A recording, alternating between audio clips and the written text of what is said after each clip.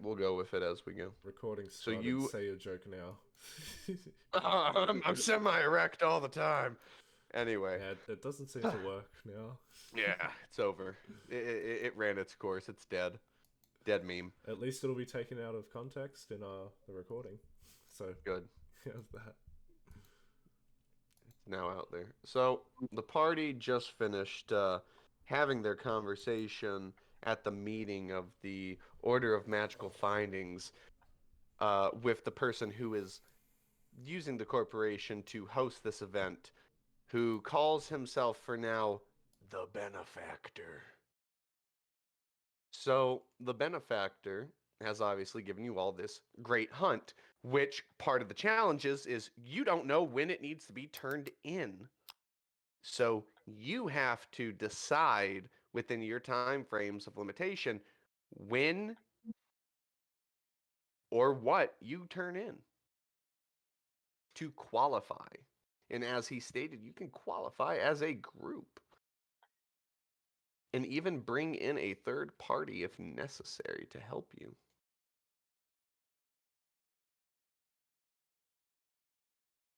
Oh, speaking of which, I'm gonna message you something, Lars. All right. Oh God, I said Lars and I'm like Conquer. I have two Conquers, and I'm like, all right, Conquer for Catan.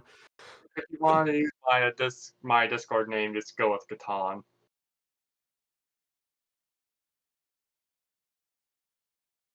Because it's an awesome game.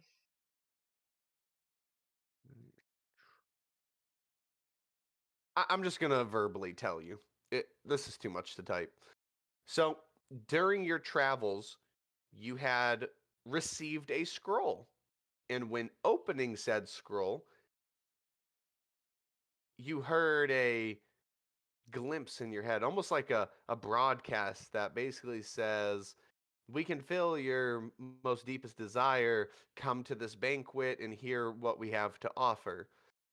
You decided, sure, why not? And you went north of Abencrest here to another banquet hall site where you saw hundreds of adventurers gathering and listening to this gentleman right here who has introduced himself to you as the Benefactor. Oh, you benefactor. My name's Basil. Sol Oregano. A pleasure.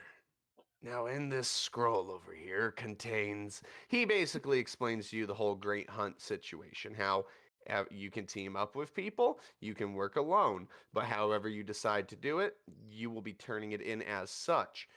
He has also implied that you could absolutely be a single person in a group and say, open your scroll and say, I'm turning in this dragon head alone and screw over the rest of your competition.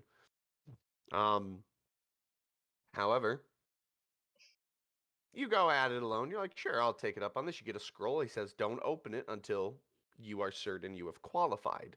And for whatever reason, you thought, I could really use a drink. So you have started your journey to Abencrest, and you will be arriving in a tavern there, known as the Fluffy Whiskers. And Avencrest is run by Tabaxi. Yes, you would be very astonished at how many fur folk are there. Almost feels like home. Oh, and you would also see a massive shipbuilding yard of flying mechanical ships or just boats in general. Neat. So that's how I'm going to set you up. You are currently in that inn, okay? Alrighty then.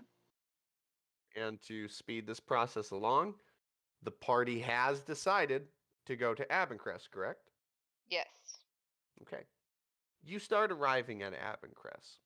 As you arrive, you see Abencrest in its newfound glory. A lot of the city outskirts of what used to be seem to just be catastrophic damage.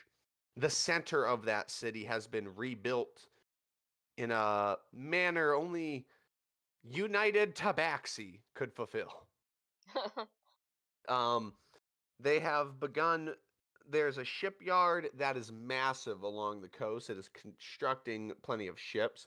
You see the United Remnants of Mead's military. A bit of it is stationed there to protect this construction because of its benefit to society and the refounding of the world, which is now consumed by the wilds.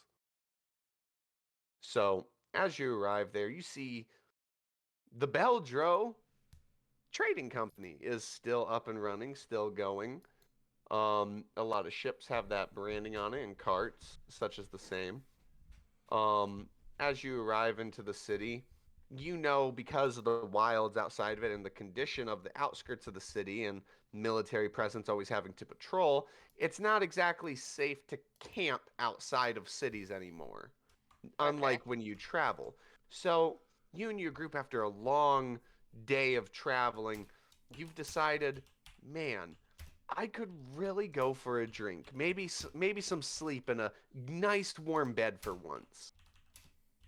And as you enter the city, you stumble across the Fluffy Whiskers Inn / tavern. Copy claimed.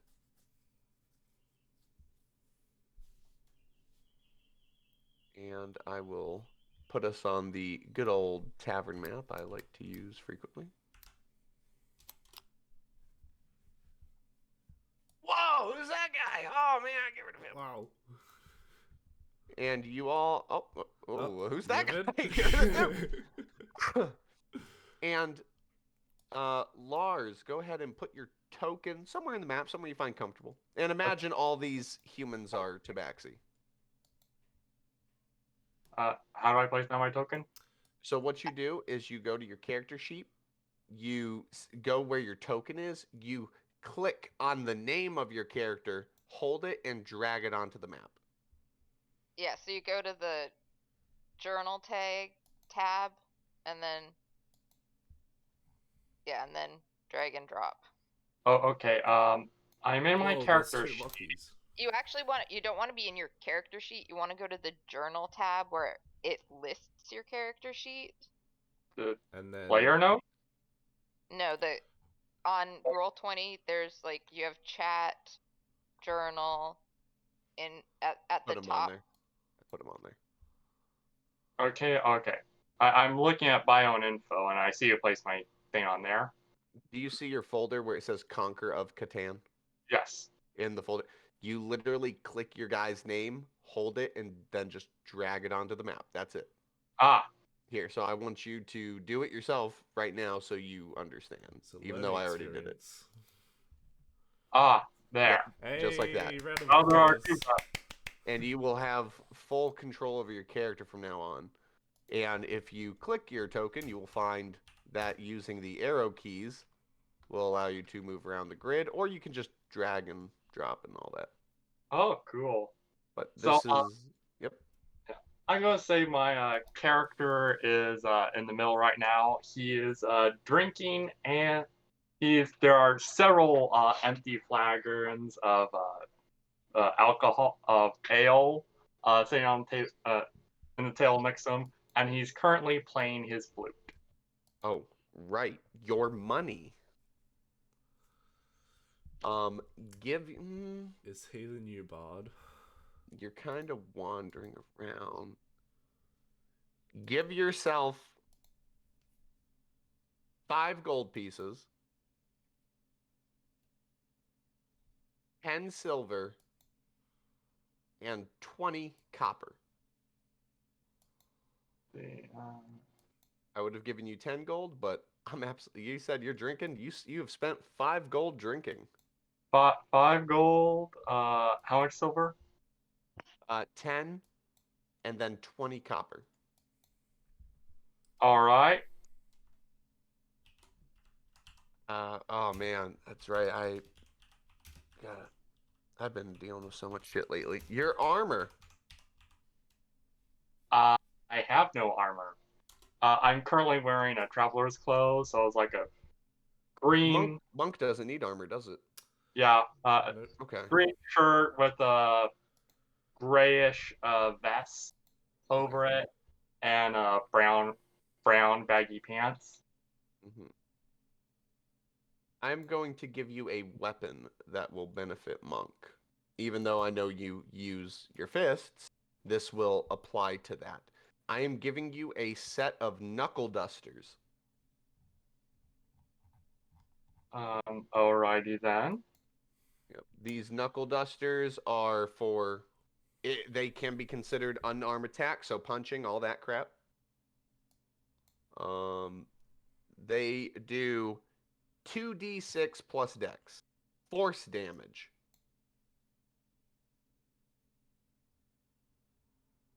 So let's see. So damage is 2d6. Type is 4 damage. All right.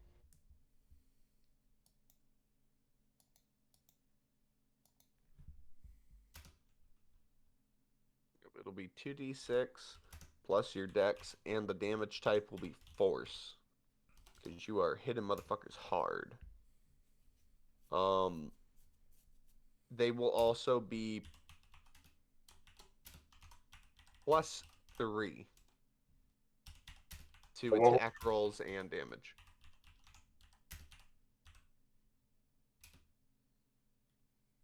+3. What does that mean? It means every time you roll to hit, you add +3, and every time you deal damage, you add +3. Okay. When I put it in, it automatically gives me a thing of +8 attack.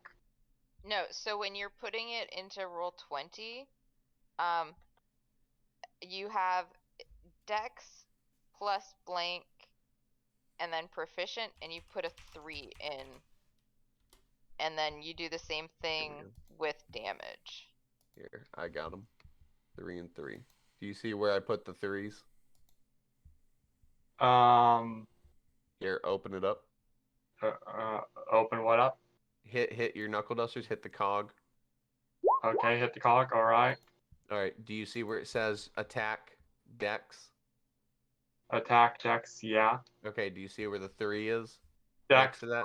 +3 plus proficient.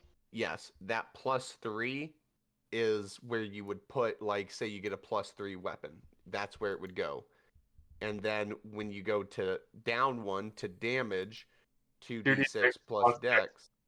Yeah, and then you would put +3 because it's a +3 weapon. All right. Now, if you really wanted to make it easier for you when you attack, when you attack with your fists, what is the damage you do or are supposed to do? If he's full monk, it should be a D8 at level 10. I think it's at levels if with an unarmed strike or monk weapon between levels 5 and 10, it's a 1d6. Yeah. Okay, so you get 1d6 every time you punch, that's it? Um, Yeah, it's just that's what I'm reading here. it's just 1d6. Doesn't he have like abilities where I can attack twice, and I can also attack in the attack thing, and I can also Spend a key point to use attack 2 more bonus times. Oh, okay, that's right. That's where he gets that damage from. It's the key points. Yeah. So, Yeah. if you want to make it real easy on yourself when you do all that, do you see where it says damage 2? damage 2. Yes. Click that, Okay. Well, the check mark. You click damage 2, the check mark, check. Okay. and then you will put 1d6 1d6 Plus dex. plus dex, and then +3. All right.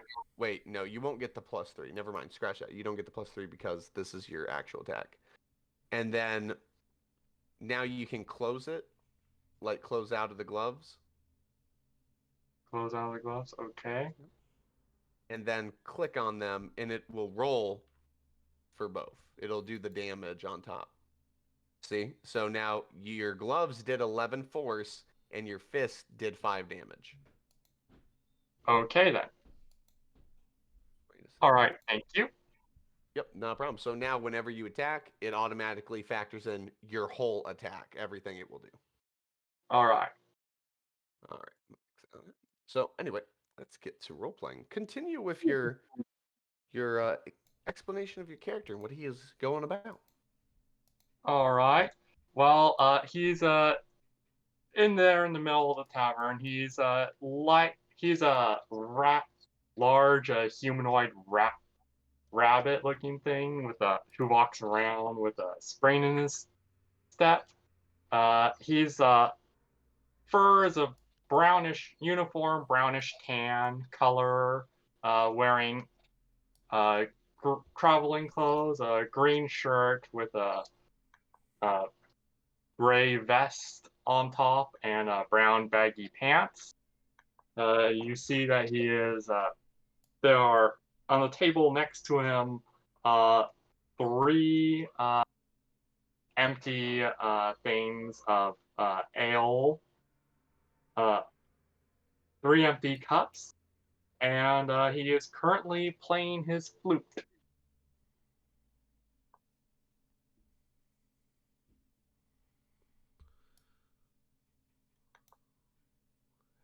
How well is he playing the flute? That's the question. Well, roll a performance check. Are you proficient with the flute? Yes. That's for my far traveler background. Okay. Are you proficient in performance? Yes. Alrighty. Then when you roll performance and then add your proficiency on top of that. So 15 plus proficiency right now for everyone should be 4, so a 19. It's already applied the +4 in that roll. Oh, okay, then a 15. For someone who looks absolutely tanked from outer appearance, playing it pretty good. Not the best it could be, but everyone likes it. Everyone's like, man, this guy, I like this bunny guy. This is who you see.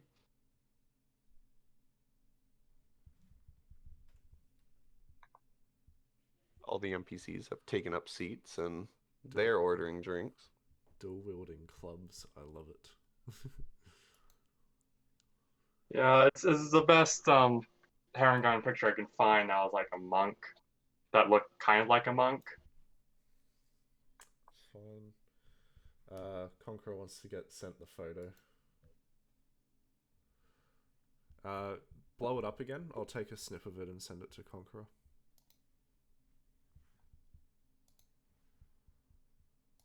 Go to work. Like, work! This isn't working, you're typing. You might as well be here. Traitor. There you are, Conqueror. By the way, the rabbit creature you see is about 5'4". Mad Hatter looking guy. Yep. Yeah. Okay. Well,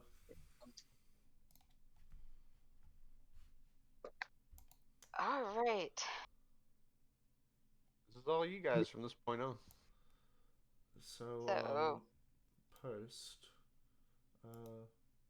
Yes, Lucky? Are we meeting Rivera here, or are we just here to simply relax from the long journey? We're just here to relax. I haven't talked to Rivera yet.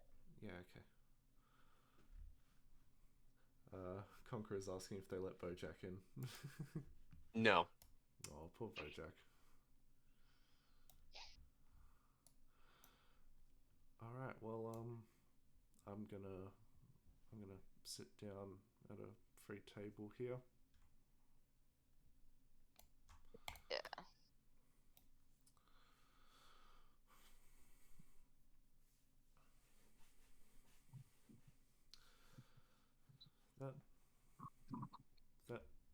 bunny person is pretty decent at the flute.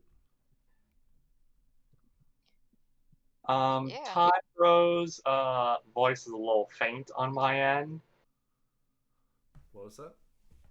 Is this Tyro, is this better?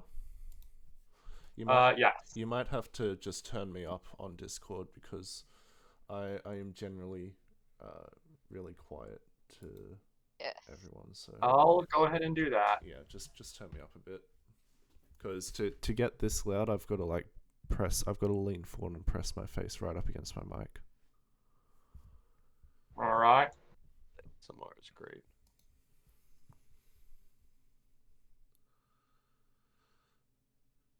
So yeah, I believe they're called Harengon. They he's all right at the flute. Actually going to have you roll a history check to actually know what he is. Okay, that's Because fine. he is a being that I haven't told him this yet, but you would be considered a sentient race that is on an extinction level crisis. 24. You would know what he is. But yet Lars, your character would know your species is like on an extinction list. Like there's not many of you left. Oh dear. That's However, you're not that far gone to where it's, you're going extinct. You're on that list. The population's low. and you know Mom, rabbits they there's a multiply. rabbit person over there. You're right there. Is Baki, have you ever seen a race like that? I haven't seen. I've read about them. They are called Harengon. They're supposedly a dying race. So it seemed near extinction. Huh. Hmm. I wonder how he got here. Well, maybe after the fold, came out of. Do I know anything particular about Harengon, or just know that they're an extinct, They are near extinction they race? are native to the Feywilds. They are. Actually, roll another history check. Another You history? know what he is, but I do want to see if you can get more info out of it. I don't want to run off of that base roll. 16. Okay. You don't know that they're typically exclusive to the Feywilds, but you know that they originate from there. They originate from the Feywild, so I can only assume after the fold occurred and magic went away, they moved away from the Feywild, and that might be why he's here in a town. I don't know. It's all I know is that it's a rare sight. I'm going to say at this point my character is wrapped up his performance. What does he see of these newcomers? In these Yes. Well, first of all, you get all the tabaxi are like, blowing whistles through their fingers, like, woo! Like clapping. They're like, ah, that was awesome. Everyone's like, fuck yeah. My character is bowing very deeply. Yeah, how do you do? Some people. Lucky gives a round of applause. He chimes in with the Yeah. others. He doesn't go crazy with finger whistles, but Add 4 silver pieces. Yeah, Some people come over and they're like, fuck yeah, that was awesome. All right. And you get a refill in your tankard. Ah, excellent. I take my tankard with me and I hop over to this newcomers.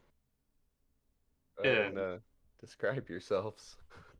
So, Post is 8 feet tall and about 400 pounds.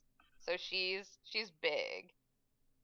Big cat. And she's a tabaxi, and she's black and orange tortoise shell. And then So and then that's next, Post. That's Post. Yeah. Yes. that's Okay. Post.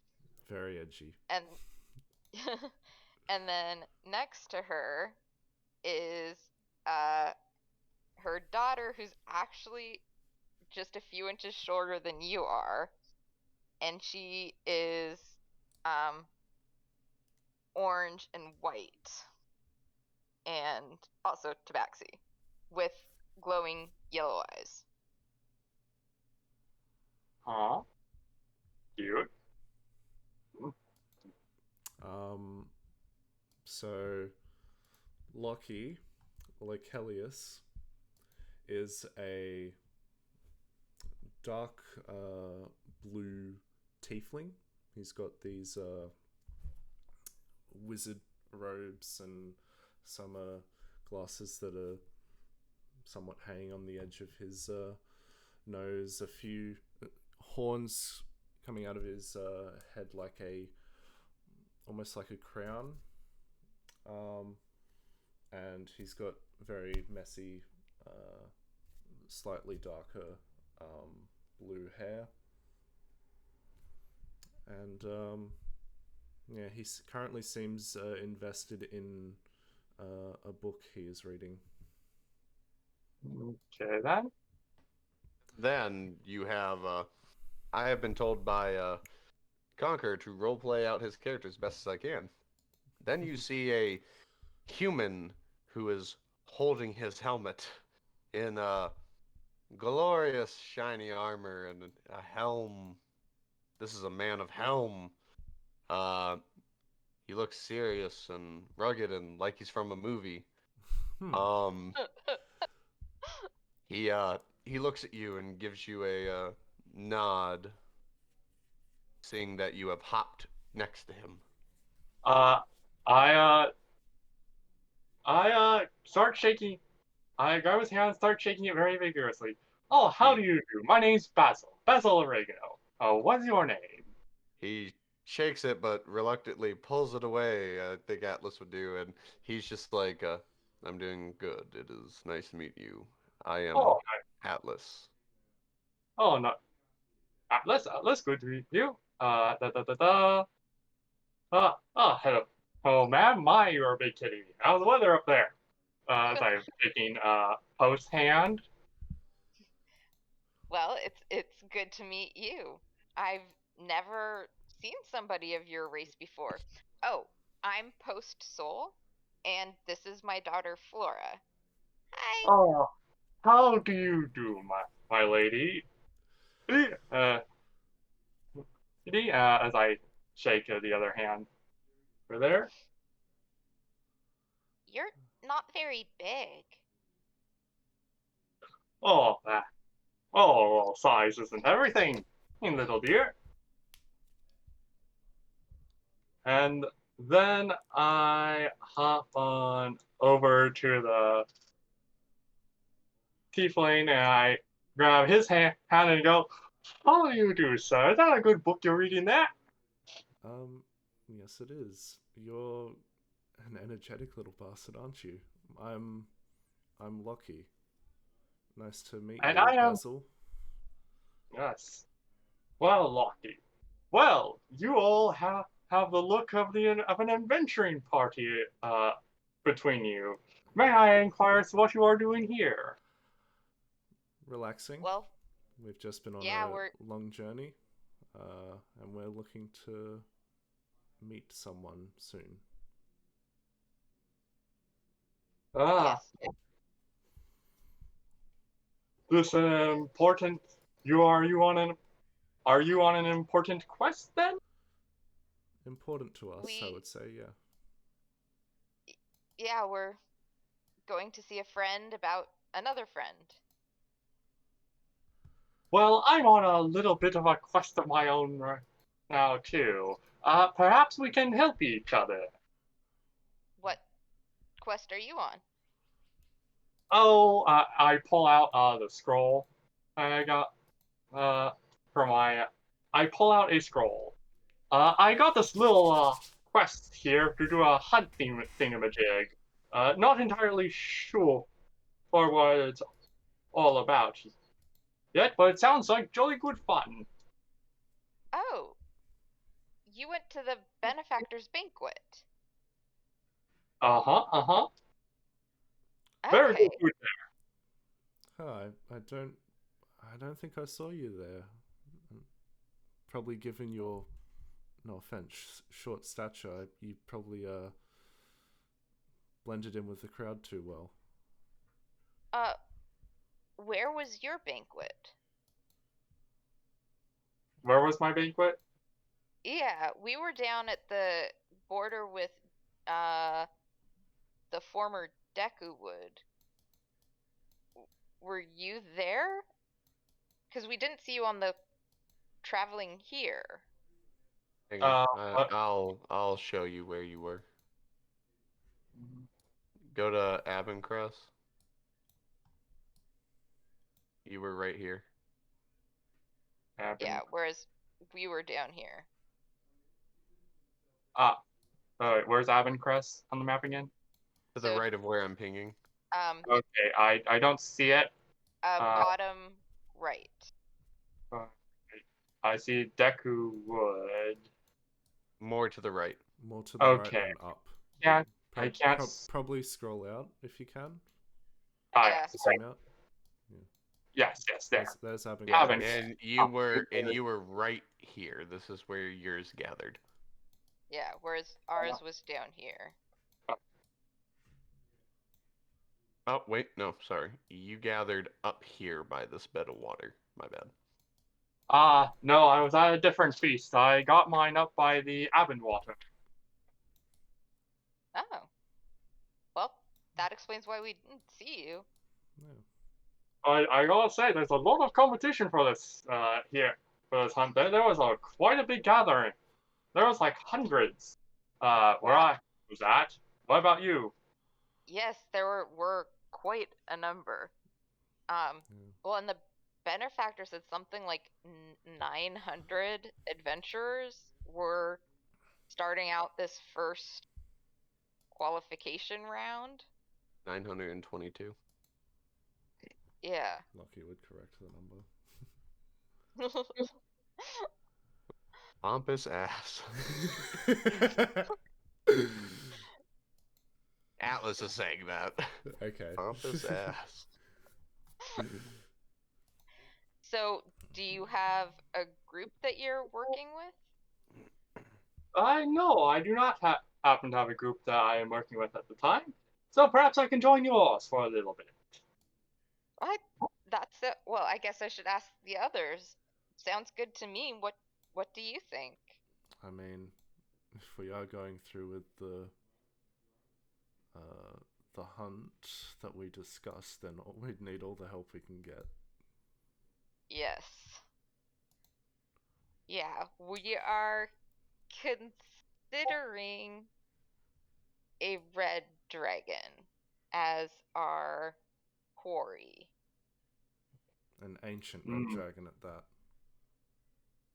Let's see. What do I know of red dragons? Ancient red dragons? Death and destruction. That is literally what you would know. Ancient red dragons, eh? Sounds like a mighty good challenge, that. That's putting it lightly, to say the least. But yes, a good challenge indeed. Real quick, what's your... Because for everyone to know, because I have my new computer, I don't have all my pictures or files anymore. So, as a placeholder for certain NPCs I would like to have more pictures for, Jimmy the Bush will be filling them in, and I'll just Okay. tell you what Jimmy the Bush is, Jimmy. and you just imagine he is. So obviously, right in this town, Jimmy the Bush is currently going to be Tabaxi. So you all Got know. it.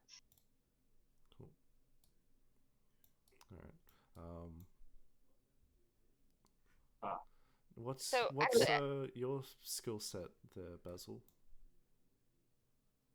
Well, I have I I am well a monk.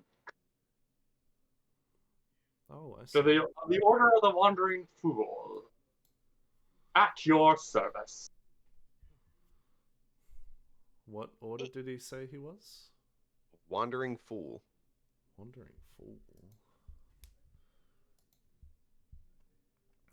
I love it already. You're a monk?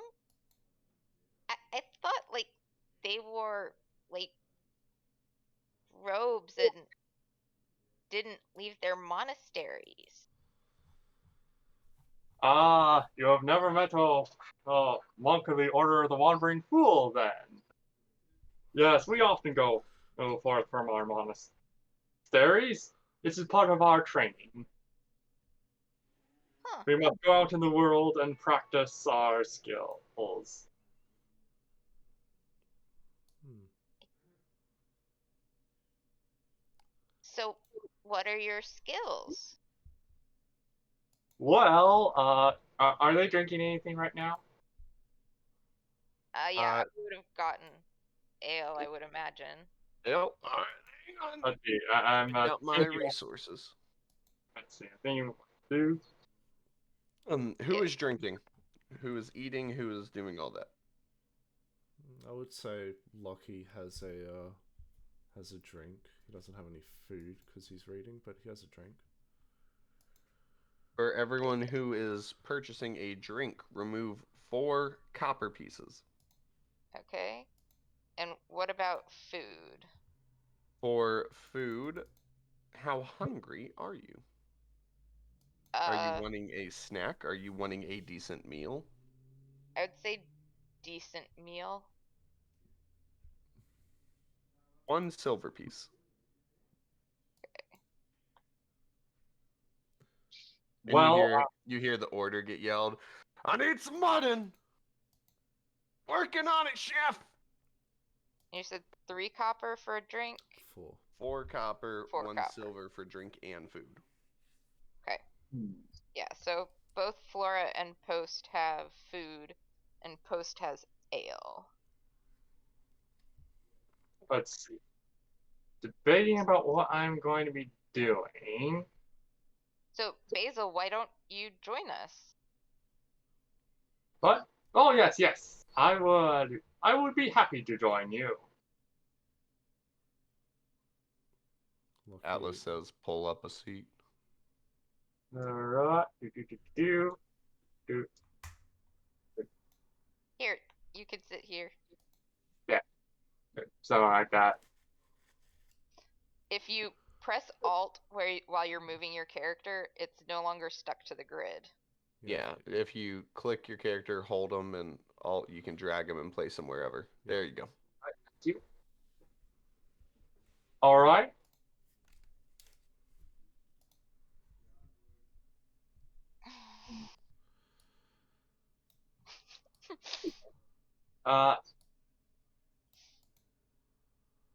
So is this your first time in Abencrest?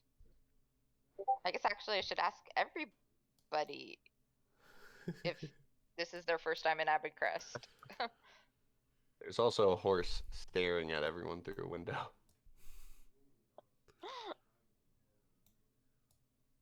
Well, if you get well, if you be so kind as or get some food from me, I'll be happy to tell you of all my travels.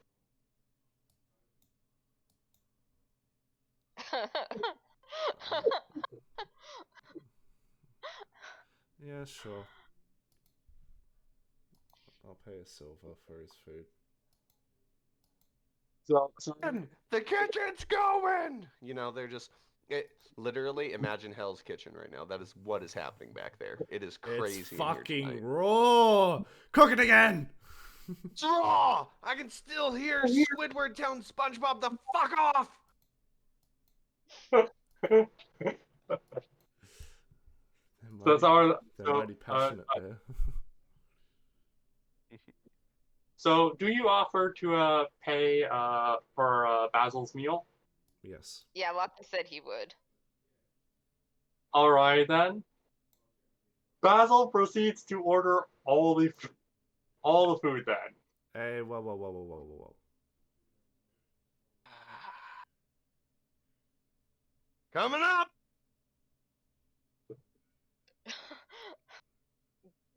Wow, that's a lot of food. Oh, just a little. Oh, well, as my old mother used to say, eating well is a sign of good health. 10 gold pieces. I can't afford that. If he would have started ordering, I would have said, hey, whoa. I'm not paying for that.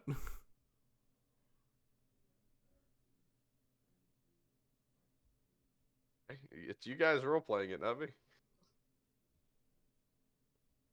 I'm not paying for that. The minute, yeah. Well, the minute the food gets set down, Basil immediately starts scoffing everything. Well, when you were ordering, and Lucky saw how much you were ordering, he would have been like, "Hey, no, I'm not paying for that." So. Okay.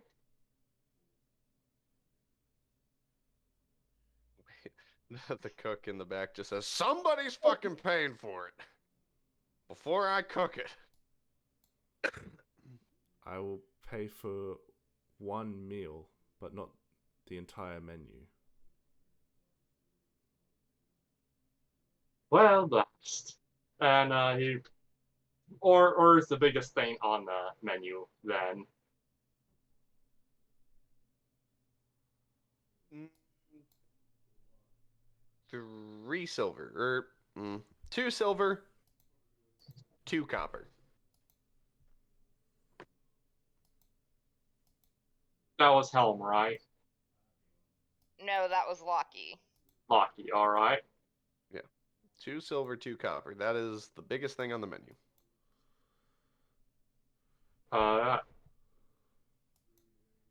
Well, that's what he has. So, do you always eat that much? Whatever. Well, yes. Wouldn't his belly be full of booze? His character is well acquainted with these habits. Still. Oh. Alice Cosgrave and Oh. Well, So you were going to tell us about your travels? Yeah, sure. So, if the food is set out for me, in between bites, I'll telling them my story. Well, it all started one day many years ago. I was wandering through my woods of the Feywild, sniffing the flowers, enjoying the breeze and the birds and all that. Then, let's see, what would have been like during when the fold hit? So to explain the fold in more depth to everyone, especially you, since you were on a different plane of existence, it would have been more tragic on your end than the material planes. It would, because essentially the fold literally is taking the makeup of the arcane energy, the construction of your plane of existence, and it's not gentle. It is tearing that energy, a portion of that energy away and shoving it into the material plane. So the celestial plane, the abyss, the water plane, every plane of existence outside of the material plane was devastated. I mean, more plant life, animal life, and humanoid beings were killed than the material plane.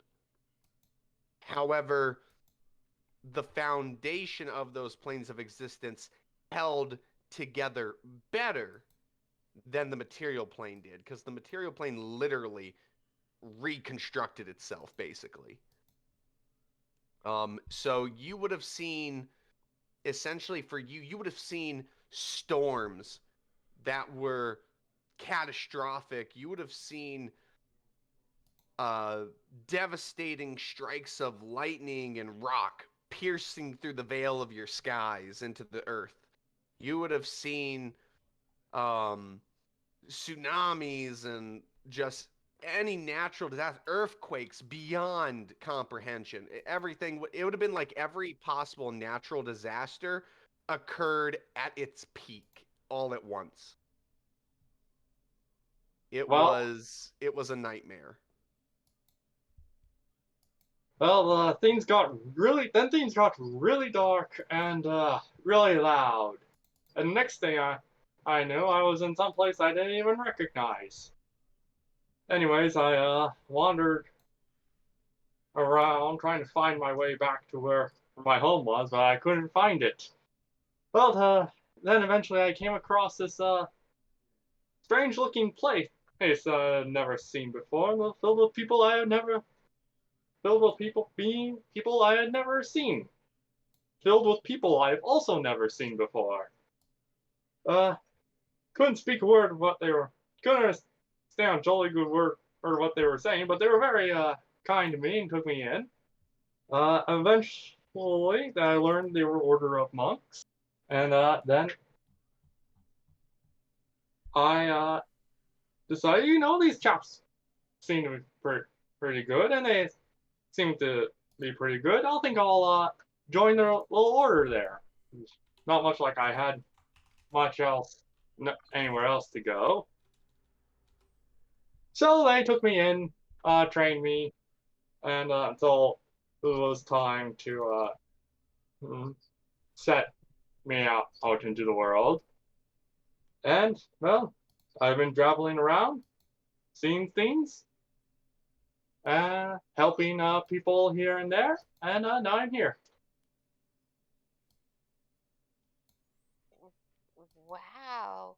I you got taken from your plane and brought here? Were you Indeed. were you scared? Oh, let's see. Scared? No, no. A little confused, yes, but scared? No. I would have been scared. I don't remember the fold. I was super, super little. Yeah, Flora was just a few months old when the fold happened. I think yours is definitely one of the more extreme experiences that I've heard about.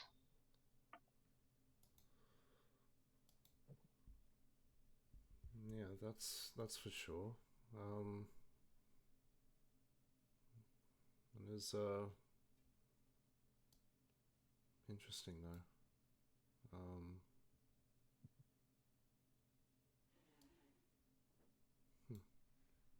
Well, glad to see you made it out in one piece.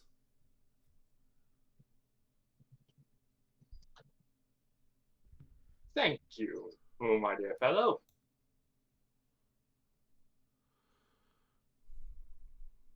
So probably stay here for the night and then go see Rivera tomorrow morning. Does that sound good for you guys? That works for me. You hear a voice behind your table pick up. That doesn't work for us. And if you guys notice, you've been getting a few looks from some individuals, and they stand up drunk and they come over. Yeah, we don't like the fact that we got a few smooth skins coming in and acting like they belong here in this place. Post stands up and she used Zenith's gaze, Okay. which I haven't used before. Okay. You roll Yeah. intimidation against Intimidation them at- with advantage, Yes. and then with they have advantage. disadvantage. However, you have to be looking at it's basically a single target. You gotta be looking at one of them. Okay. So yeah, so I'll be looking at this one that's right by Atlas. Okay.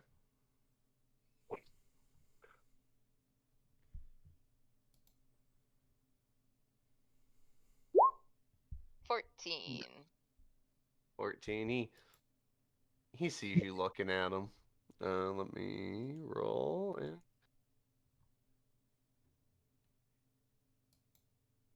yeah, he sees you looking at him, and he kind of you see him stare you down and squint, but then he kind of just looks away, and he's like, he just goes over to this guy. He's like, maybe we should just leave him alone. He's like, you kidding me?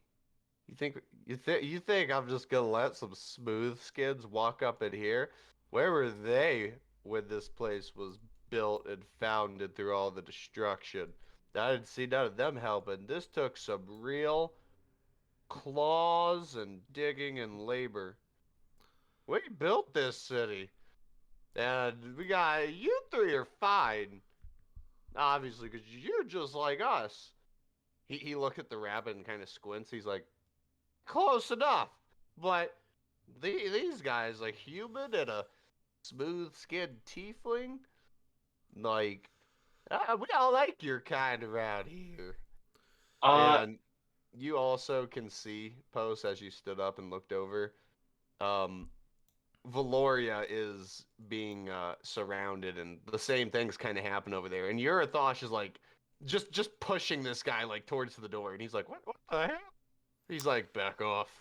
Lockie closes his book and says, well, the reason we didn't help build this place is because we were helping build up Cabot Cove. Well, you weren't in Cabot Cove. You were in. But I'm talking about the time Okay. before the fold, when Post was...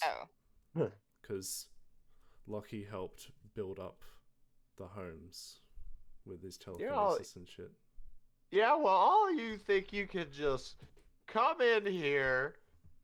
Like, we were doing just fine. We didn't go to the city and hide behind its walls and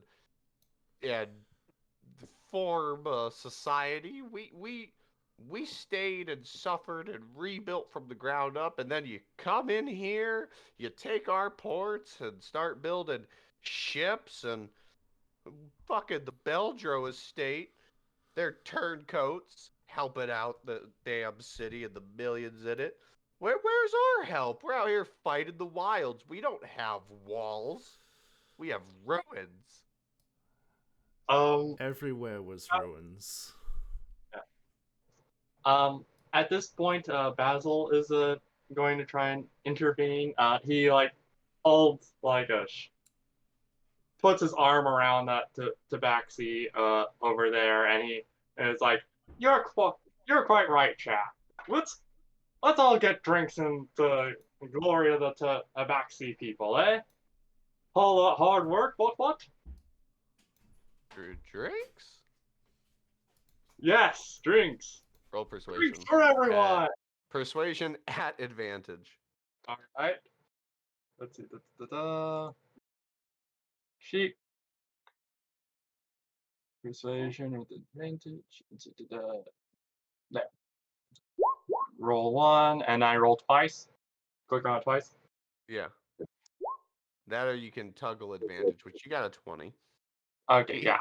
He looks at you, he's like, drinks. Hmm.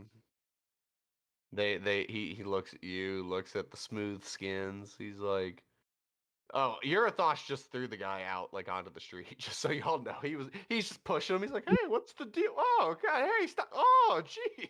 He's like, keep it walking, keep going, buddy.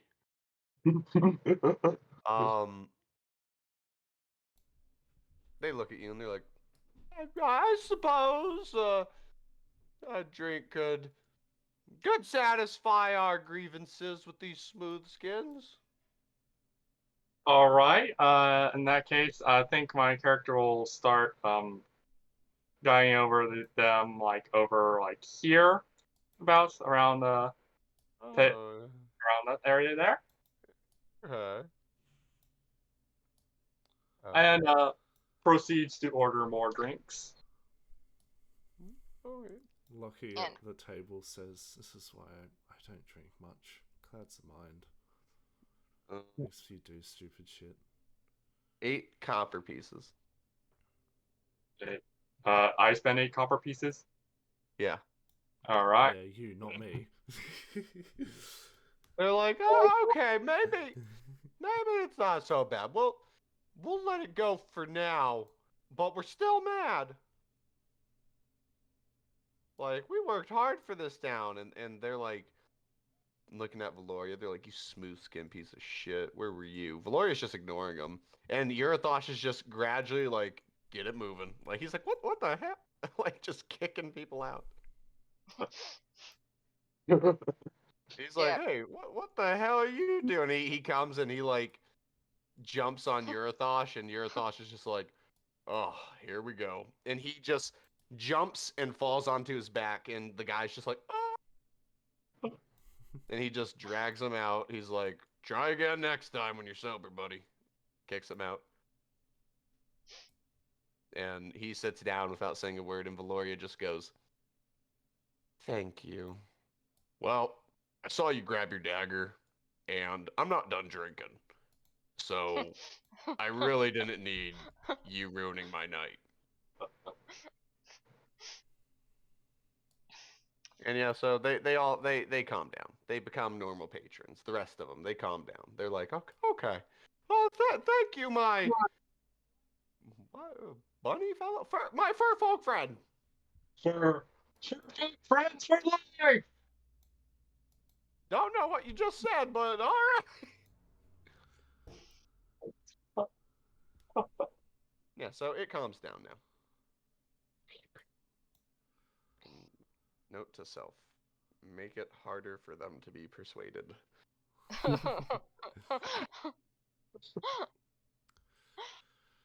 Okay. Yep. But yeah, it all calms down again. Lucky would have just locked them in a wall of force. So.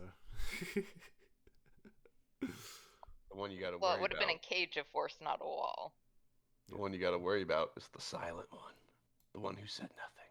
Yes, it's always a silent Yeah. one. There's always a silent one in any It's combat. always The a guy silent who's one. too edgy for this. Alright. Yeah, Lucky goes back to reading his book. So, Post goes over, says, I'd like to see about getting a room. A room? Yeah, sure. I can do that for you. Let's And- see. How much is it? A room is going to be about just one night? Yes. Ah. 2 silver pieces. And it is that per person or per room? Per person. They all come with a bath and shower, a twin size bed, twin size bed and a bathroom. Wait, there's one twin size bed and you're charging per person? That is correct.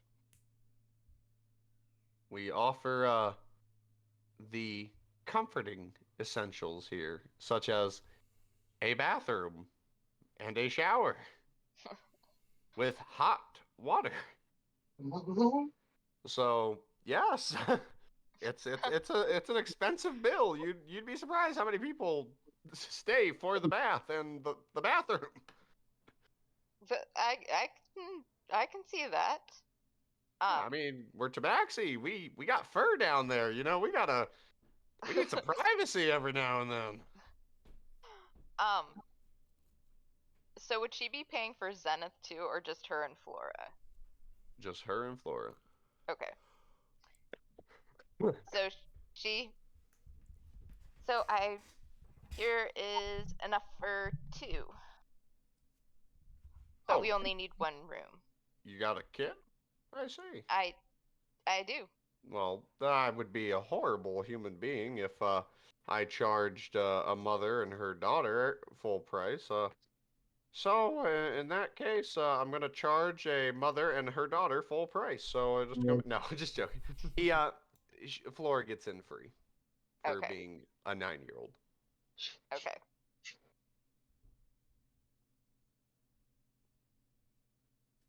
So I mean, unless you want to pay for Zenith, that's up to you. Zenith would get his own room.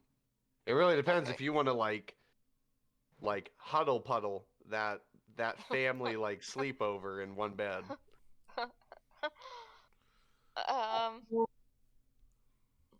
think Post would take up quite a bit of the bed and be a very cramped experience for them. So, Well, she's already like slept on top of Zenith, and he doesn't care. So it really comes up to you for a budget standpoint. Yeah. I like to imagine that Zenith doesn't even need a blanket. Post is the blanket. He pretty much doesn't. I mean, he is.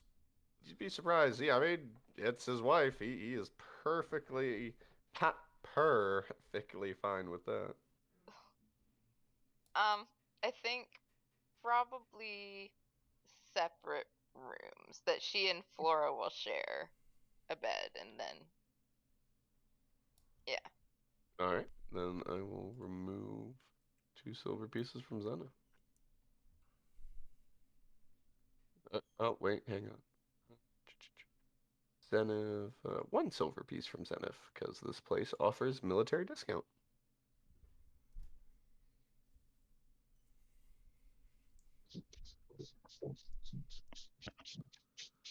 So I like to imagine at the table while Post is doing all that, Lockie is briefly talking to Atlas about his findings on the scroll. Whether or not Atlas is paying attention, Lockie is just sort of saying it in a hushed enough voice so that people probably won't hear him, but Atlas will. Gotcha. Anyone else getting rooms? Yeah, Lockie would get a room. Okay, 2 silver. Yep. I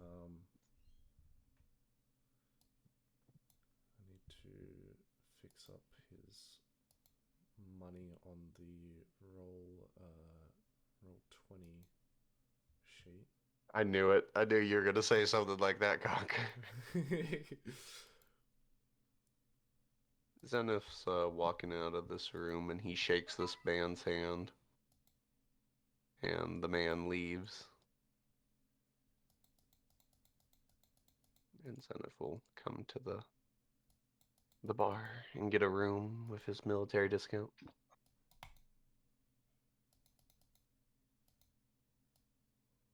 And the bartender's gonna talk him up. So what war did you fight in? You know, he's talking to him. You look like you've seen a lot. And Zenith's just gonna go, more than one. And he's like, well, I appreciate the service. Zenith's like, yeah, well, it was kind of all I knew. He's like, regardless, you fought. That's worth something. Huh.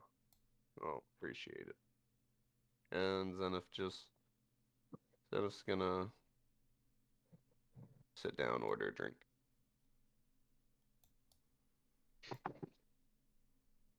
Iritosh is gonna get up and sit with him and talk.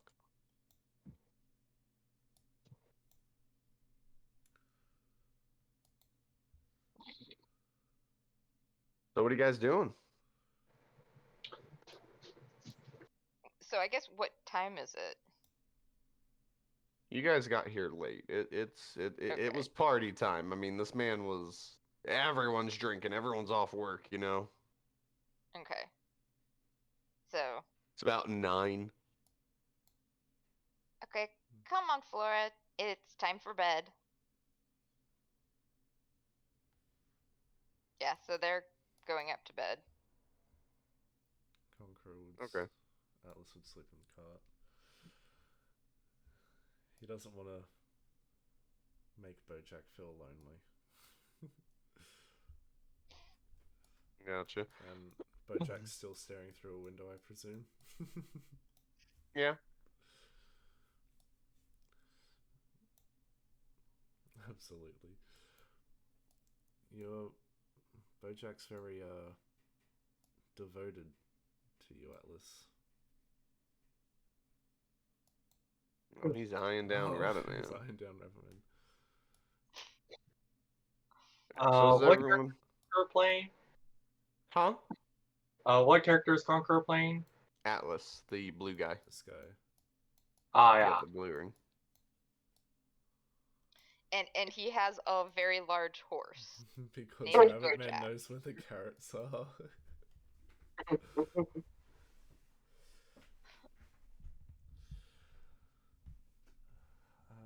Well,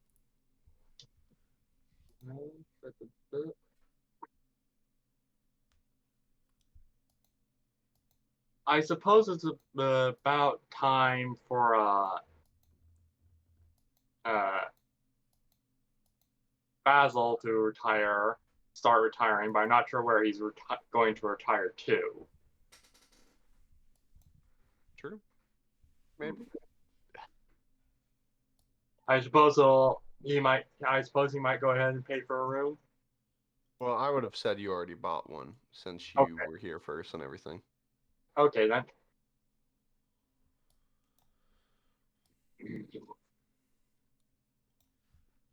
So does everyone sleep until the next morning? Yes. Yes. All right. Then I will be marking off 1 day from the mission.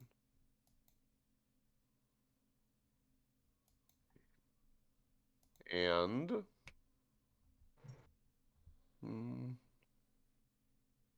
Valoria will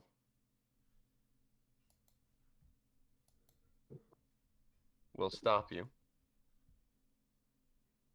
Did you just say stock? Stop. Stop. Oh, stop. And she will say,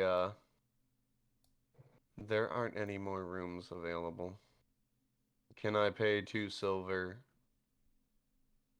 and share a room with you?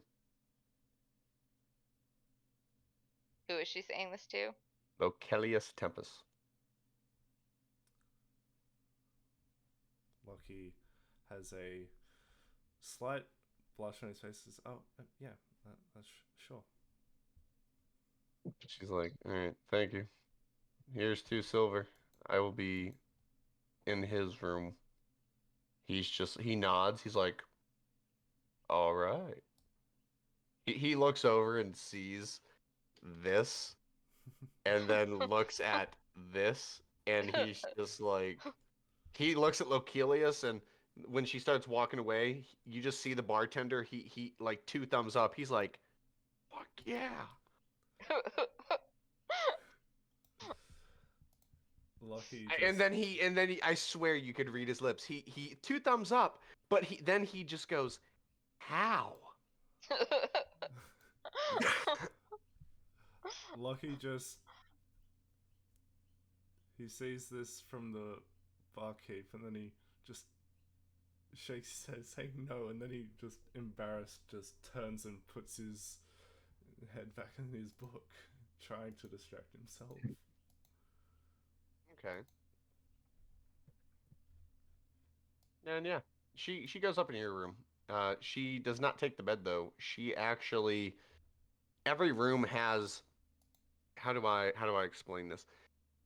It has that seat rest at a window, you know, where the window's in the wall and Oh, then there's like a railing that people will like sit halfway on.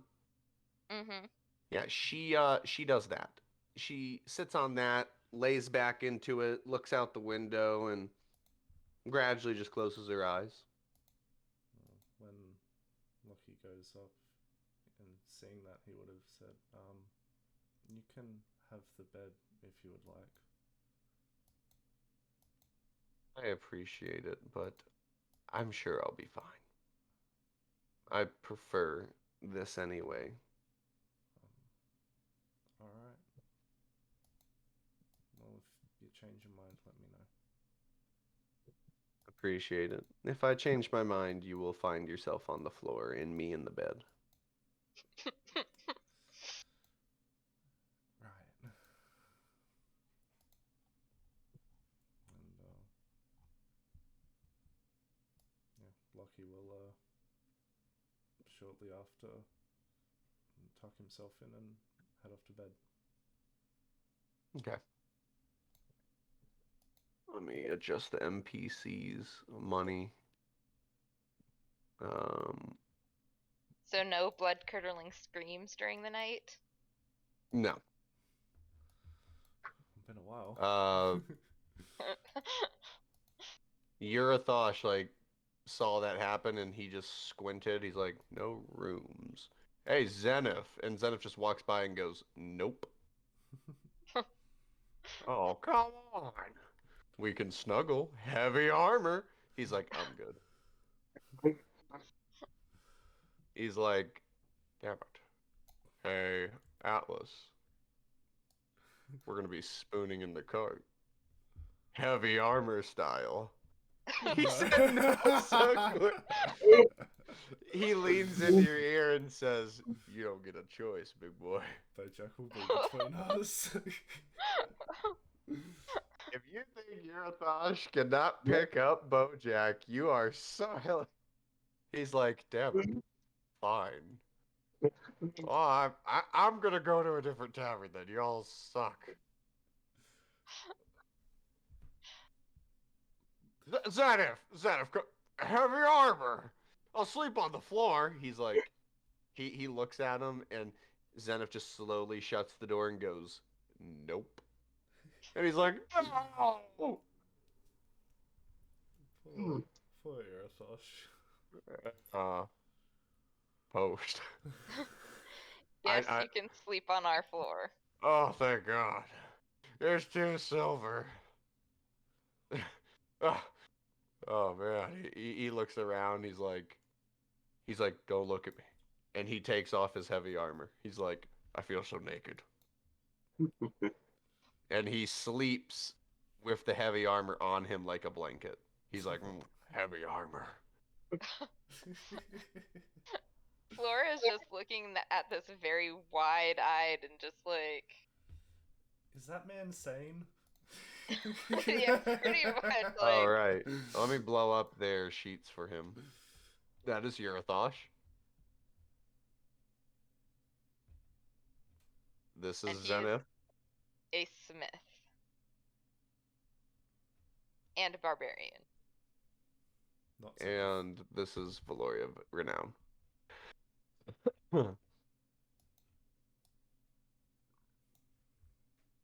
Lars? Yeah. Oh, okay, you're just quiet. I was like, did you see him? Yeah. Yes, I did. Okay. Cool. So, the next morning happens. Well, before that, Post, roll a D100. Okay, I don't like the sound of this. It's kinda sus. Not even 69. All right, well, It did succeed. Oh no. You don't have a dream, but well, you have a dream, obviously, whatever dream you're dreaming, but as you're in your dream, you hear an unfamiliar uh voice, and it simply says, "You have your orders. Fulfill them." That's it. Okay. Somewhere in your dream, you just hear that strange voice, and it just says, "You have your orders. Fulfill them." Oh, and one thing before going to bed, Lockie would have cast alarm on the door. Okay. This is the guy with the alert feet. Yeah, but he's cautious. He has multiple alarm clocks. He's like, no one's getting the drop on me when I sleep.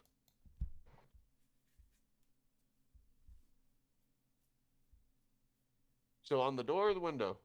I'll put it on the door. Okay. Wise decision. I was trying to trick you because you're on a second story floor. Yes, and Valoria's at the window, isn't she? Yeah, she is the alarm. Yes. She is also the trap. Mhm. Should have cast alarm on his trousers. Wow. Why do I feel so tired? Okay, so new day. Everyone wakes up. Yep. Everyone, roll investigation. Roll. Okay.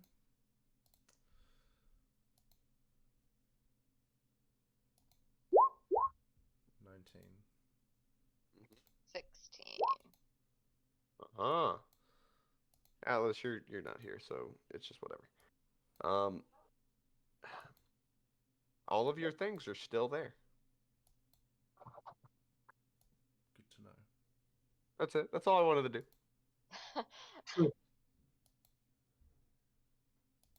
And yeah, everyone comes back down, and you Post, you messaged why am I drawing Rivera? a Rivera that you were here or coming?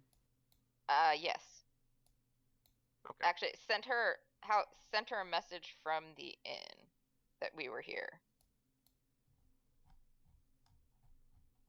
Whoops. Well, I guess yeah, there you go. That's her when she comes in. A little older, but yeah. I wonder why didn't it drag her token? Lockie would have when he got up, he would have asked Valoria if she wanted to have the first shower or not. He says, "Yep." Actually, wait. She says, "Nope." Okay. So Lockie will have a shower, get his things together thereafter, and head down. Okay. And then she'll take a shower and follow suit after. Oh man, looks like I'm gonna have to make Zenith edgy and like lean against the wall. There's not enough room over here for everyone. So there we go. Yep, you see Rivera sitting at a table, and she looks at all of you and smiles and waves you over.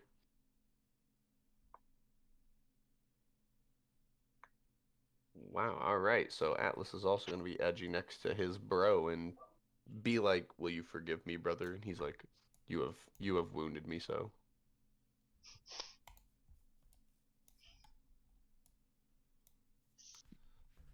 It's so The good bar to is very quiet right now. There's only like 4 people awake, and there's only one cook and one bartender and one waiter. it's so good to see you again, Rivera. Hang on, I gotta remember her voice. She's like, "Well, thank you. It has been some time, hasn't it? Yeah. I'm glad to see that you all have survived. When I got Post's message, I was so glad." So, Atlas has something for you. First thing he does is throw down Zone of Truth, just so everyone knows.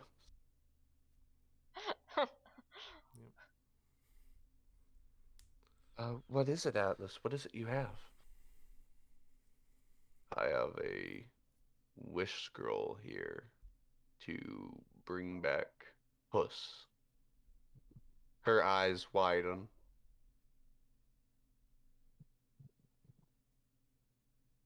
You, from 9 years ago? That wish scroll? I have protected it with my life so that we could use it for a moment such as this. She holds back tears and looks at Atlas, and she lowers her head in thankfulness for his helmful duty. Rivera has a pendant of Mistra around her neck, just so you all know.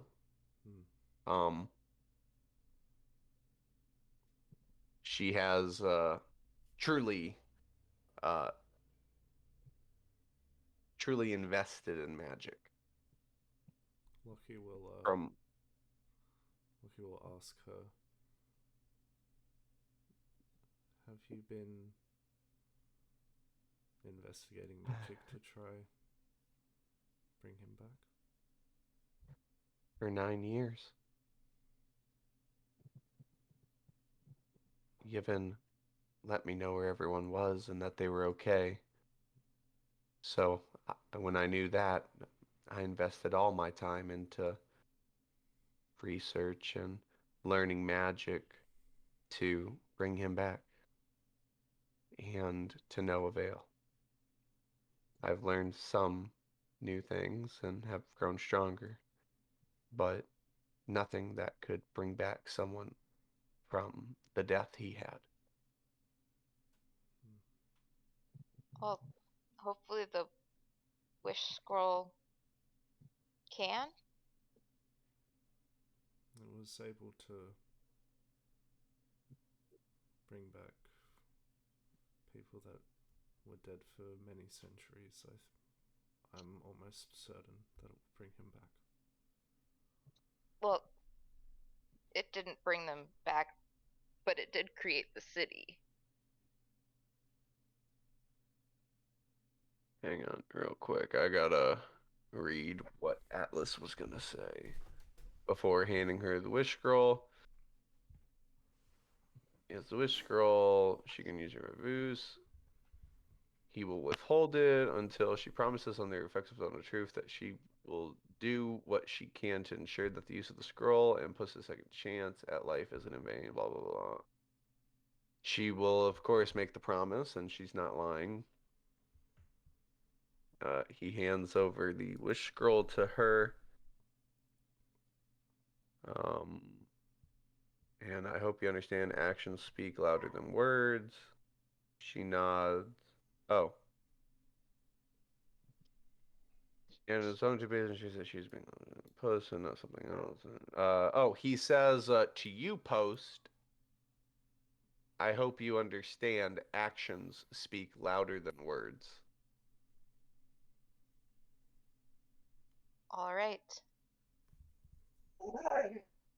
Okay, so yeah, she takes it and she looks at it,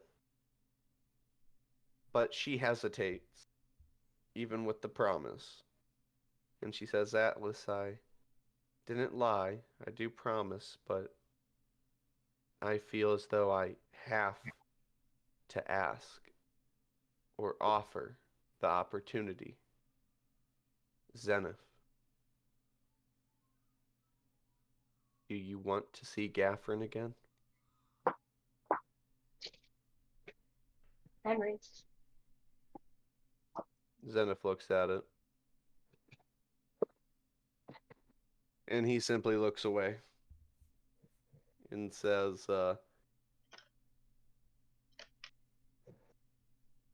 Gaffrin sacrificed everything so that we could have a future, knowing that he lived his life I rather him continue to rest. And I'll put my faith in his decision.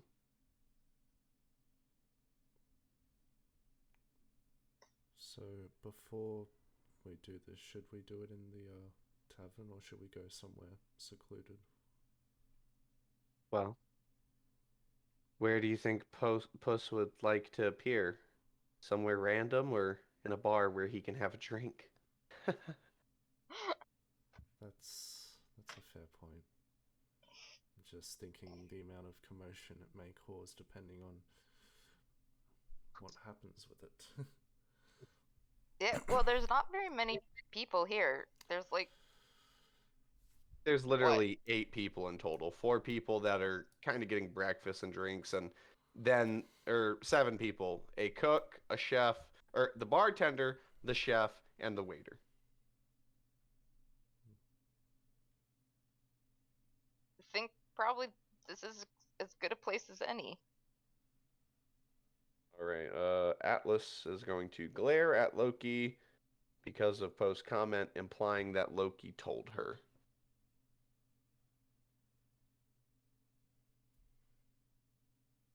All right, and with that, well, yeah.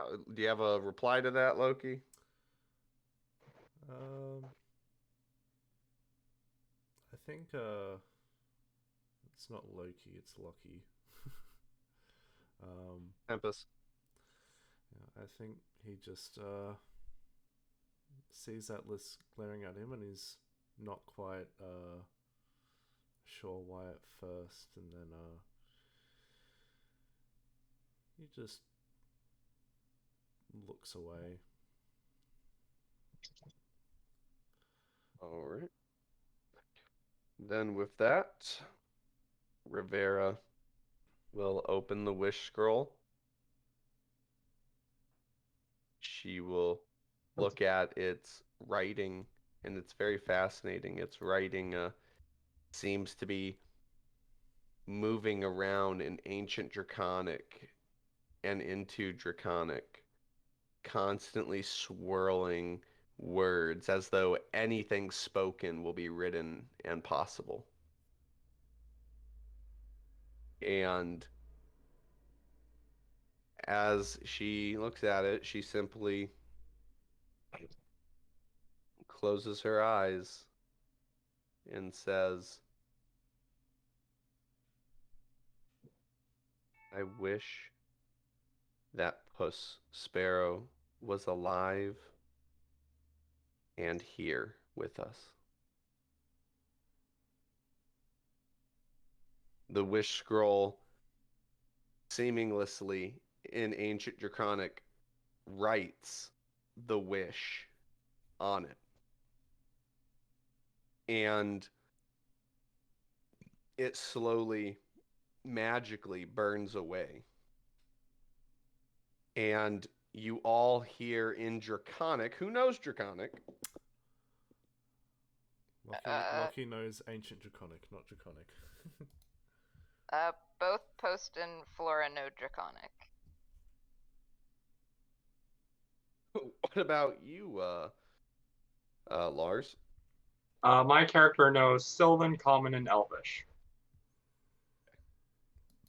For those of you who understand Draconic, you hear it spoken. The dragon who imbued their wish in their magic to make this wish scroll, you hear the voice. A female voice comes out and it says, your wish has been granted. By and it'll say, I Dragon Dogma,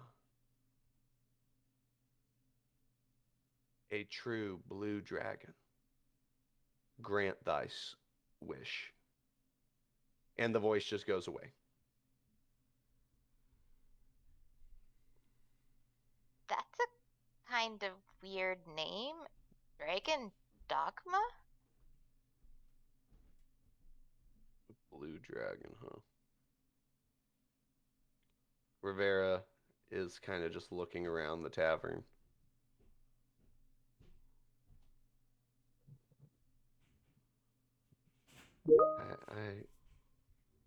Is that it? Does it take a second? No, it happened instantaneous last time we saw this. He should be around here somewhere. I'll have a look outside. Is everyone gonna get up and look for Puss?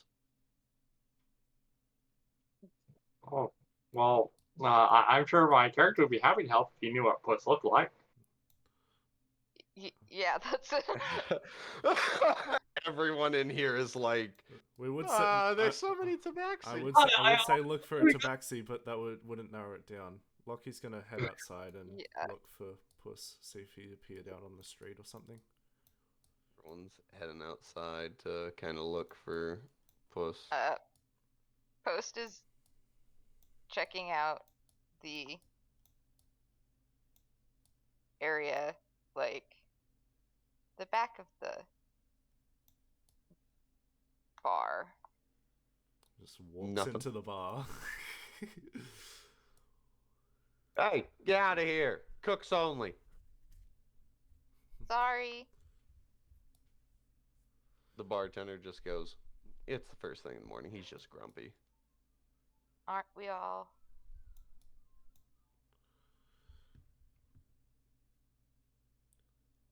I can Has message him. anyone, actually checked around the bar room? I assume he did. Yeah, I just did and didn't see him anywhere. Would he have come back? Like, It would have been instantaneous. well, However, remember the phrasing. Here, Here with us. what like here with us? Wish Puss Sparrow was alive and that he was here with us. Yep. Think really hard about that last part. Never said where with us.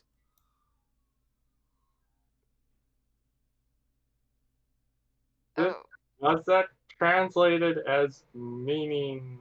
Translate as a meeting. If he So- wasn't in the tavern, he's somewhere in Avencrest. Alright, well,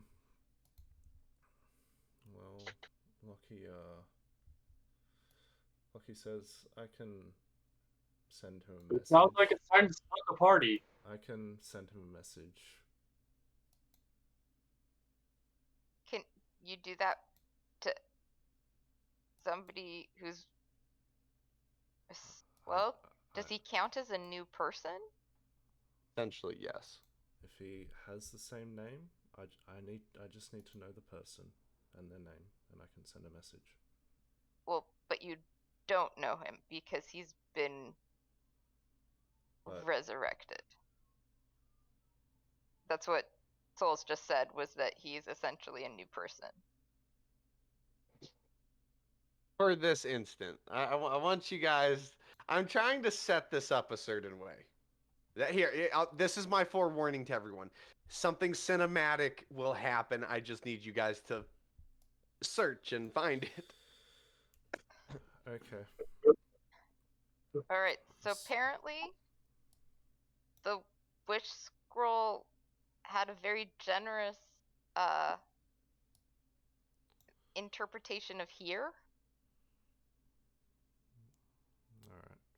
Lockie's going to summon Alistair, and he's going to give a brief description of what Puss looks like from what Lockie remembers, and he's going to send him out to find a tabaxi that matches that to best description. He's just going to send him off in a direction, just scout from the air. He relays something back about 5 minutes later. He tells you a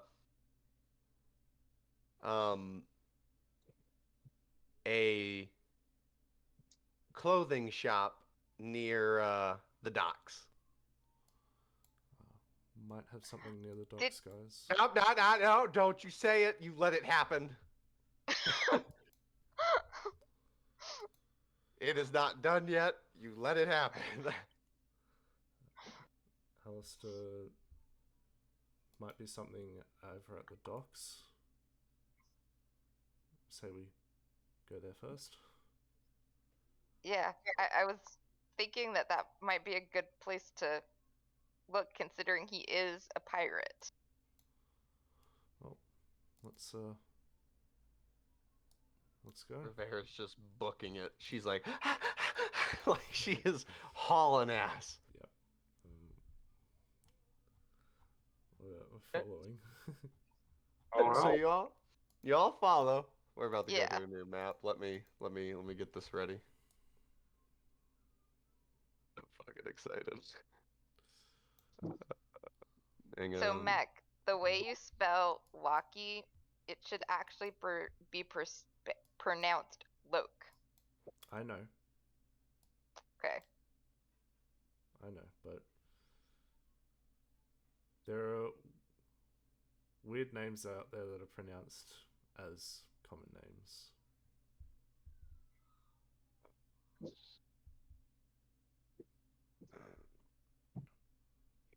Hide that. Hide that. 'Cause I need. Like, I mean, Jamie can be spelled Jaime or Jamie, but Jamie should be pronounced Jammy. So, Yeah.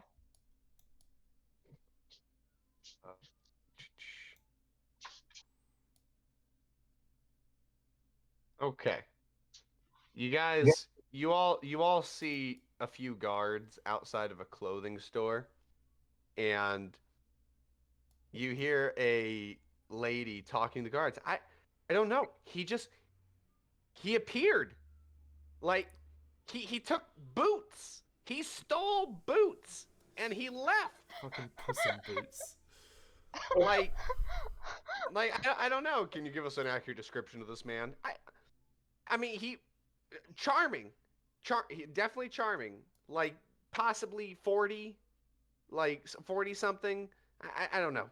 He was just he said he all he said is it is I, and he seemed confused, and he was saying something about where's the fight, where is like he was delusional, he was crazy. Ma'am, He kept asking. There was a giant colossal demon that they were fighting. I don't know. I don't understand. Lucky runs up, ma'am. Which way did he go? He said something about acquiring what he needed. He must find something. I don't know. He ran towards the shipyard. Thank you. The guards are like, he ran. Which way? We gotta get him. This man needs to be arrested immediately. Question. So he took the boots. Did he take any other clothes? No, he just took boots. Was he So is he wearing currently other naked then? clothes? No, he was naked as hell. He just appeared in my store naked, stole boots, and ran away. And he was like talking about demons and a war for survival and looking for his friends. I don't know. How much are the boots? Oh, the boots he grabbed. Like, let me. She looks at the price tag. She's like, they were 8 copper. Here are 8 copper for the boots. Well, thank you, but he's still a thief. Like, I don't. The guards are just like, it's paid for. We're too busy.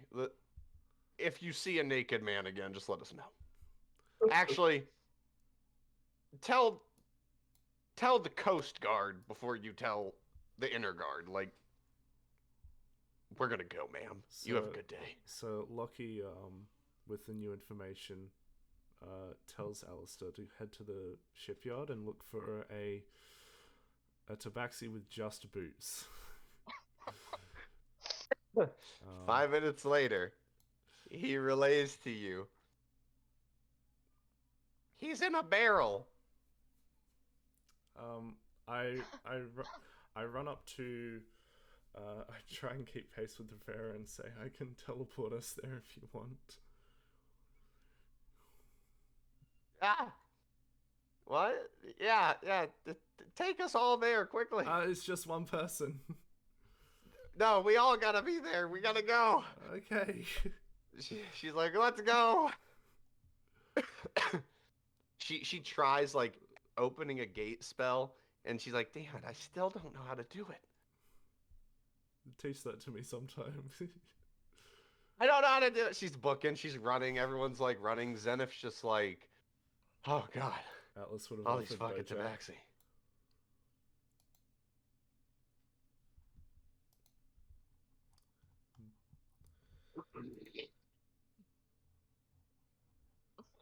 You guys managed to get to the docks, where there is you see a few guys that are just like, what the hell? Like, dude, he just ran across the dock, said, I'm liberating this, and he was naked. All he said is, I'm Sparrow, move. I was like, what? So let me get this straight. You're telling me, are you trying to get out of work again, Harold? No, I'm serious. Dude, why else do you think I'm soaking wet? He threw me off the boat. Wait. Excuse me. Did you just say that he stole a boat?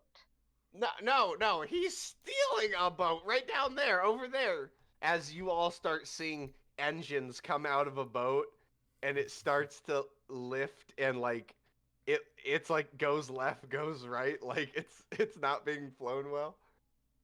Okay. I think I need to teleport one of us on there. And hang on. The boat starts turning. It starts tilting your guys' way as there's a rope being dragged across the ground, and you see it. You see. Hang on. Oh no.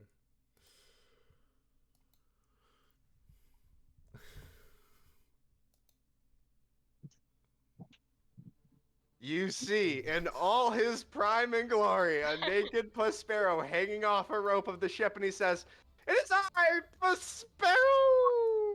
This ship is now mine! Rivera, my friends!" And he like dangles from the rope, his dick's just like waving around. He's like, "Oh, how do I do this? How do I use this boat?" I'm using minor illusion to make a sensor bar above his dick. Ah, I'm back. And all you hear is the shipwright say, "That has got to be the greatest pirate I have ever seen." What? No, he's naked. Everyone takes off their hat and puts it over their chest. They're like, and they salute. The ship is starting to fly away. You guys are losing him. Yeah, no, Put- no, put- we're not. No, we're not. I want to know if I can hop up there. There is a rope. It's pretty high right now, but there is a rope connected to the ship being dragged past you guys. Post grabs the rope and Uh, like sets her feet. Basil will also hop up onto the rope.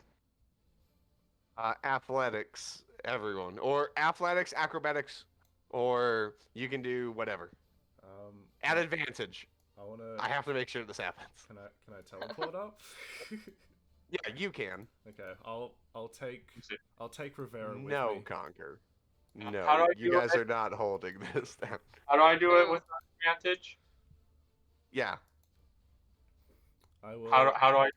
And I'll if take you- Rivera up to the go top to of the boat. if you with go me. to the top of the where it says like public to GM advantage normal disadvantage core bio spells. yeah, You just click on advantage and it'll roll with advantage. okay.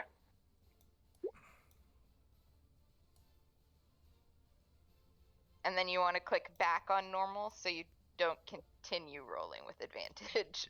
And this video is so getting copyright claimed. I don't give a shit. I've been waiting weeks, if not months, for this very scene to play this moment where Puss comes back. A naked Puss Sparrow stealing a ship he doesn't know how to fly or operate. And he's just like, ah, it is I, Puss Sparrow! Ha ha! So yeah, And I yes, would've he's ta- wearing boots. Very nice. I would have taken Rivera and dimension doored her up to the boat. Okay. The rest of you manage to climb up the rope as the ship is now just flying away. And it like might hit a building just a little bit. Does anybody know how to fly one of these? No, about to learn. Nope. Hang on, let me get his token situated. Apparently Adrian does. Do you really, Adrian? Oh. Adrian does not. He's dead.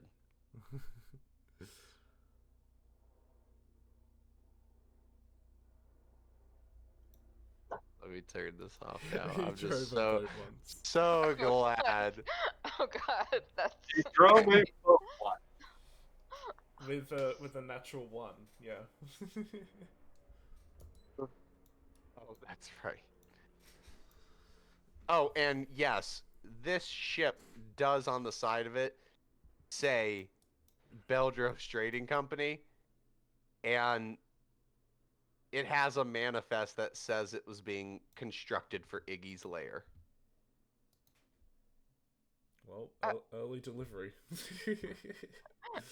yeah. I hope Iggy doesn't mind that.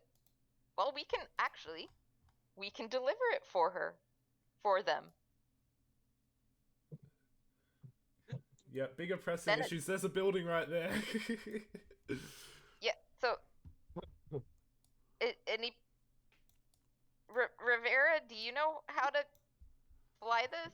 Rivera's gone. She's up there with me. Yeah, you're all on the boat now. You've climbed over and everything like that. Plus, after a minute of being on the wheel, let me roll. Yeah, he figures it out, and it starts Okay. steadily cruising. Puss figured out the ship. He's like, a boat's still a boat, whether it's in the sky or in the water. He comes up to Loki. He's like, my friend, and hugs you naked. Hi, Puss. Nice to see you again. He looks at Rivera, and he blushes. She's blushing, I've and still like got- I've still got- she's I've- looking down. Oh, I was gonna say I have the sense of bar there. And he hugs her. Ah, my dearest Rivera, I am back. Ah. Ooh. So, why did I end up in Abencrest? What has happened? Did we win the fight? A lot Po- has post- happened. Post grabs he Puss hugs you. and hugs him. He hugs you back. He's like, Post, my God, you're still big. Why is everyone older? Why do you look like that? What? It's been not so you died. That's right. I And- remember. You shot me. Well, one version of me. All right, you can buy me a drink later, and we'll call it even. Good. Well, actually, I just bought your boots, so I think we can call it even. A bullet for boots? I didn't ask for that. I stole those boots. I didn't have to pay nothing. That's your decision. Okay. Hello, I don't know you, but hello, whoa, what the hell are you? I shake his hand. Greetings to meet you, sir. Basil Oregano. Oregano. So, Puss, it's been 9 years. What? It's been 9 Yeah. years. 9 years since that fight.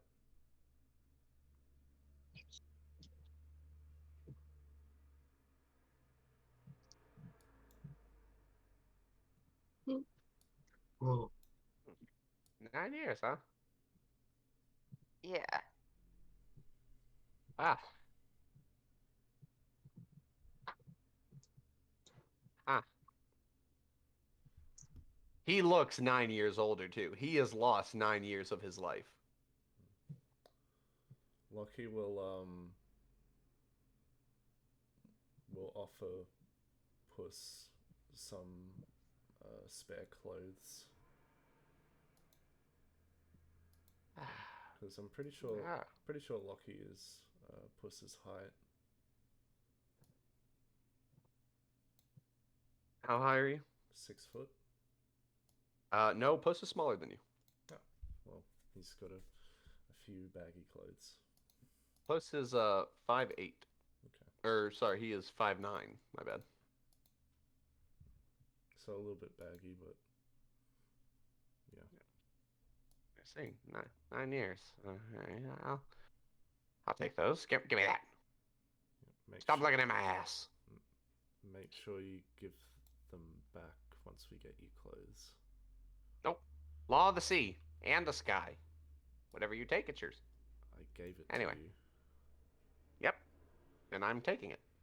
Reverse theft. Rivera. 9 years, huh? I guess I'm out of my 9 lives.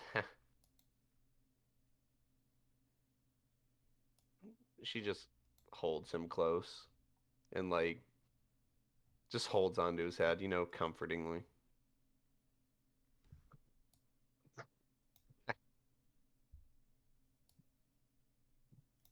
I guess losing 9 years is still better than losing it all. I'll take that gamble. For it is I, Puss Sparrow. And I just want to be held for a second. I think you and Rivera should catch up. We can all catch up with you later. So, flying boats? Huh? Oh, Flying boats, and yeah. he looks over the edge, and the world seems a bit different. Did we lose, or? Yes and no. So, okay, you died during the fight at the Sea Gate,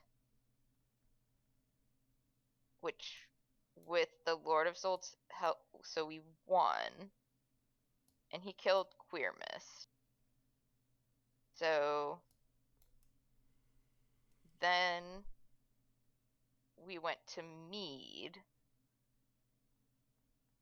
and there was a whole thing that happened, and she explains what happened with the Lord of Souls and the negative plane and all of that stuff, and the fold. Lockie will fill in the blanks if there are any. He kind of just goes to the back and looks over the edge and contemplates things. I missed a lot. Yeah.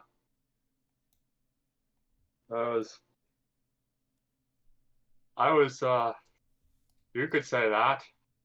I used to live in the Feywilds, where I was walking around when the fold hit.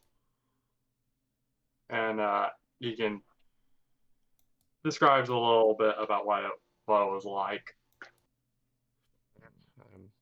I'm sorry. I wish I could have helped you all.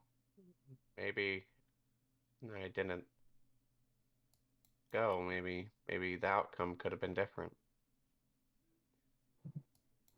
It's you can always it's easy to destroy yourself with what might have been, but you need to focus on what's in front of you now. You're And right. she pulls out his ring and hands it to him. I kept this for you.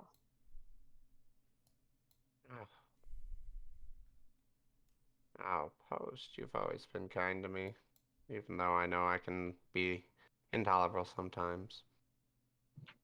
Takes it and he looks at it and puts it in his pocket.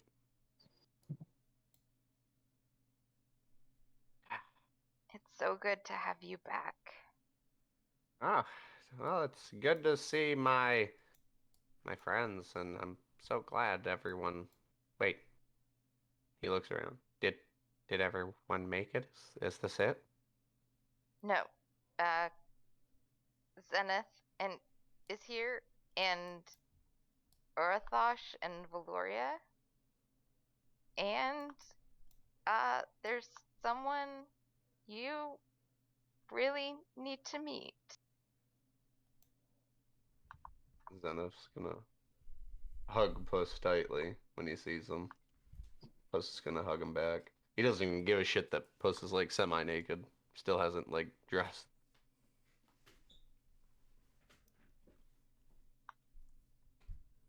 You die again, I'll have to kill you myself, right? Ha! You can try, asshole. Man, you got old, dude. Yeah, well, I can't exactly age like a tabaxi. Ah, you still look edgy. You're fine. Thanks, Puss. And Zenith does the rarest thing. He smiles. No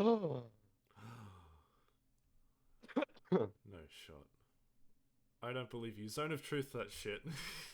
What do you mean, Zone of Truth? It happened. Unless Zenith knows illusion magic to make a smile appear. So, Puss, this is your niece Flora. Oh, my God. You have his Hi. eyes. You have her fur. Well, hello. It is I, Puss Sparrow, your uncle. I am your dad's brother. I've heard about you. Well, of course, everyone has heard of Puss Sparrow. Are you really a pirate? He covers up one eye and he goes, "Hey, I am. See, I already stole a boat."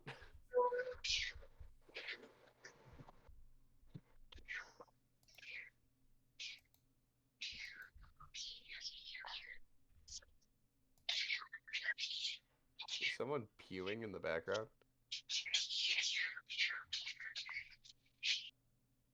That's Conqueror 2.0. Oh, okay.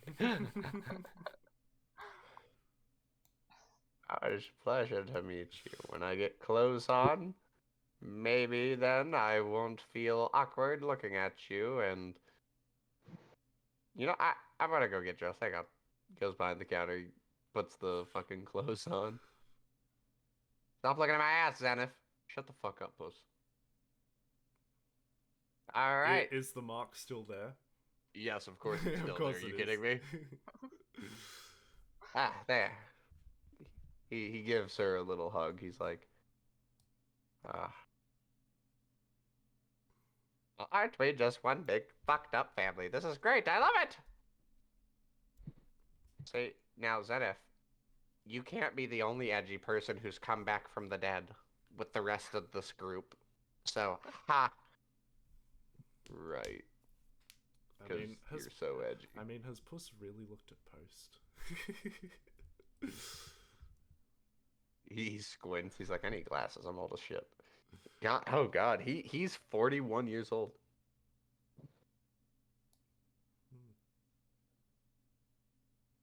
I'm When I was- withering away. I think you still have a few years left in you. So someone's got to look this good.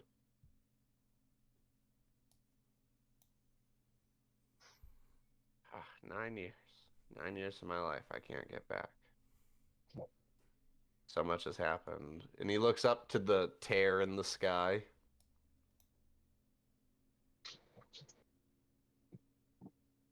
Wow.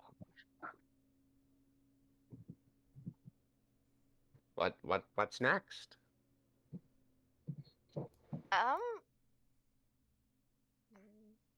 Well, killing something very large and hard to kill. Well, I died once. Won't happen twice. So, haha, if you need me, I can definitely help with that. But That's the spirit, old chap. absolutely, I'm a pirate. I never take down a challenge. However, when we get to Iggy Slayer, I do think I need about a few weeks before you call upon me. I need to gather myself and understand my environment again. I have 9 years of time I need to make up for. I think that's a good plan.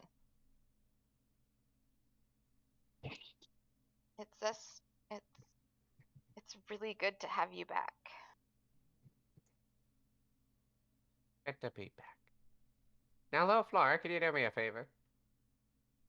What? He whispers in her ear. I want you, whenever you get the chance. This will be funny and bother your father quite a bit. You need to Okay. say, in the most over dramatic and excessive possible way, it is I, Flora Soul. Okay. Perfect. Make me proud, Rivera. While he was... Will you help me over these 9 years of lost time?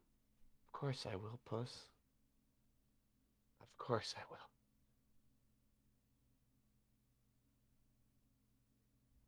What were you saying, Loki? Loki, whatever. I was just gonna say, while Puss was having the conversation with everyone there, Lockie would have just gone to Rivera and just asked how she's feeling. Static. Joy. I feel like a hole in my heart. My life, my purpose has been filled again. It's good to know, and the magic that you've learnt won't go to waste. You can use it to further protect him. Yeah. So, yeah, those 9 years you spent haven't been all for naught. Yeah. And given how much you care for him, you deserve this. Thank you. Hey, Atlas, look at this! And he hits the shit out of Zenith.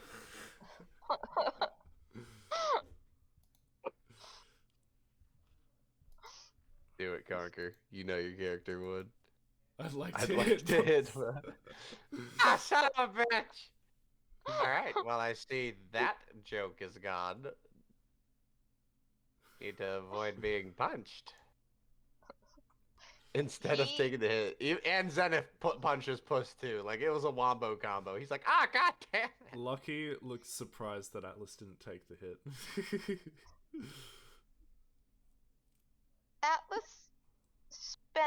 last 9 years in Soloria. Oh, holy shit! Well, give or take, but yeah. Wow. Good. Head now. The ship halves all travel time. Okay. Sweet. Well, remember how I said, for the sake of getting places on time, the walking speed would change? Yeah. This is Yeah. why. The boat makes it days instead of walking days and weeks. Okay. Or Okay. hours, sorry. It makes it hours instead of days. Got it. So, However, the boat is going to be difficult at this time. Right now, it has a full engine. mhm. You will have to pay to use this. Okay. So it is kind of in a free trial point at the moment. Got it. It has 2 weeks worth of travel in it that it can hold at one Okay. time. And what's the price to use it?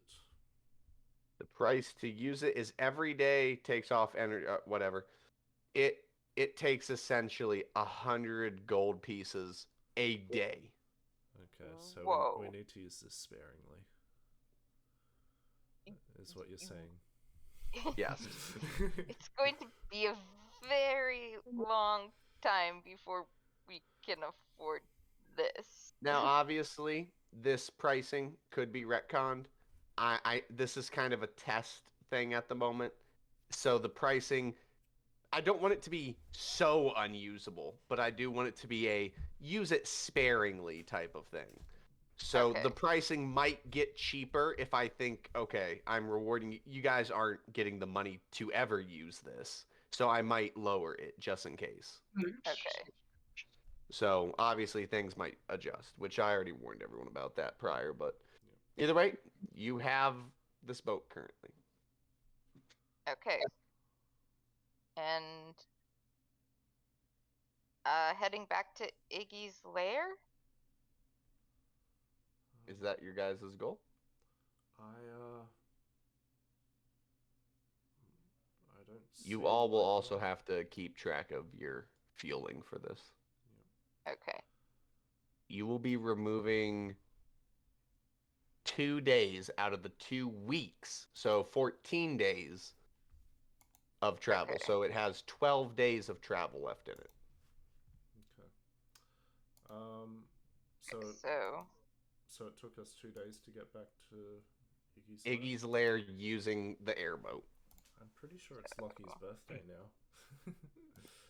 Oh, there we go. You'll have to celebrate it. I'll let you guys.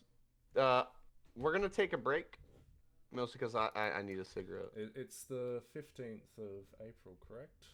Well, Yeah. it's Lucky's birthday. Well, however you guys want to prepare and do that, if you want that to be a thing and role play, you can figure it out. We're gonna take a small break for people to get snacks, drink, smoke, whatever. Yeah. I need a cigarette. But absolutely, the moment you guys said Iggy's lair, Puss got on the wheel and was like, all right, so what you're saying is you need a pirate. Yes. And he whips that wheel. He's like, on a setting course. Puss, you mind if you educate me on how this works?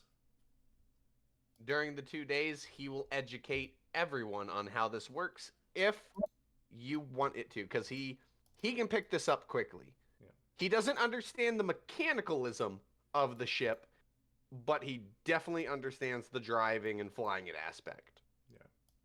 You are going to need Exeter or Given to explain this industrial magical contraption that makes it do things. Yeah. Okay. And what fuel does it use? It uses The blood of essentially dragons. yes. It essentially uses a arcane fuel. Arcane. It uses magical energy. Okay. that is originally I had it as though you just do a role play. I'm using arcane energy to fuel it. However, then I'm thinking about it, one person could not do that. So I've made a material called um basically arcane fuel. Okay. It's essentially there are people that use arcane energy. An artificer, essentially. He takes the arcane energy in the air and turns it into a physical liquid. Okay. And that liquid is what fuels the ships. However, it is a pricey thing in the world to have done. Okay. It's because gas prices are high as shit. We're fighting Ukraine, so, you know, or we're helping Ukraine. But anyway, we're going to take a break. Alright. I'll pause the recording. Alright. So Flora walks over to Puss and she says, "Puss, how's your right cheek?" What? Oh, that's not funny at all. Like, Zedef! Stop telling everyone! What? What did... I don't understand. Why is that funny? Well, me and your father, back when we were merchants and adventuring, I got shot in the butt. Oh, it's that cheek. Zenith's laughing. He's chuckling.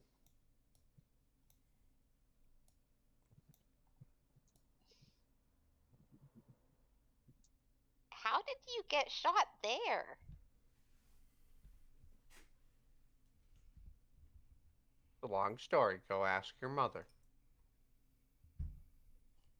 Okay.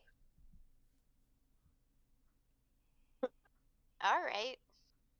She still looks a bit confused but turns and walks away.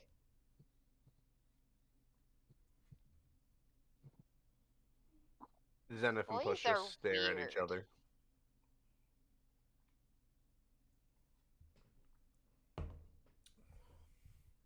Boys are the best. Zenith's just like big fluffy women are the best.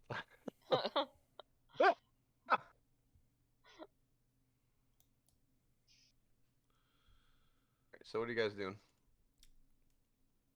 Well,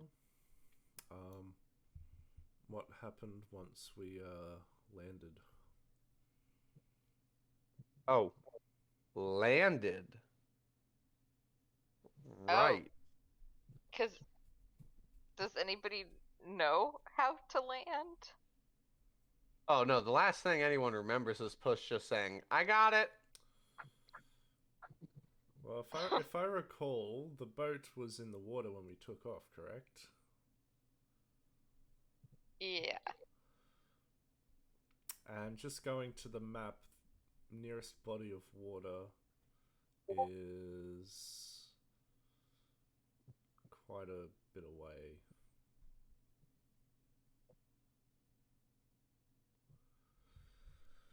Well, I mean, you have to be able to put it down other places than just water. Well, yeah, but it is in the shape of a boat. Well, right, but it's kind of worthless if you can't land it except in water. There's not like there's that much water around. Dexterity saving throw. Everyone. Alright, where's Lucky's sheet? Hey! On point.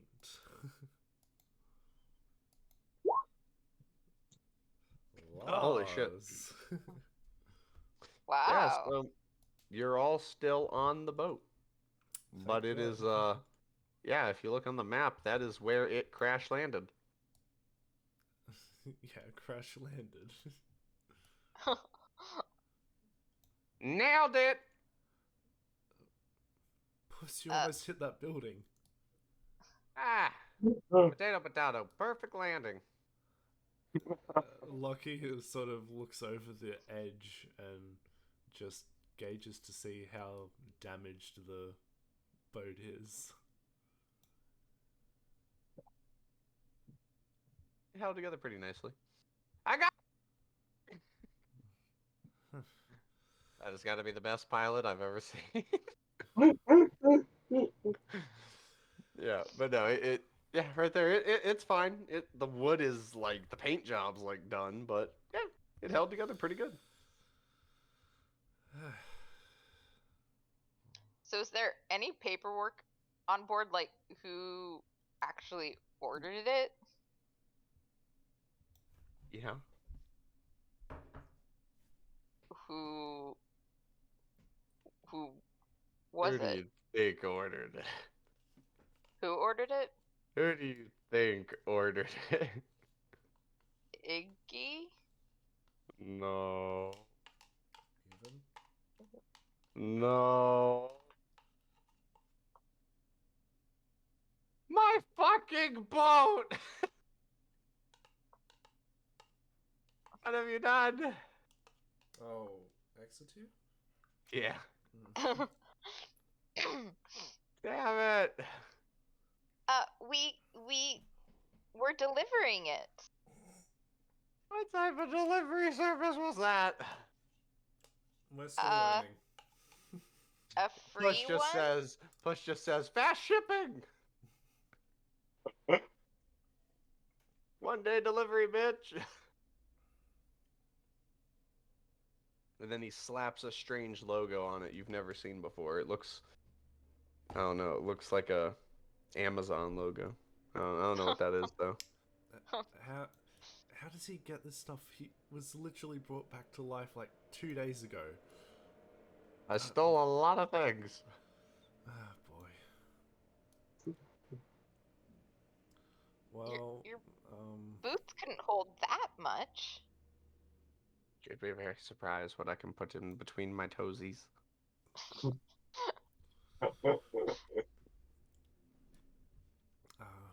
well. I mean, I have a good idea what you could do with your toesies.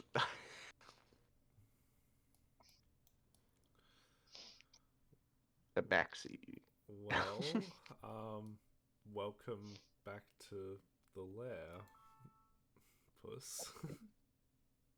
Yeah, so Iggy is actually in charge now. Oh fuck, I'm moving. No, she's actually doing a really good job. We're talking about the same thing. I was shocked at first when I heard it. Yeah. So she was being a typical dragon, You know, all but tyrannical Sin and such. Sin got upset with her and left, and she changed. Ow. That she started being better, treating people better. She actually started to accept help from the other places around. Well, not so much help as she let people into the town that she considered weak. Which also in turn helped the town. Yeah. And she got advisors, and she's following their advice, so yeah, things are going really well for Iggy's lair. Oh my gosh. That is kind of crazy, I'm not gonna lie. Yeah, you've woken up in a weird world, I know. She is also a goddess. Huh. Yeah, she's the head of her own religion. You know, when I was dead, things were pretty simple. Zenith, your gun's looking Might very interesting today. I want to go back. I like to imagine Rivera just slaps him. Pretty much. She's like, don't even joke like that. Fine. Wow. So what will you all be doing? So, do we know of any other like major large beasts besides the dragon? We could check the Adventurers Guild to see if there's postings about them. Yeah, I was more wondering like if just like in our general knowledge would we know of any? Out of your group, no. Okay. Yeah, why don't we check the Adventurers Guild though, I suppose. Though, I mean, any beast that they have, everybody's going to be going for. Yeah. Which, that would be the one problem with. Well, And I don't know. Don't really want to be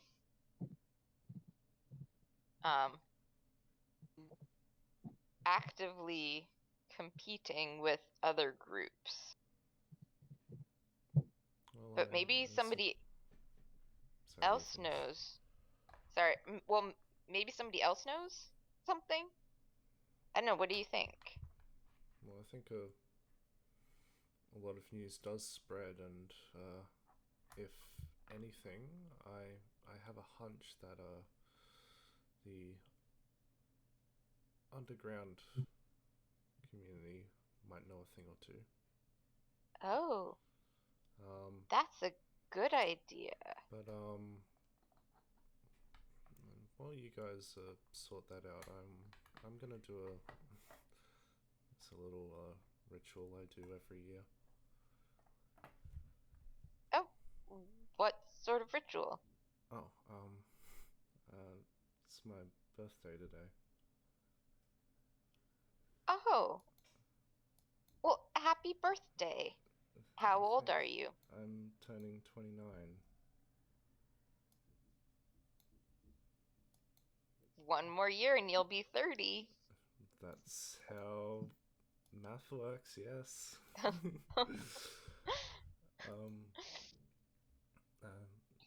So yeah, I'm gonna go get some supplies to make myself a cake.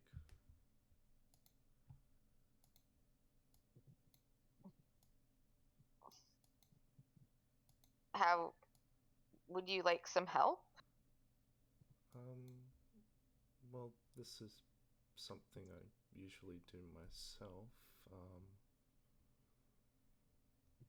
But I mean, help would be appreciated, though I'm the only one who does know my mother's recipe, so. Okay. If you're sure. No. And you see Lockie's got like he looks like he wants to say something further, but he's sort of holding himself back, and he just, yeah, well, I'll go and get my ingredients. And he's gonna Okay. head to. You're say you're looking for a giant or creatures to hunt. I might have heard of a few. Oh. In my travels, I have heard of giant worms in a place of there's a mighty worm in a place of massive sand dunes and walking Tarrasques. Oh. Well, do you think that would might work for our hunt? Okay, mighty worm in the desert. By. What is that desert called? Oh, you're talking about this desert? Well, it did have a former name. Is it this up here? However, Yeah. yes. However, it has a new name because of recent events. The Dunes of Wandering Tarrasques. Okay. How very on the nose. I mean, you can call it that. Okay, fine. I'll put it back to its original name. It sounded more cooler anyway. That was, the old name was... Land of the Forgotten. Where's the No. dune? This desert here. Yeah, it was created during a civil war between the Valkyrian Empire and Mead. Which Valkyrian Empire is here and Mead is here. And they destroyed this whole area. Also, the circles are floating land masses, just in case you didn't know. Yeah. It is known as the World's Wound.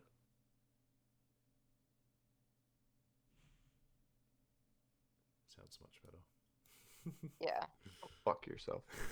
Anyway, it's known as the World's Wound. Okay.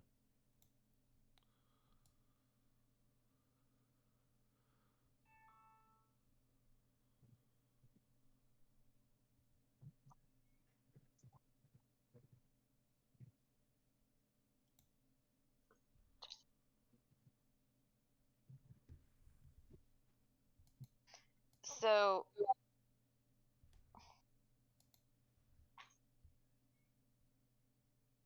what? So we have a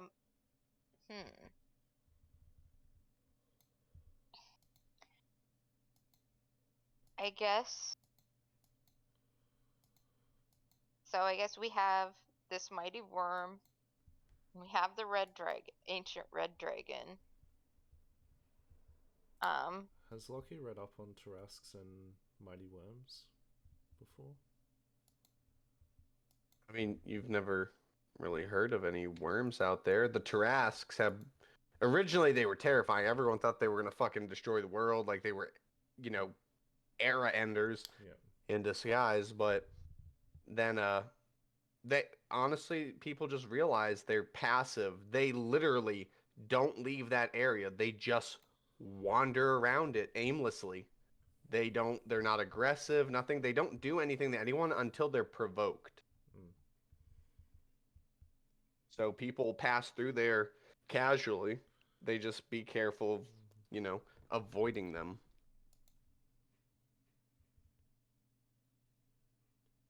Okay.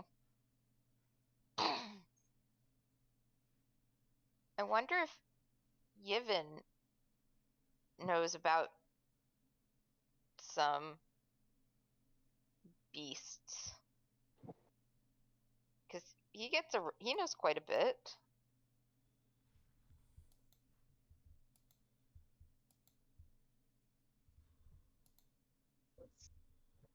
Post is going to go ask Yivin. Hello. What can I help you with, my dear feline friend? So,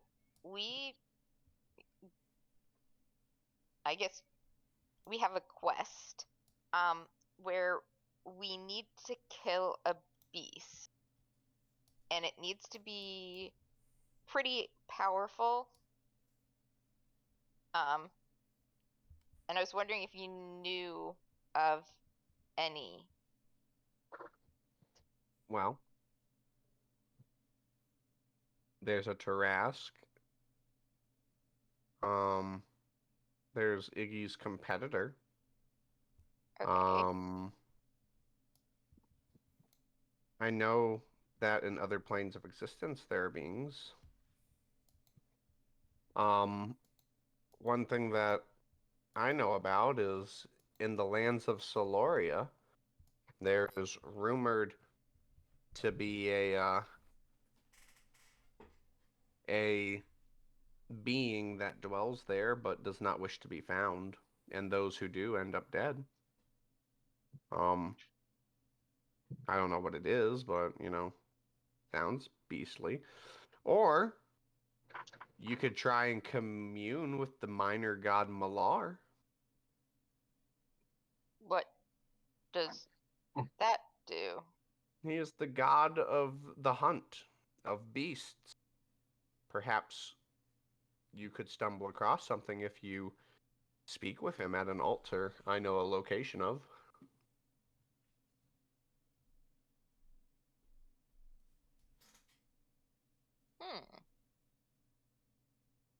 Here, I'll mark it on your map, just so you have it, in case you decide to go there.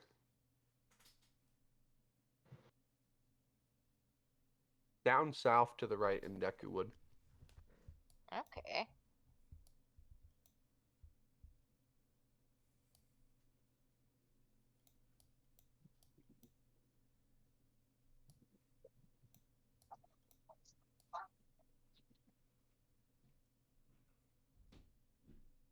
Oh, I know. Yes. Yes. I just well, more of a DM question. Where would have the Feywilds have fallen on this map? No, they haven't fallen onto the map. It's the arcane energy from the Feywilds that are here.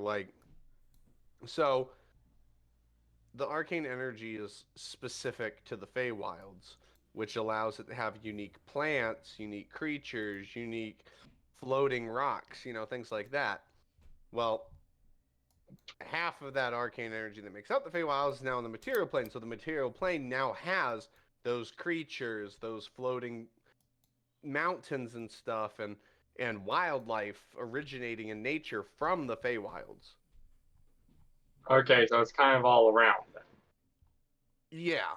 I mean, some areas are more exposed, but yeah, it's pretty much everywhere. Okay then.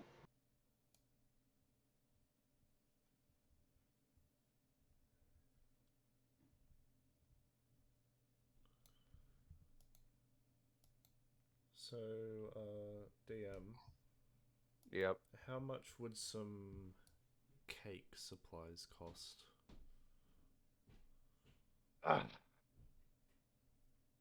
Cake supplies. To bake a cake, yeah. 6 copper. Okay.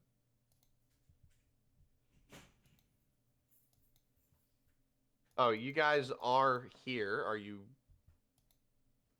I'll give you a reminder. You have something you can turn in here. Oh, We have that quest for the yeah. bandits, the outpost thing. Yes. Do you remember what it was paying you? 1 gold, 9 silver, I believe. Everyone, Each. you turn it in. 1 gold, 9 silver each, other than Conquer of Catan, Yes. because he didn't do it. Right. So Zenith, I gotta add their sheets. Oh, Flora will also be compensated. Yes. It's like, So ooh, Zenith, I need money. Valoria, and Urathosh got paid. Okay. Put that money on their sheets. And we have a bank, correct? Elaborate. Well, Post wants to get change made. You they're so banks are working differently now. There's Okay. no real safe place to, you know, store money. So banks are mostly being used by the town to store their profit. Okay. Um, but you can go to any store or a tavern and they'll give you change if they have it. Okay. So yeah, so she wants to do that. But just be wary that in this newfound world, if someone says 12 silver and you give them 2 gold pieces because you don't have silver, it is very likely that they will look at you and say, tough shit, I'm not giving you the change. Okay. Because A, either they're going to be a douchebag about it, or B, they won't have the change, and that's why they specifically asked for that amount. Okay. So carrying around only gold will end up making you lose money. Okay. Well,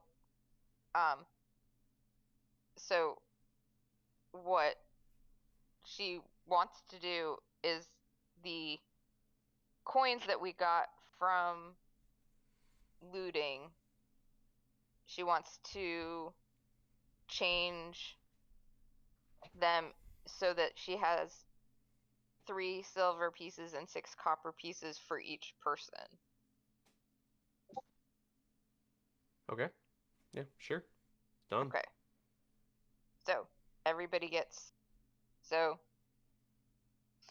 Atlas, Loki, Host, Flora, Zenith, Valoria, and Berthosh. I was I'll about to get- say, he's like, man, I'm really being left out. It's because I don't have my brother here. What's happening? He's being a bitch and working. Well, yeah, she's giving him his.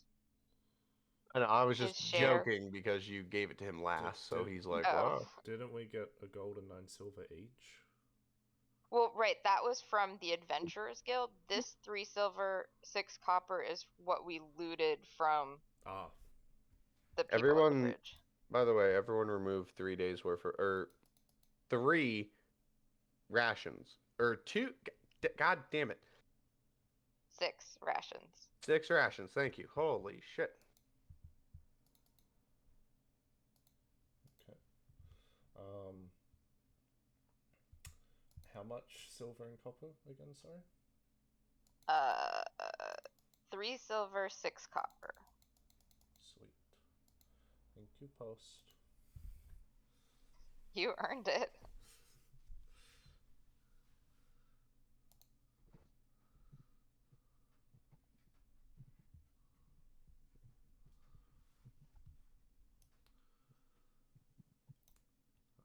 So Lockie would probably head to the tavern, and he would go up to Medith and ask, "Hey, do you mind if I borrow the kitchen for a little?" No, go ahead. Thank you. And as he's done for the past 15 years now, he will make the his mother's recipe cake, and yeah. Okay. And as he's sort of cooking it, he's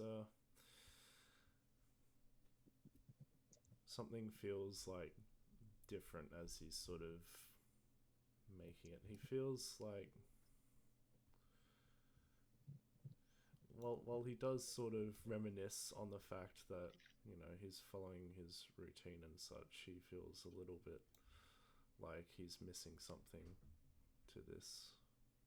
A mother. Aside from that, gosh. Happy birthday, here's a noose. I can't Like- stop spoiling my backstory. Haven't you already told everyone I that? I've only No. said that he lost his She mother. died. Yeah. I didn't say how. I'm just joking. Dude, I don't know what you mean by how. I'm clearly talking Zip it. about Zip another it. NPC. Shush. um. Yeah. I think once it's done,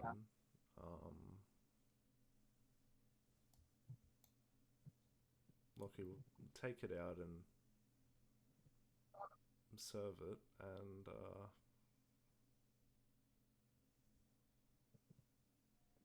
he'll have some, but he doesn't seem too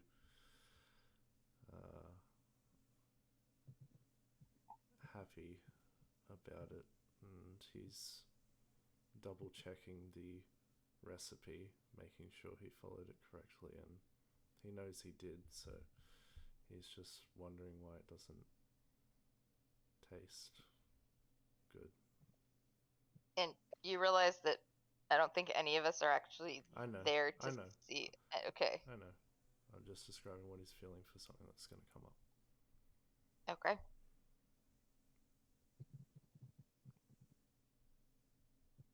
Ooh, more plot. So Post is going to go to Urthosh and Nimmerkujis. Or actually, she's gonna talk to Zenith.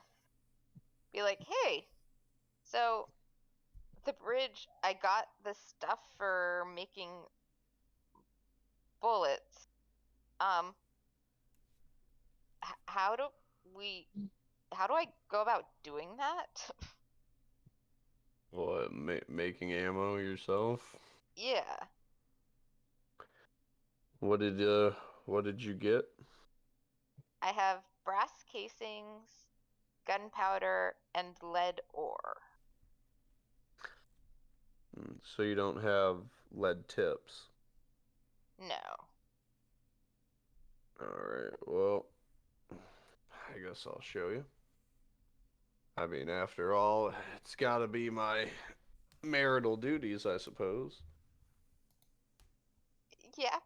Keeping me and your daughter in bullets?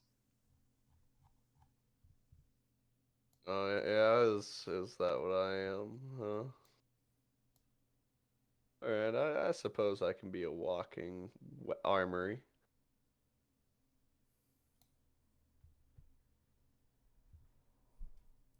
So long as you stay ahead of me so I can keep seeing that tail. She's like, oh, you mean this tail? And she wraps it around him. He smirks and he's like, "That'll do, donkey. That'll do."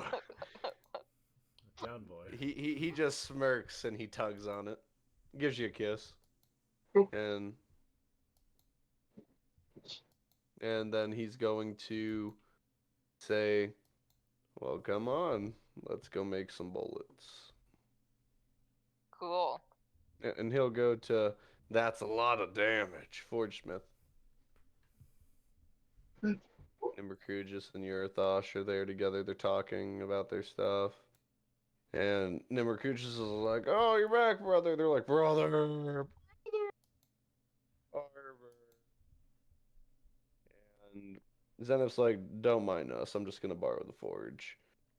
Oh yeah, that's fine. Go ahead.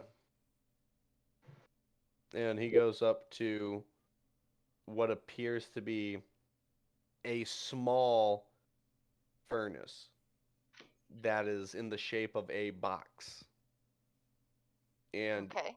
he says he grabs a mold, almost like a not a mold. Well, yeah, a mold. It's an iron casket, and he takes a clamp. He says, "Put the ore in here." Okay. Then we're going to put it in this small furnace and we're going to let it sit in there till it melts and heats up. All right. Now, you wait for about a good 30 minutes. He pulls it out, looks at it, puts it back in. Another 30 minutes, pulls it out. It's melted into a almost like magma like look. It's liquid. And it's red hot. And he says, okay, so we melted it down to the point where it's been refined to its liquid form, which is literally just the metal inside. The rock and everything has been burnt out. So Okay. now what we're going to do is we can do the easy way or we don't have the easy way. So we're at a forge, so this is pretty easy. We go over here. We're going to grab a mold. This mold is a literal metal mold, and in that mold are little holes. And he takes the ore and he pours just enough to the tip of each hole, and then he waits till it hardens, cools down. He removes it from the mold. He says, these are the bullets. He breaks them off and everything like that. And he says, okay, now we need to clean them up. So he takes a grinder and he grinds it down smooth into the bullet. And then he shows it to you. There's your bullet. Cool.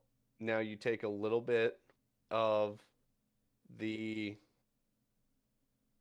gunpowder, pour it into the brass, but leave a small section of air.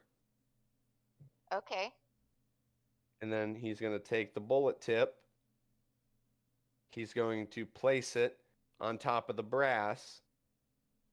And as you look at it, you see the bullet it's a very tight fit.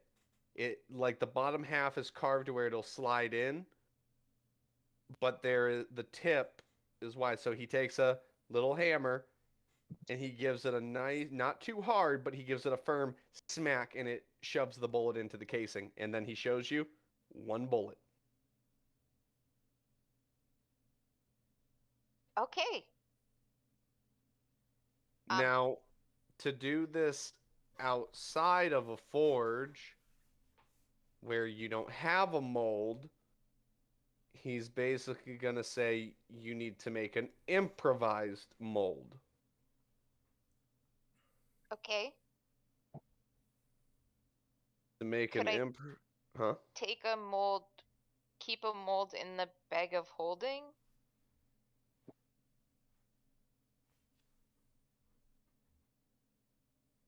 No. Okay. I'm trying to remember how bullets are actually made because I know there's a way to do it without a mold. I'm just going to make this simple. So long as you have anything that is considered a forge, portable forge, or mini forge, if it has forge in the name, you can make bullets. You just Okay. have to sacrifice time and materials.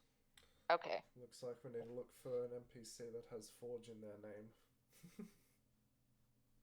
Forge Well- Lord. Or just travel with Urathosh and Nimmerkujis. We need Gaffron back. He's Gaffron of House Sword and Forge.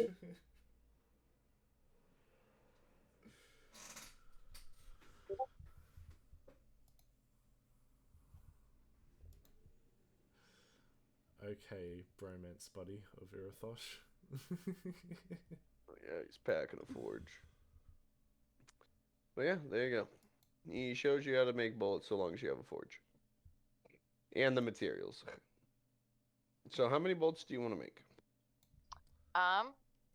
So I have 30. So I guess I have 30 casings. Oh, right. One piece of ore can make 10 bullet tips. Okay. So, and so you, with the brass casings, you didn't specify whether they were high caliber or regular caliber. Oh, I thought I told you to decide to allocate them how you like. Oh, okay. In which case, there'd be 15 of each. There you go.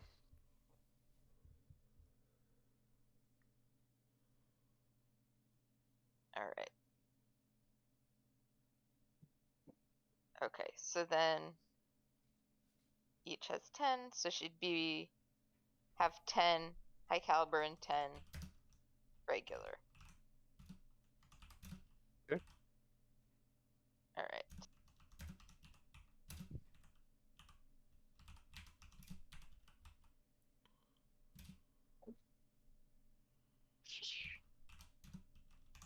Monk Garbs of Diablo 3.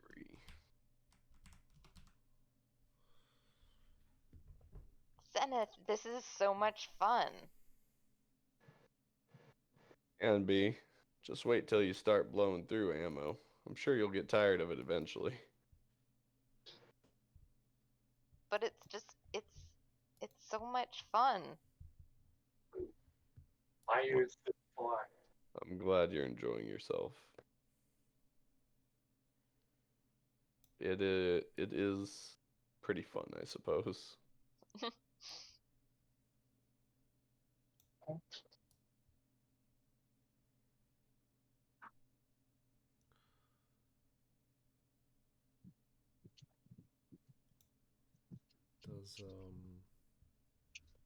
Does Basil want to do any roleplay? He's pewing at the moment. He's pewing. Alright, well in that case, Hey, Finger Blaster. Catan, Yeah. would you like to do some roleplay? Yeah, sure. All right. Well, what do you want to roleplay? Someone help him out. Give him a reason. Well, currently, so Lockie went off to get supplies to make himself a cake. Post is making bullets, and Atlas is Playing board games. he's playing board games with Sylvana back in the library, which we'll need to head back to the town map to see. Well, I don't believe Basil has really introduced well to Atlas and Sylvanas up to this point, so maybe he joins them in for the board game. Okay. All right. You go to play the board game with them, and you go into this academy/library, and you see this lady, this older Dragonborn lady, playing board games with Atlas, as Atlas is losing constantly I think to you her. need to put us back on the city map. for Oh, us are to you see. not? Oh, No, we're on the world map. You see this lady here. Let's see, which building is this? The Academy Library. It's near bottom left, sort of Bottom. Apparently, the horse is playing too. middle left of the entire map. The dragon. There. Where I'm pinging. Yes, No. the map is very big. Damn right.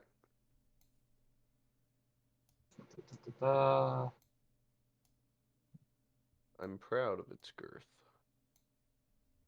There.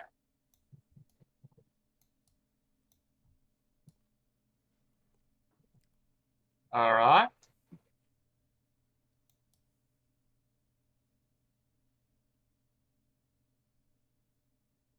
And you will. He's typing it in general if you want to be there to roleplay. All right. Does Basil recognize this game that they are playing? What are you playing? What ye be playing, Conqueror? What ye be doing? By the way, who's Bojack? That's Bojack the is horse. his horse. Yeah, BoJack Horseman. Uh-huh. Bojack Man Horse.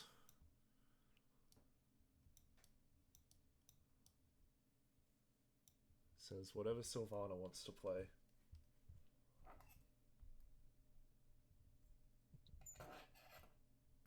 So, what game are they playing right now, though? They are playing Dragon Monopoly. Dragon Monopoly. Invented by Iggy herself. Huh? Actually, oh, that would actually be Iggy's Lair Monopoly. That would be cool. That would be very cool. We should do it. Someone Well- make it. Made up by Iggy. I don't suppose Basil would know that game. So he's gonna kind of go up and say, "Say, I don't believe I've ever seen that game before.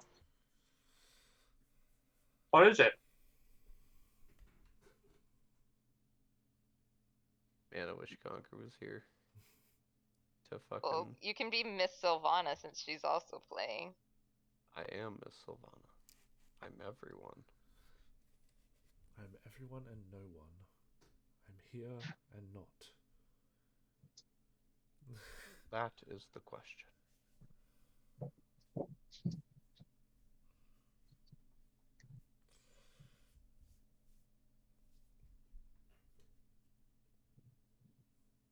Looks like Atlas is too busy to give Basil a response. What does Atlas look like? Ugly. He looks like a movie actor guy. Really active? He's over by the Adventurers Guild. Blow his picture up.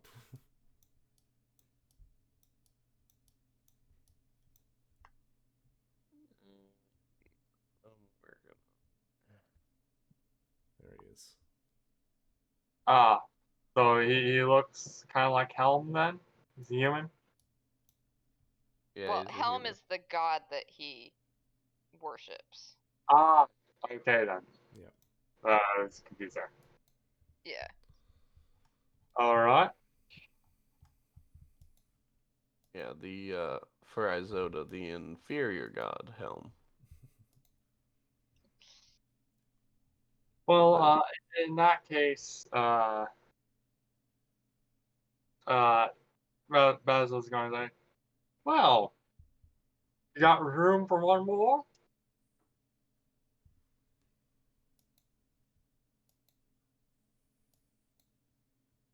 You got room for one more, Conquer?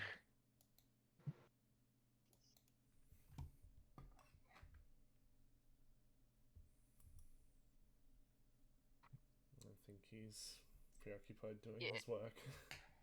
Yeah, Shall because we- you'd probably be actually closing up at Yeah, this sh- point. We're close to it.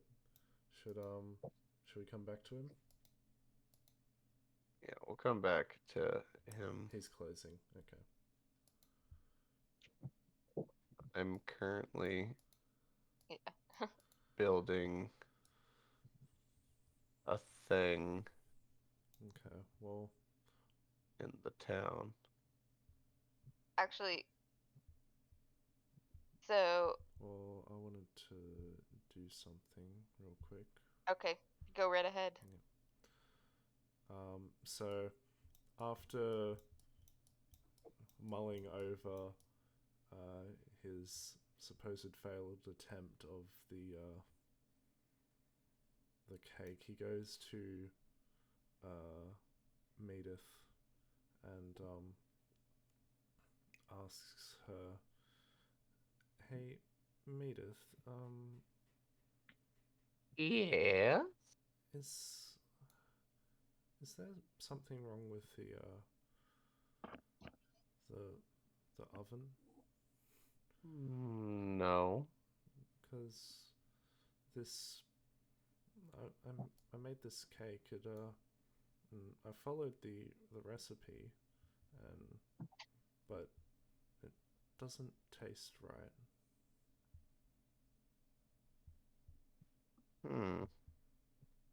She gives it a taste. It's a raspberry and white chocolate cake. She says, well, it tastes fine to me. Really?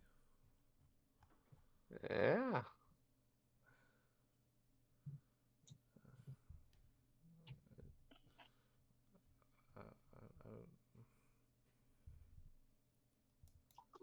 It tastes off. Generally, when I make it, it tastes much better. But Why do you think that is? I Maybe you're sick.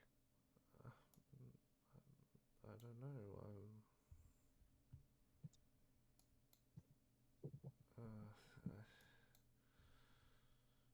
It just I don't know.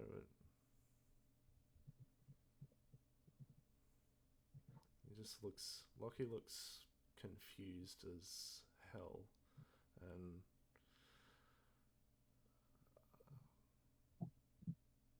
there's just an off feeling whenever I eat it. Like I don't know.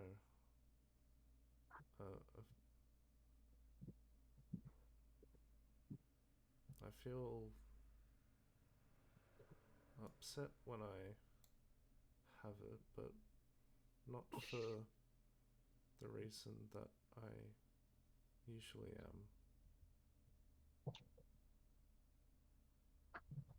I don't know. Honestly. Is it?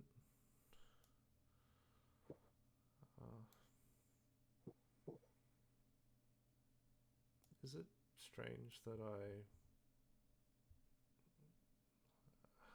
don't know, this feels new to me. Is it strange that I want to eat this with others? No? Weren't you planning to eat this with people? Well, no, I've never done that before, aside from with my mum when she was around. Well, Every year why not? thereafter, I've just had it myself. Well, why not invite your friends?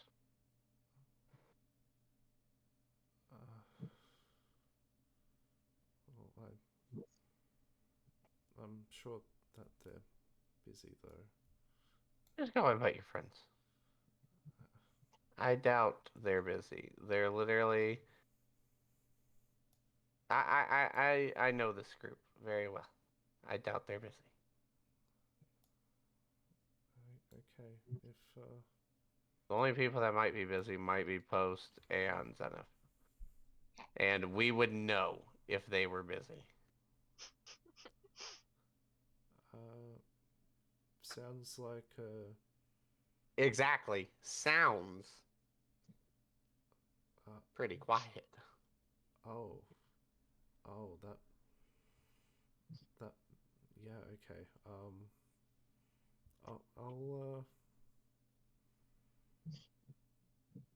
I'll go and ask them. You go do that. You're welcome to have another slice if you would like. I Because fucking will. No. It is I, Atlas. oh, I am. Oh, Atlas is fucking- mobile. He's traveling on BoJack. I'm on BoJack as we speak. Oh my gosh! Sounds like he's talking through a radio. It sounds bad. It sounds like Oh, he's It really talking through a does. radio. It's my phone fuck. It's my car's like microphone, so yeah. Oh my You sound like you're in a bag of holding. Guys, help! Someone cast reduce on me. Oh, He's been kidnapped. I'm Tiny Atlas. Tiny Atlas. So, Here, as Isoda would say, you're as tiny as your god. so Lucky would leave the cake with Medith, and he'd go in to the others, namely looking for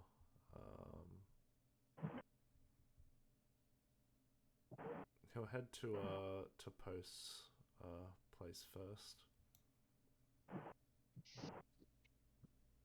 So I guess I don't know, like, would she be there, or would she still be at the forge? For the sake of this, yes, she is there. Okay. So, Hi, Lockie. Hi. Would, are you busy right now? No. Do you wanna would you like some cake? Are you hitting on my wife? It's just Venice is just like she already has cake, sir.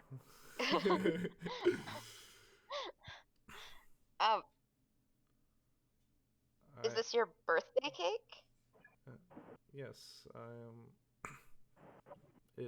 I It would didn't- love to join you. Right. Well, it's with Medith at the inn. I'm going to get some more people because she suggested I have it with my friends. It'll taste right if I do. So, I'm gonna see how that if it works. Okay. Well, we will meet you there. Great. Come on, Flora. We're gonna go have cake. It's raspberry and Cake? white chocolate, so I hope you like that. I love cake.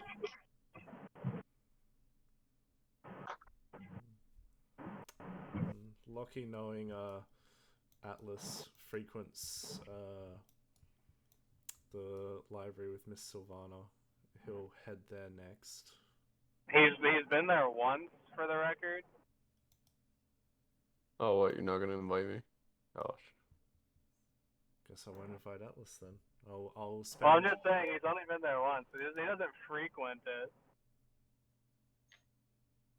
Not yet. Not yet.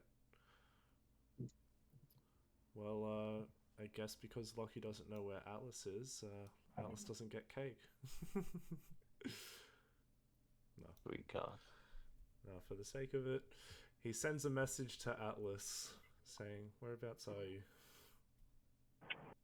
Cake. Getting my ass kicked at the library. It sounds funny hearing it over like it's a radio. It- Getting my ass kicked over. Getting my ass kicked over. It sounds like what sending should be in the modern times. How bad? I can't wait to hear this on the recording on how bad this actually sounds. Yeah, it sounds unique. So I'm You wondering how the sound- recording will pick up. You sound like World War II. We need an artillery strike over. Like, Or like you're down a well. oh, definitely down the Guys, I failed my deck save. I'm in the well. Help. You shouldn't have been wearing heavy armor, says Nimmerkuchi. Fuck Oh, you. Jack, did Atlas fall down the well? Go get him, boy. Get him, boy. And yeah, Lockie will head over and he'll offer some to Basil as well. Basil, would you like some as well? Go. Oh, yeah.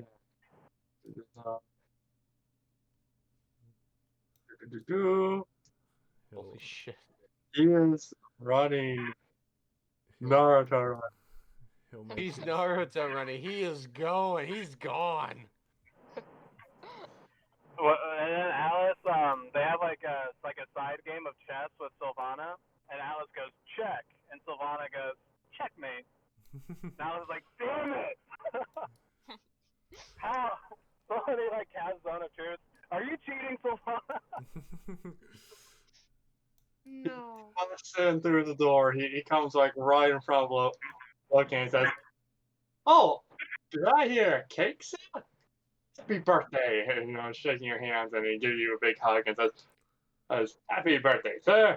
And then he go grabs this slice of cake and eats it down in one bite. One bite. What the fuck? Big of a mouth you got, boy.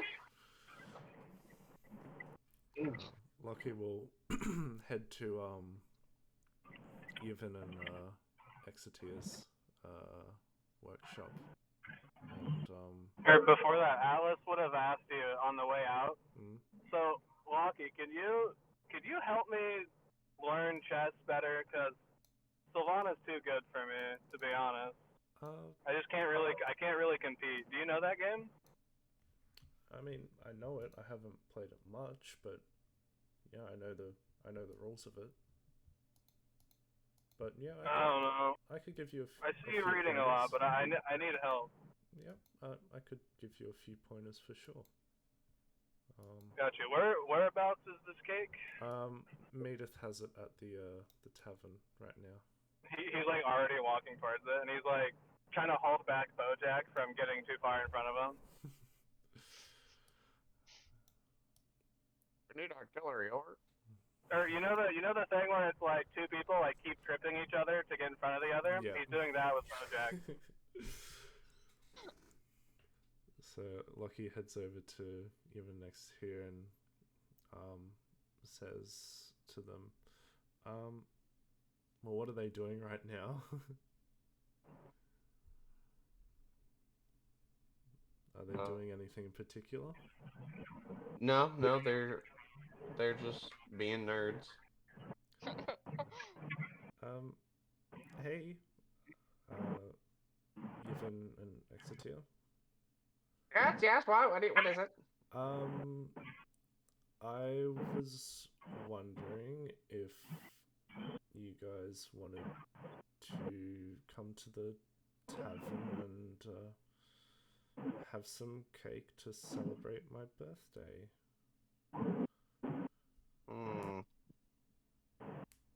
It's raspberry and white chocolate.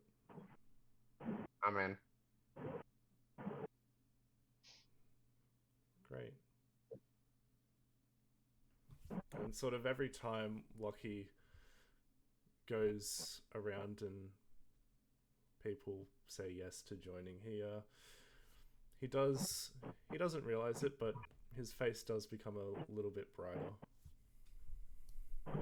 And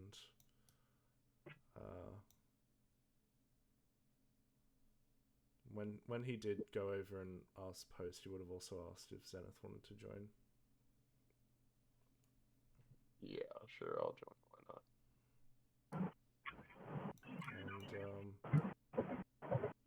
And he'll sort of make his way around to he'll go to the Dragon Bros, ask if they would like some.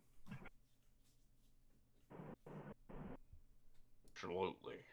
You think we're gonna want cake? What the hell type of question is that? Just wanted to make sure. Cake. Yes. And then he'll go to Rivera and Puss,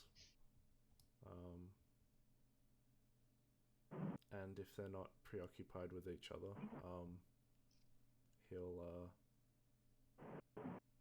ask if they want to join. I can just see like Urathash and Nimriku just like replacing, light armor, heavy armor with chocolate, vanilla, chocolate, vanilla.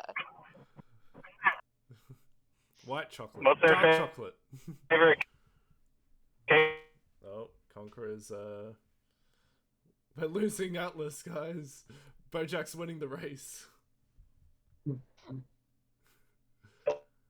Yeah, you're lagging hard.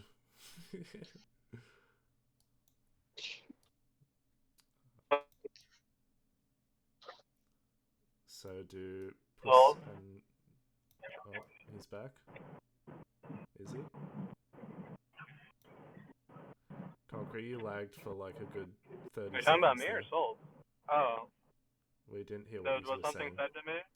We didn't hear Well, what you were I saying. just said what are their cake flavors that they're arguing over in actuality? Are they arguing? Who? The, Of course Nivrakujas and Urathosh. over cake flavors. Yes, of course they're arguing. Of course they're arguing over cake. Are you kidding me? Are Rivera and Puss joining? Yes. Okay. And he'll make his oh,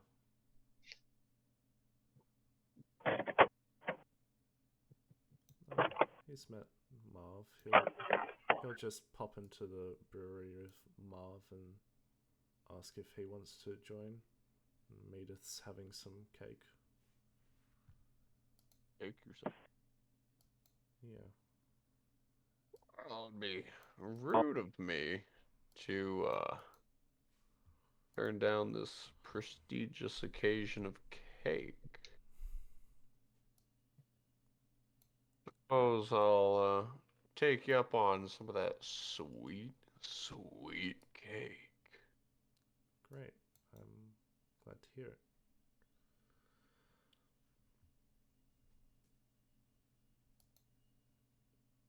Lockie's got teleports. He can make his way around the town pretty fast. Okay. And he'll finally arrive at the governing building. He'll knock on Valoria's office door and say, "Hey, Valoria, are you busy right now?" No. Why? Well, I was wondering if you wanted to come to the tavern and have some cake that I made for my birthday.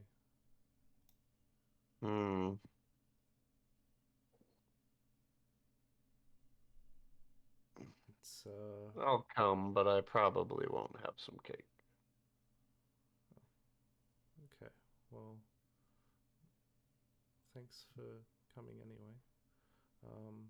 The others should be there by now. Understood. And before he leaves, yeah, he'll knock on Iggy's door. What now? Hello, Goddess Iggy. Mm-hmm. I was wondering if you would like to try some cake I made. It's my birthday today, and I was gathering up some of my friends, and I didn't want to leave you out, you being important to all of us. So I was wondering if you would either like to join us or at least try the cake I made.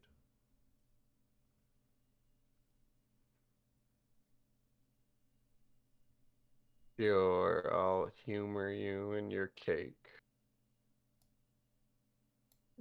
Great. I'll make sure to bring you a slice. I'm sorry, a slice? I have supplies for making a few more cakes. Better make a full cake. Do I look like a small girl? No, of course not. Mm-hmm. You're a very mighty girl at that. A mighty goddess. Mm-hmm. Damn straight. One cake is like one slice to me. Understood. Well, I'll get to it. You do that. Happy birthday, I guess. Thank you.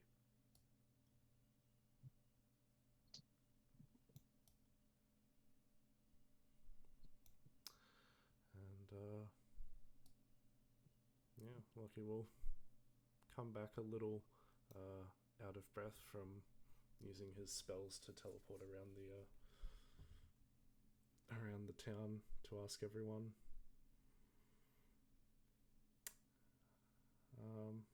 And yeah, he'll sit himself down and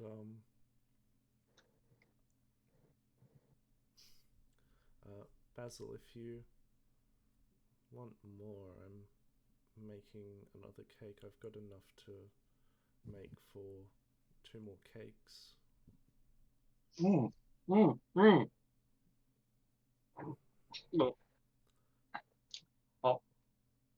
Oh, that is some excellent cake there.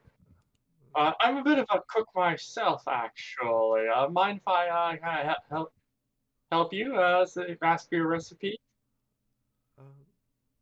Sure. It's my mother's recipe. So I suppose a little bit of help will make it go by faster. I would be honored, sir. Well, thank you.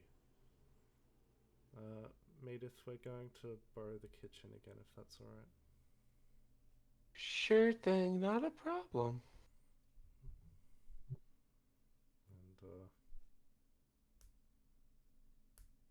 Lockie will make another one.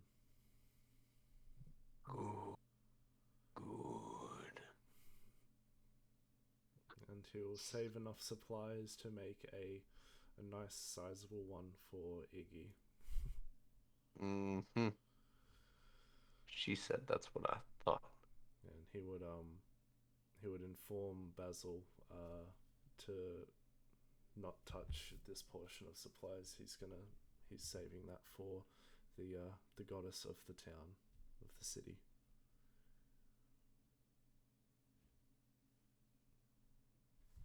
And post, as all the NPCs are coming over, she introduces Basil to all of them. Basil will give a signature shake of the hand to each and every one of them. They will greet you with open arms. Yevon's just like, don't touch me.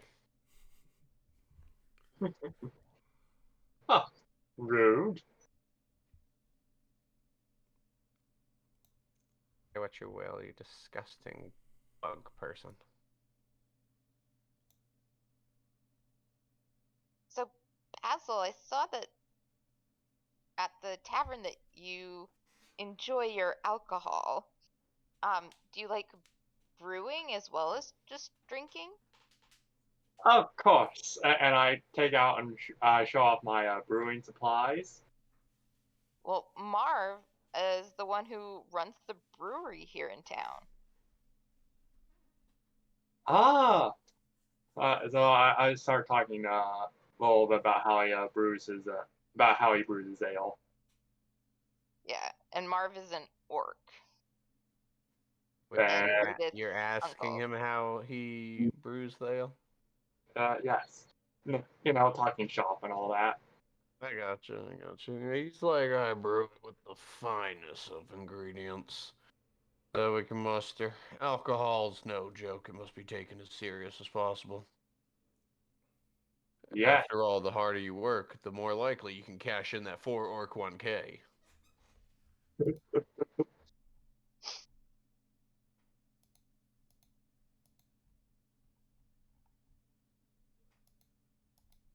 Like, if you don't cash in, let me tell you about 4-Orc 1K. It's only for orcs, but we can get you to spread the word. 4-Orc 1K is a beneficial supplement for worker rights for orcs.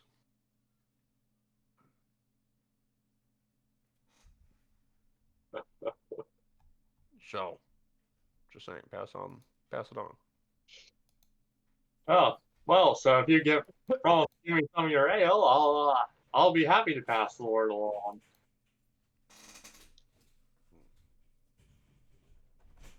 Suppose I could give you a little bit of the ale. Not all of it, just a little. You should give him some of Rathgar's special. That is a dumb idea. And I love it. Ooh, I like the sound of that. Go ahead, take a swig. Basil takes a swig. Constitution saving throw. Disadvantage. Okay. Disadvantage. Constitution saving throw.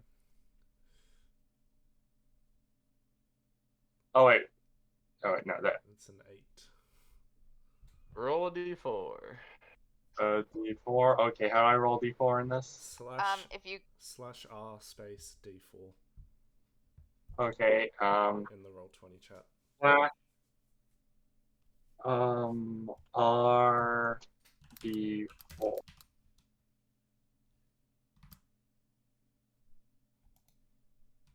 A 2, huh? Wow. That is, how cruel do I want to be? Aren't monks immune to poison? I think I care right now. This is Rathgar's special. It breaks everything. This is Rathgar's special. Yeah, it breaks the confines of reality. So, you're unconscious. Or, you're pretty good with alcohol. 2 minutes. I think it should be 20 minutes. I was thinking 20 minutes. Alright, myself. 20 minutes. Fine. It is you Rathgar's fucking- special. Maybe 20 days? Do 20 days? 20 years? 20 days. Alright, well, we'll see you in the next campaign. 20 minutes. Unconscious. Yeah. So, what does this Basil feel before he falls unconscious? Everything. Literally everything.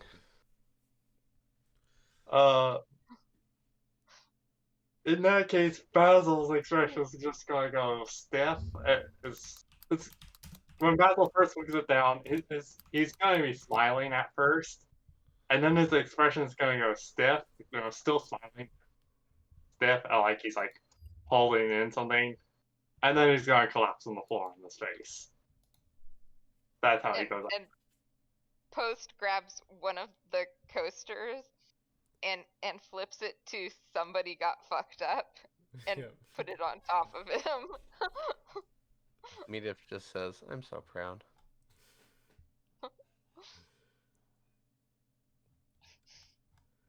Lucky eventually then comes back and sees, he got fucked up.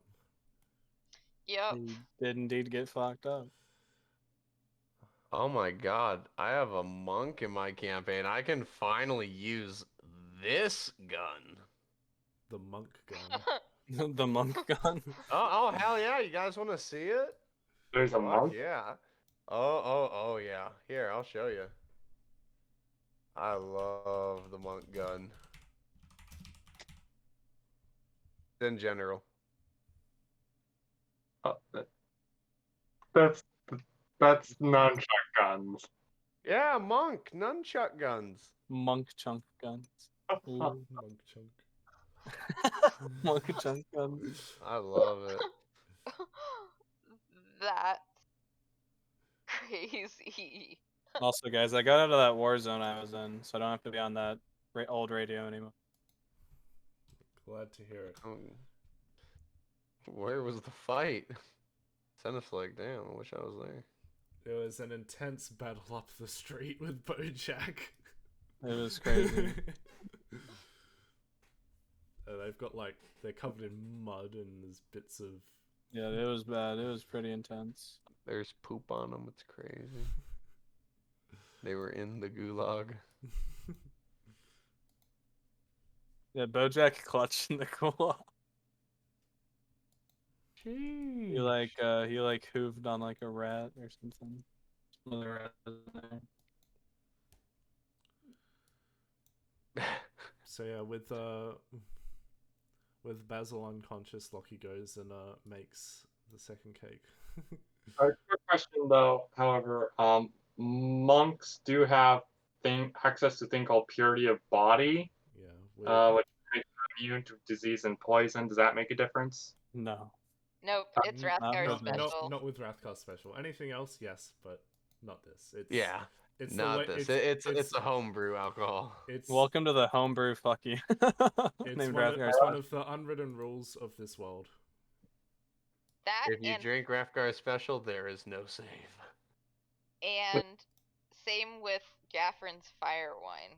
That makes dwarves drunk. Oh yeah. This is the way. All right.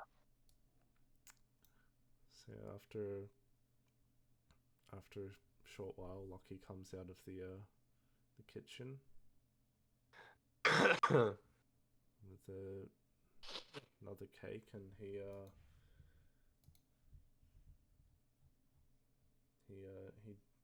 divvies it up, cuts it into slices, and serves it. I'm picturing like everybody talking and laughing and just having a good time. Oh yeah, everyone's like loving this. They're like, ah. Lockie, Have you guys ever played Pin the Tail on the Bojack? Bojack just goes, "Brr?" That sounds. Flora's like, that sounds painful for Bojack. and he already Huh? has a Yeah. tail.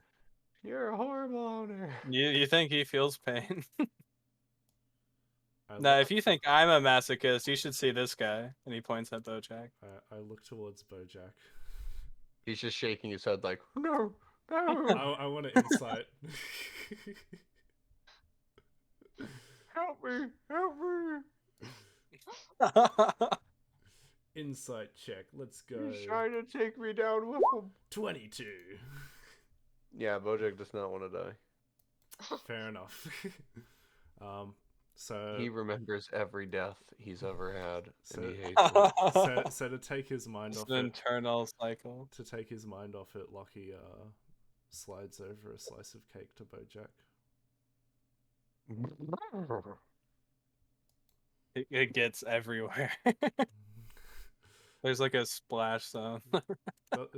Doesn't have any carrots, but hope you enjoy it. It's just like all over his face and now all over you too. Just like it's like I prestidigitate the the cake off me and sort of he looks disappointed because he looked like he's about to go lick you. well He's like, "Aw." I prestidigitate it off and it sort of floats back onto Bojack's plate. Ooh. And it gets back on you. Oh, why do I even try? It's like, why do I even try? He's a very sloppy eater. And yeah, once everyone's situated, That'll do it. Lockie says, thanks for celebrating it with me.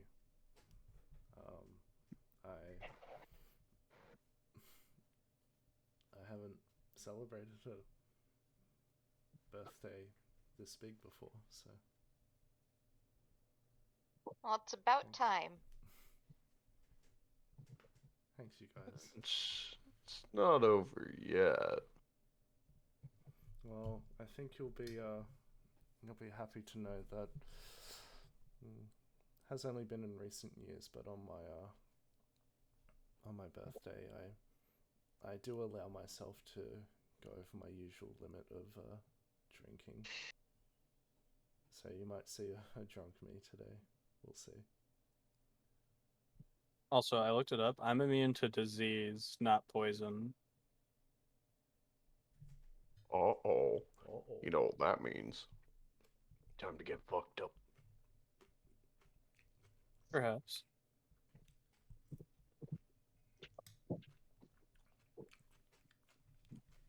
Give me 1 second. I'm just still working on city stuff. Since we have the opportunity with the party.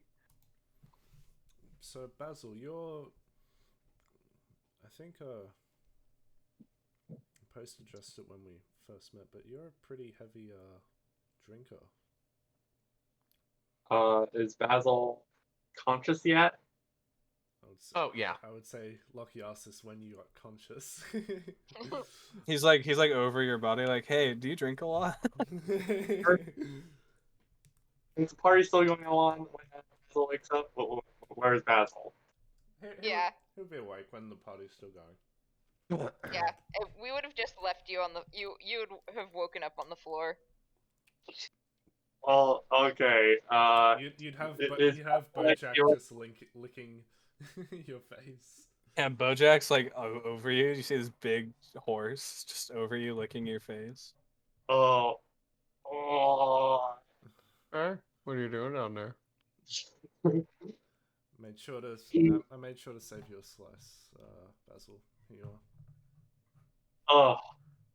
Oh, good.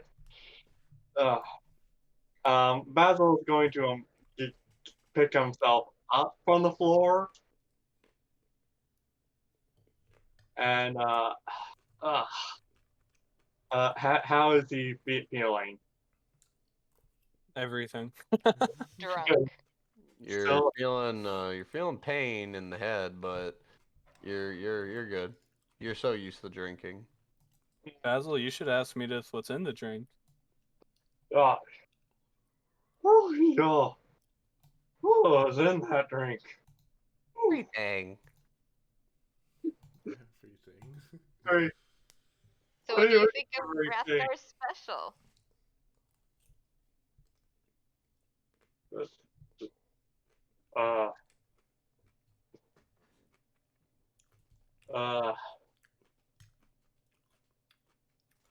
I'd like to see a recipe. Yeah, Spoken just like get a a look. true orc. Just get a little bit of everything, and yeah, that's step one. Step 1, everything. Step one, everything. Yeah, it's the spider venom that really gets to you in that drink. The fucking spider venom. And the dragon piss really is the kicker. The dragon piss. Iggy's like, what?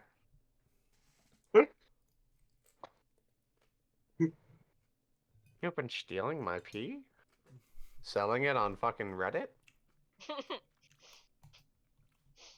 Wait, how much are they paying? 10,000 gold for pee? Okay, hang on. That's how you're supplying the town? I'm filling up the lake. Oh my god. Everyone wonder- bathe in my glorious pee. Guys, I just got food. I wonder if you could convince, like in the real world, convince people like that you were actually selling dragon pee. That would be funny. Yeah, I'm sure you could. People are pretty dumb. I'd like to use insight on whether he's being literal about the dragon pea thing. Do it. All right. All right, that's This is normal. Dead serious. It's filled. No, he's not. He's not. Okay then. All right, and is Iggy in the building? Yes. Wait, Iggy's here? Yeah, everyone's there. Yeah, dragons. And Iggy's like a Wait. red dragon. What was Yes. Iggy? She's a Oh. red She's dragon. She's If you an look- adult red dragon. Yeah. Is she in her dragon form or in her human form? I'm assuming dragon form. Of course, her dragon form. Or It's the Dragon real Odyssey form. here? I'm assuming no. not, right? 'Cause you said everyone, so I didn't know if I meant everyone. Or... No. they're not. What would have been Basil's experience with dragons up to this point? You would have known of a dragon known as Havoc Dragons. You would think Havoc Dragons are pretty free spirited. Fierce nonetheless, like they are willing to assert their dominance if necessary, but they're pretty free spirited. They're kind-hearted, jokers, stuff like that, but they are superiorly dangerous. So he would so not overly threatened, but still find it weird having a dragon running town. Would that be right then? Yeah. You get used I to it. mean, Yevon turns into a chest. He's just like, boop. All right then. Yeah, Why so- don't you fill Basil in on all of our unique friends? I'll make Iggy her portion of the. Okay, You know, I so- gave you guys all these like things, like the NPCs and stuff. You have the ability to put notes down in them. That's why they're there, so you guys can update all your info on those particular people in those things. Okay. That makes too much sense. Well, you're gonna start needing it, because, like I said, DM done helping. Iggy literally built a shipyard, so it's done, and there's an AA gun. So Oh. God damn. Iggy has a very prosperous town right now.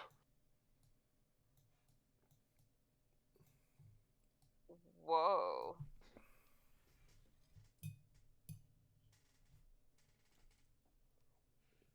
So, Post gets, like, goes up to Iggy and, like, kind of, as much away from other people in the tavern, but goes up to Iggy and says, I saw Sin. Her eyes kind of widen. Where would he be? Not that I care. Well, so we got invited to this banquet,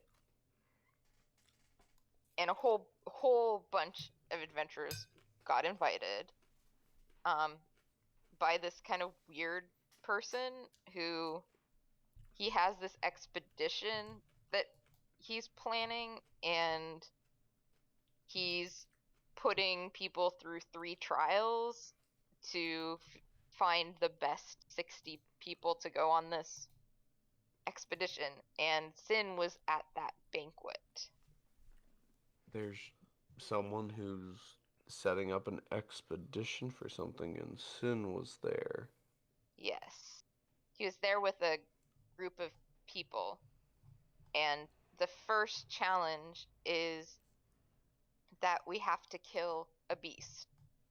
And it's kind of assumed that the more fearsome the beast, the more likely you will be to qualify, because like half the people are probably going to get knocked out in this first round.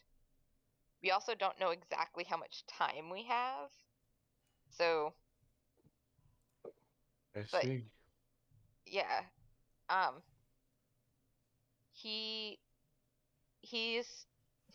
as cliche as this sounds, he's trying to figure out who he is. That he's still pretty young, and he's trying to decide like what he really wants and who he really is. I see. Fine, I will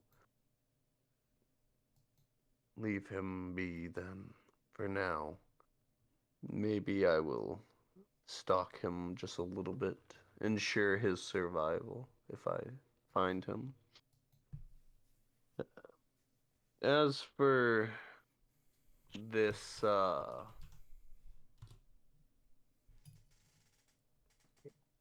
quest of yours, I wish you luck.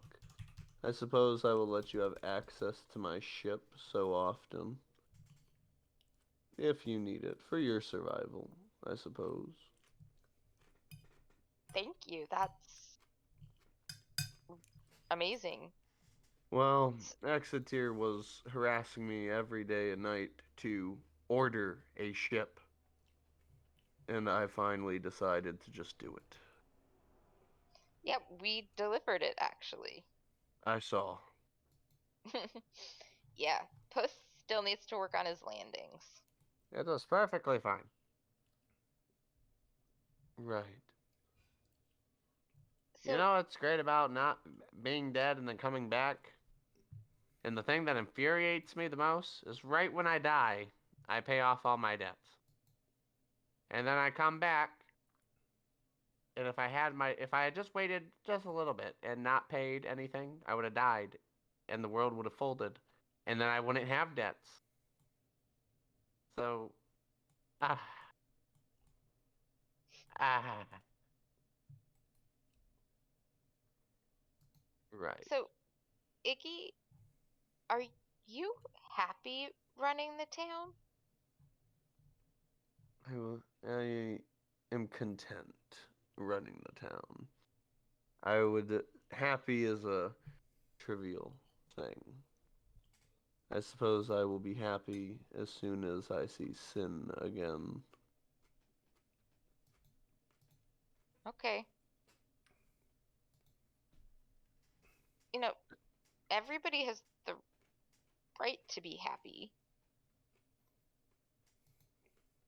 And if you're not, maybe we can help you so you are. Well, Even one without thing that Sin. would help is to kill my rival. Just how Murder. old is your rival? Ah. Age is merely a spectrum. Yeah, but it's a spectrum where the older you are, the more likely we are to die. Ah, with age, you grow weak. But I suppose if you really want to know, he's about 800 or so.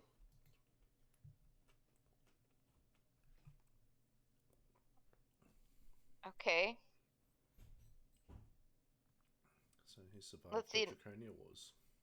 Is this a private conversation or something we can hear? This is a private because she said she went. Yeah. Gotcha. Iggy also only, talks in people's heads. Yeah. Um, So 800. Let's see. So why don't you go after this dragon? Because I must defend my lair. Okay. Getting a dragon out of their lair can be quite difficult. They would need a very good reason to leave. What sort of reason? I don't know. For me, Well- it would be. Well, I'll keep that a secret.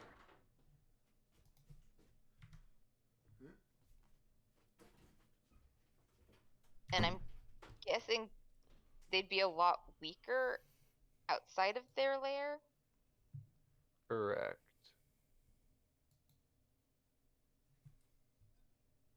Hmm. Is shipyard one word? Yes. Yes. Excuse me. You disgusting. Sorry, it's a chili tuna.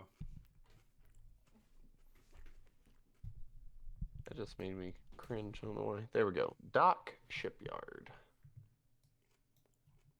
There we go. City's Still coming not along. sure that we're tough enough to take on an ancient dragon. Up to you. I don't care what you do, honestly. Somebody will eventually do it, I'm sure.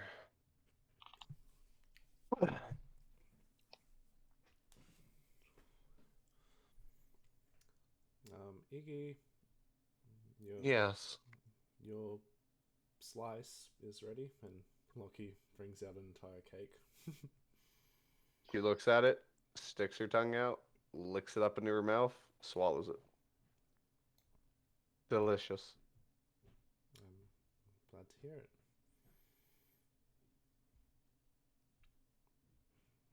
So, guys, I was talking to Iggy, and apparently her rival is 800 years old. Well, considering it's an ancient red dragon, that doesn't surprise me too much, but 800 years is quite a long time, considering that is past. They survived through the Draconia Wars. Well, apparently lots of dragons survived the Draconia Wars. Yeah.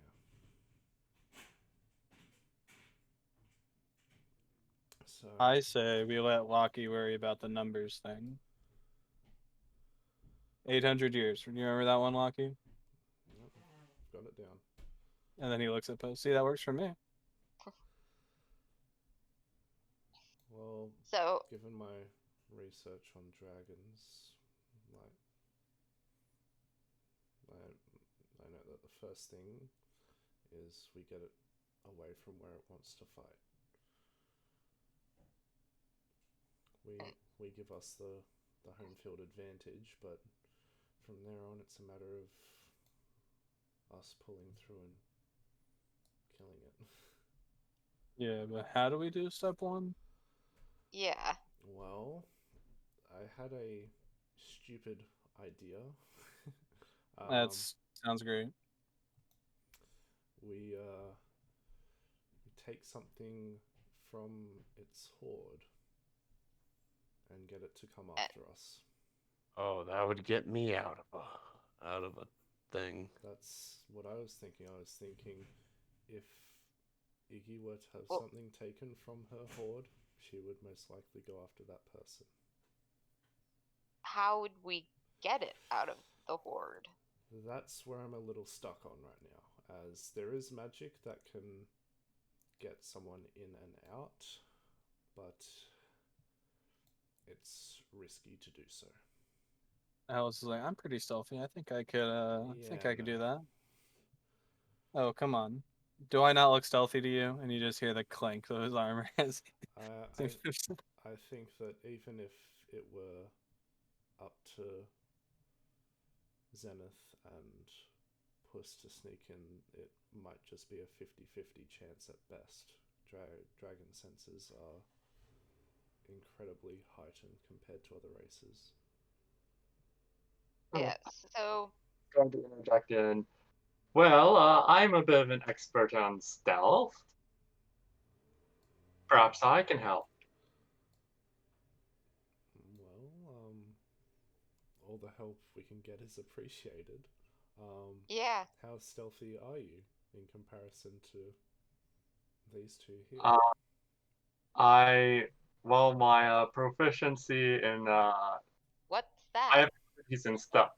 of 12. No. What's proficiency? Sorry. I think he means he's well trained in stealth. I have quite experience walking in the ways of the world. Well, we have a couple other options. Yeah, like I can So- sneak in. No. I was talking to Yivin, and he said that there's a temple down in Dekuwood for Malar, who's the god of beasts, and he said we might be able to commune with him and find out about a beast to kill. I don't. Okay. Well, that's on the table, I suppose. And then there's the worm that Basil was telling us about. Yes.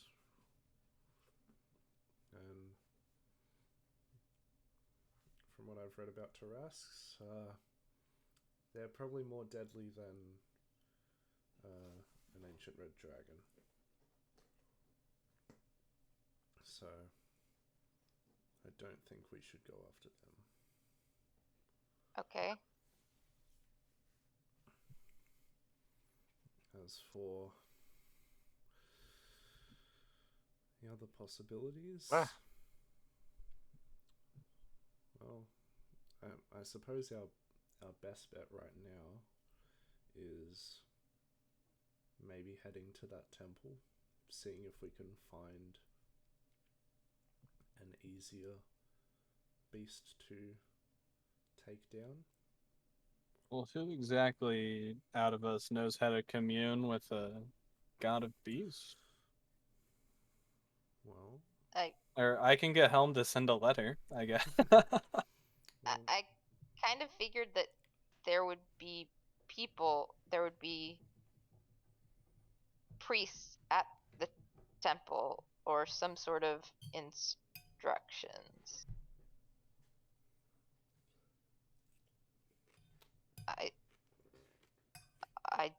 I guess I didn't think that far. Well, none of us seem like a beast god type of person. well, I mean, I know there is magic out there that lets you commune with gods, though I don't know any of it. Well, and I would imagine if we're going to his temple, I would expect that we maybe need to bring some sort of offering. But I don't know what that would be. Well, Maybe, there's actually at Iggy's church. She said there's a priest there. We could ask them. we could. Well, that seems like a jolly good Well, idea. I'd have to wait till after the party. And as for an offering, DM, does Malar is he known to be in ties with aberrations like beholders and Roll religion. such? Religion. I do not have And no, I think this is the very first religion check of the campaign. 16. 16. And you're wondering if he'll what? So I have from that beholder we fought in at that war. I took chunks of it as a means to study it. It probably smells a little, but Lockie took some chunks of it, and I'm wondering if Malar doesn't have any ties to beholders, and if he perhaps despises them, maybe an offering of its parts. No. That you feel like you would need some sort of sacrifice or to prove yourself in some way to commune with this god. However, no, it would not accept something from a beholder. Okay. You would know though this is the god of the hunt. Oh, god of the God hunt. of the hunt. Yeah, the god of beasts, wild animal, the hunt. Okay. There. I put a better AA gun. More real, but the tower looks cooler, so.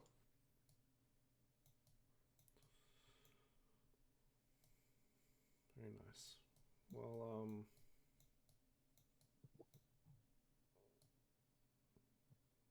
yeah, Yeah, this map has come along. I like it. I suppose that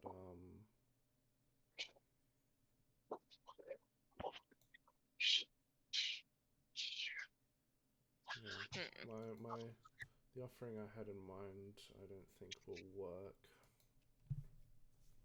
So I think we need to more so look at wild animals that are natural to the material plane. So Or- Bojack wouldn't work. For sacrifices, I don't believe so, no. Because being the god of the hunt, naturally, I mean, we could like chase them with spears. that's Call it a hunt. that's not the issue. When Bojack dies, he disappears. We wouldn't have anything to offer up. Yeah, we'll do it there. No, Yeah, I don't just think. with, Bojack's with- Bojack's like fuck my owner.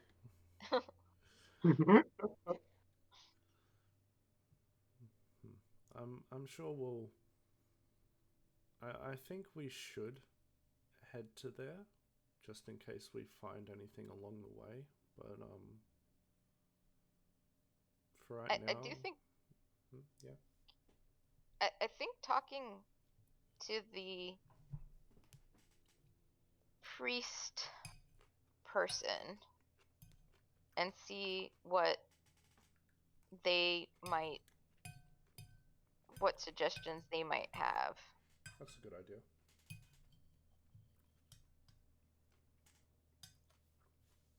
So, what time of day is it now?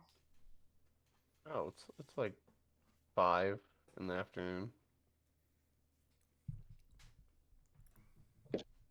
Well, let's head over there.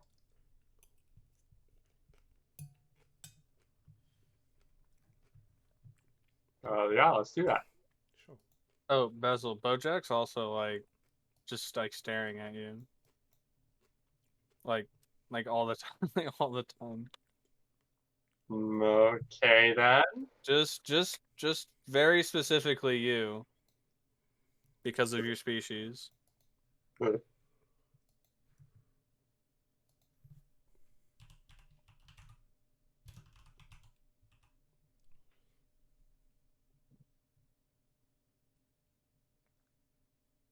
So you guys get to the church, and there's a lady out there doing blessings and such. And she looks to you and says, "Hello. How are you, my children?" Hi. Children? I'm Post.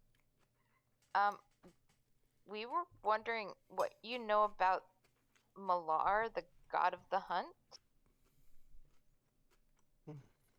Malar. Yes, I have heard of him in my studies of religion.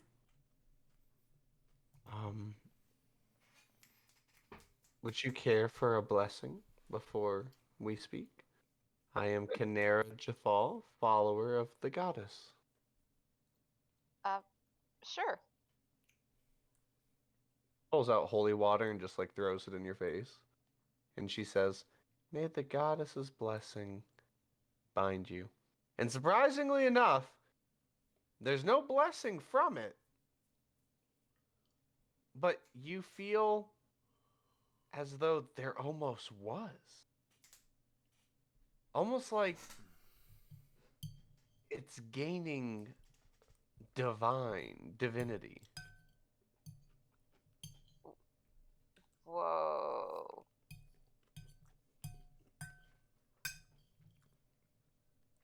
That's. Thank you so much. Yes, not a problem. Would anyone else like the blessing of the goddess Iggy? I may as well. Same thing. Psh, and you feel the same thing. You don't feel as though you got a D4 bless, but you feel during the attempt of blessing you with the goddess Iggy that there was a slight hint of potential divinity. I can do my own blessings, but thank She you for splashes the you in the offer. face. Okay. She's like, You have been tainted. "You now belong to you, now someone else's bitch. Helm has turned his eye from you. How dare you?" Interesting. No, but yeah. She gives it to whoever wants it. So, about the god Malar. Oh, yes, correct. The god of Malar is a minor deity. He has, I believe, one or two temples around the world for those of his followers that create them. And typically he will commune with those who show true sportsmanship and know and how to respect the hunt. So typically, if you go out and hunt, eat what you have hunted. You know, true huntsmanship. Do not waste.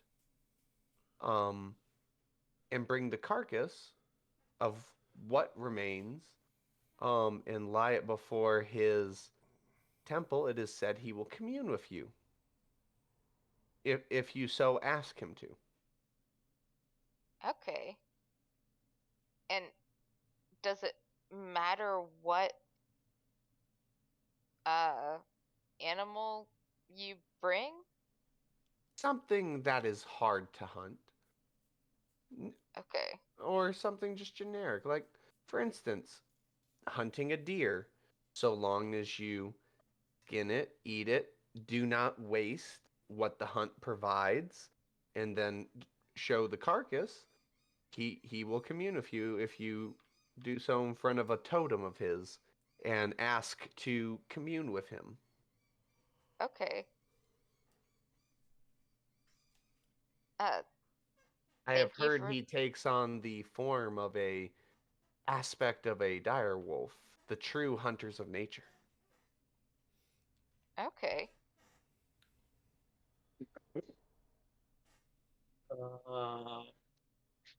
Would an owlbear suffice? So long as you eat the prey, yes. Or you should not waste in front of the eyes of Malar. To him, wasting is unforgivable. I see the living statue man is still here. So I point over to The who? Isoda.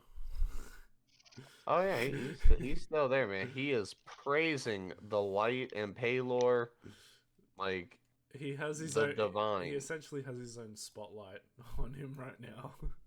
He is gaining a religious following by doing that. There's like a small little group of children that are climbing on him.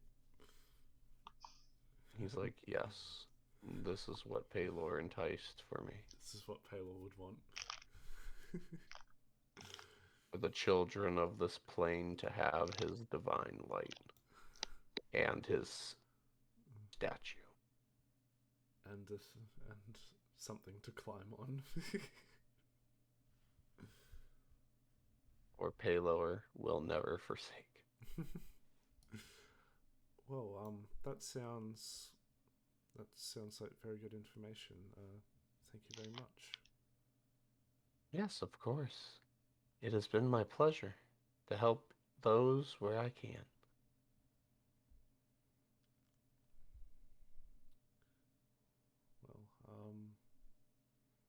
Well, I do believe that's all the questions we had. She's just like, okay, good. I can finally take a smoke break. Fuck the gods.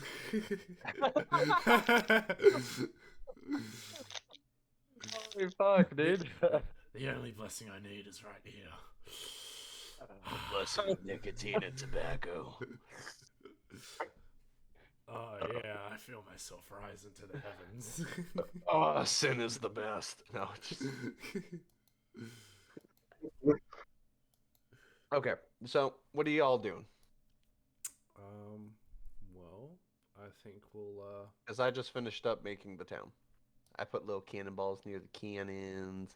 I got artillery, or I got a gun with a ton of crates and men up there for the shipyard. It's all.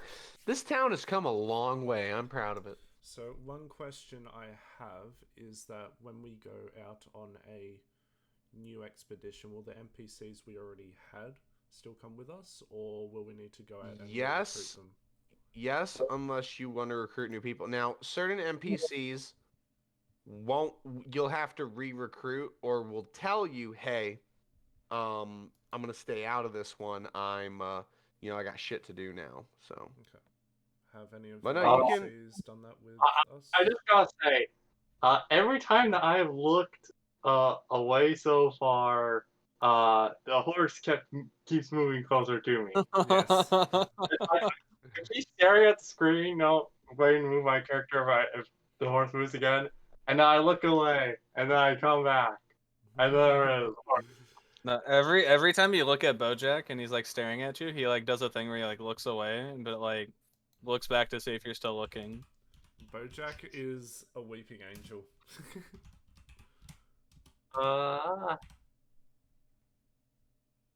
You know what? I am going to try to pet the horse. Eat your He- hand. No, he Slide back accepts to your it. hand.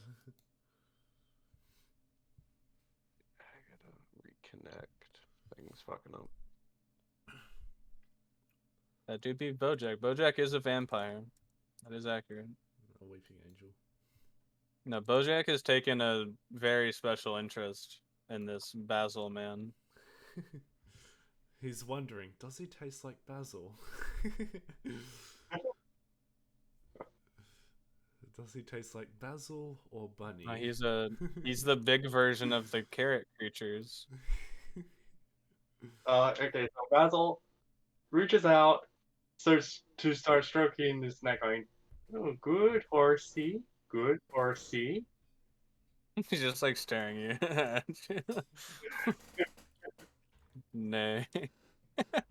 My name's not Horsey. It is Bojack Horsey. Wait, did the horse just say that? No. No. That's what he So- would say if he could talk. So what are y'all doing? Now, if he could talk, he'd be saying, "Where's the fucking carrots?" Are you Um, keeping the same NPCs? Yeah, Unless Earthos wants to fuck off, I don't know. yeah, if they haven't decided. No, I'm not gonna- none of them currently want to leave.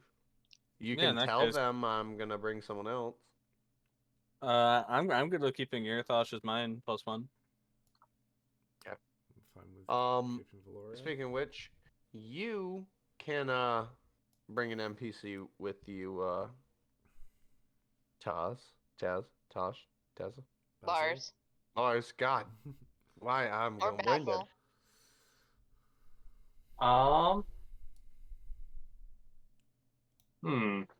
Should I bring an NPC with me? Yeah. I mean, More Sure. firepower. yeah, more fun. Well, that's what people generally recommend. Where can I go? What are my options?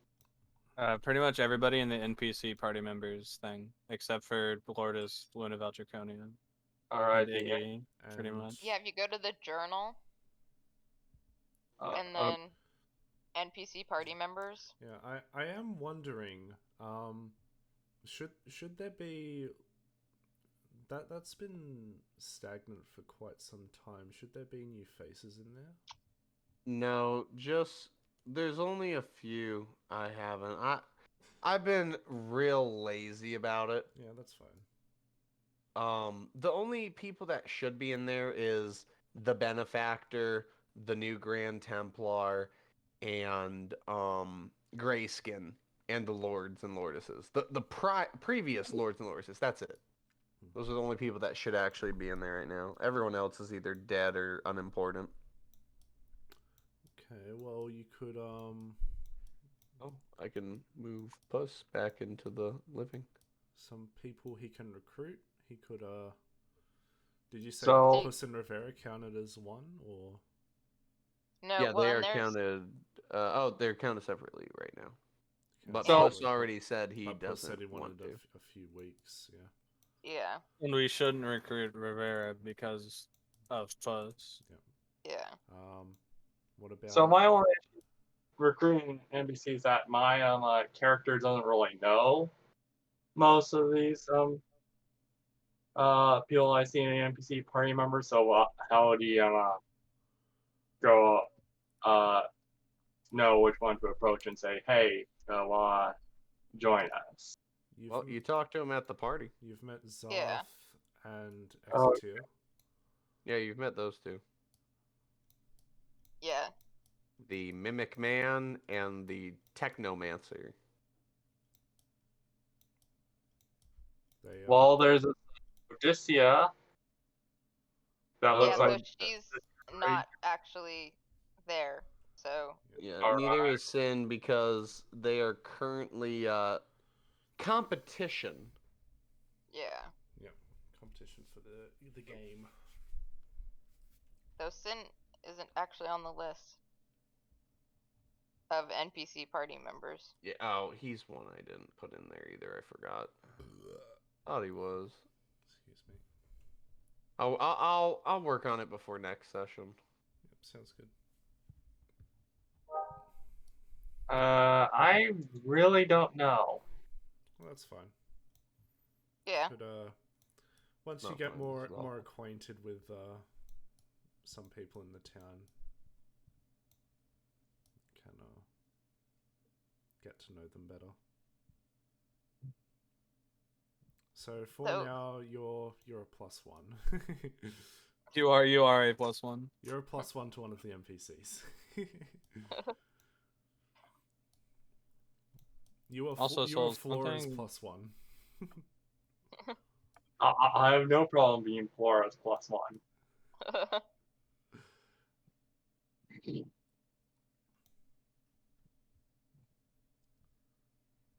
So did you want to say something? So we want to go. We want to go hunt something, or I mean, I'd say I we, am not team leader this Yeah. This is all you. Conquer, this is you. no, it's Mech because I was late. Okay. He did say Mackie that, Doodle.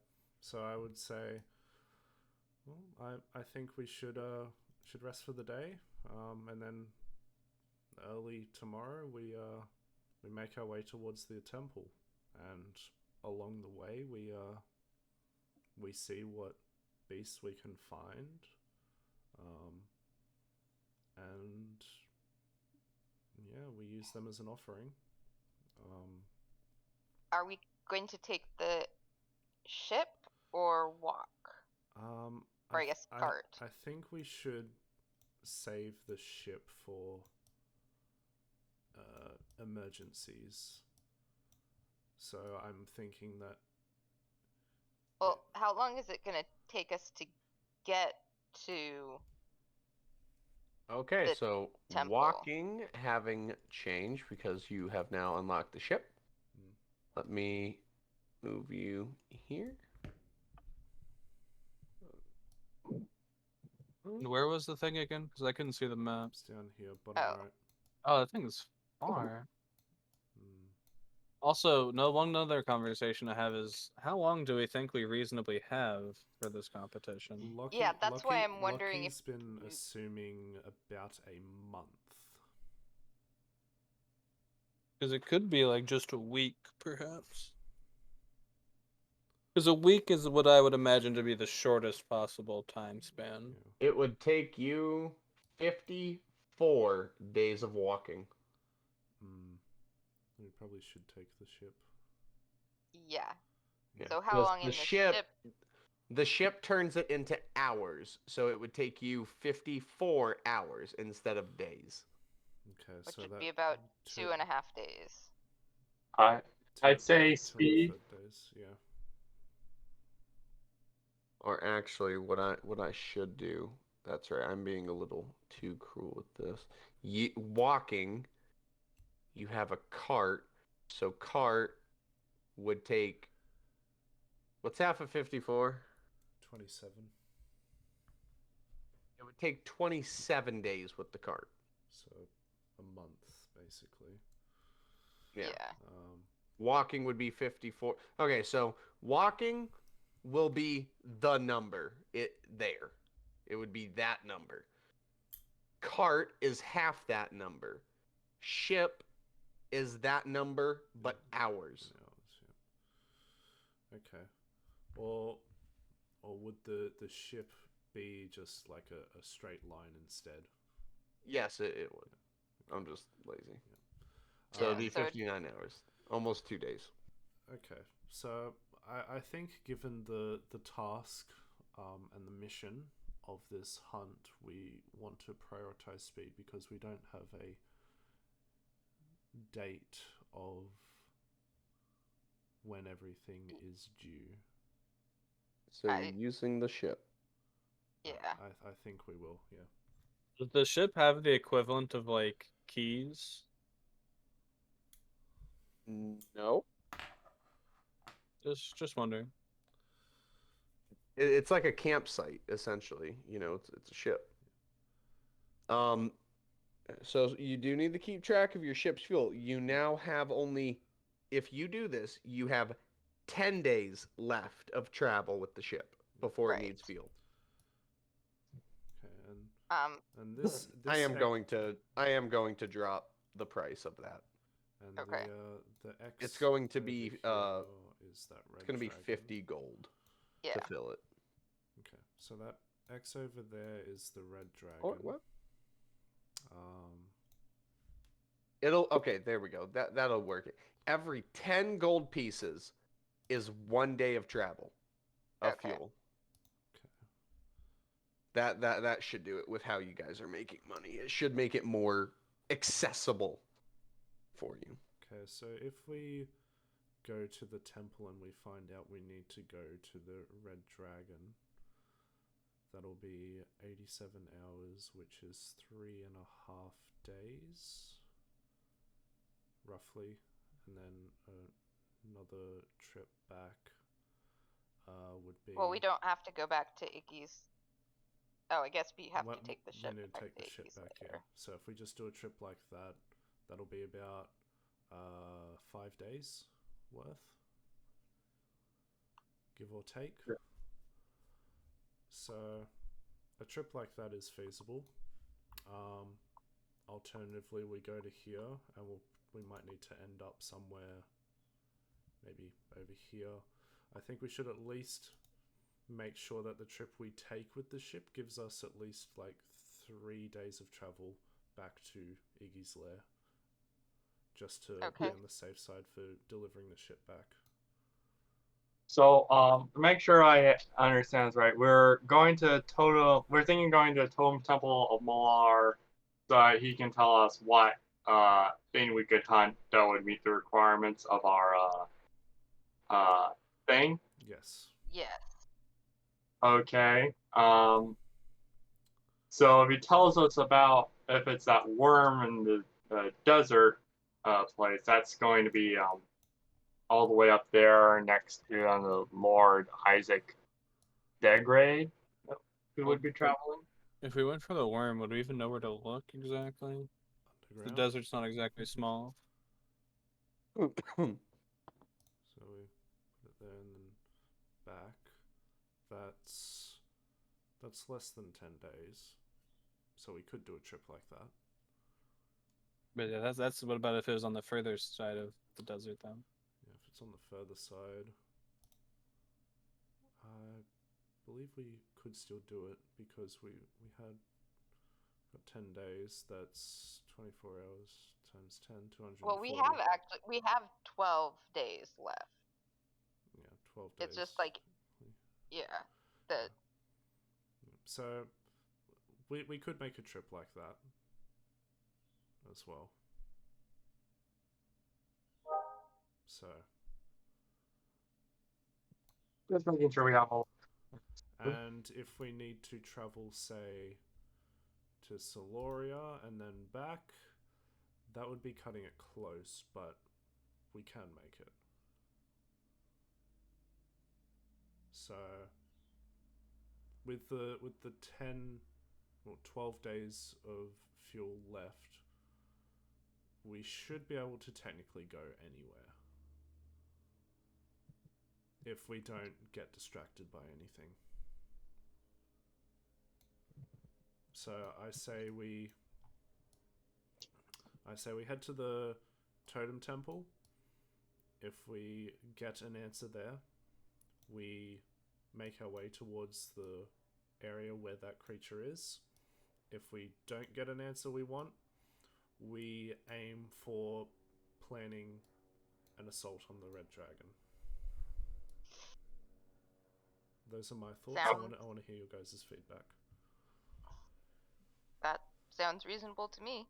Sounds Yeah, reasonable. so we go to the temple, see if we get a good vision, and if we don't, we go for the dragon. Yeah, and we try Alright, and work out a way to lure the dragon out of its lair so that we can fight it. That sounds almost as good of a plan as we'll ever think of. So yes. Okay. Then that's what they're doing. I suppose we tell it to the NPCs we're with and ask if they're willing to follow along with that plan. Like, fuck yeah, sure. Alright. Heavy armor. Heavy armor. Okay. Let's do that then. So before Or- we leave, we should stock up on supplies first. yeah. Yurathosh, is it possible for you to make your armor fire immune like mine? No, it's not. But that's okay. I Sucks. appreciate you looking out. Sucks for you. Don't make me kill you and take it. I will. I've been lenient. That would require killing me, which I imagine would be difficult. Are you sure about that? I'll fold you Oh. like a tin can. Hmm. Really? Yeah, Guess we'll see when it comes to that. I guess we will, So- boy. Some sort of mind control or such. Should one of us get turned, like in the middle of combat, by some sort of strong magic or such, then we shall test it, okay? Fair enough, I suppose. Or if I see a spider on your back or something. Urathosh, I Yes. have a set of leather armor and a set of chainmail that I would like to sell. Are you trying to sell me light armor? Yes. I think you're talking to the wrong brother. I'll go talk to Nimmercoochus. That's what I thought. As for the other one,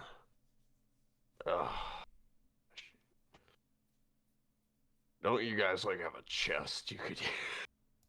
Oh, if that's what you think would work better, then yeah, I can use that. I mean, it's just pretty convenient, is all. You know, you're looting stuff you don't want or need. You know, it's basically instant payment if you're not in a town. But I'll buy it from you just this once. The chainmail, that is, not the light armor. Fuck that shit. Okay. All right. So let me see here. Chainmail. Gotta go to the book. What book, you might ask? My treasury book. Chainmail is in the book, 75 GP. Go kill yourself. Oh, wait, while we're on this, I still have that or that other armor, the ring mail, I think. How much would you buy that for? Ring mail is 30. 30. 75 and 30.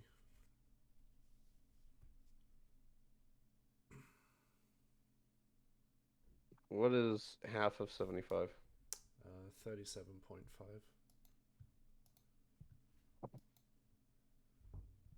30s. And then what's half of 37? That'd be 18.5. All right, 18. I'll give you 18 copper and 18 silver for it. Okay. There you go. And the ring mail? Or hang on, actually. Hang on, hold on. What was half of 75 again? 37.5. Alright, we're gonna drop it down to 30 even. I'll give you 15. Wait, is that less than what I just did? What did I just say it was? 18 silver, 18 copper.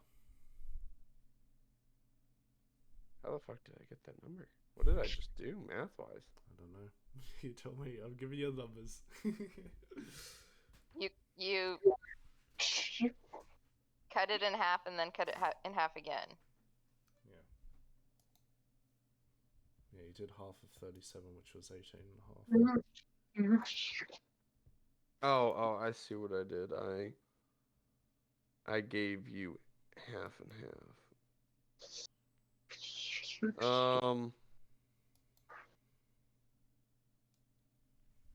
Yeah, we'll stick with that for now. 15 silver, 15 copper.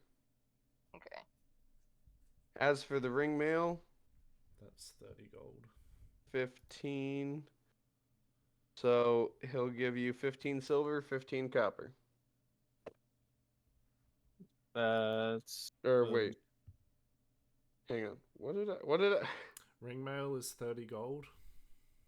what did I give you, Post? 15 silver and 15 copper. I forgot the same thing. Ring mail. So I half 75 brought down that. Okay, yeah, you would get the same thing if I halved it like that.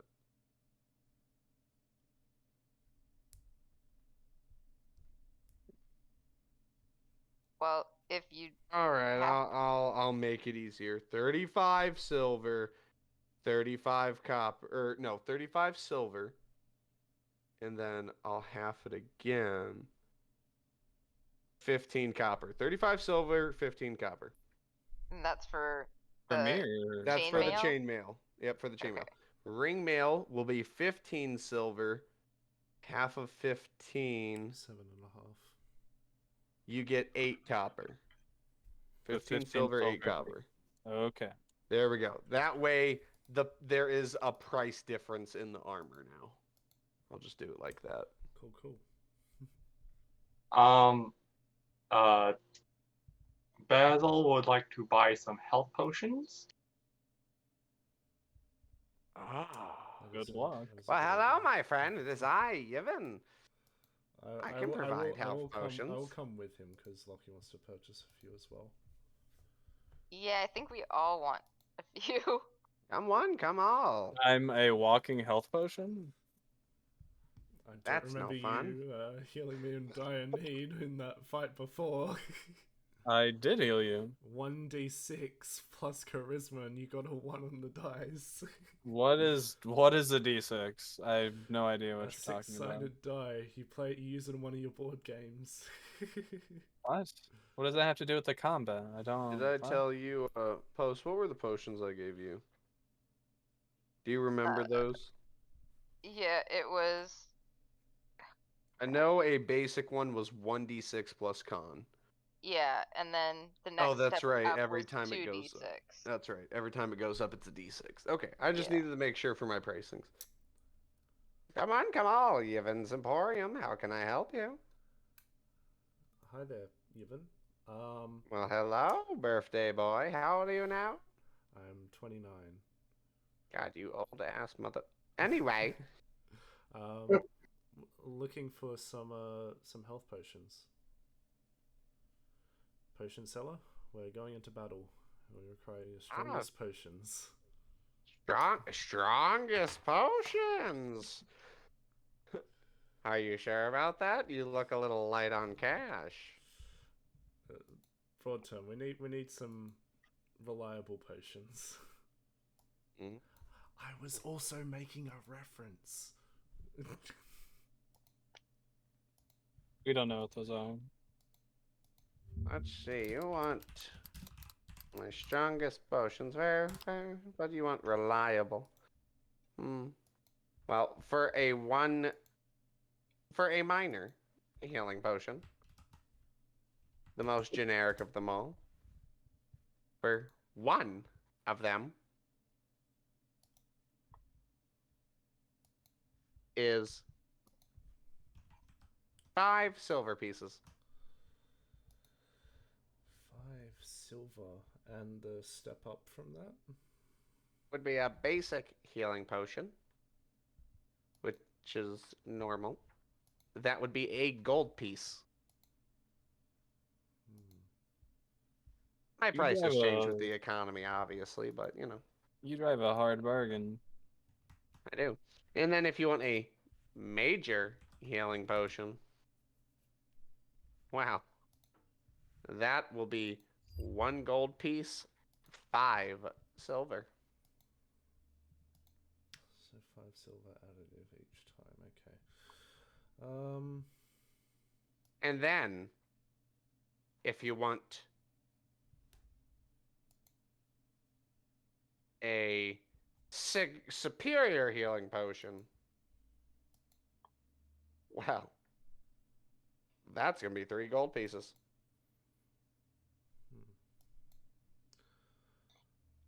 And then if you want a drought of healing, 6 gold pieces. Well, I'm happy to. Ethan, Yes? I'd like 2 basic healing potions, please. Of course, my little one, of course. Now give me your money. Here's the 10 silver. Good job. He just eats it. And he says, and ready? I'll even do a show for you.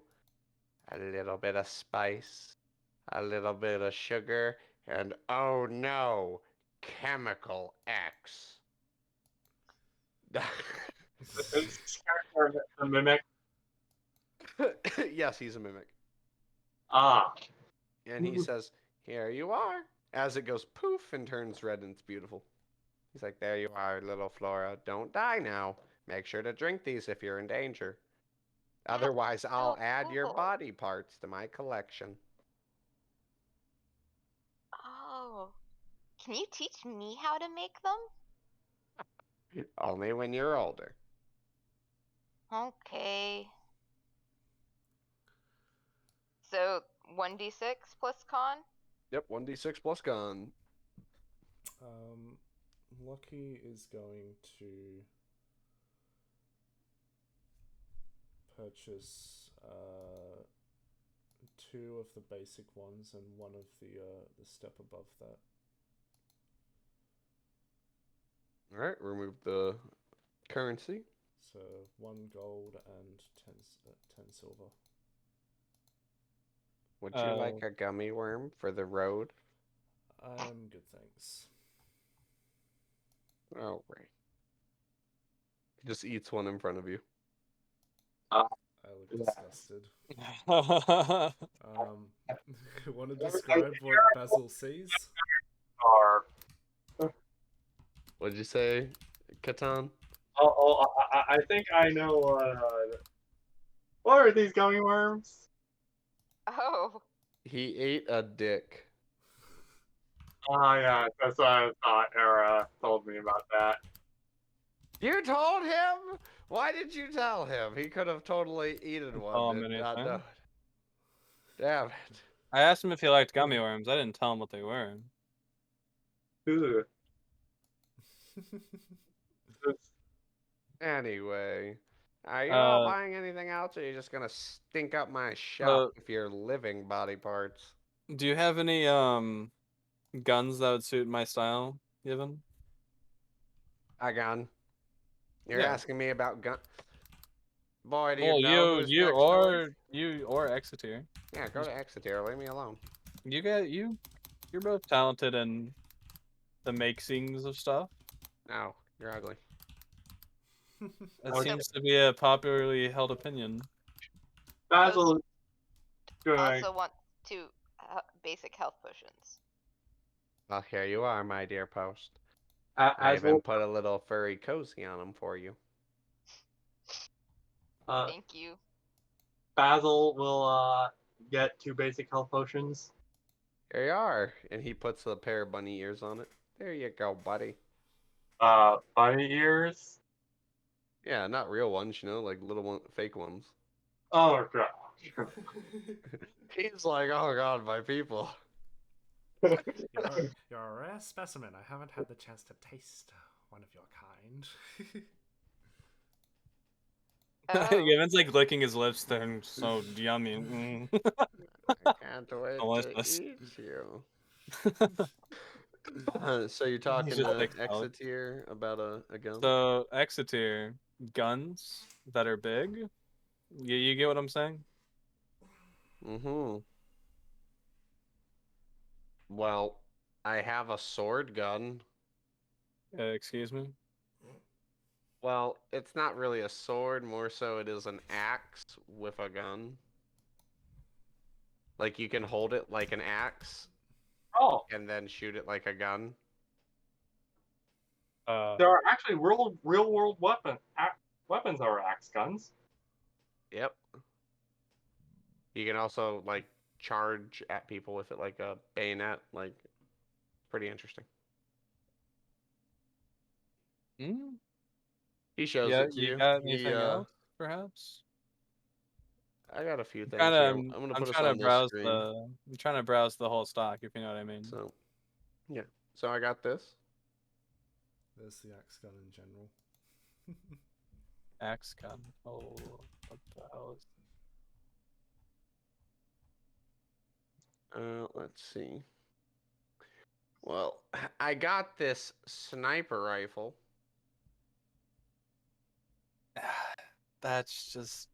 I don't think that one's it. I got this.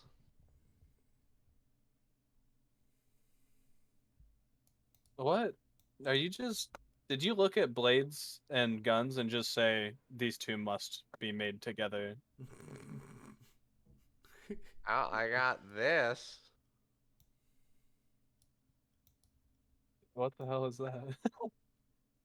That looks Oh, like that's a an very arcane. That's looks an like a very arcane advanced double water barrel gun. shotgun. It's a double barrel shotgun, an arcane infused one.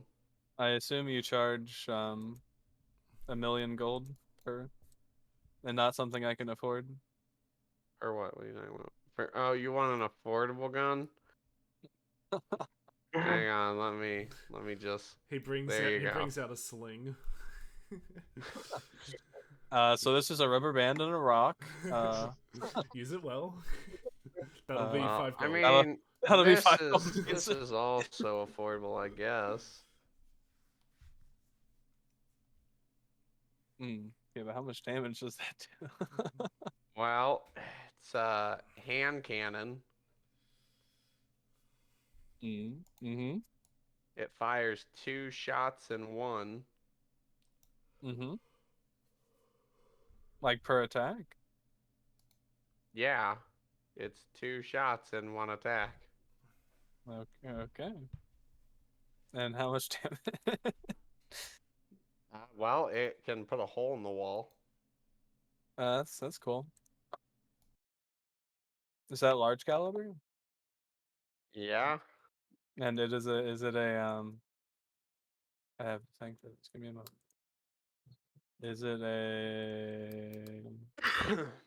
Is it a strength gun? Yeah. It's a hand cannon. And its price tag is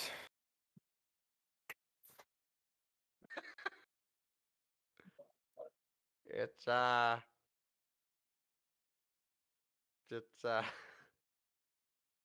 How much money do you got? Just, I feel like I'm being robbed, and I'm the one shopping.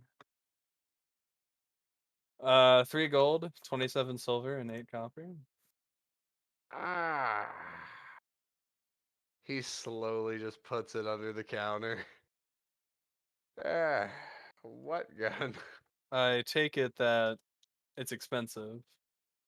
Yeah, it's at the minimum 25 gold. No, you should really put price tags on things in here. This is a workshop, not a fucking store. You should be glad I let you in here to Wait, get why? to Yevon. He just like points at something. Why does that look like a display? Because that's my prized possession. Hmm. Get the fuck out of my store. See, you said store. Get the fuck out of here. He like pulls out a gun. Get the fuck out. Do you even know how to use that thing?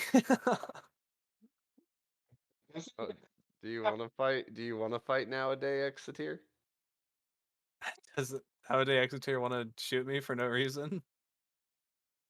Well, this is the Exeter where if you look closely around his room, there are a lot more robots. Oh, there are robots in this. Oh yeah, and they're this. He has, Uh, he has more multiple of mimic? those. He Oh, has oh, more oh mimic? yeah. Oh yeah, if you look really closely, you can see they are hiding in his store. oh dear God. There's about 9 of them. Oh dear He God. has 9 of those Yevon- mimic things. Yeah, he Yevon has made 9 of these mimic robots just hiding in certain places of his store in case someone causes trouble. Exeter. Yevon made more of those for you. Oh, No. Did it well, reproduce? No. Did it split? What happened to that? Don't worry about it. I'm What you need to be worrying about is getting your ass up on out of my shop. this. I am worried about it. This town's gonna be Mimic City Part 2 by the time they're done with it. That's not a bad thing. Is Uh, it not? yeah. So, I don't know Exeter, about that one. how Oh, much? right. And his original robot has gotten bigger. How by how much? It's large. It's the same size as Bojack.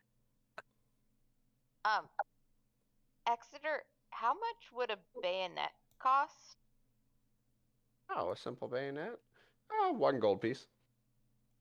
And how much damage does it do? Oh, wait, a bayonet. 10 silver. Oh, 1 gold piece. Yeah, 10 1 silver. gold piece. I mean, it stabs things. How do you want me to tell you what damage it does? Does it do more than a dagger? A regular dagger? Yes. I think so. Okay.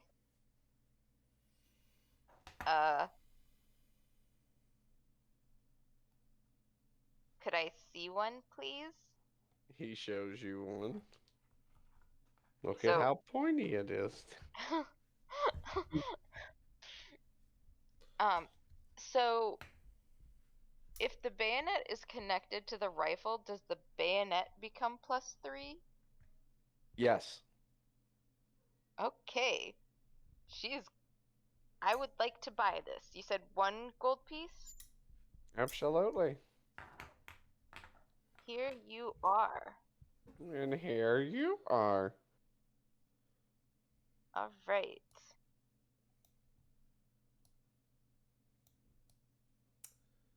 It does 1d6. Yep. It does 1d6 and it has the versatile property. Okay. Because you can either, they're in my shit, stab, or you can wield your gun like a blade. Okay. So is it However, your gun will doing so will instigate probably mechanical failure. So Okay. So if it's versatile, then if you're wielding it with 2 hands, it'll do a D8 damage instead of a D6. Oh wait, her gun is already two-handed. Okay, instead of a D6, it does a D8. And I'm gonna say the weapon has the reach property Okay. because Which it's means- literally a bayonet, which means you can attack someone in melee if they're 5 feet away. Like, Yeah, if they're 10 feet, I can yeah, still get them. if they are within 10 feet, you can hit them. Okay. That's what it'll be. So 1d8 with the reach property. That's it. Okay. And what type of damage? I would assume Piercing. Piercing. Yeah. Okay.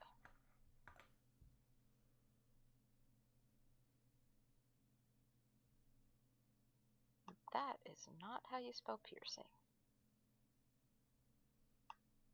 Technically, there's another aspect to bayonets, but I just there's an ability.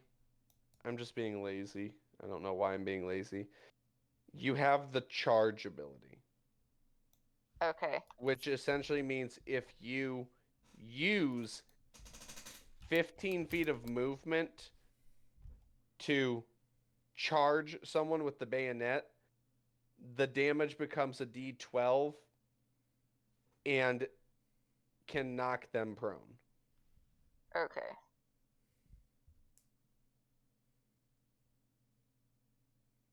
Okay. But So I don't know why I was being so lazy about that. I think I just need another cigarette. I think that's Move. the problem.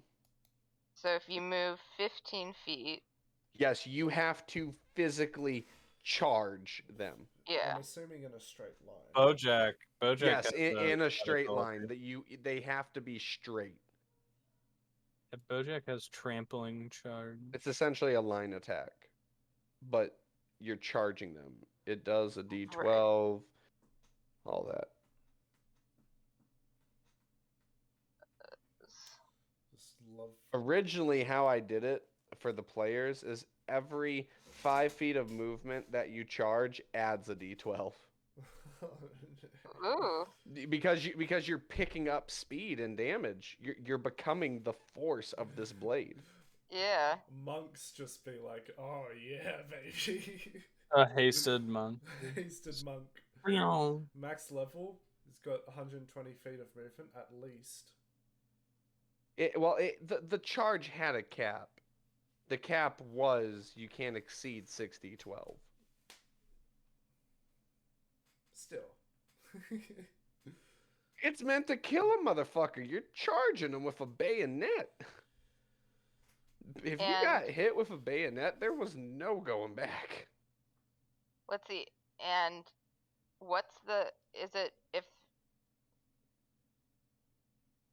is the stuff for knocking somebody prone? It's the DC is 16 Constitution saving throw. Or Strength.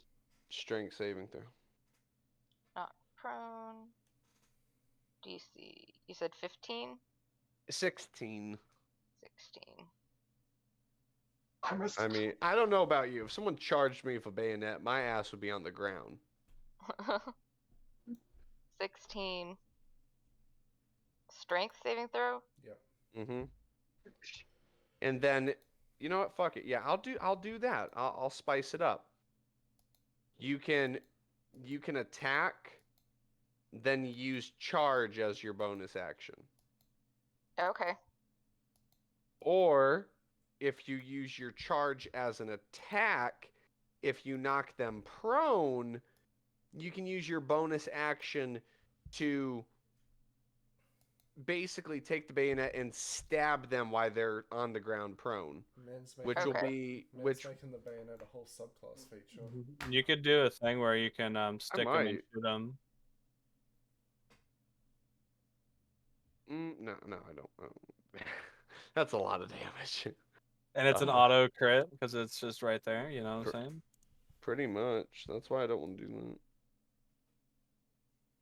that. Okay. Make Post do more damage. Do it. We're gonna hold off on all this bayonet stuff, Post, for now. Okay. Till I flush it out more. But it will do. It's not gonna do a D8. I'll do. It says Spear of Reach. Hang on, give me 1 second. I want to double check something. Reach. Oh. Well, that has reach. Anything else of reach? Let's see. Something. Glaive and lance have the reach options. 1d10, 1d10, reach 1d12. I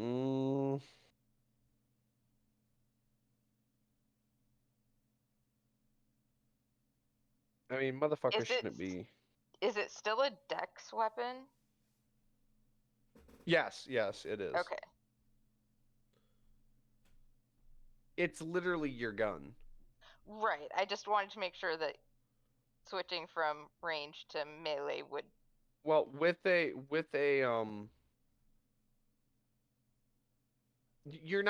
that's the thing though, you're not technically switching. Okay. The only thing that's special about the bayonet is it can be strength or dex when you use it. Okay. I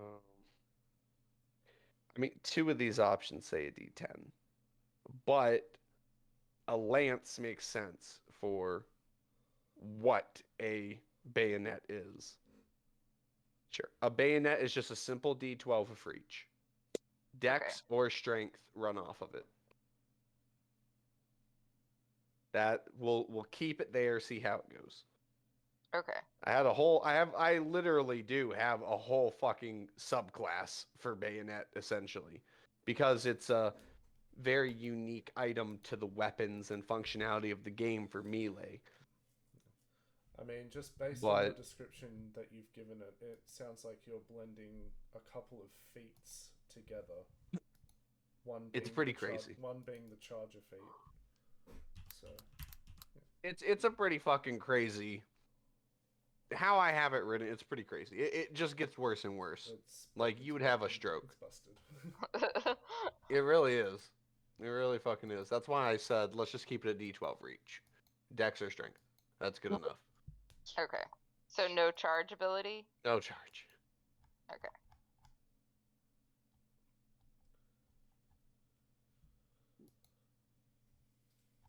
You just have basically a melee weapon that's ready and waiting.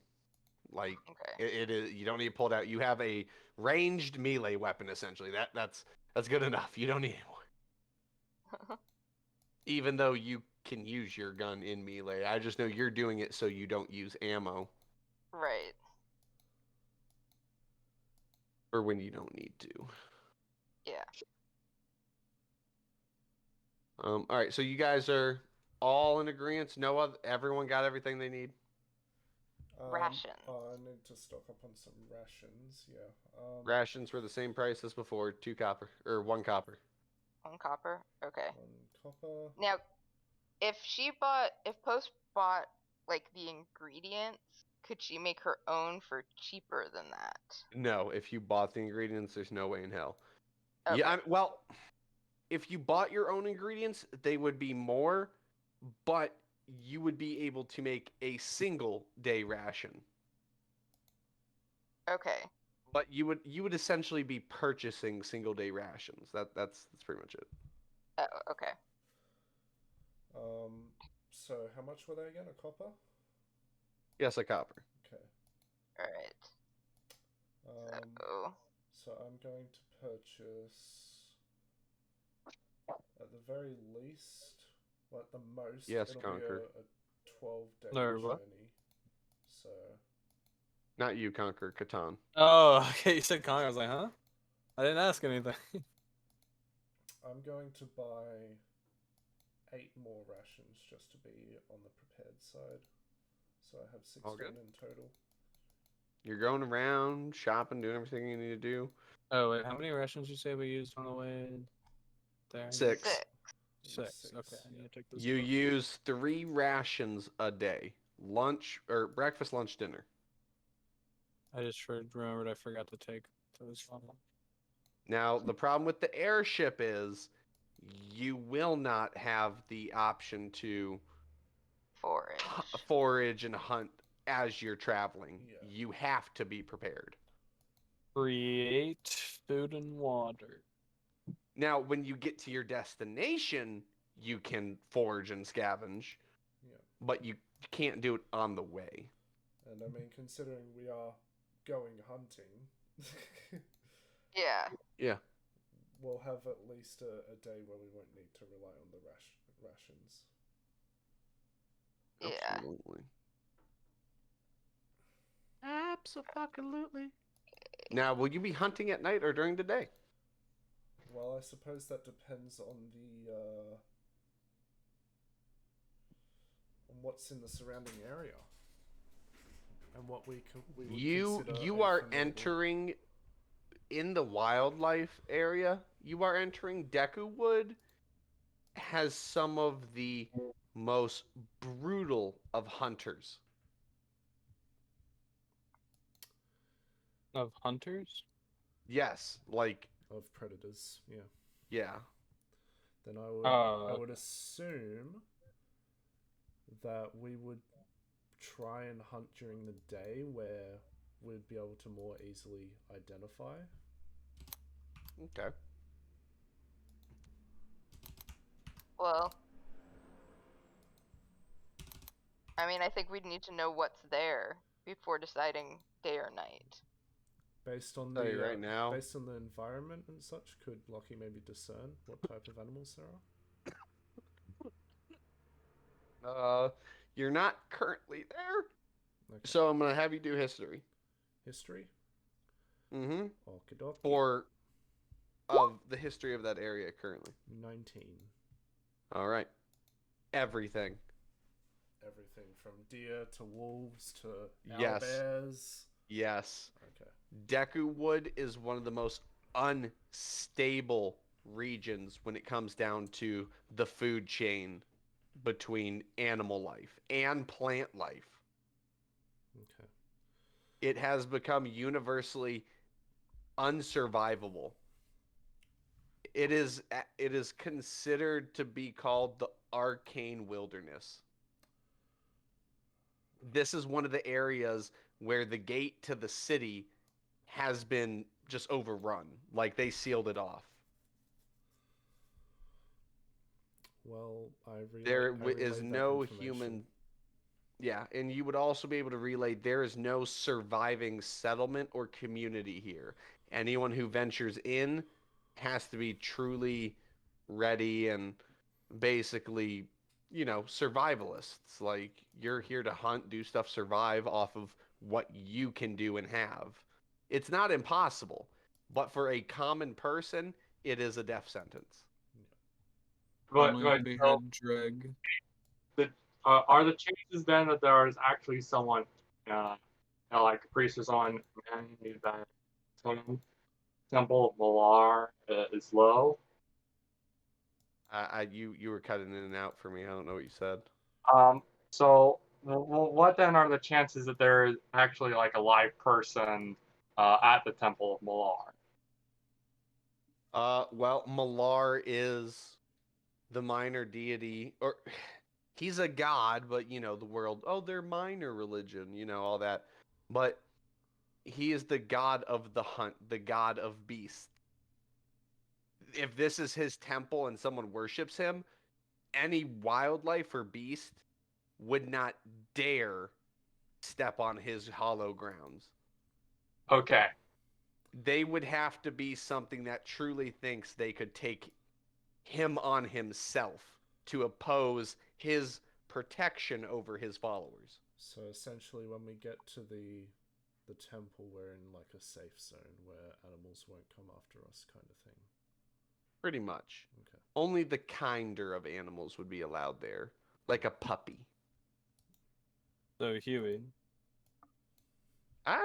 Yeah, if Huey were vicious and wild and would kill someone, no. But since he's obedient and doesn't attack unless he has to, yeah, pretty much he'd be allowed.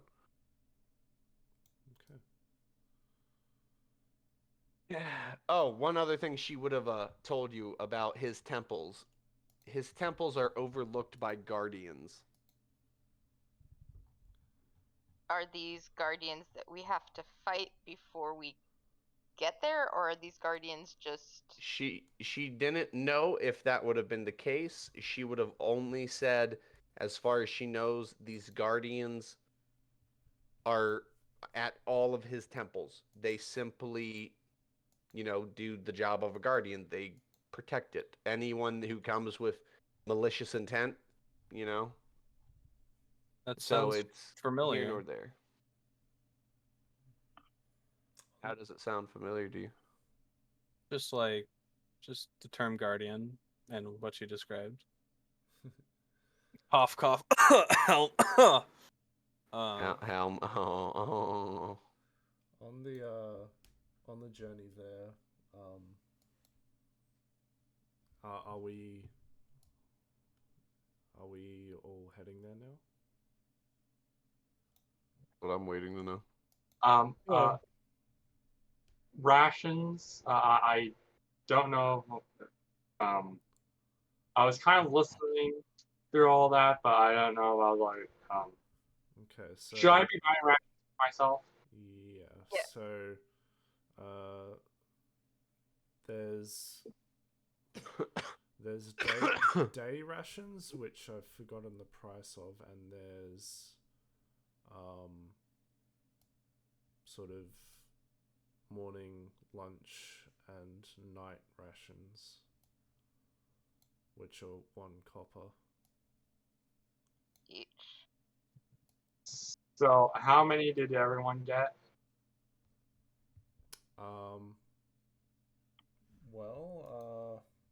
So I got enough for 12 days. Just to be on the super safe side. Yeah. Okay, I'll get 12 rations. Wait, no, wait. I It'd had be 12. 36 rations. Enough rations for 12 days would be how much? 36. 36. How much cost?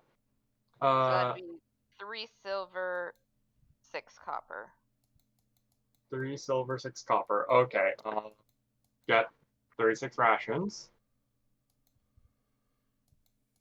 Yes, and Post gets 72 rations. So kids are expensive.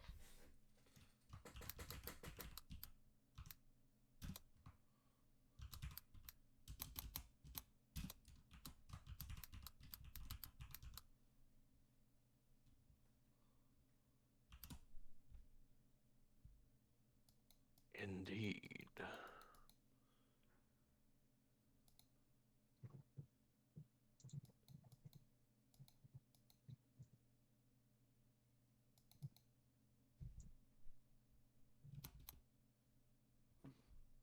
So you guys are heading directly to the temple? Yes. Alright. Okay. Just so you know, the crow has still been there this whole time, just so y'all know. I figured. However, when you get to the temple, he cannot enter. Sweet. Ah. So on the Wait, who? the crow. So on the journey there, Lockie would have gone up to Valoria and said, based on the location we're heading to, we might be able to find one of those displacer beasts you're so fond of. Potentially. It has intrigued me very much so. And if we do come across one, I'm happy to help you either kill it or befriend it, whatever you decide. Befriended, of course, after I show it that I am the superior. Of course. Alright, I will put you all on the map. You have So- arrived. Quickly, Post wants to sell the leather armor to Nimmerkujus. I see you got an eye for armor. Quite right. Leather 10 gold FIFA. 5 silver, 2 copper. Okay. The same ones before. Katana, if that helps. Let's see, how many copper again? 2. 2 copper. Okay.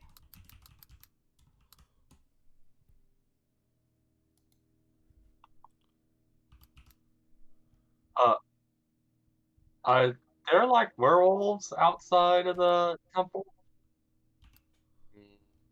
Yeah, this is what you see. Oh. Wolfborn. No. Oh, not Wolfborn. Werewolf. Werewolf born. So actual werewolf as opposed to wolf. Yes. Okay. These are the followers of Malar. That's a very familiar face right there. Oh. They all We are. need to put Same with- ourselves on the map. There. Or are we And just there. Oh, so from the banquet, these are people that we actually, Grayskin is actually the one who showed us the scroll in the first place. And then these are other people who were at the banquet. So obviously we are not the only ones who decided this would be a good place to find out about a beast to kill. Oh, if you guys had done the worm, you would have run into like 3 groups there. And you would have watched their asses die. Ah. Oh yeah, the worm is so fun. You can go back and do it. Well, now that you guys aren't there, I have other plans for them. I change it up as you guys go, but every area had a group that you possibly could have run into, and this is the one you ran into. So Man, where's Odysseus' group?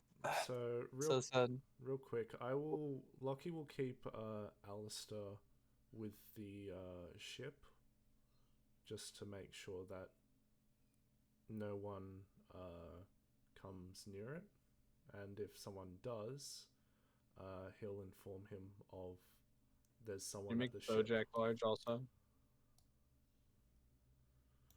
So we actually need to go hunting before we actually go to the temple or go into the temple. Yeah, I So we think need an God you moved. offering. Or wait, yeah, we need an offering. there you go. Bojack is on top of the bunny man. No, Carrot Man.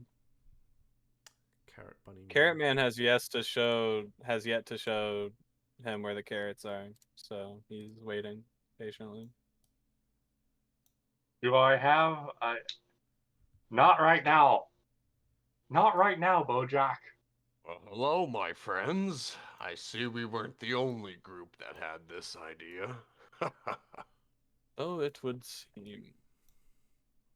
Oh, So quick question. We need to hunt first before we come here to do Yes. the offering. So would we be here right now? Or That will is we yeah, just- you can come here. Remember, you just won't be able to commune with him Yeah. until you do it. And Do they these, have obviously, there's these guys, 2 of them, Cool. who Those- are yeah. both just standing there on his temple. And the followers are all praying and bowing. The werewolves are doing that. Alright, the werewolves are praying. Yeah, praying and worshiping this thing here. And some of them are talking to Yurathosh and Valoria, Ah, oh, okay. There. spreading the good word like a Mormon. I talked to you about your Lord and Savior Malar. Basil steps closer to overhear what one of them is saying to Valoria. You want to hear what they're saying? Yes.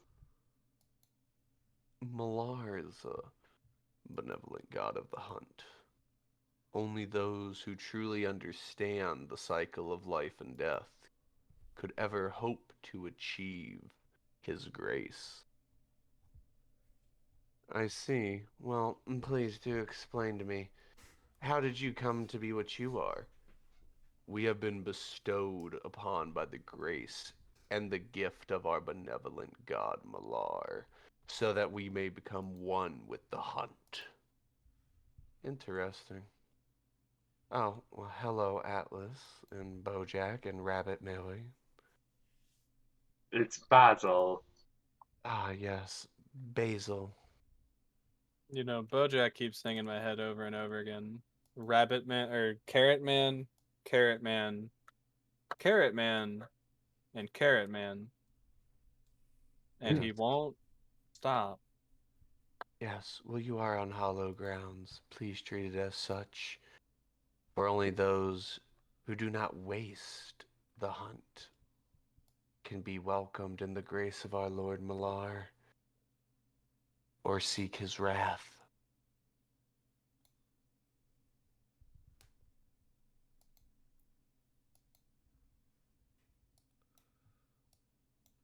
Hmm.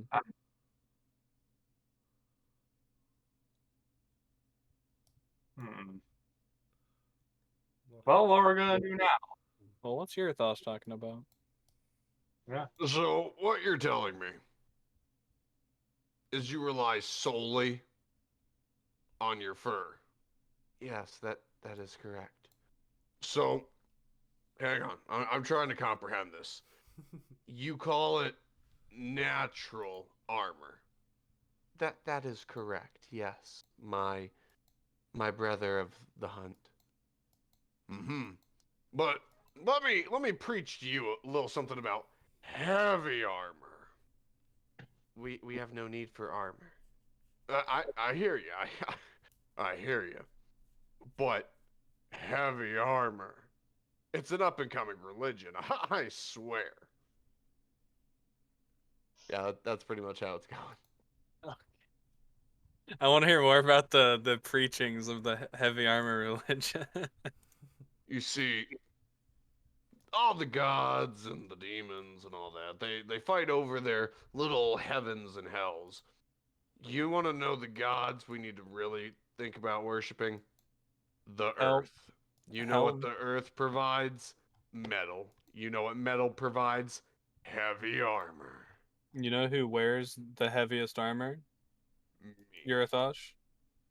I'm afraid to say that perhaps second place, but I believe Helm comes first in that regard.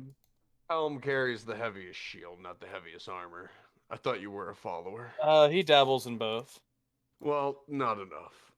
If anything, I need to make your god some real heavy armor. Lockie rolls his eyes at this conversation he overhears and just. You know who a real god is, though? Tiamat. Ha! I laugh. No? I like to imagine that Alice said out loud. I laugh. No, he says that totally he does say that out loud. I laugh. Basil Are says, you making fun of my religion? Were you making fun of mine? No, I was being dead serious. Hmm.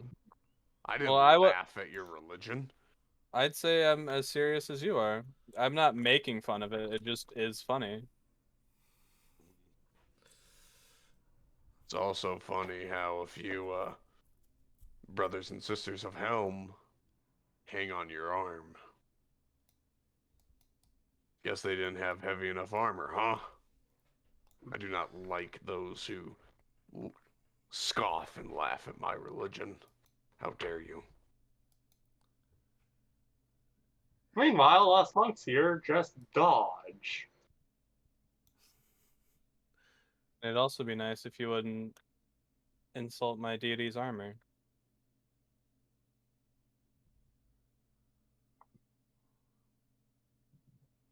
Lockie just says to Post, do you ever think they get tired of That meaningless banter. No, I don't think they ever get tired. I mean, you have heard Urathosh and Nimmerkujus, right? I've overheard They've been doing slightly, that. yes. They've been doing that for at least 20 years. Huh. Well- I don't need my my advanced memory to remember who likes what. We'll start hopping off. Well, enjoy your heavy armor. Do. And now over here at the Zenith and the conversation. Zenith. Zenith. No, it's Zenith. You can say Zenith. No, it's Zenith. The question is, Uh, depending on how you pronounce, you may or may not get a bullet in your head. all right. Huey Soul. Is Huey Soul on our NPCs? Huey It's Zenith's is- dog. Yeah, it's Zenith. Zenith's style. Zenith's dog. Oh, okay. Okay. Yeah, Huey's Zenith's PTSD dog. Yep. PTSD direwolf, ready to kill. Well, So- Basil, looks like you escaped Bojack.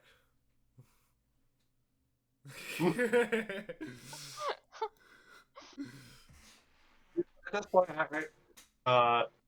Basil is going to try and get on top of on Bojack's back. Oh, he allows it, but like his head is like twisted back, looking at you.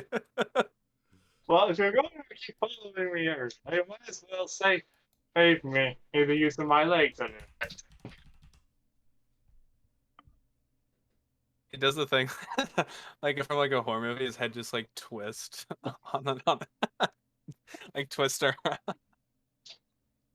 What are y'all doing? I'd like to ask one of the werewolves. So when you do have a sacrifice, how does one go about offering it? You offer it up on the pedestal over there. And You lay- the You lay guardians its won't carcass smack us. No, you can approach it if you wish right now. You could even speak with them. They only kill those who have malicious intent, or if their lord orders it. Understood. What kind of is there a minimum threshold of size and challenge that must be met for a hit? We cannot tell you. Only those who understand the hunt will be able to be one. Are you one with the hunt? He just gestures werewolf. I mean, I don't know if that answered my question. So, Post would like to start hunting. Okay. So let's all go together, see what we can find. Yeah, because Grayskin and them are already eating. What are they eating? Do you really want to know? Well, we gotta find something bigger than it, hopefully. They are eating.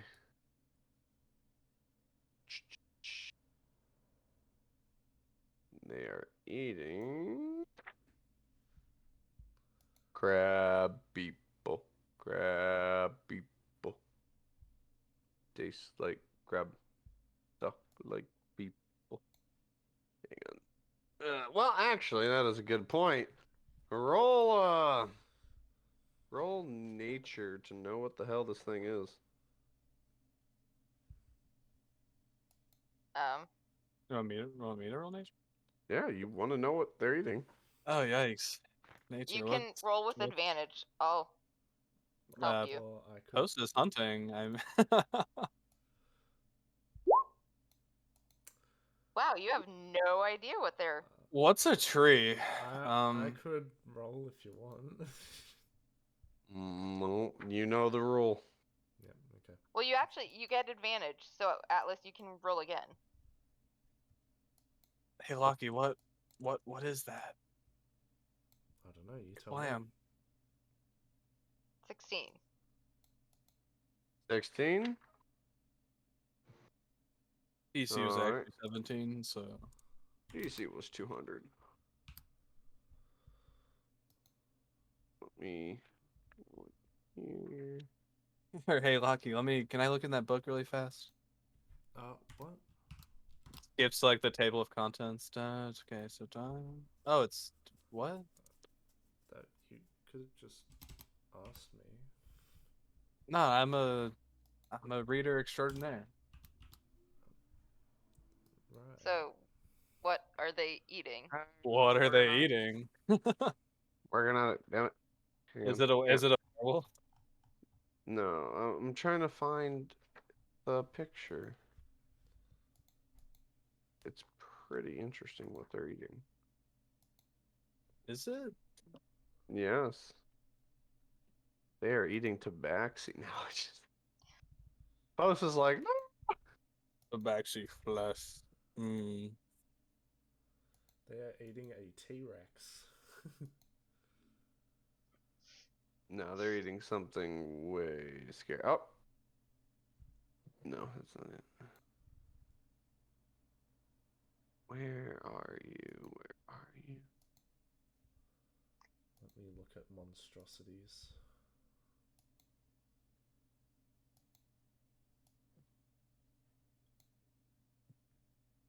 Why does my book keep skipping pages like this? And insert the Jeopardy music.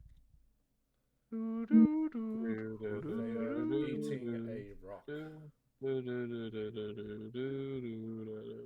My brother-in-law was actually on Jeopardy. Nice. Was he now? Mm-hmm. Did he win? No. Then I the don't final care. question. The final question was one like that he was not in his area of expertise in any way, shape, or form. Oh, I'm in the wrong fucking lost book. everything? No wonder. This fucking guy over here. What? Yeah, it was what about- creature is it? This what's They it are called? eating a young Kruthic. Young Who's creature. Alright guys, let's go find a middle-aged Kruthic.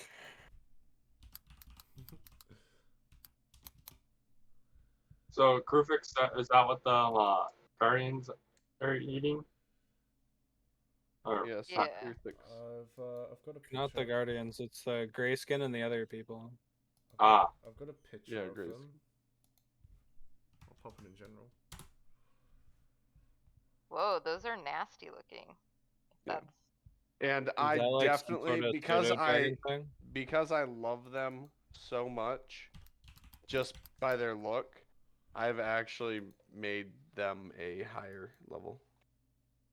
Is that like some weird ass like? Because it looks like it wants to be like a dragon Okay, imposter looking I thing. found a full picture of them. That's apparently a Kuthic Hive Lord. Oh yeah, they're awesome. I love 'em. I haven't heard of those like as a player. Yeah, I haven't Neat. either. They're from Mordenkainen's Tome of Foes. Interesting. It has a red border. That's curious. Well, it's- Oh wait, how many swords does Basil have on him? He's a monk. Does Basil have any swords?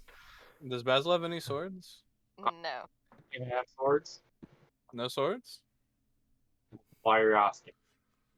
He's Just gauging how many your swords? strength. How many swords? How many swords we talking here? It's a meme in the campaign that has happened. He's gauging your strength. How many swords? Just, I feel like this is a very simple question. Spear. How much? You cut out. You're gonna say that again? Yeah, you're You Cutting might out. have to move closer to your mic. I have my spear. Other than that, it's just my knuckle fist. So one weapon. Okay.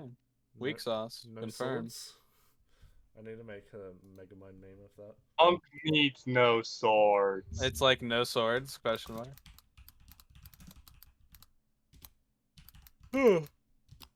Because 3 swords is reaching like pretty like close to demigodhood if you're holding on to 3 swords. okay. How So many swords does Grayskin have? Post is going hunting. Then But That's what you get for How? going. That's what you get for going How? alone. That's what you get. I did say I I was do going. not- I did say I was going with Post. Well, Correction. we'd go as a group. I'm pretty sure. Correction. You stopped and said you were helping him with that advantage, so she is ahead No, of you. that was Post who helped with the Yeah, I advantage. said I was helping. I was helping. And then Loki, and Atlas. then Atlas came over to Lockie and said, "Hey, Lockie, what's that?" Oh, so you've been distracted by him then. Yes. Yes, absolutely. Sure, just roll advantage. Oh, much better, especially because that's actually a 29.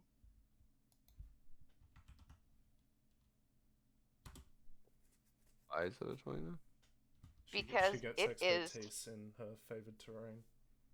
Yep. Ah, okay. What type of beast are you looking for? Big one. Something at least equivalent to the young Kruthic, if not slightly better, like harder to get, I guess. Aha. Let me open up the special.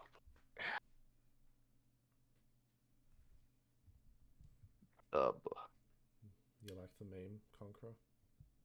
Yeah. Very nice.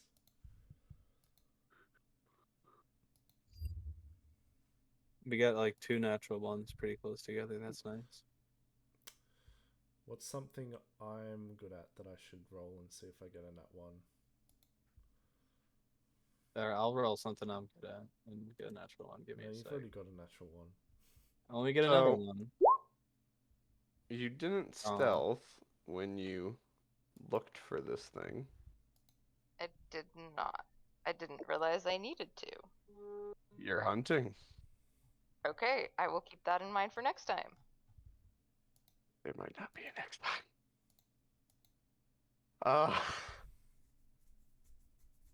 Give me a second. The worm from the desert hears you because you didn't stealth. No. This is. Can Basil be assisting Post? Well, she's already been assisted. At this point, it's Souls needs to tell us what she finds. Okay. Okay. And I mean, at I also I would assumed be- we were going yeah. hunting as a group, Yeah, but that's with what I like assumed. Post taking like lead type of thing. Okay. Never mind. Because that's just what I thought. Because like that's the whole point of us all being here. Yeah. As we're venturing through the Fine. following Post, I say to Atlas, how would you like to grow in size when we encounter this beast? Souls, does my armor morph to my form? With enlarge/reduce, yes, everything you are carrying does. Okay. So my sword gets bigger? It says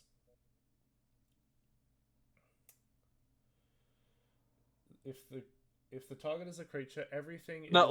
wait, Lockie, shut up. Wait. Are you saying that my armor will be heavier than Urathosh's? I'm Choose your in. words carefully. I'm in. I'm just reading. Just stop talking. Stop. I'm reading I'm the in. description for the spell. Shush. Atlas is telling you to shut up. Okay. I'm in. Okay. Yeah. If it won't break my stuff, I'm in. It doesn't break your Post stuff. needs attuned armor before she gets pregnant again.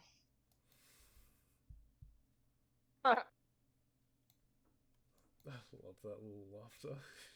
I just thought it was fucking hilarious.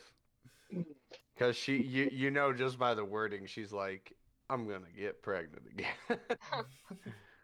Oh yeah, because she said when I get pregnant. Yeah. Oh boy. Yeah, Um, she's like running Zenith down. He's like, I can't. Oh, is Basil still riding Bojack? Yeah, sure, let's go with that. And so Bojack will like be turned around to keep looking at you, and he'll like keep like bumping into trees and stuff. Or he'll just he's keep like, "Oops." going in a circle. He just gets really like lost. Oh, okay, well, So if Bojack you does that, travel. I'm going to be riding on Bojack. I'll just be walking on foot. Then he'll be over your shoulder. You're traveling, So, and so Atlas, why is Bojack so interested in Basil? Well, rabbits typically eat carrots, so Bojack has made a special connection between carrots and him. Bojack is a racist, confirmed. This place looks familiar. This place looks really Yeah. familiar. Yeah, but basically Bojack has made a connection in his mind that rabbit equals carrots, and that is what he is looking for. Even though technically speaking, rabbits can't eat carrots on a daily basis. Tell that to Bojack. Not me. I know, I'm just saying. It just means that if you feed your rabbit or bunny too many carrots, they can suffer from obesity, digestive problems, and tooth decay. So, you know. We don't have a rabbit, Lucky. Right. so I mean, we do kind of now. A little bit. the area you go into becomes freezing. Isoda's still at the top of the screen, by the way. He's I don't know. watching over us. Yeah. He's giving a Oh He's- God, he's in he's- the light. He's gonna watch. So, put yourselves coming in from right here. The area has become freezing cold. Can you enlarge my boy? Seeing that it's become colder, Yeah. Lucky will create a small flame in his hand just to stay warm. Dude's hogging all the warmth. I assume Post would be in front, taking. Oh, okay. Oh dear lord. Did someone say Chief EK or something? I don't know. Ain't nobody backing up from this. Get back where you were. I assume no Post idea would what be you're in talking front because It rises Post was going from first. the ground. At first, it looked like a normal crystal formation of ice, just randomly in the middle of this area, and there it is. It rises from the ground, finding its new prey. Is it that That's big? not a basilisk, is it? Yes, it is that big, and yes, it is a basilisk. Wait, that's a basket? Yeah. Say psych right now. Nobody look at it. What? As he looks at it. Oh wait. I took a fighting style just for this. Atlas puts on his blindfold. I look away.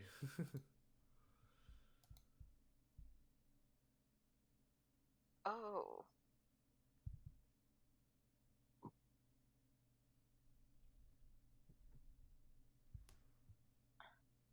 Yeah, but knowing it's a basilisk, that blindfold goes on fast to see. Yes, this is a very mutated basilisk. It is not a medium. You don't say. This basilisk obese. God damn. That's a big ass boy. God we will start this combat after a oh, right, hang on. There we go. We will start this combat after a 5-minute break. Cool. Let me just roll Loki's initiative. Dude leaves us on a cliffhanger every time. I swear. Alright, that's the session, guys. I mean, we're done. That's it. Alright. That's all there was, I folks. actually rolled pretty low on initiative for once. I know, fuck you. Be right back. I thought you got more than a plus Are we 5. rolling for initiative now? Laughed at his religion. Like, physically laughed. He literally was just making a true statement. His armor Okay. is heavier than Helm's. Okay, so Nope. before combat starts,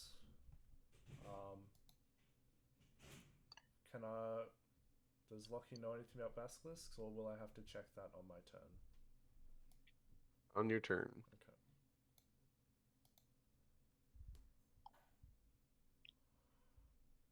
Which it is Post's turn. So you want to look at it, Post? If you are not looking at it, the attacks are at disadvantage. Right. Even though it's a big fucking target. Gotta hit it in the right spot. Yeah, that's true. Let me see. What's the casting range of Haze? 30 feet.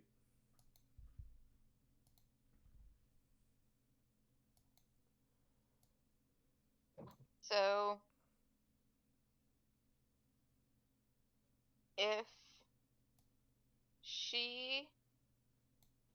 Okay, so how are you doing the whole having it look at you? Like, if she goes, like, here, will it still be looking this way? Or... I'll let you know who it's looking at.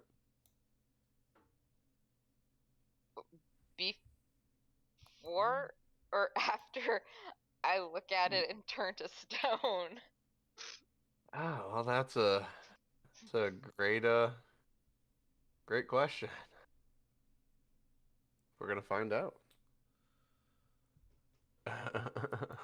Is this eye effect? Is this a disease or poison?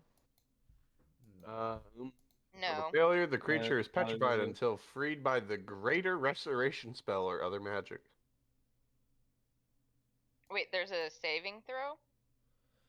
Well, yeah. Yeah. So, there is a What saving saving throw is it? I guess you'd have to find out by looking at it.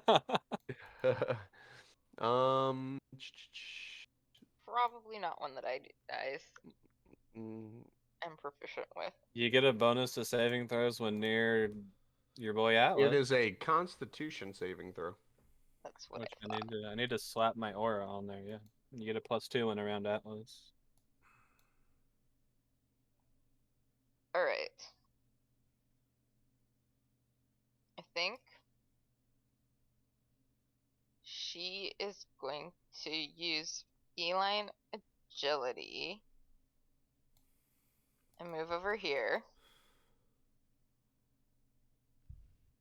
And then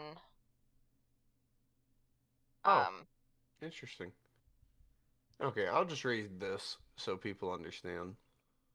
If a creature starts its turn within 30 feet of the basilisk and the two of them can see each other, the basilisk can force the creature to make a blank Constitution saving throw. A creature that isn't surprised, which none of you are, can avert its eyes to avoid the saving throw at the start of its turn. If it does so, it can't see the basilisk until the start of its next turn, when it can avert its eyes again. If it looks at the basilisk in the meantime, it must immediately make the save.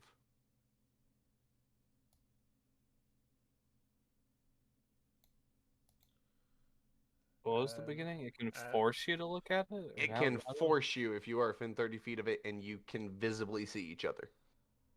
Interesting. But you can basically use the start of your turn to not look at it. So, quick question: is the save a repeat every turn, or is it like a one and done type thing?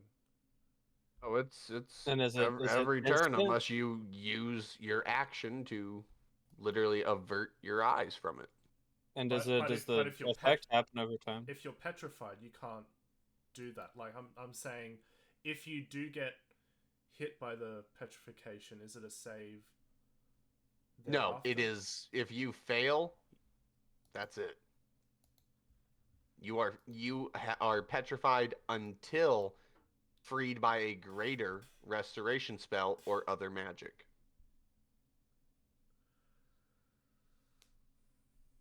Okay. So it's a one and done, or there's no second chance type thing. Yep. Okay. Okay. And seeing that greater restoration spells cost a 500 gold worth of diamond. Yeah. Not to mention it's 5th level. I mean, there's a thing that, players can do. There's things we can do. Yeah, something that a lot of players forget is a thing you can do.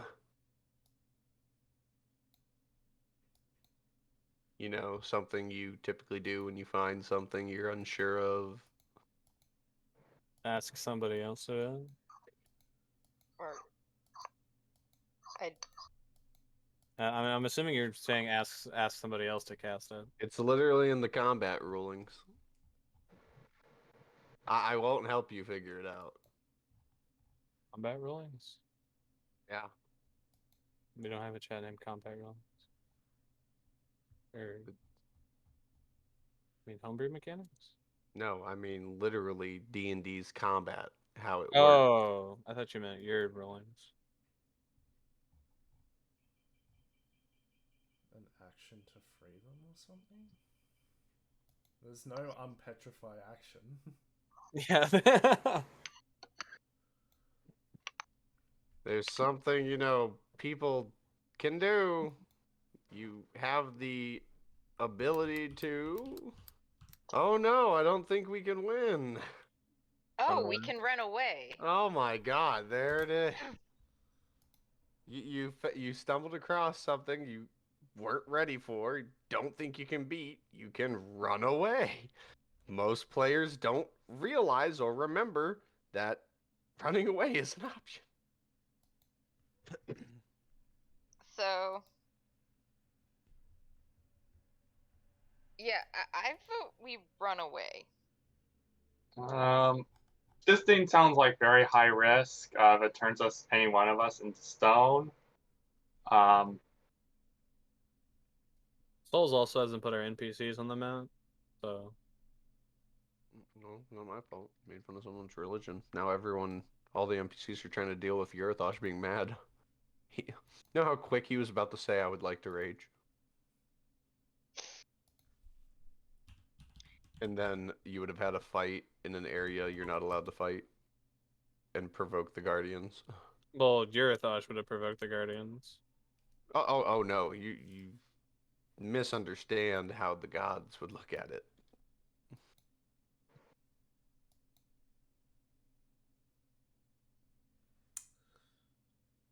I mean, you did make fun of somebody's religion in a made temple. One of mine. Well, Post, you're at the top of initiative. What are we doing? Running away. Okay, let's do that. Alright, everyone, use your movement speed to get off the map and you will have successfully run away. So, as we're running, can Lockie, what does Lockie know about basilisks? And especially about their gaze? I don't know, are you looking at it? No. Oh, you don't know it's a basilisk now, do you? Post literally said it's a basilisk. Well, that's because she saw the picture. But that's a good question. Post, did you look at it?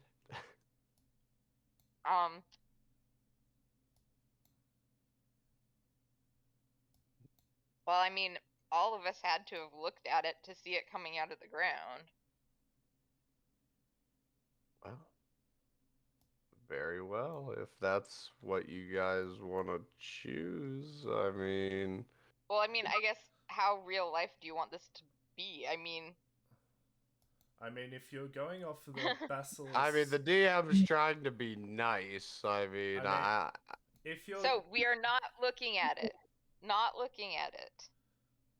Because obviously, if we have the choice, we're not gonna look like as players. But like as the DM, you can be like, you'd realistically look, or like we'd realistically look to recognize it was a basilisk, and then we'd run the fuck away. or at the very minimum, Post would look and say basilisk, and then the rest of us wouldn't. But like Post would probably have to look to identify what it is, and like verbally say the word basilisk before maybe turning to stone. For us that, not to look or at I them. mean, it's coming out of the ground. Technically, you'll see something so big rising out of the earth. yeah, Maybe like- you could just say, "Nope, too big." Yeah, let's do that. Like that it's what I was rising. gonna say is that because it came out of the ground, its head would still be underground, and during that time we see it. Like, Yeah, it came up tail first. Well, we would have seen a claw. Could be. And I would say, yeah, seeing that claw, I'd be like, no. Let's get out of here. Let's get. Okay. Go ahead and roll again to find another thing. What an encounter that was.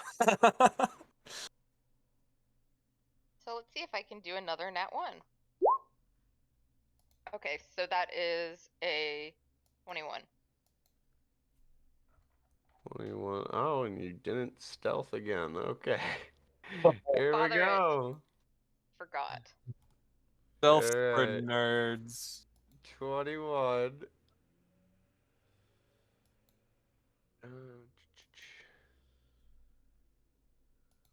Okay. This is You why see, we need another ranger. She stealths. You see see something similar, but it's not. Let me grab the image. Get rid of him. Initiatives are gone. Boop. It's the same thing. No, That's the same thing without spikes on the back, so no, it's not. They're the same picture. It's the same thing, so No, it's not. No, it's got not. 6 legs, say like similar body shape. That's like the same. First of all, 8 legs. Okay, That's it has 2 less legs. My bad. No spikes. Uh-huh. It's not my fault. I didn't make the D&D monsters. This is an ice salamander. Is the area also cold here? I'm just gonna pop this in Yes. general. If you know, you know. They're the same picture. They're not the same picture. They're You guys literally are the retarded. I know. I'm retarded. It's Call Conquer retarded. Not don't lump me in with everybody else. No, I'm a this is special kind of definitely retarded. you. Souls? Yes. Holy crap, I just got another nat 20 for initiative. So how do I have a racial trait that allows me to add my proficiency bonus to my initiative rolls? How do I make sure it gets added in? Go into. Alright, this is something that's confusing to explain. I'll just do it for you. Okay. For is your proficiency. Go to the cog. Initiative modifier. You go to initiative modifier. Who's the DM here? Can you like stop 5 seconds? I'm aiding because I had to do it as well.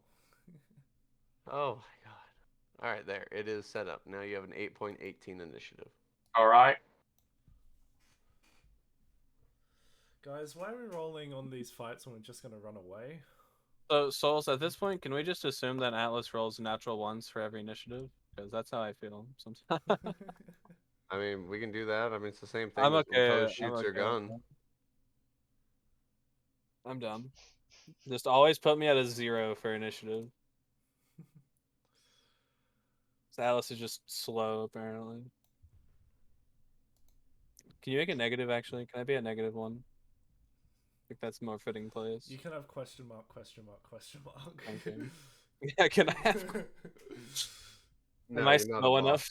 Am I slow enough for question mark? No, you're not a boss. Is this a creature we can realistically take on? I don't know. Does our hunt leader think so? Post? Does Post say run away? From the Or does cellar? Post say charge?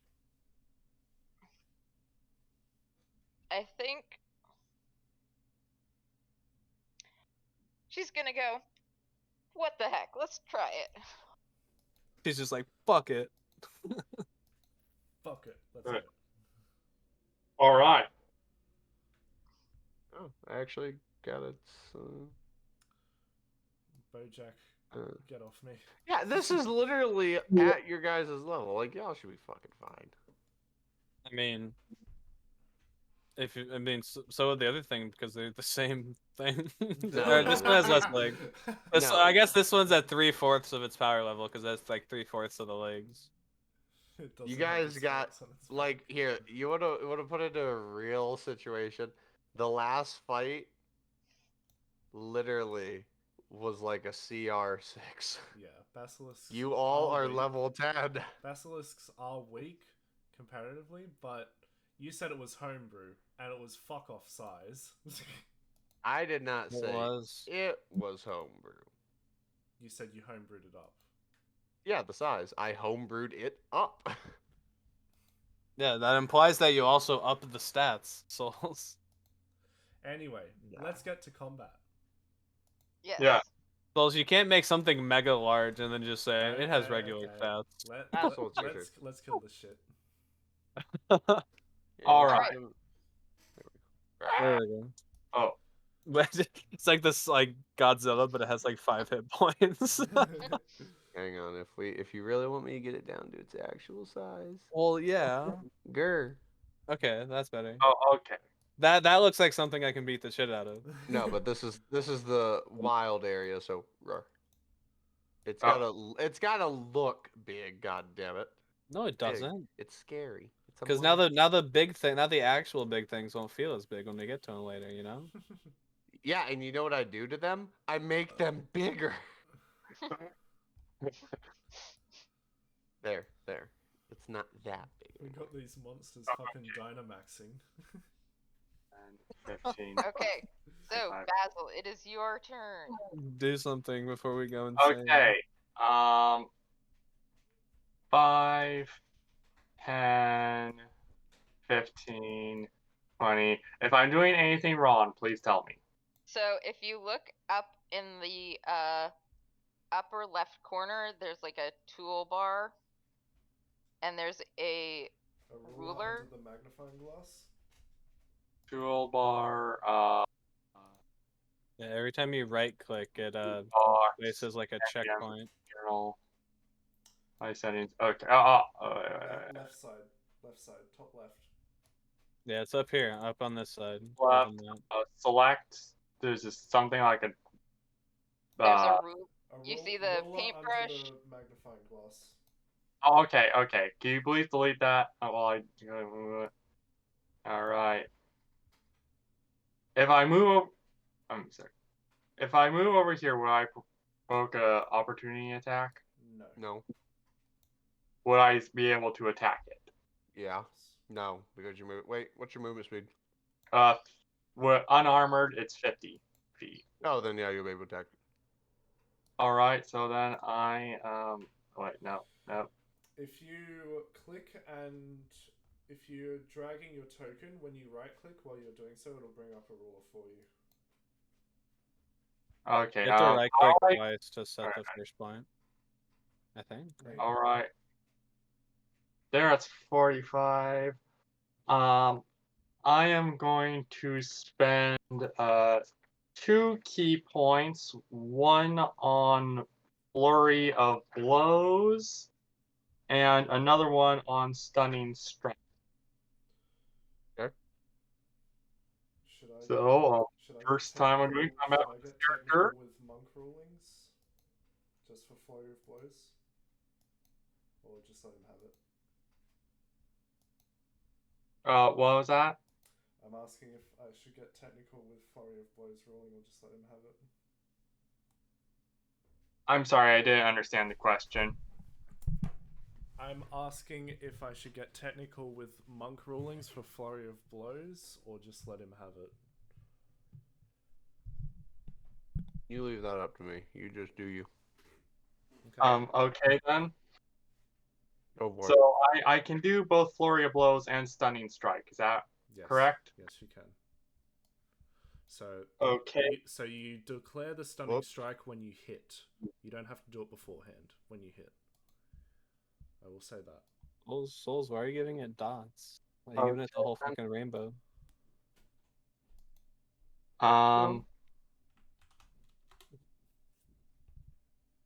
Could you please walk me through this? Okay, so the first thing with when you go up to an enemy, you click your unarmed strike. You'll be when you roll it, you'll have a roll to hit. I do have my knuckle things. Yeah, you'd click your knuckle dusters. Yeah, Okay. knuckle dusters. So click that. I click that. Okay, so That Hit. hits. and then because you've hit now, you can declare this a stunning strike. Alright, I declare a Stunning Strike. So now the creature makes a Constitution saving throw against your monk DC, which is 8 plus proficiency plus your wisdom modifier. Yes, and I believe that's 16. Okay.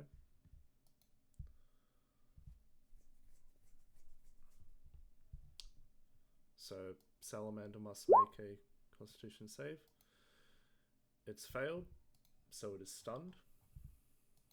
Unless it's got no resistance. I will bring up the stunned condition and post it in It's chat. like, what the fuck just hit me? This man hits like a gun. So now, Stunned is like Side of me. Sorry, it skips a turn. Right? so now because it is stunned, your next attacks have advantage on it. Is it just the next attack, or is it? No. It's for the entire round until the end of Basil's next turn. It is Okay. stunned. Okay. While Ooh. an attack, What was that? Sorry. while stunned, can it attack? No. So it gets incapacitated, meaning it can't take actions or reactions. Yeah. So Switching to advantage. Attacking again.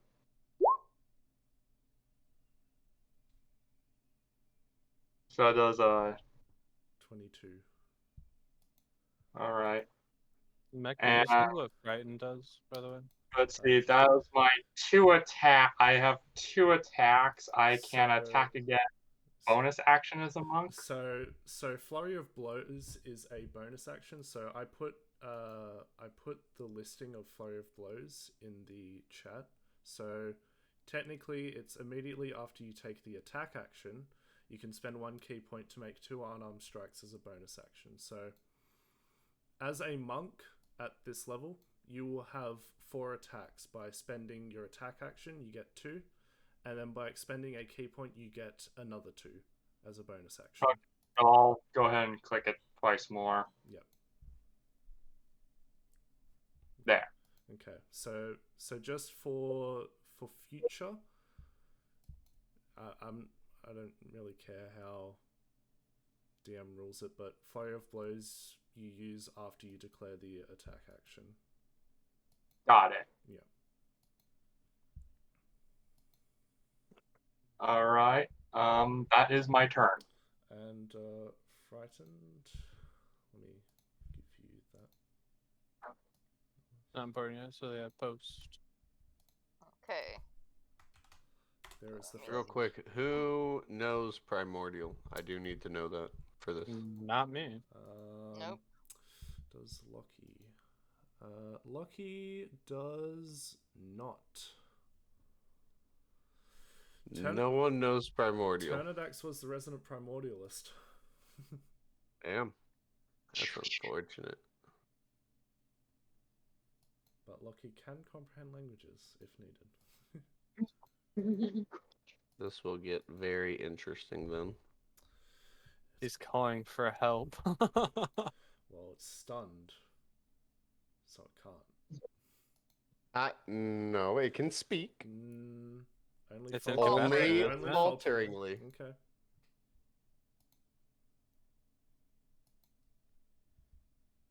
Okay. So how does the talk is like no no or- That it's oh wait, you haven't rolled. Those all hit. God damn. Oh, I forgot what monks actually can do. I need to break your weapons. Oh man, this is interesting. All right, well, Post, it's your turn. Okay. So, she's gonna stay where she is, and bonus action, she's going to cast Hunter's Mark.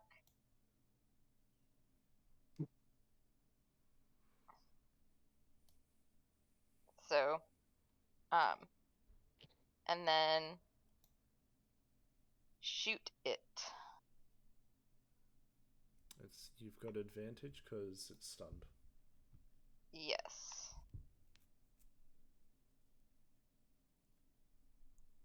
And you also get your goddamn sneak attack. I do. Yep. God damn.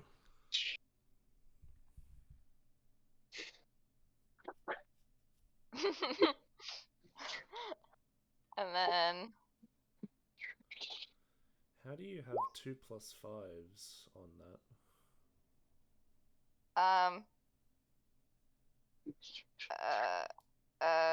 so I've got 5 from Dex. There's a I've got 5 mod. it's a 5 for dex. Oh, so 5 dex. archery fighting style, right? Yeah. Yeah. Yeah, okay, And then that's right. yeah. I forgot archery applies to all ranged weapons, not just Yep. not just bows. Not just arrows. Yep. Yeah. Okay. And then 1d. Right, it's a 1d6. Yeah, 1d6. Yep. Oh, so I guess I could have just. So there. And then she already used her bonus action, so that is her turn. Laura. Alright. And let's see. or Yeah, is she's Atlas just- getting juiced back? Not yet. No, I'm just like on your turn. I'm just wondering if he's gonna get juiced or not. We'll see. It's gonna change what I do. We'll see how rough the creature's looking. Okay. See if we need it. So, and then she also gets sneak attack. And she actually gets. Wow, she got 2 1s on that damage die. Yeah. So, that is her first attack. And then. Second attack. Are those natural ones?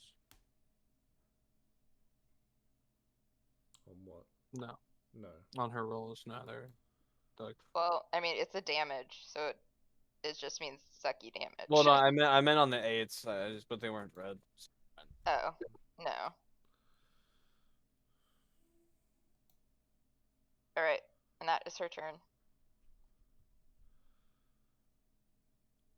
Locelius. How hurt is this thing looking?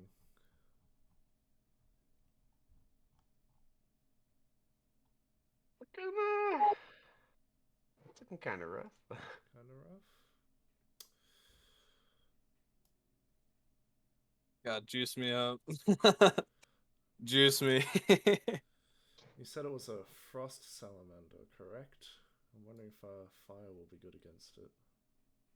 Give me the juice. Give me the juice, Lucilius. The juice. Please don't phrase it like that. I need the juice. Okay. I need roids in my life. Give Atlas roids. Okay, I'm. Those magical roids. Do you want haste or large? Haste, for sure. Okay, I will cast haste onto Atlas.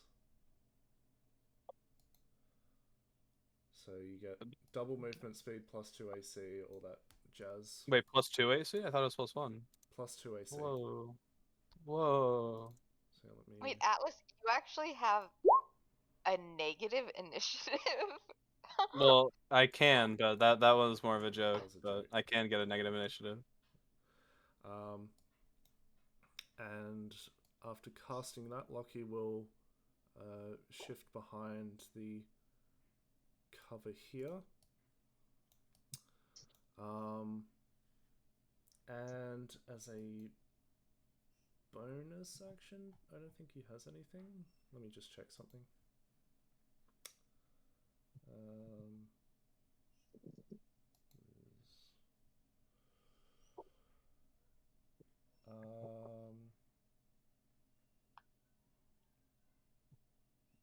So as an action,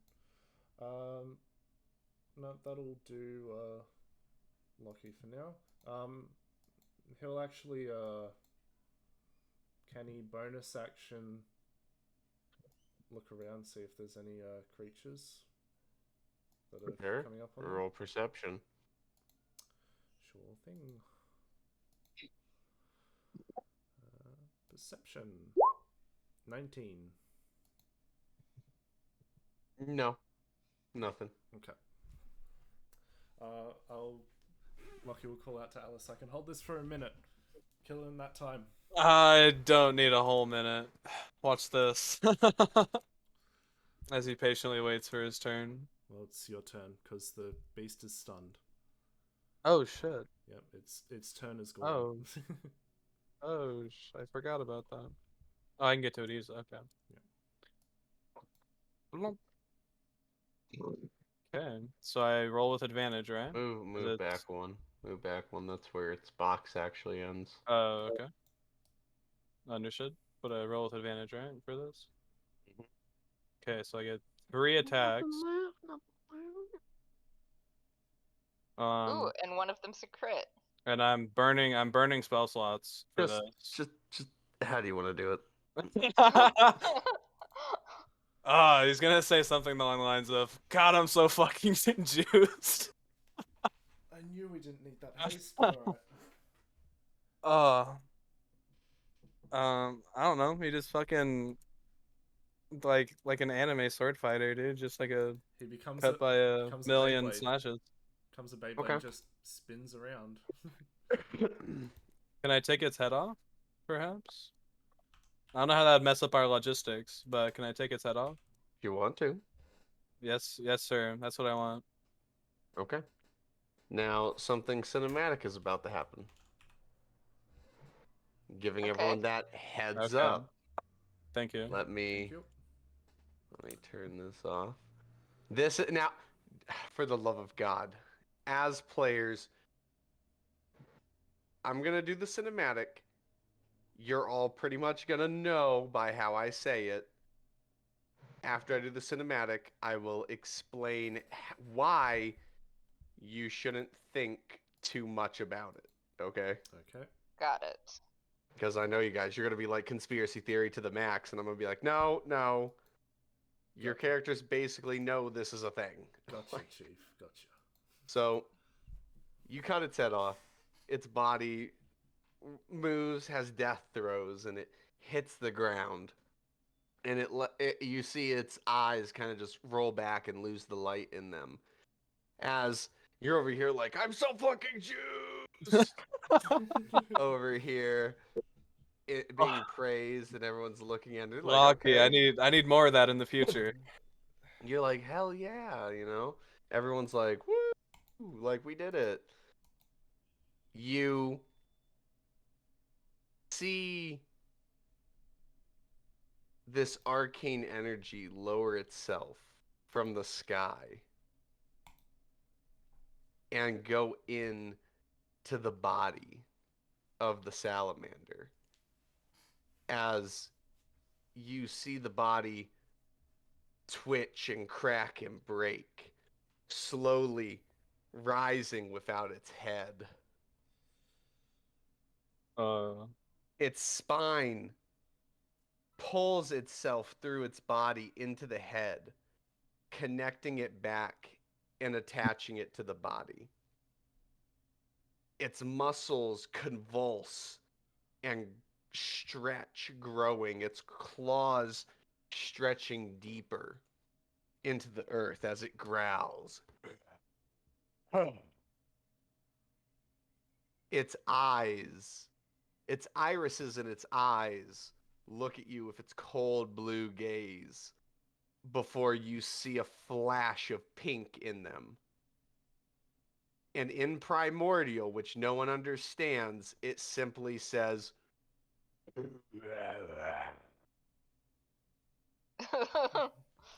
Cool. and Yes, quite. it is top of the initiative order again. Atlas just looks down at his sword. You want more? You Um, more? So, just quick question: has it just been one round of haste gone? Just so I can keep track. Yes. Okay, cool. Now, obviously, as players, go ahead. Tell me what just happened. It got possessed by Invictus. Oh my god. So the reason you shouldn't think too much into it is simply because you already know there's a wound in where he is. He's trapped. He's not. This isn't him coming out for his big reveal. Whoa. This is his influence seeping into the world. Okay. That's all it is. A creature you kill, he knows of you. There's that influence. Hey, they need to die. Come back. You know, that's it. Don't think about it too much. Okay. It's just a little, like, hint of an introduction. Okay. Got it. So does he look like he's fully back up to health? Oh, yeah, he looks good. And stronger? Oh, yeah, he looks good and better. Now we're talking. You know, literally, he's literally that DMX song. He's like, build it better, build it stronger, better. Imagine if we were fighting the basilisk and this happened. Okay. Oh, that's what would have happened. That's why I was telling you guys, you can flee. All right. So does he still have Hunter's Mark, or do I have to cast Yes. it again? Okay. Okay.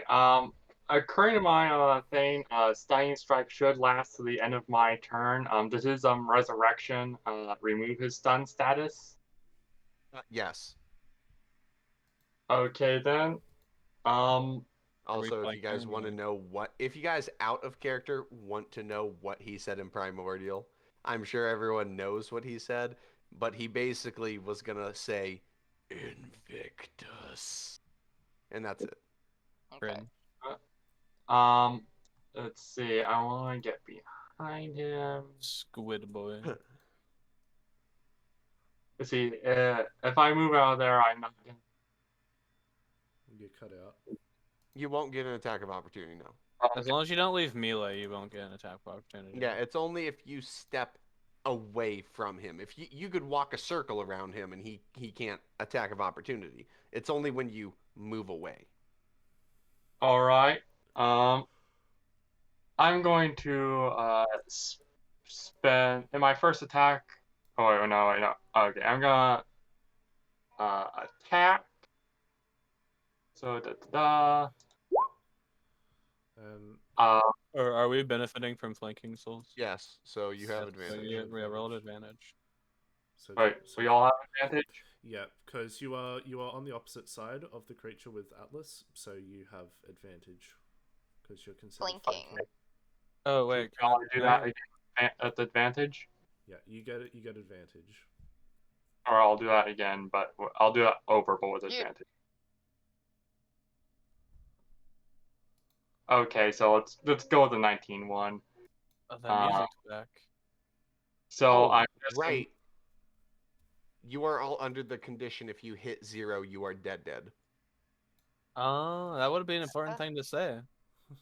Just wanted Great. to remind everyone about Does that. that have a name or Okay. an Oh, in-person or in-character saving feeling? throws?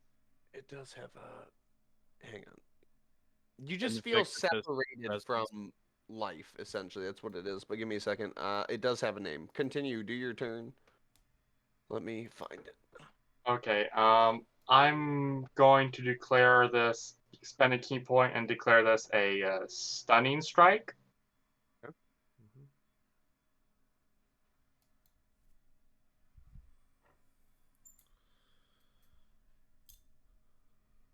Constitution save. Yeah. I'm working on it. Yep. Damn it.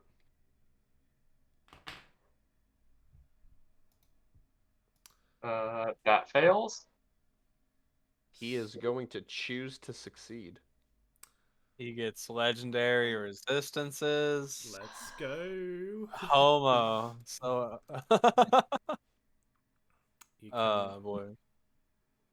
Oh, Okay. that's supposed to be a 10. so you, That's actually an 8, not a 10. That's a mistake. No.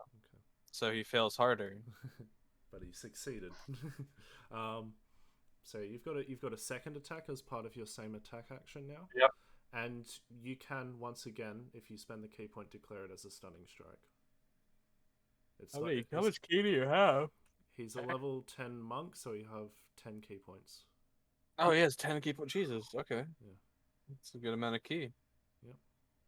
All right. I will try and stun him again.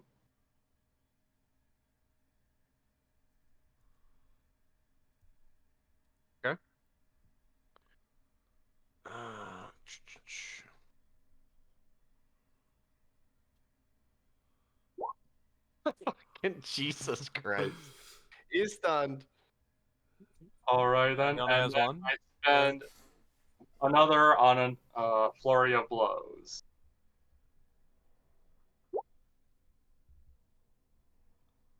So does the 16 hit? Oh wait, he's Or an 18? A 16, 18 does 18 does not hit. The ability you were asking about, the whole death thing, like, are you asking for the book's ruling on it, or? No, because like I'm assuming it's a homebrew thing. No, it's an actual book thing. Well, I'm saying like for like Invictus specifically, he has his own special version of it. The only difference is, it's called Life Eater. The only difference is Life Eater, you only can't be revived if it kills you. So like Soul Eater. Where the one I'm doing is essentially, yes, a Soul Eater. It's if you die fighting this thing, just in the area of it, then yes. What's the range of that? Yes. Indefinite. Yes is the Yes range. the rolling. So 18 doesn't hit, No, 18 does not hit. but a 19 did. Correct. Okay, so All right. Its AC is 19, lads. Ladies and That- gentlemen, that we is my got turn. him. Post. Go, Post, Okay. go. Yeah, because And the it's Life Eater done. ruling is a creature reduced to 0 hit points from damage dealt by the night. Oh wait, I want to tell you what it is. By the whatever dies and can't be revived by any means short of a wish spell. That is literally what he is giving off. Except certain enemies kind of do an aura. I mean, the negative plane does it in general. If you just die there, you're done. Okay. So bonus action. She is using Slayer's Prey on it, which, so the first hit every turn does an extra 1d6 damage.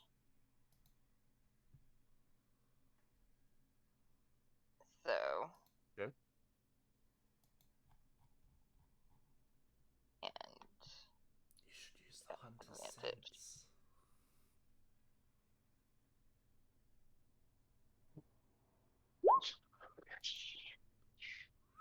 There. Then.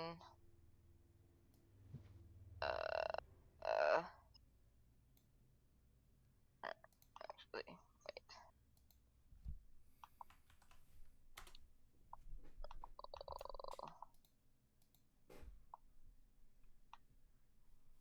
There's Slayer's Prey in general. Plus. So plus that.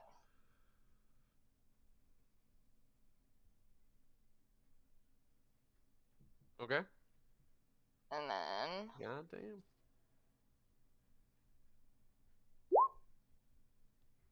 Oh my Whoa, she crit word. twice. You fucking getting there now?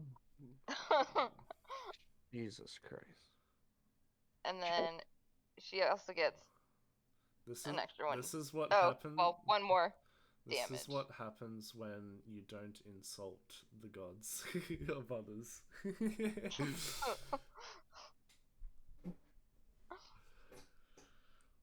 Alright, and that is her turn.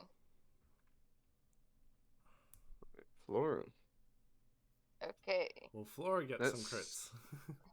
I'm telling you right now, that stun bullshit is some bullshit. It's why Alright. monks are underrated. So there and Error. You're rigging the game. and then You just crit 3 times in a row? Yes. yeah. Are you kidding me?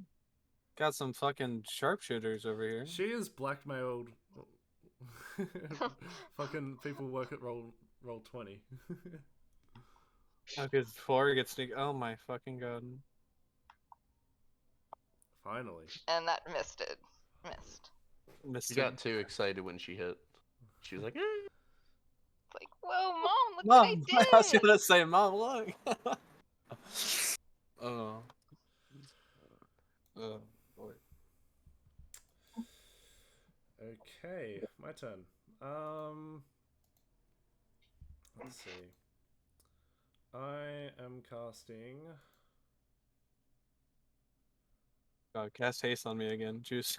It's already on you. I know you can't, but to just do it. Atlas would be asking for more. For more juice. No. Please. I am going to.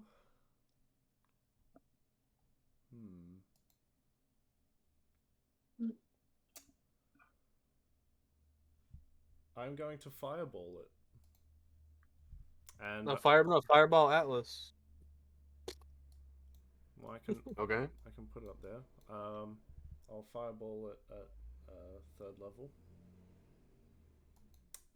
And because it is stunned, it automatically fails the dexterity save. Yes, I'm very well aware about stun at the moment. So Does it take extra damage because it's ice? Or... I don't know. That's what I'm finding out.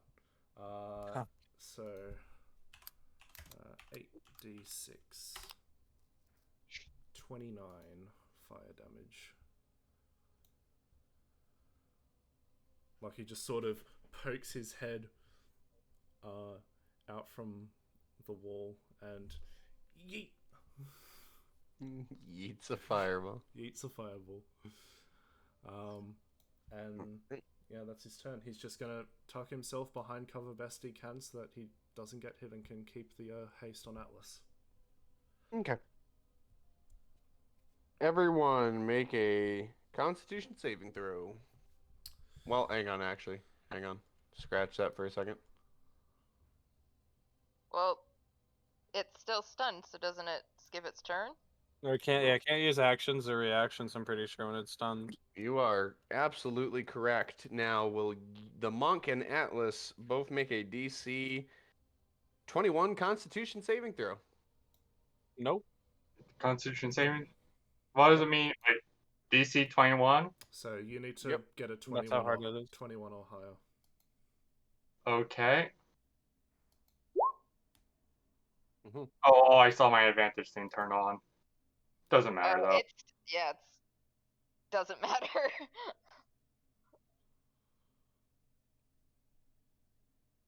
Mm.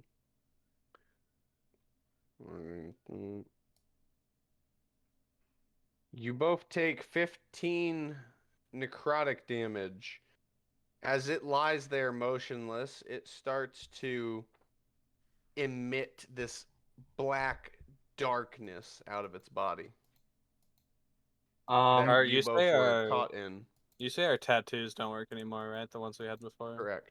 Okay. Is it possible to dodge this acid? No. All right. And it is not acid, it's just darkness. Just an aura of death. And that's it. It's now Atlas's turn.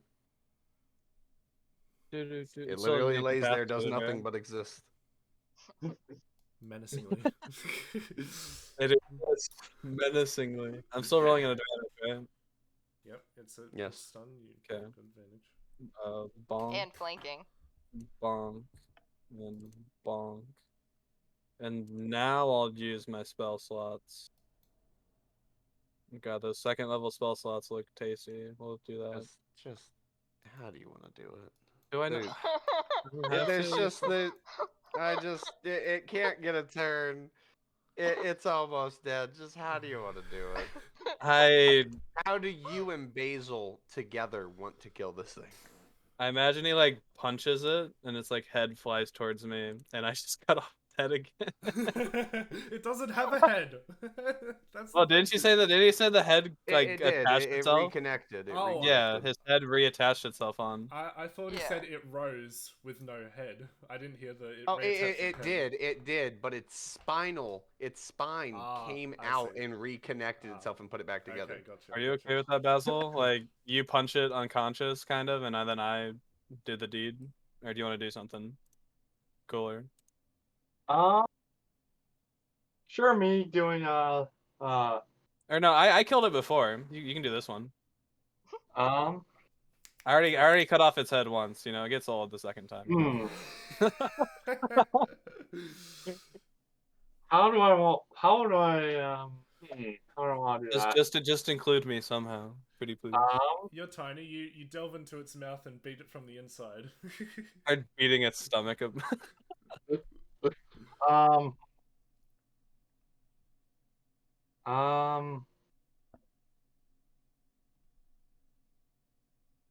Let's see. One idea I have is to like run up its back onto its head and like do like a big hopping kick on it, smashing it to the ground. Like smash its spinal cord. Something like that, yeah. Yep. Okay. This is a how do you want to do this? So it's basically. Yeah, you could animate this shit. I don't care. Get creative.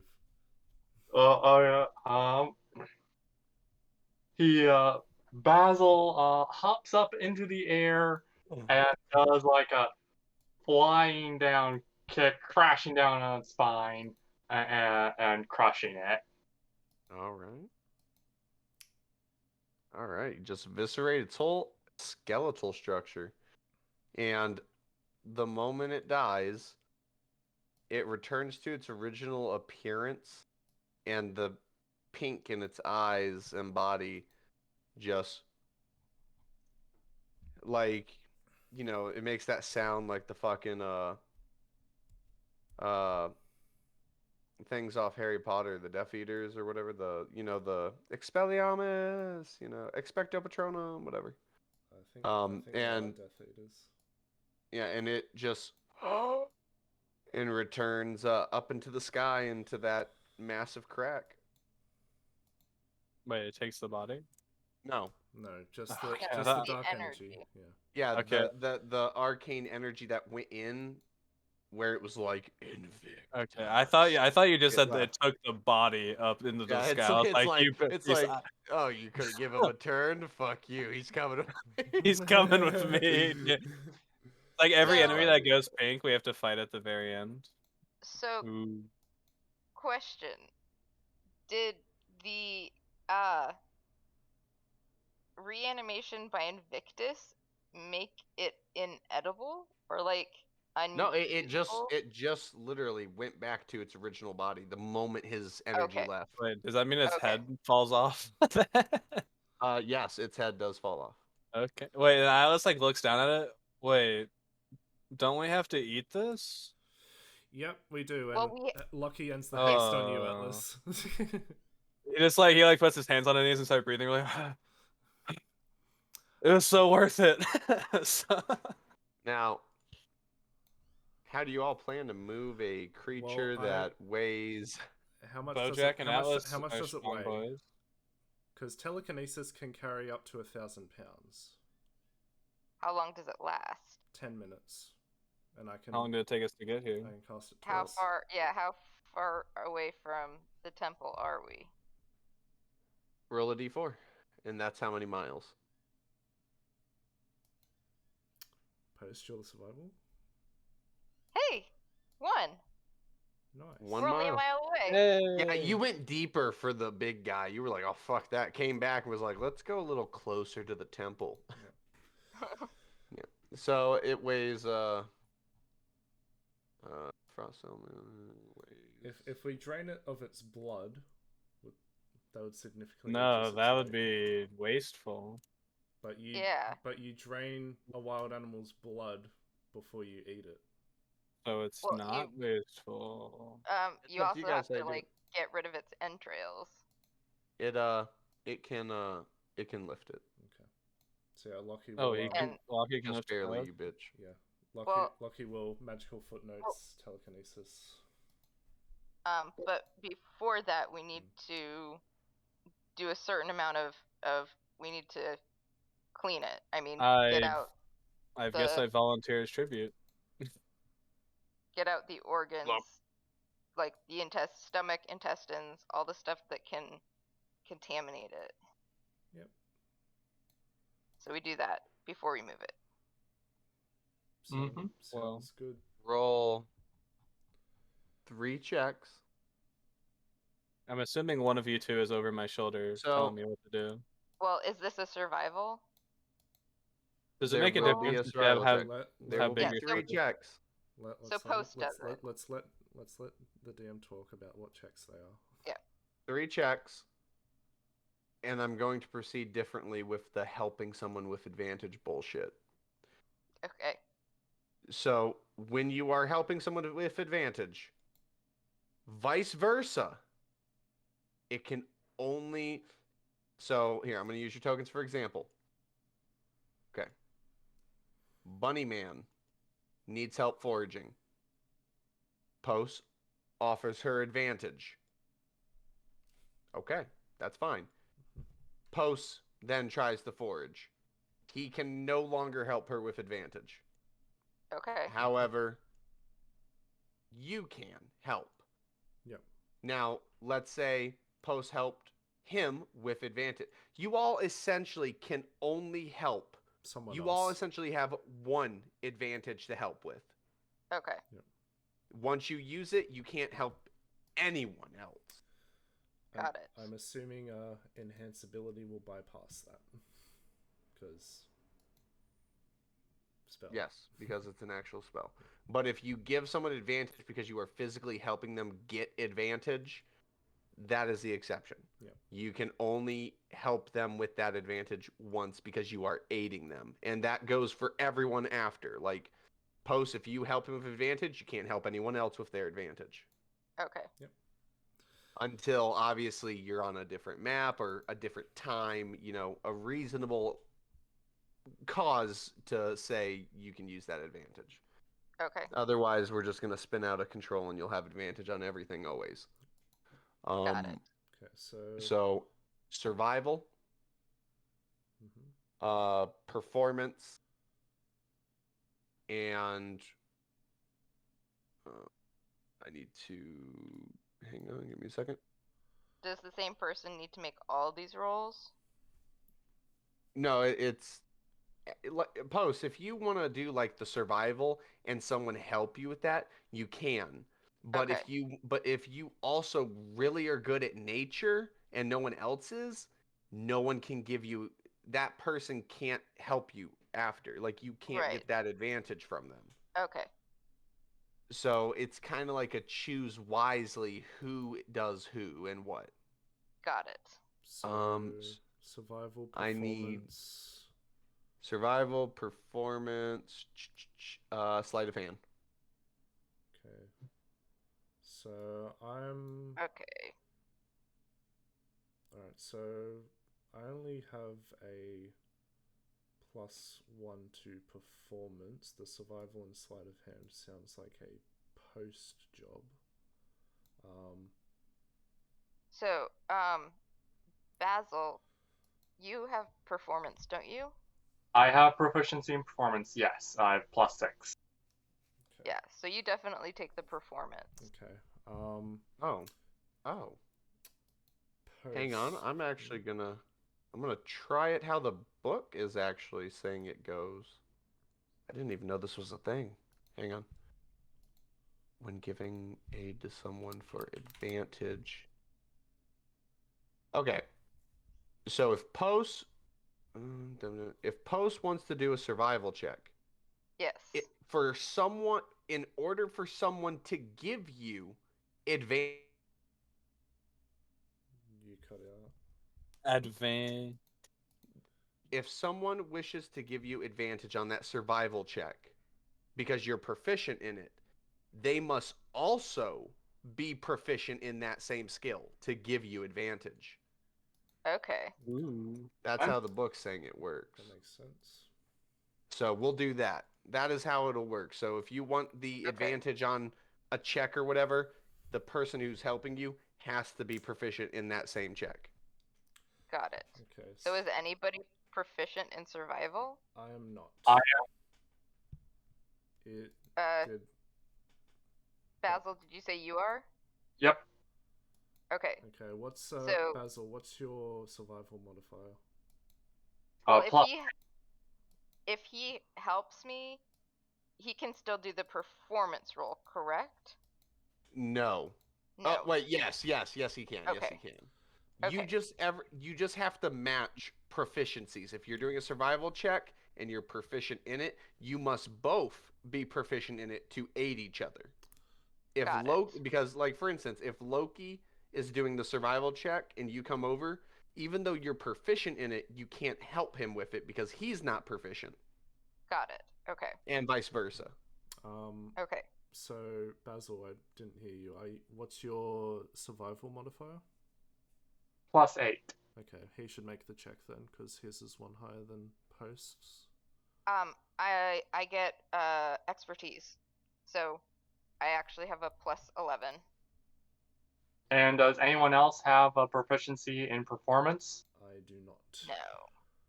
I'm the only one in this party that does. So Yeah. I could actually cast Enhance Ability on you and give you advantage on charisma checks. Okay. So that would give you advantage on the performance. Alright. And then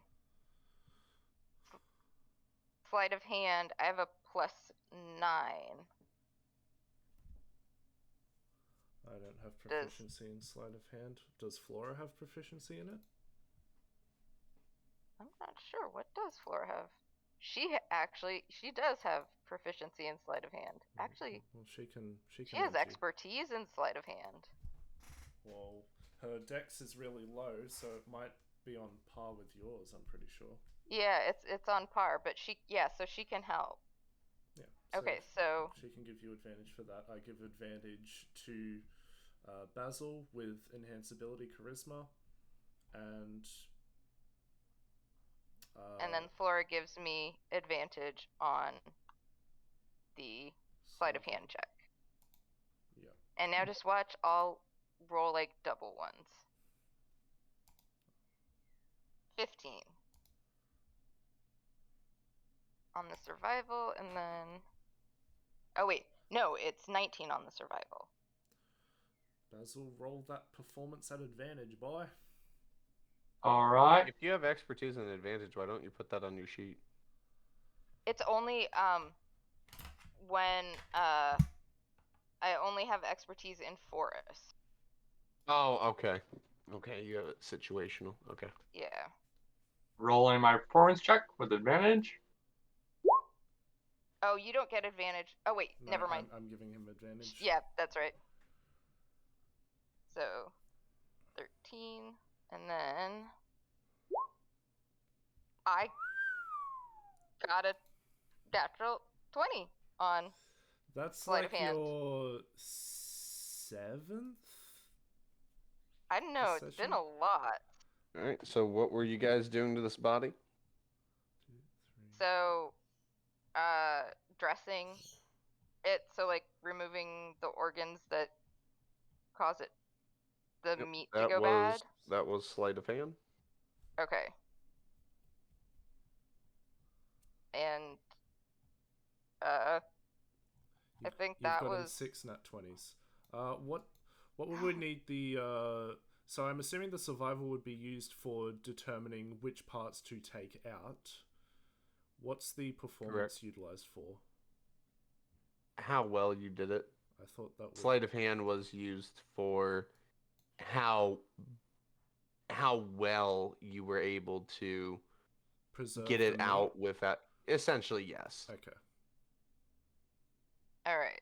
Yeah. So we're But getting. yeah, you guys did a slightly above average job at this. Okay. All right. And then taking the body back to the temple or Lockie, totem. I guess it's a totem. Lockie will The temple totem. Lockie will magical footnotes his telekinesis back. Will I need to use 1 or 2 to get back? I would guess. One. Okay. Okay. I mean, it'd be multiple, but It's 10 minutes each, so that'll be fine. Okay. You guys are booking it. Yep. So just boom, on the ground, out of breath. Oh, right. Hang on. And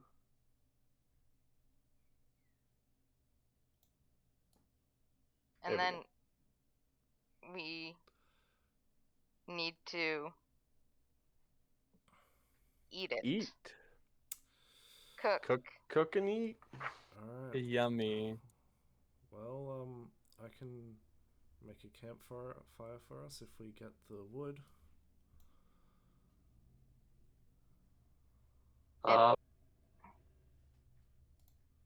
Basil offers his knowledge of cooking to help. Does he have proficiency with cook's utensils? No, actually, I don't believe I gave that to him. So I just That's got Never- another nat. That's your 20. 7th one. Why are you rolling at advantage? Real quick, I just tell me. didn't. I forgot to But it turn was... off. Oh, good. The 27 was first one, first. I was though, right? just I Yeah. was just curious. No, I just accidentally rolled that Okay. advantage. Okay. so Lockie will use the create bonfire cantrip to light the fire, and he'll use control flames to control the heat of the fire so that it can cook accordingly. At post's instruction. How much are you all eating? I guess as much as we can. Yeah, we're gonna try and 2, 3, 4, finish 5, it off 6, 7, 8, among 9. all of We're us. not gonna be 10. finishing it. Can we smoke the meat? I mean, can we prepare it so we can eat it later? So like eat till we're full and then make rations. Yes, you can. Okay. I just need to know how much is everyone eating so I know how much you're saving. Okay. Well, I would say how like many days worth would you say that this entire creature has produced for us?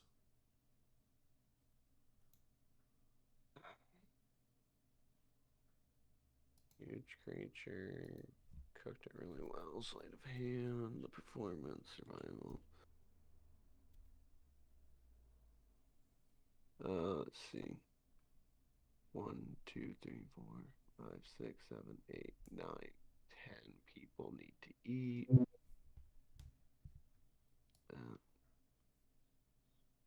26 or 36. 36 days or 36 rations? 36 rations of food.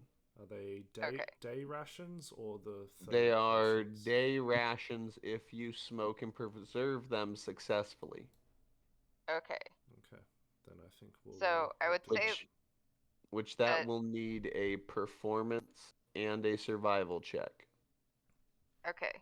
DC for both of them needs to be above 15. Would Okay. you like more enhance abilities? I've got spell slots to spare.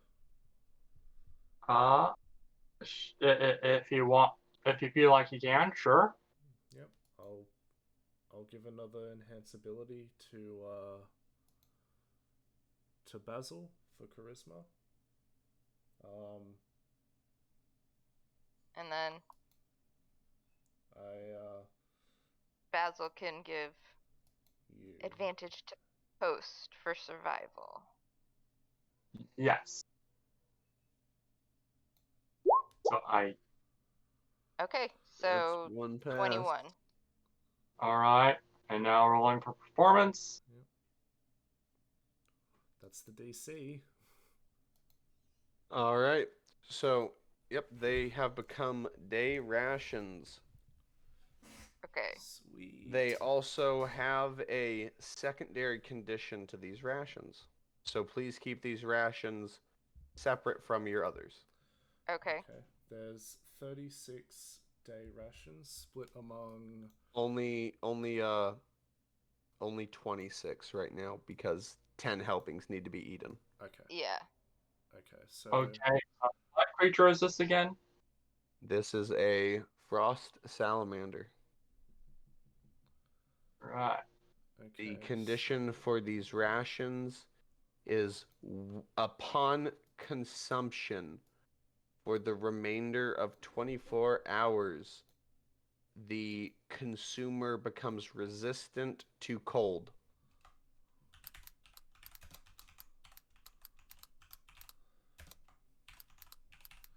You know, maybe after this we should go look for a fire iguana.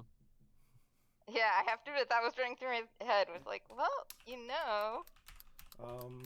Like I said, adventuring and doing things like this, cooking, hunting, unique things will become available that you would have thought otherwise. Okay. So Okay. frost salamander. I will reward you for your rations, adventures and creativity. 1 So- day. 26 doesn't divide evenly into 10. So, Renown, I'll tell you right now what the NPCs are going to want. Eurythosh, he's going to want more than the other two. Valoria Renown, she wants 3. Zenith wants 1. okay. Eurythosh, he wants more than 3. He wants about 4. Okay. So if we just divide. So, So Renown wants 3, Zenith wants 1, so that's 4 gone, and then 4 gone for Irithosh. which would be 8. Which would be 8. Are we counting Huey and? No. Okay. They did have to eat out of the 10 Yep. for what you're doing here, but no, they don't want them. They're Okay. animals. And Yeah. I'm assuming Bojack would go off Atlas's rations, Bojack doesn't have to eat. He's a magical horse. but he likes to eat. You He gonna be likes so to. cruel. Not for special rations. Only. Okay, so Flora. Make him like desert Okay, you if you keep so- abusing him. Okay, so 5 of us with 18 left. 18. So Lockie's happy to take like 3. So that'd be 3 each 3.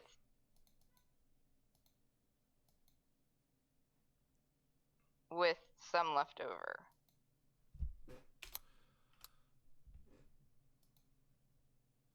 Yeah, so it'd be 3 each with 3 left over.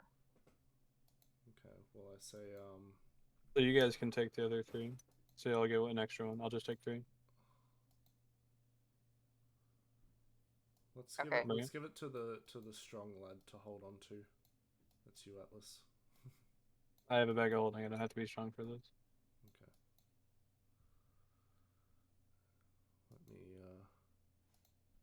those rations to my Roll20 sheet. Oh, each one of those weighs a pound, by the way. Okay. Yeah, because this is a eat it once, you're good for the day. And you get the cold resistance for the day as well. Now, Um, mind you, if you eat it at night, it will not last 24 hours. It will last until the next day. Okay. okay. So it needs it's to a be a morning thing. breakfast meal. All right. Like it lasts until your next long rest, not 24 hours. Lasts until the next dawn. Is that what you're saying? There we go. Lasts until the next dawn. Okay, how did I? And how many rations did we eat while getting to the temple? You ate 6. All right. Or hang on. Let me I'm gonna double check. I'm pretty sure it's 6 you had to eat, but let me. Yeah, it was 6. Thank you. Yeah, it took us 2 days-ish to get here. So I think. So we each get 3, and then I would say Basil, Atlas, and Flora get the other 3. Does that sound good? That's I was fine. gonna say I don't need one, That's an fine. extra one. That's fine with me. All right.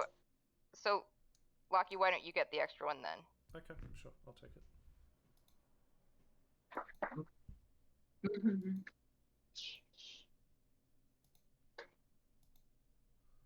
The other group has left, by the way.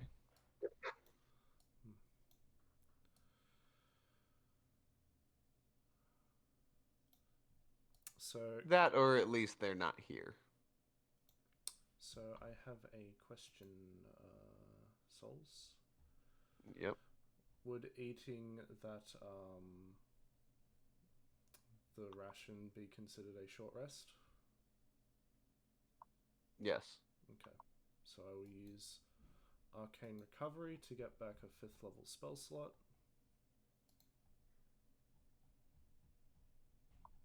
And yep. Cool.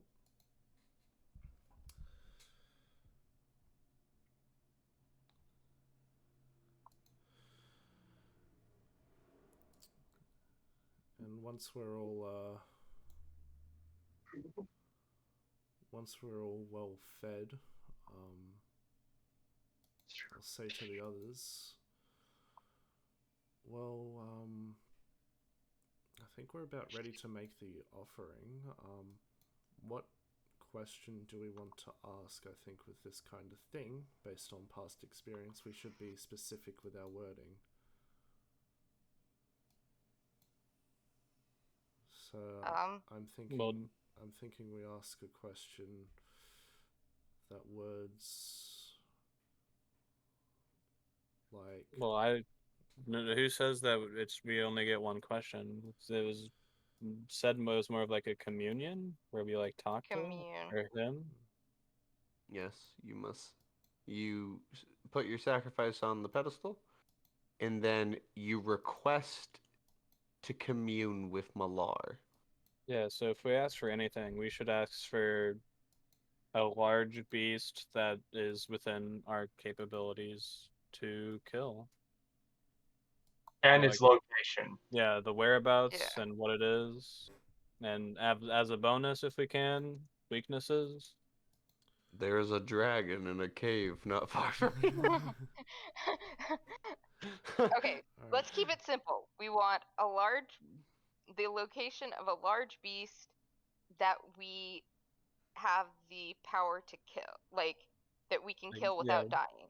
Yeah, we as a group can take down reasonably. Alright, well, let's do this then. Lockie will,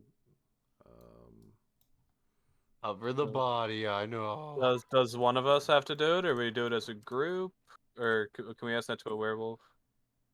Yeah, Lockie was going to go to a werewolf. Yeah, we should probably ask them a little bit about logistics here. And just ask, so we have our offering, how does this work? We put it on the pedestal and then we just ask? You put it on the pedestal. You show your respects. And you request communion with the god Malar. Okay. Remember, we are mere mortals. Yes, of course. Okay, we'll move up and wait for the others to join, I suppose. They step to the side. They move out of your way. They prepare to watch the communion.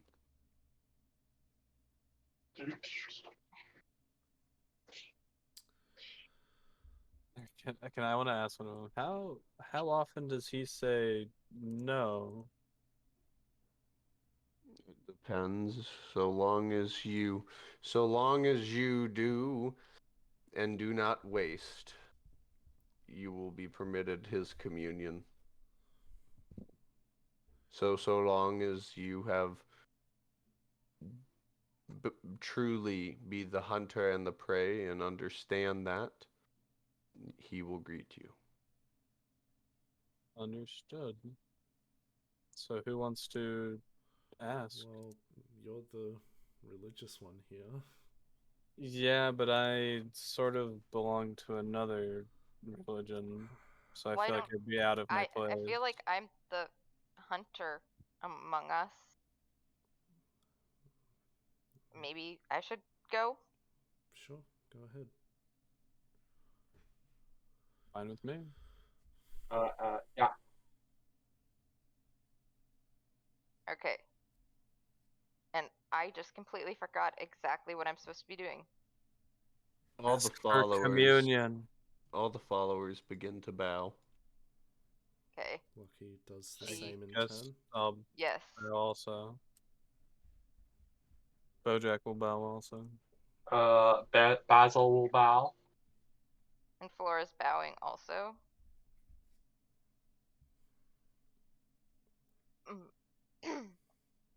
God Malar, please accept this offering.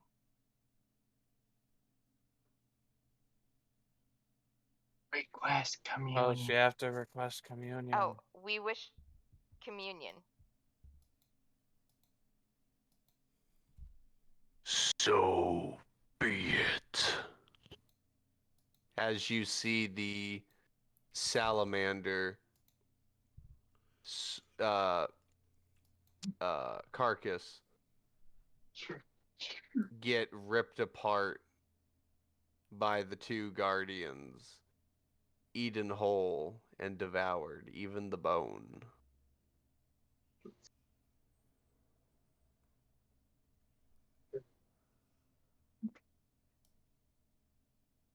And he appears before you. Ooh. Oh, okay. Does he have an aura of soul eating souls? No. Greetings. You have requested communal from the god Malar. Yes. What do you call a god? Just call him Divine Malar. one? Malar? Oh.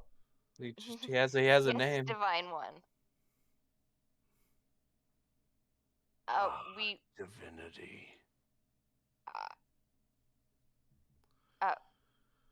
We wish to know the location of a large beast that is within our ability to kill. For the great banquet hunt that we are on. You seek what the others that stood before me a moment ago desired. And I will offer you what I offer them. And you see like a toothy smile I welcome you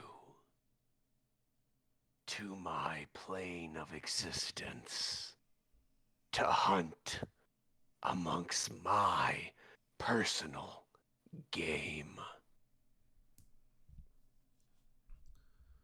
Oh, we are honored.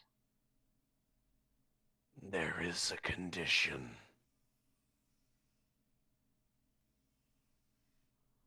What is Yes? that condition? You must hunt and be hunted.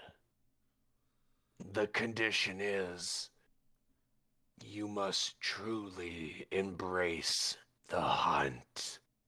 No armor, no shields, no magic, no weapons. The hunt and survival must be built from the ground up.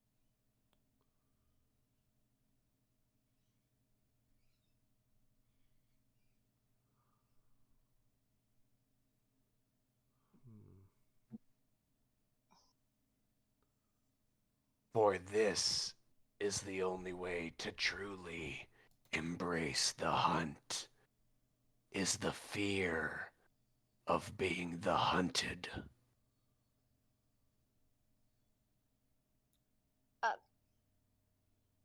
Could you give us a moment while we discuss this? You may. What do we think? His gaze is unwavering. He just stares at you. Well, Basil says, I find no problem with his terms. I find many problems with his terms, and I feel like I do not need to point them out. As do I. Can Malar, is it possible for us to receive an alternative blessing?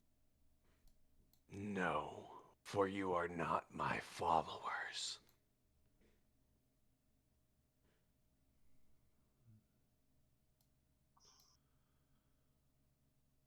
If you wish to know of a beast somewhere nearby, I heard there's one. A dragon of sorts. Yeah, so basically we have two choices, guys. Ancient Red Dragon With or equipment. his offer. There's also a worm. There's Heard it's also a gummy a worm, a really big gummy worm. There's also basically we have Gummy Worm, Gummy Worm, Dragon, and Hunt with no armor and magic. I think we might stand a better chance with the Worm or Dragon. So you know how his thing is going to work. It is strictly rolls. If your rolls, your skill rolls, are good enough, you will succeed. If they are tragic, possibly someone might die. Is it a place where you're dead, like you hit 0, you're dead? No, Okay. These gods are truly divine. They do not see death as the end like another person would. Okay. Even though this man is technically... Roll history, anyone, just one person, no I advantage will. from anyone else. I will.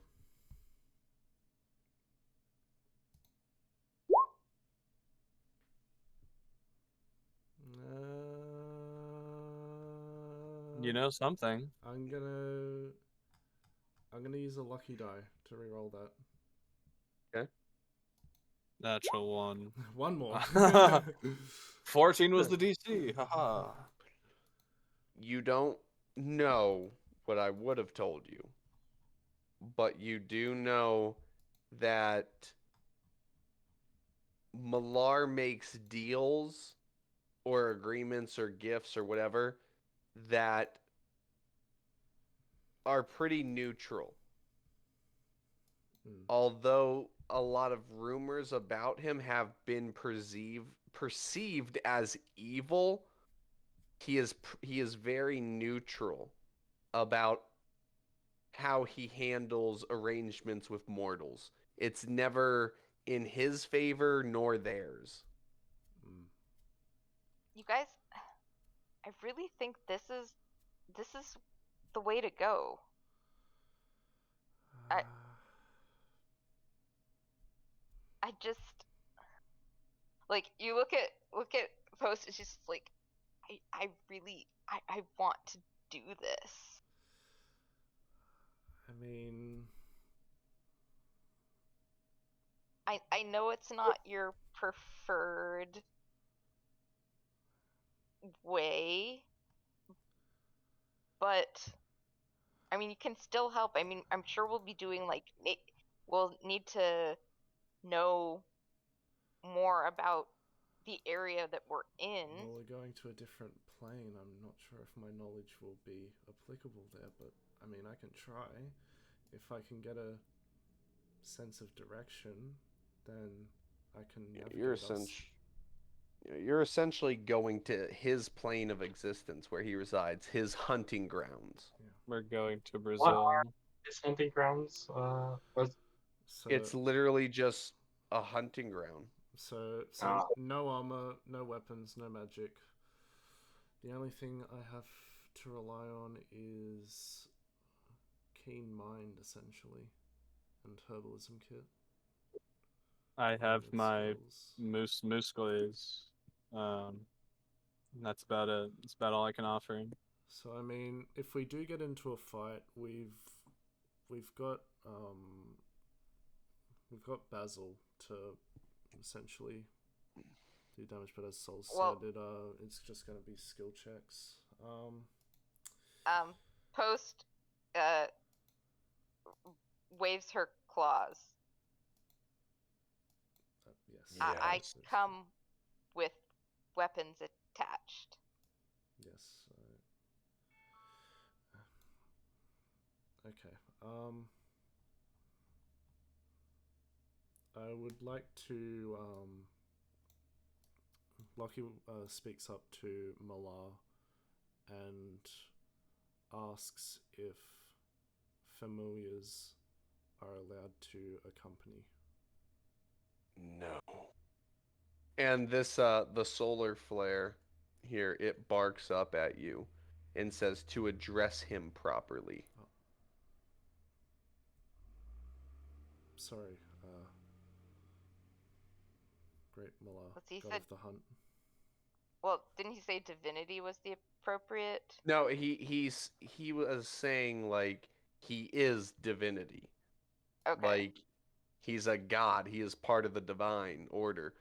But the proper term to address certain gods would be like you can either use their name and show respectful like gesture, or you can announce them as what they're known by. Oh, god of the hunt. Okay. You do not casually speak to them without speaking their name. Okay. Yep. Yeah, they are not commoners. You do not address them in such a manner. Apologies, god of the hunt. It is okay. I will not bare my fangs towards you for a slight transgression.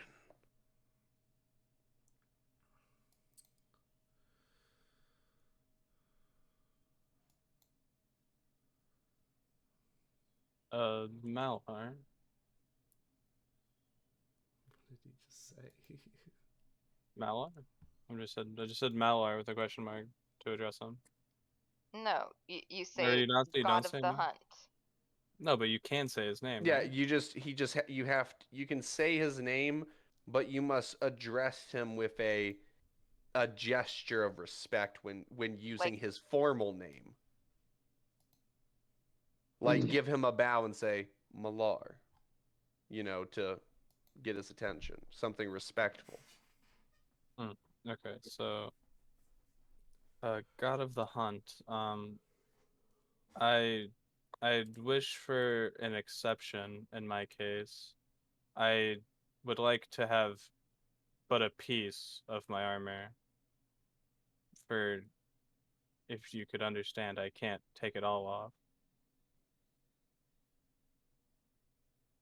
Roll persuasion at disadvantage.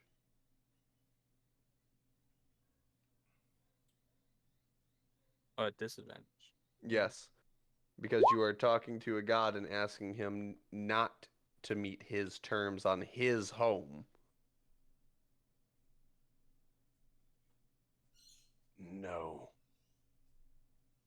No exceptions will be made, for it is not the way of the hunt, the true hunt. I feel like having a kill from his hunting grounds, I think will push us up the list. Because, like he said, we will understand the hunt in a way that others won't.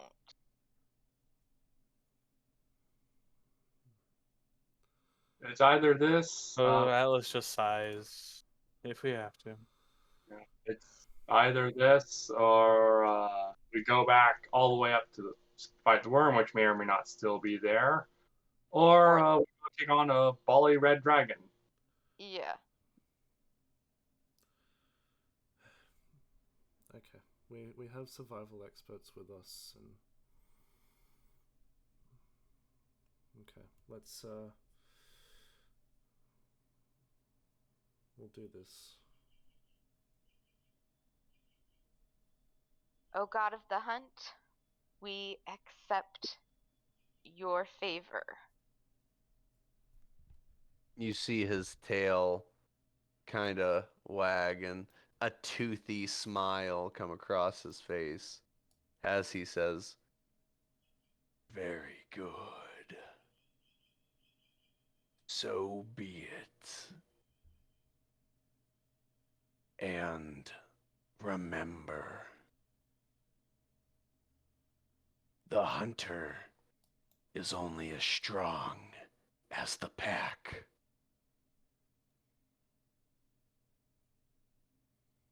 And he disappears, and in his place opens up a planial gate for you to walk through.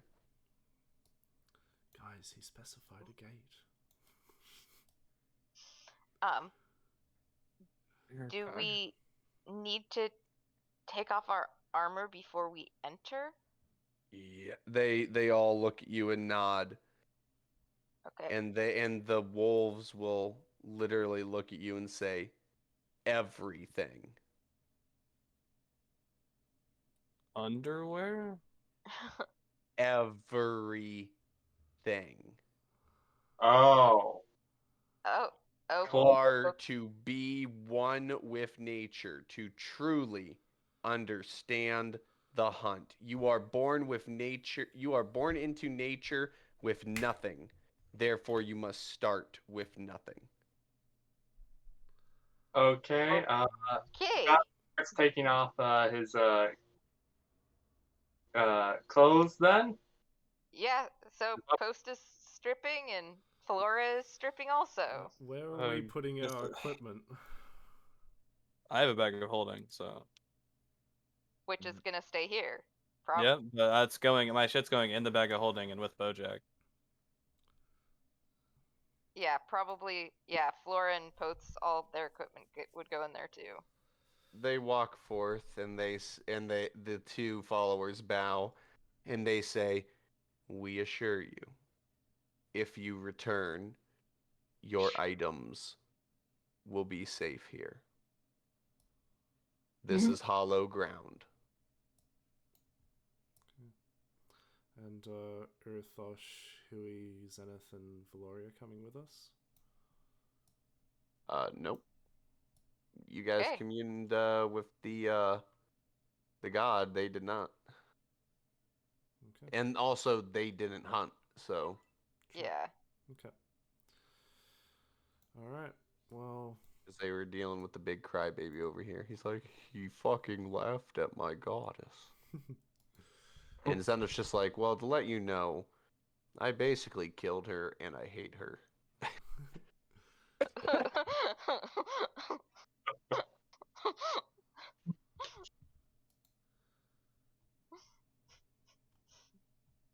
Okay, so Lockie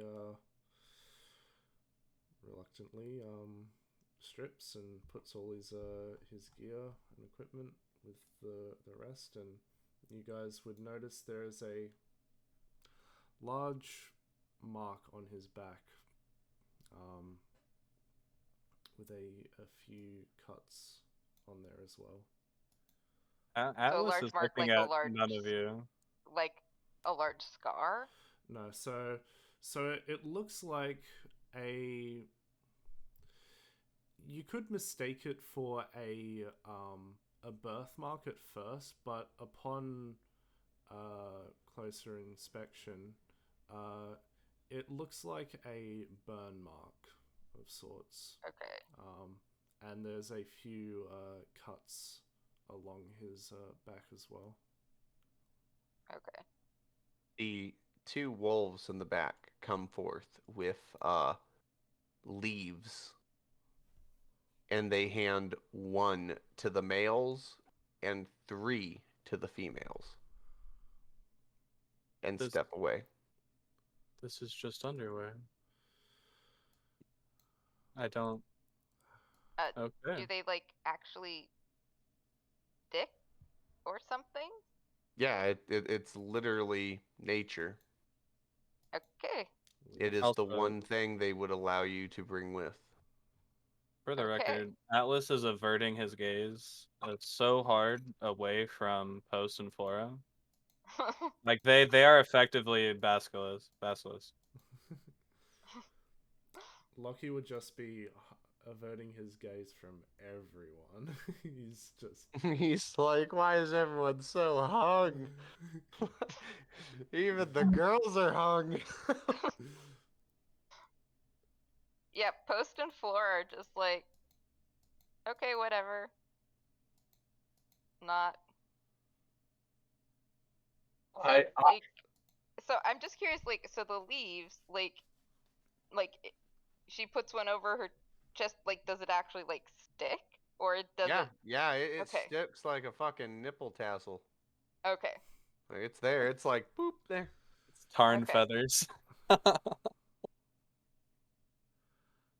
Okay, well... I have actually contemplated that for my world lore. I've actually contemplated, do tabaxis, do their parts only show when aroused? Or should I have it like an actual humanoid where you would genuinely see the parts?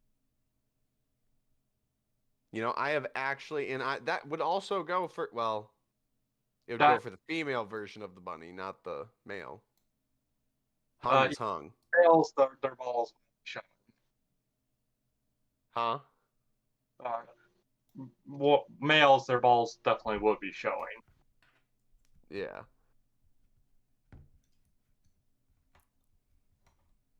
We'll treat it like normal.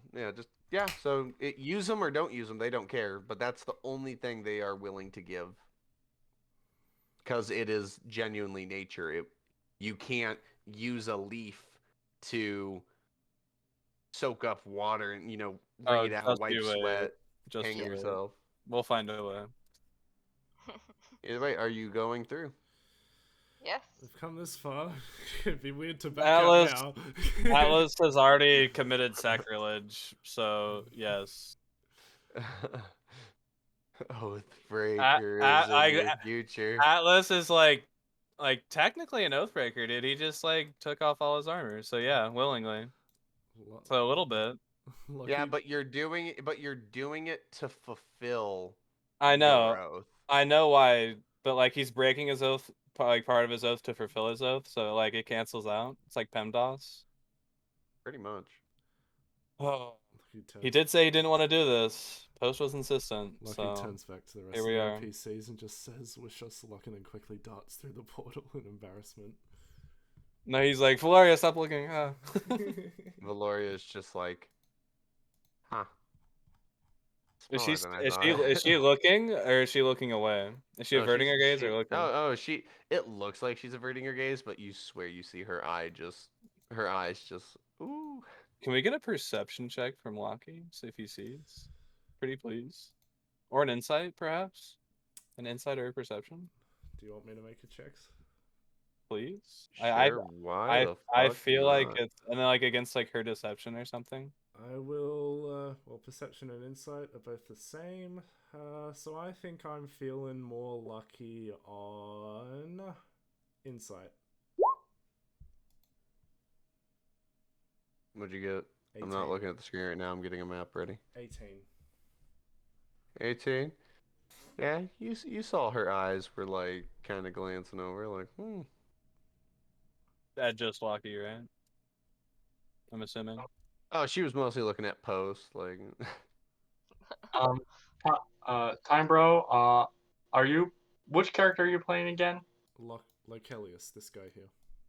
Loki, the trickster god. I'm taking down notes. So what was that, Mark? You said about He has like a large sort of. It's sort of like a splatter mark on his back. That could be mistaken for a birthmark, but upon closer inspection, it looks like a burn mark. And he has a few tiny cuts along his back as well. But I must have had a stroke because I'm pretty sure I just heard a player say they were taking notes. I am. I died. Like I'm dead, aren't I? But the general his front looks relatively untouched. It's just mainly his back and up sort of at his shoulders is where the marks are. Atlas would have scars too, like whatever 9 years of fighting Drow would do to a guy. Oh, dude, there's a lot of arrow holes in you. Yeah, so there's a good amount of just Drow wounds. Just polka dotted over Atlas wherever they happen to. I'm still processing the whole fucking note thing. Like I am like. I mean, I died. Like I'm sure. I take notes. I just don't remember them or look at them ever. I'm trying out. You know, I saw D&D memes from one quick guy taking notes, and I'm gonna try and do that. Heck yeah. Oh, dude, that's a good thing. You are gonna be the guy that gets a lot of inspiration. Yeah, I was gonna say you get inspiration from taking notes. Okay. So, is everyone ready for this very simple little mission? So, like it's Oh, fun. yeah. So I do that next week. Huh? Well, we're not doing that tonight, are we? Yeah, it's just rolls. You're not actually doing missions. Well, I think he's saying that it's getting it's a bit late to be starting a new adventure. No, you're not actually doing an adventure. You're just doing some rolls, and that determines the if you adventure. succeeded or not. Okay, so it's not Yeah. going to take very much time. No, Okay. no, it's literally just rolls. Okay.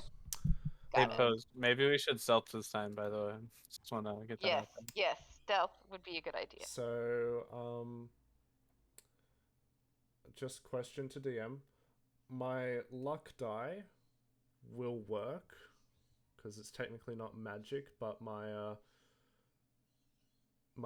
every other reroll I have won't work. My everything. My everything won't work. my reroll cannon. You enter this green, lush, beautiful place in the prime of your nature. Your objective, here is to find the prey you are looking for, hunt it, kill it, and also remember,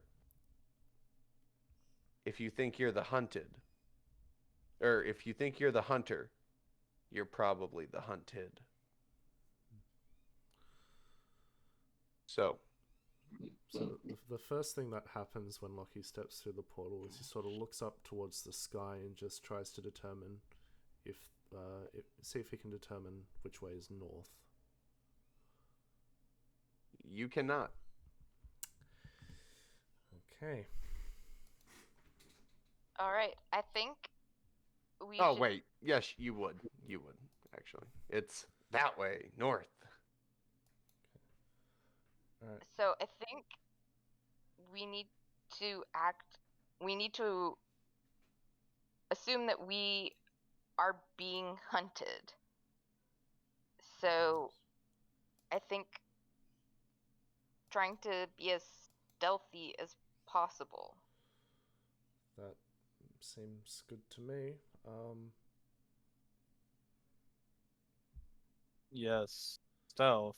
The thing I'm really good at. Well, you're not in your clanky armor, so you should be fine at it. You'll see. Oh, one thing. Mhm. All rolls are final. So Okay. my luck die. Will work. What I'm saying is, if you roll stealth now, that is your permanent stealth roll. Okay. Okay. So we're not doing a group stealth roll. We're doing individuals. Okay. I mean, you can choose. I mean, I'm fine with that. I'm just saying, whatever you guys go about, that roll will determine that's it. Well. So you can do it individually and like that, or you can pray to God one person does it right the first time. Can we still give each other advantage with the? Yes, because like Malar said before you went in here, the strength of the hunter is the pack. Okay. We can turn to Post to do the stealth check. Your bonus is 13 to that, right? Yes, and if And I have I have- somebody giving me advantage, that means that it's a normal roll and not a disadvantage. Because I'm 8 feet tall. And so I have disadvantage on stealth checks. Is it worth it for you to even do it then? If you have disadvantage? What's Basil's stealth modifier? 12. Yeah, why don't you do the stealth? Because then I can give you advantage. And then you'll actually get advantage. Okay, that makes sense. Okay. Give me advantage. Yes. All right, doing a stealth roll. 27. So you all start off with, okay, first things first, we need to know we are the prey, or could be. So we need to act like we are. And what does a prey need other than to blend in and let others be hunted and sacrificed before you? Because your survival is key. You immediately get together, getting the sticks and the mud and the dirt and everything and covering yourselves up to blend in with your new environment. If you would like weapons, this needs to be a... Give me a second. This would be your survival check. Nature check first if you want to acquire, if you want to know what is available to get the best items to make your success more likely. Is anyone else proficient in nature aside from me? I am not. Neither am I. Okay, I will just do a straight nature check then. I'm gonna use a luck die for that. Okay. Do you have to take the new roll when you do that? No, I get to choose. Yes, he does. Oh. Yes. Didn't know So, lucky. You choose which of the d20s to use for the roll. So let me Okay. roll again. It's just my my chronal shift. The target has to take the new one. 21. Okay. So you know that there is good quality material here. Roll investigation. Can I I do that or? well, I am proficient in investigation, As am and I get expertise since we're in a forest. So I get +9. Okay, then I can give you advantage on that. Because this I don't have disadvantage on. If you guys really succeed at this, like your rolls are really good, well, no, I'll leave that a secret. We'll see if it happens. I don't want to. If your rolls are good, Millard blesses you himself. Okay. 24. Plus 24? Okay, you plus, find. expertise and such. Oh yeah, so it's actually 28. You find those high quality materials for the weapons. Now, roll survival. No, roll performance to craft them. The quality of your craftsmanship. So you say they're Okay. fine materials. Are they, Draconia steel by chance? That's So, that's you, Basil. Basil. Can't aid you in that, unfortunately. All right, I will attempt to do so. 10. Oh, wait, sorry, I had my advantage thing turned on. So 10. Yeah, 10. So with these high quality materials, you make an average weapon for everyone. It's better than nothing. Now, survival is a roll that will be used, is the only one that will be used multiple times. Okay. Because it will be your survival against what hunts you and what you hunt. Okay. Wish Dreg was here. So, first things first, roll survival. You are being hunted. So Alright. one of us or all of us? Just one. Okay. What's your survival bonus, Era? 11. Okay, I have proficiency in survival, so I can give you advantage.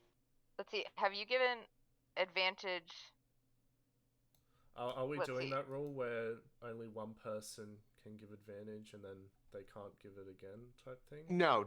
I'm going for the books Okay. version Yep. where so long as someone is proficient in, so long as they both are proficient, they may give each other advantage. Okay, but there's no you can only do it once. No, Oh, I'm not going to do that. They Okay. have to be both have to be proficient? Yes, they both have to be proficient in the same thing that they're trying to do. Okay.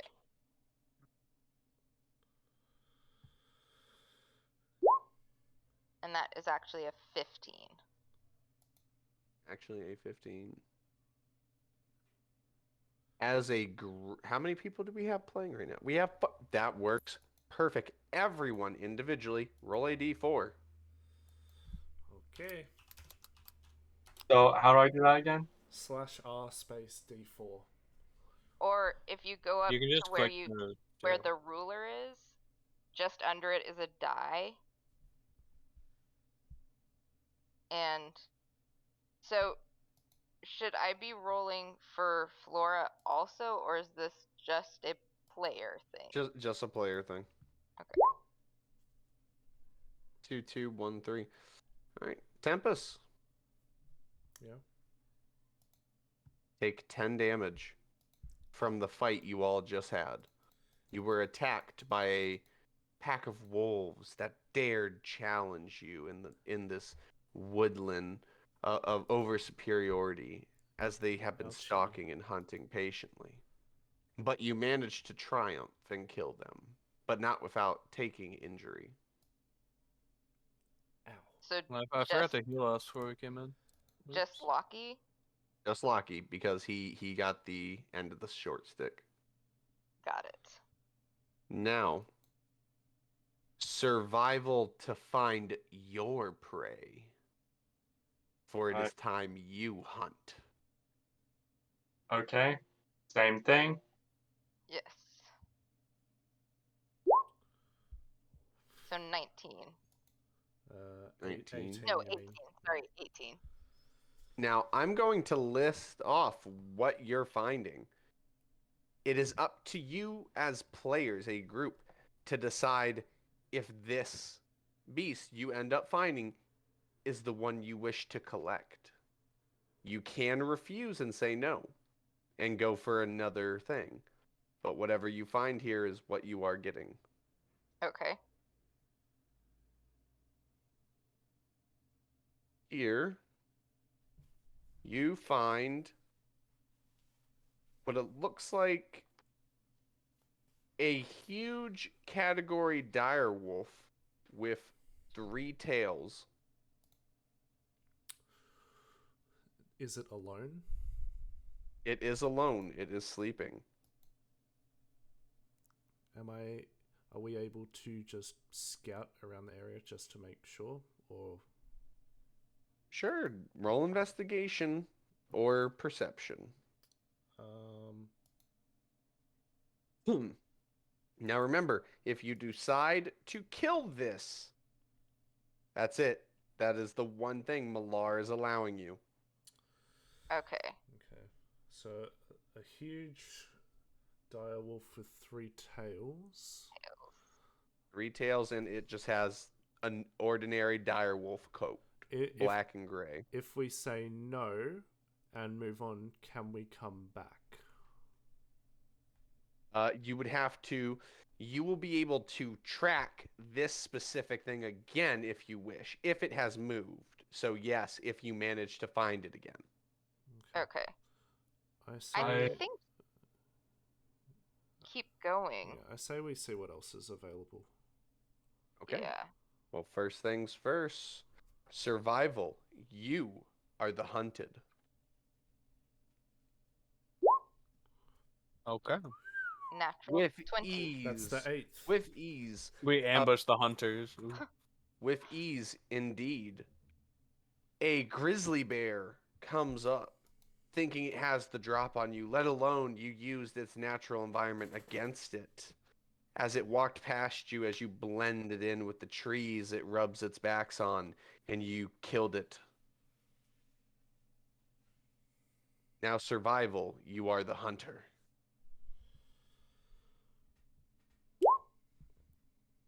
So that's 19.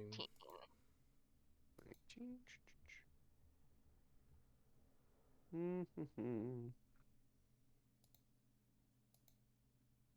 You come across a little pack of foxes.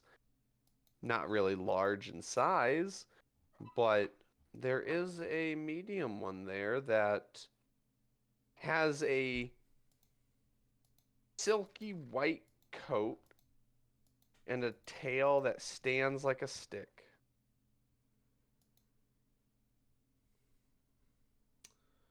I'm assuming that I can't do any history checks on beasts like these. I'm assuming they're only exclusive to this plane. Oh no, you absolutely can. Can I? Okay.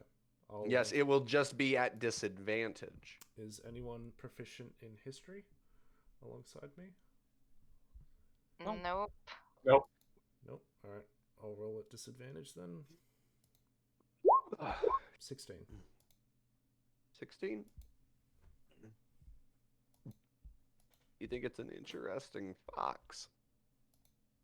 It seems to... You think it's something called an ethereal fox. You don't really know much outside of the name, other than you do know it has a evasive instinct. That sounds like a rare find, but it's very evasive, and given the name ethereal, it's going to be a hard one to catch potentially. I vote to continue on. Yeah, same here. Yeah, I feel like we need something that would present more challenge, perhaps. Or And be flashier. and Survival, you are the hunted. And Oh, yes. question. So, how long have we been spending in here? Because The day and night cycle seems to be quicker than your world's. okay, well, From what you can tell from the spectrum of your reality, you've been in here maybe 6 hours. okay, because Lucky's good at keeping track of time. So that would But be yeah, you've a- seen the moon within 6 hours like twice. Okay. So that would be a 27. So, all right. The alpha from that pack of wolves came back looking for the patrol it had, its hunting party. Your group stood at the ready. It growled and bared its teeth, but your party has already faced something similar, and you are the hunter. You fear no beast that dare oppose your Sigma male authority.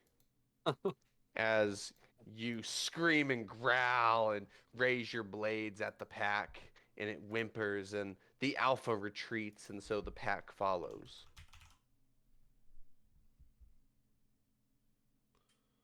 I don't know what's it called when you're at the top of the food chain.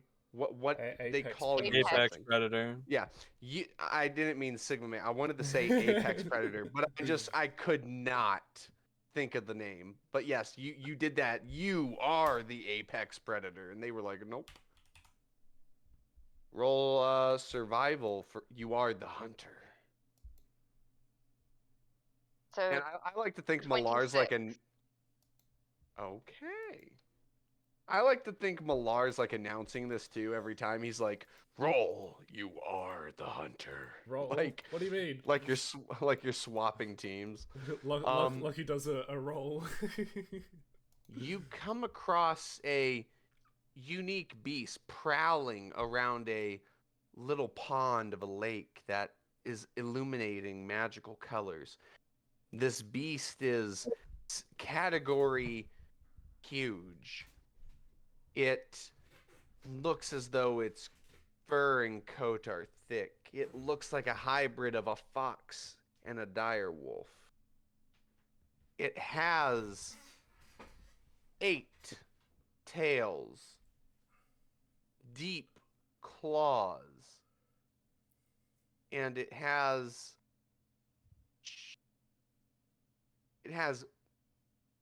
black eyes with a blue circular iris, and its coat the color of a illuminating orange. I think this is it. I think this is what. Yeah, I think this So, might like, be the will best we'll the, find here based off what we've seen. Okay, so I agree. Question, DM. Yes. Are we fighting this beast at night or morning? That is up to you guys. So Lockie proposes, because he's got an accurate recollection of when sunset and sunrise happens, based on his keen mind. So he says we should maybe try and fight it once the sun is up. We can potentially use the sun as it's rising to blind it on occasion. Have the sun in its eyes. So Mm. it could just as easily be us with the sun in our eyes. Well, The way you approach it, if things don't go right from the beginning, I mean, if it lasts long enough for it to learn and put us in that situation, then we might be outclassed. I say it's our best shot. I mean, we. Unless anyone else has any ideas. I think we should just go for it now. I don't think waiting, unless there's like a clear reason besides just like do you need to get something back where you need a long rest? No, this is no. DM said that the day-night cycles are really fast here, comparatively Right. fast, and so Lockie's just proposing that we wait like another hour or 30 minutes or whatever it is until sunrise, to where we'll have an advantage. This is it, but it has 8 tails. I mean, you're the team leader, so if that's what you want to do, that's what we'll do. I mean, having like a strategy is better than just running at it, I guess. Works for me. Also, Souls, does my aura work in here? No. Okay, I'm just wondering. Wait, is it magical? I don't know. It comes from my paladin class, so I'd say probably. Oh, then yeah, it works. It works. It's just like an aura. It's called aura of protection, I guess. Yeah, Gotcha. it doesn't say if it's magical or if just like your strength is like contagious or anything. It doesn't have any flavor text on it. So, this is what you're fighting. We're not going to do combat unless you guys want combat. Otherwise, we can go to the easy way I was going to do. Easy way sounds good. Okay. Everyone, 5 rolls each. Roll 5d20. That is the amount of damage you are doing to this creature. If you meet its HP, you succeed. If you do not, you fail. 5d20. Yep. Am I able to use lucky on any of these d20? Yeah. Okay, I have one. Ooh, there's a 1 and a 2 in there, Era. Yeah. I'm gonna use my last lucky die on that 4. You do also get Flora's for this. Oh, right. I those. forgot about Flora. Yeah, only for this. She didn't get it for the helping Okay, so part. Lockie got 71. Oh my god, she got 2 2s. I mean, got actually, 2 ones. Holy. Yes, 71 Yikes. for Lockie. All right, give me a second. Let me add up this math and see if you guys beat his health threshold. Let's see if you succeeded on your hunt. 71 plus Also, 64. Souls, is that the dog from Elden Ring? Yep. Yeah, I thought so. Looks very familiar. Plus 26. Is that the boss one or one of the generic ones? Yeah, I can't tell. That is the boss one. Gotcha. Have you So- done that boss? Yeah. I have. Dude, I'm at the capital. Hey, so am I. I don't know. So, I don't know. how close do you guys think you were? Probably a few HP. Oh. You beat it. You killed it. Okay. But I'm gonna say a difference of Lockie's reroll. A difference. Yeah, I would go with that. with the reroll, There was a difference. We got an extra 10 from the reroll, basically. Yes. you would have beat it without the reroll. Okay. Okay. Well, better safe than sorry, but You Yeah. are correct. It had 220 HP. You guys did 237. okay. 17 damage. So you managed to kill this creature. And Malar simply says, "Waste not, but take your trophy." So I'm assuming he wants us to do what we did with the salamander, eat it and Yep, preserve you it. will eat it, and then you will take a trophy from it, and then he will send you off. Are the So, tails the trophy? I'm crap, assuming? I don't remember. What did the Claws, head, anything really. That's a trophy. because once we kill it, aren't we supposed to open the scroll?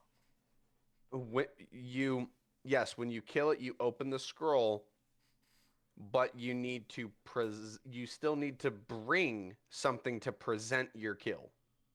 Okay. So we could I say we take the tail, maybe, because that's the most flamboyant part of it. the 8 tails.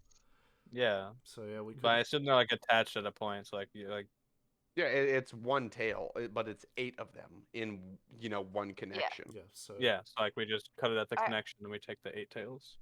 I think that, yeah, I like that idea. Because I don't know if the head is just like it's just a wolf. Everything else is just a wolf, but the tails is like the tails is makes a it unique. discerning feature. So Right. yeah, we'll cut it at the little bit And then- past the connector, and then And Beast. butcher and eat it. Yep. Okay, you butcher and eat it.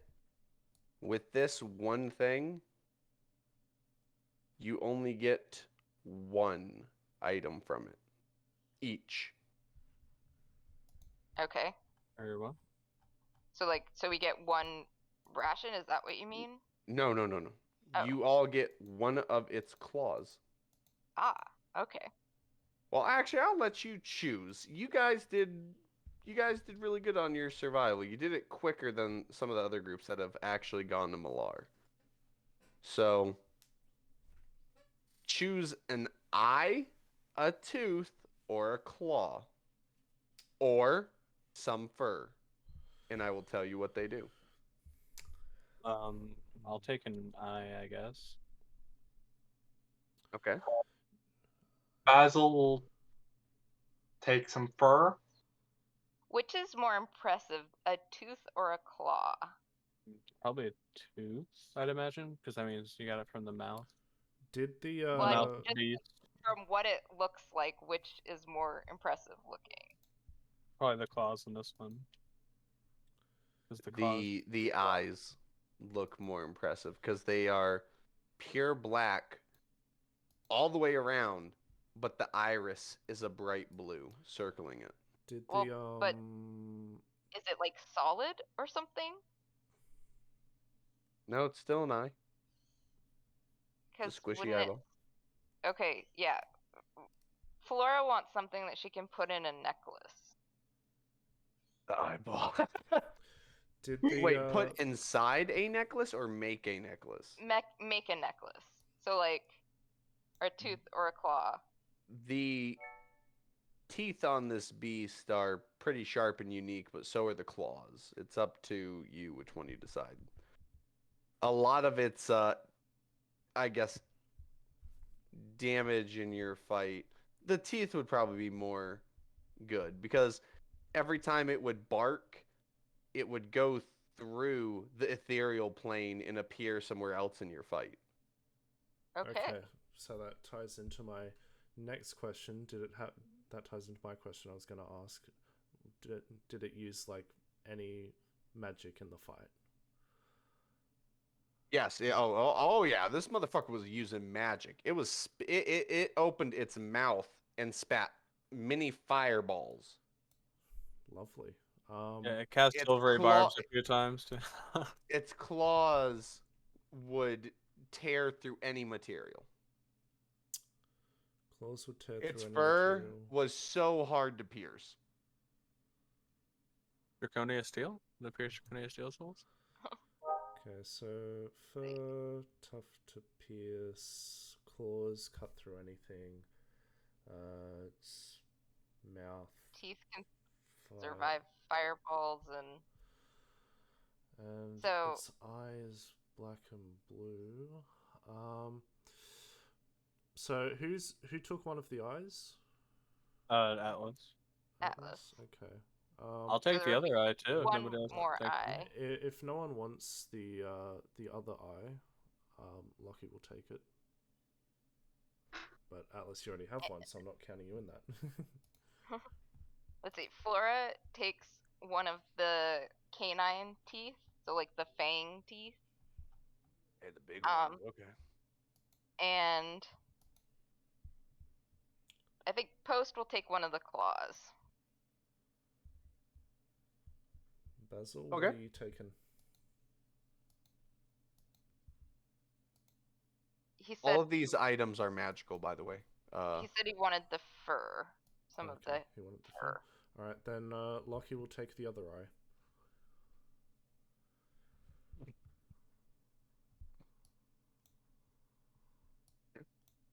Okay. Also, you do all see the spirit of the wolf fox you just killed. It leaves that corpse and it continues its journey in this plane of existence.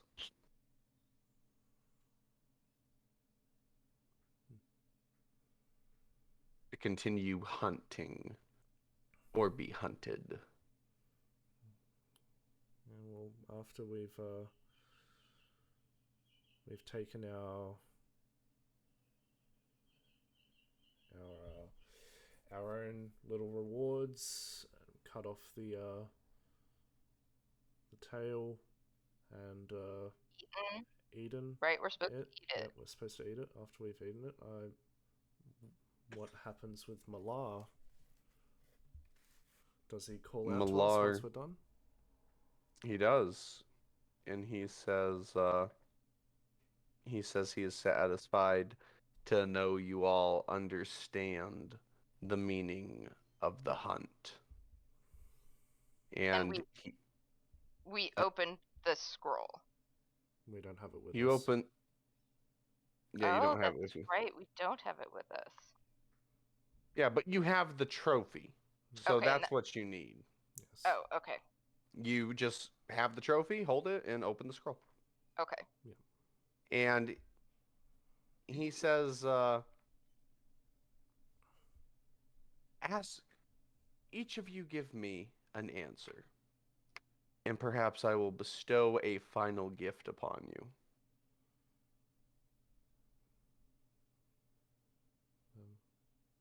And no one say anything. I want you to type your answer, and when I say, is everyone ready? And you say yes, you all hit enter at the same time. I want you all to have a different answer from each other. Okay. I don't want you guys influencing your choices. Okay. Gotta get real in character Alright, for are this we one. doing this in general or roll 20? Does it matter? In roll 20. Okay. Okay. And roll- he is simply going to say, I have one question for you, and perhaps I will bestow a gift upon you. What is the meaning of the hunt? What have you learned? That's it. He wants to know what you think now, after everything, is the meaning of the hunt. And before you hit that enter button, wait for everyone to finish.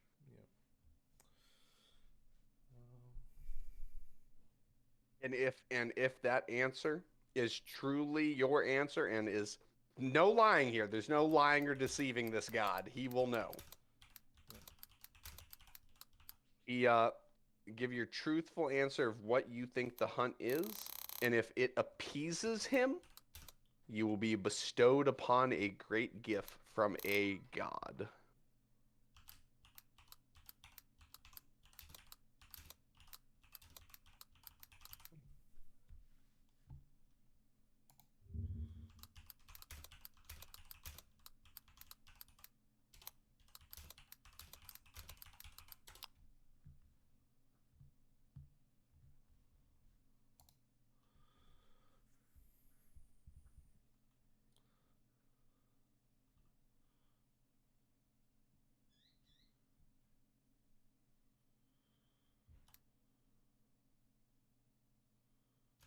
Okay, so it's like a two-part question, right? It's what have you learned and what is the hunt? Like what is the No, hunt he mean, just right? wants to know what you think is the meaning of the hunt. Like, what is the hunt to your character now that you've gone through all this? What is it? Okay. What is the hunt? What would Atlas think? The what have you learned thing was kind of like not really it was more of a statement, not a question. Okay.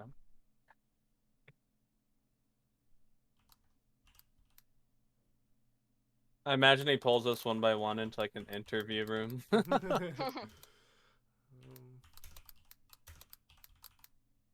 Man, it's that third eye he has, man, the one that gazes into your soul. Yeah. I love this picture so much. It's one of my favorite like divine wolf pictures. Especially that third fucking eye, man.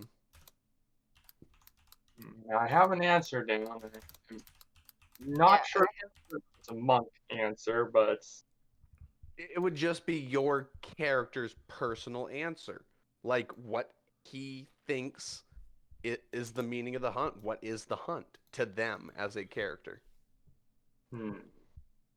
Like you went out there, fled, then hunted. You just went in his plane of existence, experienced what it meant to start from nothing to getting to the top of the food chain, to have the feeling of being the apex predator, to the feeling of being the hunted and the hunter, you know?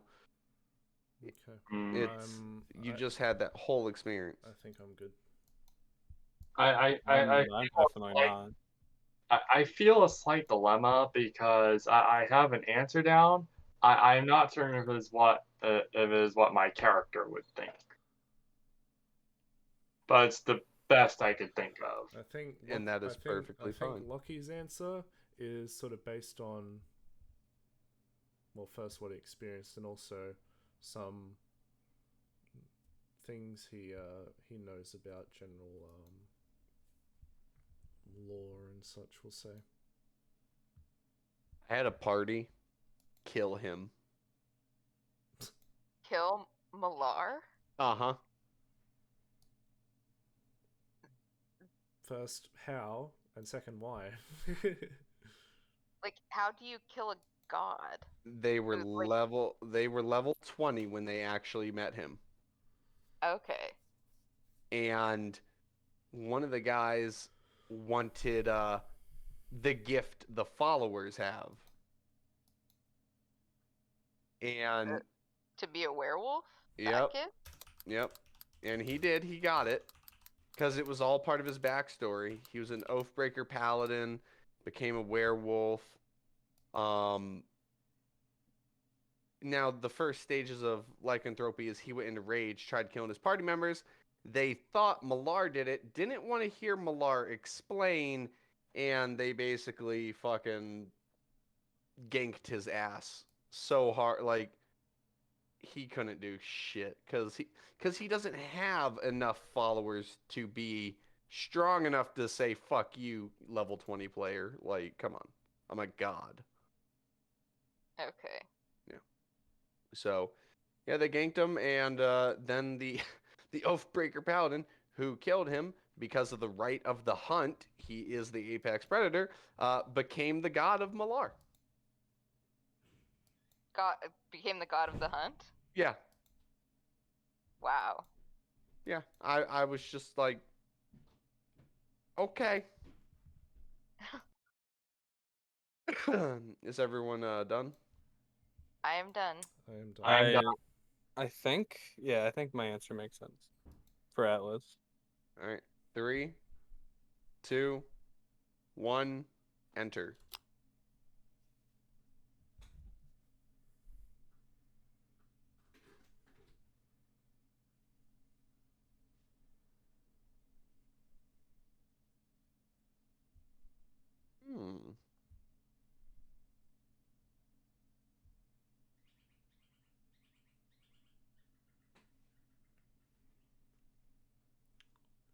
We need a drum roll in here. Ooh, I'm really surprised that I have the longest answer. damn. Honestly.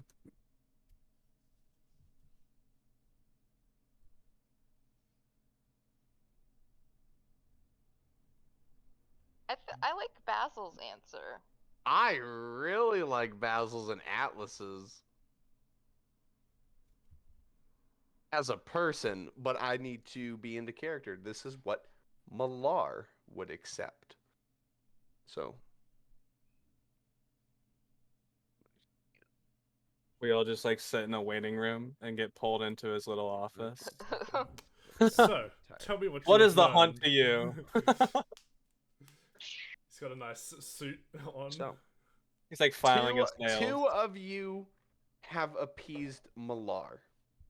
2 of you have not.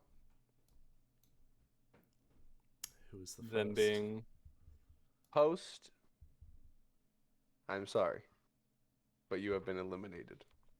was a real survivor. Was she the one that said that hunt is a game? Yeah. All Where right. the winner lives and the loser is eaten. That's a post answer. That is a post answer. Can't falter there. Lars, Yeah. I'm sorry, but your answer has been accepted. Tempest, Hmm. it's unfortunate. That Atlas has been eliminated. Oh, But, that's a better one. Atlas, it's unfortunate that Tempest has been eliminated. So, Atlas and Lars, your answers have appeased the mentality I have set for Malar's character. So, he is bestowing upon you a gift. a plus 25 longsword. Holy shit! Nope, something probably better than that. So, he leans down to both of you. And he simply sheds almost like an ethereal cloak from him. And 2 cloaks made of his fur are put into your hands. Is that The cloaks are transparent, but can still be seen.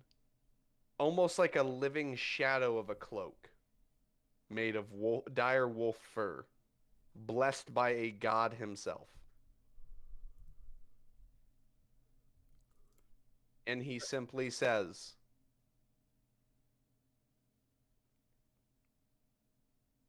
remember, the pack, or the hunter, is only as strong as the pack. And he sends you all the fuck out of his shit, and he just gone. And you guys are here butt-ass naked again, with your clothes and stuff being handed to you by the wolves. Dude, Atlas puts on his armor so fucking fast. Before putting on his clothes, Basil makes a deep bow before the temple and just says, "I am greatly humbled by your gift." And then he proceeds to put on his clothes. Lucky, Yeah, post before just start putting on clothes. Lucky Just slightly bows to the temple and says, "Thank you for the learning experience." Souls, do we know each other's answers? Like as characters? yeah, he would have. Each of you would have stepped up one at a time and told him. So yeah, you would have heard it. As for the people who showed their respects and bowed, and thanked Malar, Tempest, you get a D4 inspiration. Lars, you get a D6. You get a D4 because you slightly bowed. Yeah. Lars was like, I am deeply humbled. Like, let me suck that dick. I was like, all right, D6 inspiration. Give me that dick, God. Please. So how do I score down a D6 inspiration? Just keep it You in. will Just keep it in the back of your mind that you've got a D6 to use whenever. Yeah, just do that. Write it down somewhere. D6 somewhere. But y'all have your gear, all your equipment, stuff like that. You Changed. You all feel very blessed. You definitely feel the remnants of divinity. Like you were in a plane that was celestial in nature, So, but also very close to death. Souls, I have a question. Yep. Well, Kelius had a good answer, so I'm just curious why it was shut down. I got his answer again. Survival of the fittest, whether it be the entire pack or a lone wolf trying to survive. Because he had learned about the like group mentality, like basically like about the pack type of thing. Because it's about the pack, not the hunt. Okay. He wanted more. He wanted like if it was a short answer that was phenomenal, like really on point with Millar's mentality, he would have taken it. But he definitely wanted more of an answer. He wanted to see how truly you understood the hunt. How close were you to understanding you are always a prey and you are always a hunter. Like that right there, if anyone had said that, you are always a prey and always the hunter, like that would have he would have given you something. He would have given you his thing.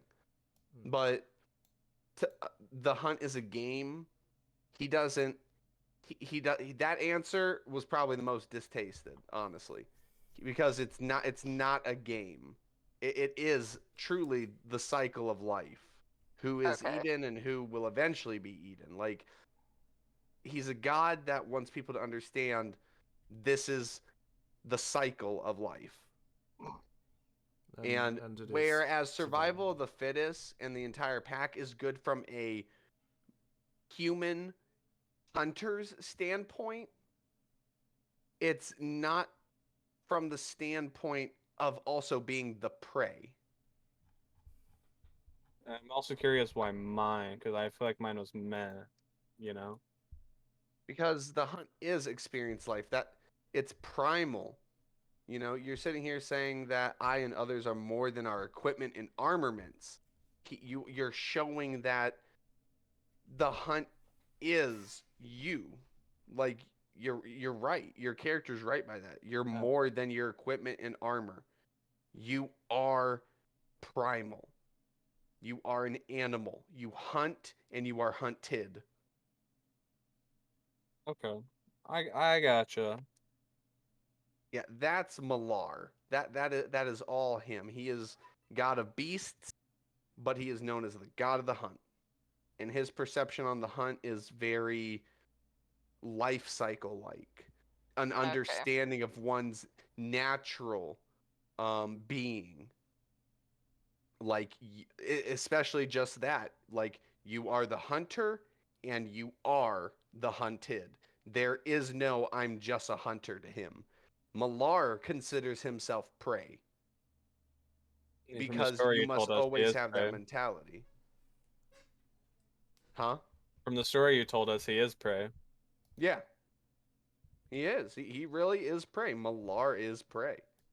But he is also a hunter. But he never lets the notion get to him to where he always thinks he's the apex. He knows there is something that can hunt him. So he's one of the gods I really find interesting in the campaign because he's a reoccurring one if you truly invest and go down with him. He is definitely a god that answers prayers directly. Like if you are a follower, any one of these motherfuckers clasps their hands together and says, "Dear Lord Malar," he will answer them immediately. Okay. But yeah. Oh, Atlas is definitely apologizing to Helm, like, for the armor thing. You get a vivid vision in your mind of something that would represent understanding and forgiveness of the situation. That you are following through with his oath as best as you can. Gotcha. He's got the big divine thumbs up. Yeah.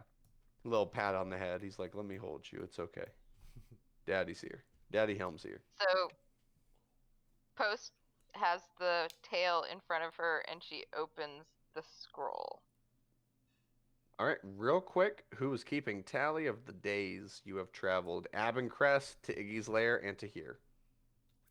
It was 4. Well, Because 2 from Abencrest to Iggy's Lair, and then 2 from we spent Iggy's we Lair spent here. 1 day in Iggy's Lair. You also spent a day in Abencrest. So 2, 3, 4, 5 days. It's been 5 days because it took 2 days to travel here. It took 1 day to travel to Iggy's Lair. You spent 1 day in Abencrest, 1 day in Iggy's Lair. That's 3. 2 to here. That's 5. And it's been Okay. It's been like probably almost another 24 hours because we were in there for Alright, like so 8 6 hours, days. right? 6 days. That's fine. Yeah, you were in there for about 8 hours. So we'll round it up 6 days overall what- once you leave here. So what was the time limit? Do we get a no now? Yep, you get an answer. You get an answer. The moment you open that scroll, there is a magical runic countdown timer. The runes on the scroll are counting down and shifting into numerical numbers till it hits 0. And the amount of time left on it is. The amount of time left on it is a scary number. Amount of time left on it is. Hang on, real quick. Let me just. If it's a week, I just want to say I called it. That a week was a short. No. It is a lot sooner than that. Oh, okay. I'm just going to double check for the sake of everyone's sanity how long it would take you to get to the next meeting point. Next meeting point. If I'm reading this correctly. Next meeting point is.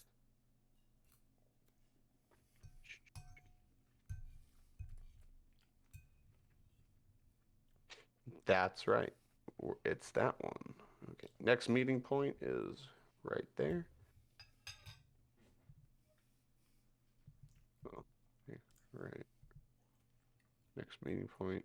So they tell you the next meeting point's right there, where the arrow is. We're still in the. We are still worshipping Oh. Malai right now. So Whoops. On the scroll, it says the next meeting point is right here. Okay. What And what's does it it- called? Huh? Is there like a general name we can call that location? No, it just gives you a little mark on the map where it is. There you go. So, does it tell us like when we need to be there? 2.5 days. Well, we better Okay, make- so better make we- haste. Yeah. We'll be arriving there basically with little time to spare. We'll be or with a arriving data there with- spare. Oh yeah, with sorry. a data spare. My bad. Yeah. I was. Do we want to go That's it. hunting? Because you know we I, learned a lot about it. I'm done with hunting for now. I wanna. I don't know. Yeah, Malai I think was like pretty that. cool. I think being on the safe side, let's just head there. Okay. So you guys are on the way there. That will be the session. Right. Now how did everyone like that one? That I was like fun. it. I liked it. Don't everyone talk at once. I Um, talked. Well, my main complaint is that Loki did the same amount of damage as as Atlas, and that boy got little arms. Oh my god, are you talking about the roll? Yeah, because look at that guy. He's so No, tiny. I used my strategy. I guided it into the sunrise to blind it, and it worked. A weak little man. Do same damage as big man. So I got more strikes on it. Could Are I- you even proficient in like a spear? I'm proficient in weapons. I'm proficient you? in yeah. Oh my god, we have a- Wizards get proficiencies in a few select weapons. No, you don't. Yeah, we do. Not in Atlas's book. Well, I don't care about your book. My book's better. I actually read my book. Okay. Atlas like nerd. Could I have identified the eye that I got? Yeah. Oh yeah, what do Yep. our things What do? the? What's the They idea? are all magical. He has to identify all of them. Well, I'll take. And our cloaks would be nice. I will take the time to do that on the trip. So, the eye.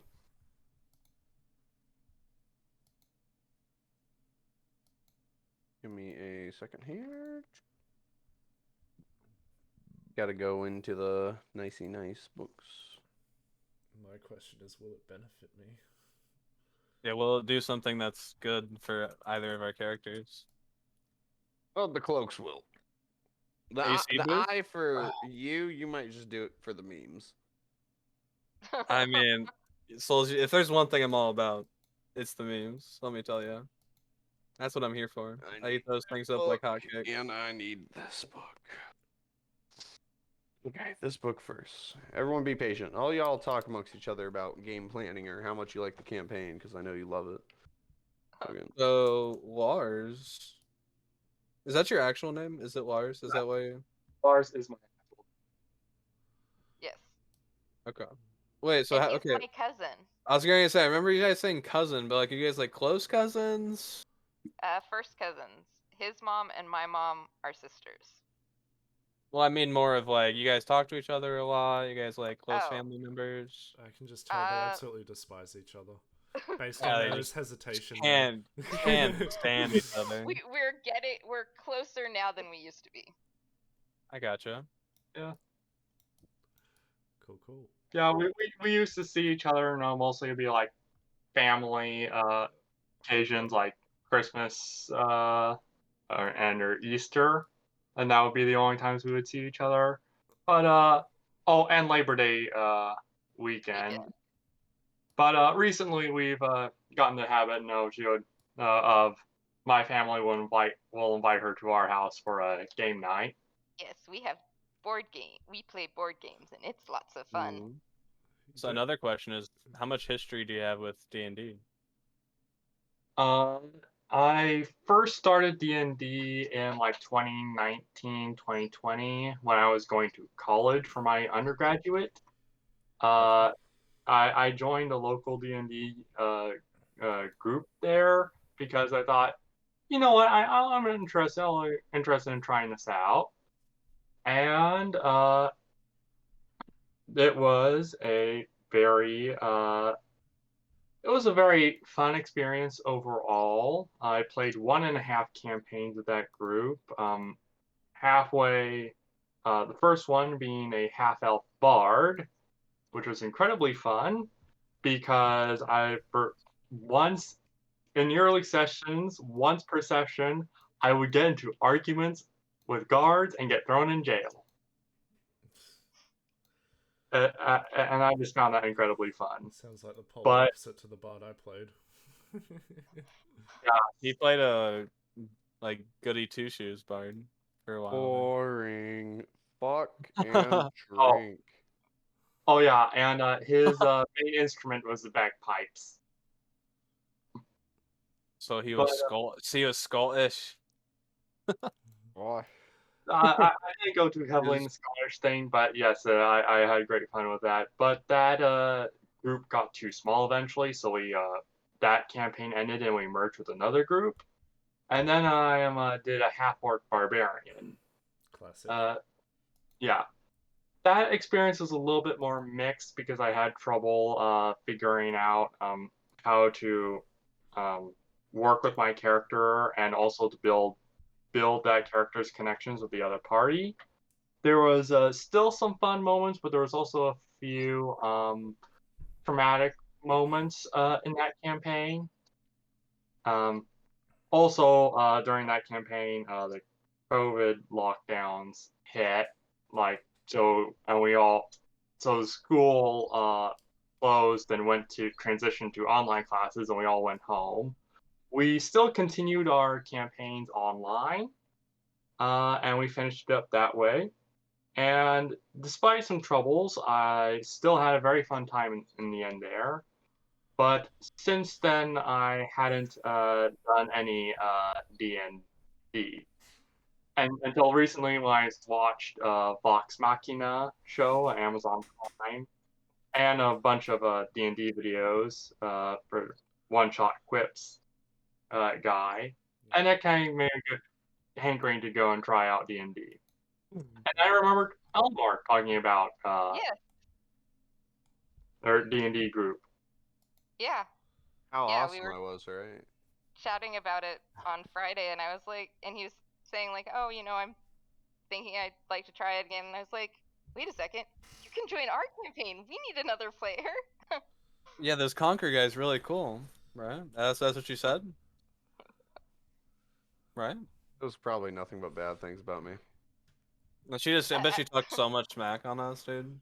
I bet. Right, yeah, Like, fucking the lame ass DM is a motherfucker. piece of fucking work, dude. I bet she insulted Turnidax there. Only in the fact So that I there's- did not mention him at all. Ooh. That's a compliment, considering the shit you put him through.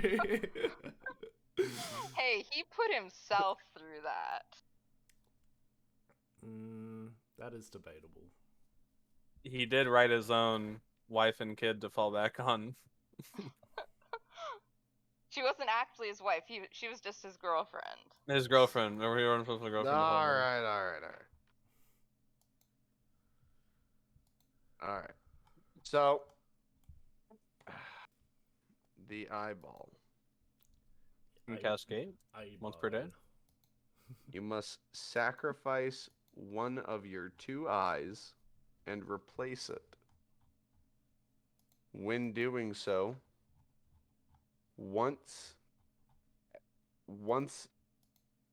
a hang on. Once a day for 8 hours, you may activate that eye to see into the ethereal plane.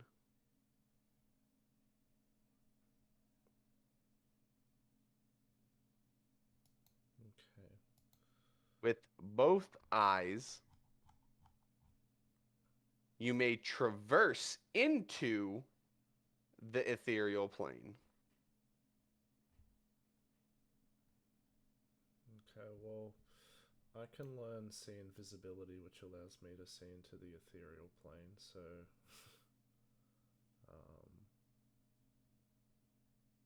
Atlas, do you want both eyes? I mean, it might be pretty cool Does for you it- to traverse and shit. I'm assuming that like the eye looks the same. It's not like it appears as your eye. It's that eye. Yeah, it does not appear as his eye. Oh no, if he does- that sacrifice, that potential danger is there, Conquer. That absolutely is still there.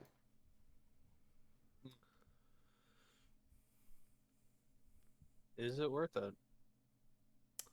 Does Identified tell you the price it would be worth, Let me check. money-wise? Identify.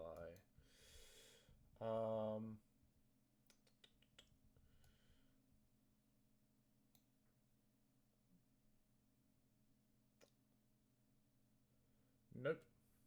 Yep. So let me put identify in the chat to. You're pretty used to this shit. I'm gonna say you think with this magical eyeball you can get a dollar amount on it. 10 gold an eye. So we can What did put you it say in you the can do with both eyes? You can traverse the. You can traverse through the ethereal plane. Okay, now as a player, what does that mean? So if the ethereal plane is the plane between dimensions, it's the plane we can't see, where ghosts are. Essentially, if you use the eye to see into the ethereal plane, if there is someone in the ethereal plane that is watching you, that can see you, you can see them. That is extremely useful, and that could be really useful for protecting people. I'm just Traversing reconsidering. traversing into it means just that. You can go into it. I never said you could get out of it. Okay. I don't know. Seeing as Traverse generally means that you go through something. seeing I'm as saying Atlas, he basically has a gate to the ethereal plane, Okay. but he can't get out. That's the consequence. He can go in, but not out. He has to find a way out differently. Which would be using a gate. Which he does not have. Can we please hurry along this a little bit more? I don't want to hear the rest of what the rest of the body parts do, and then I want to go to bed. So we'll do the. I'll type them. I'll type them in the chat if you want to go to bed now, man. You're good. I'll throw them in general so you can see them. If you can do that, that would be great. Yeah, I can do that. You can head off. You're good, man. All right. Well. I hope to see you next session.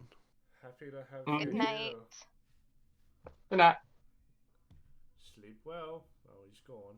Okay. He's gonna come back and be like, "Your campaign's shit," and I'm like, "Oh, it takes so much Why? mental damage. No. dude, it'd be so much psychic damage." Oh no, sorry, it would be emotional damage. Emotional damage.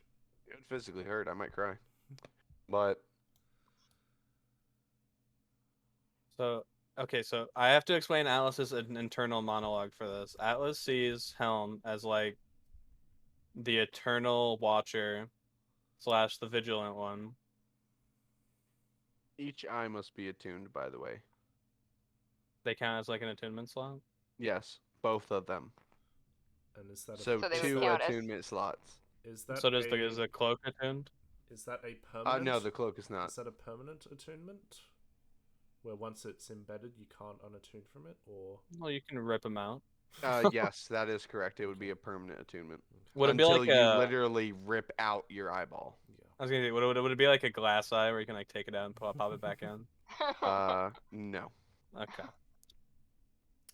we could give these to Medith. I didn't even think about that. We could give Oh. these to Medith. Fuck, I didn't even think about that. We could give these to Medith. That I mean, but then would she just be able to see the ethereal, whatever plane? I'm assuming, because Souls has No, you don't just see the ethereal plane. They Okay. still are normal eyes. You activate an effect to see into the ethereal plane.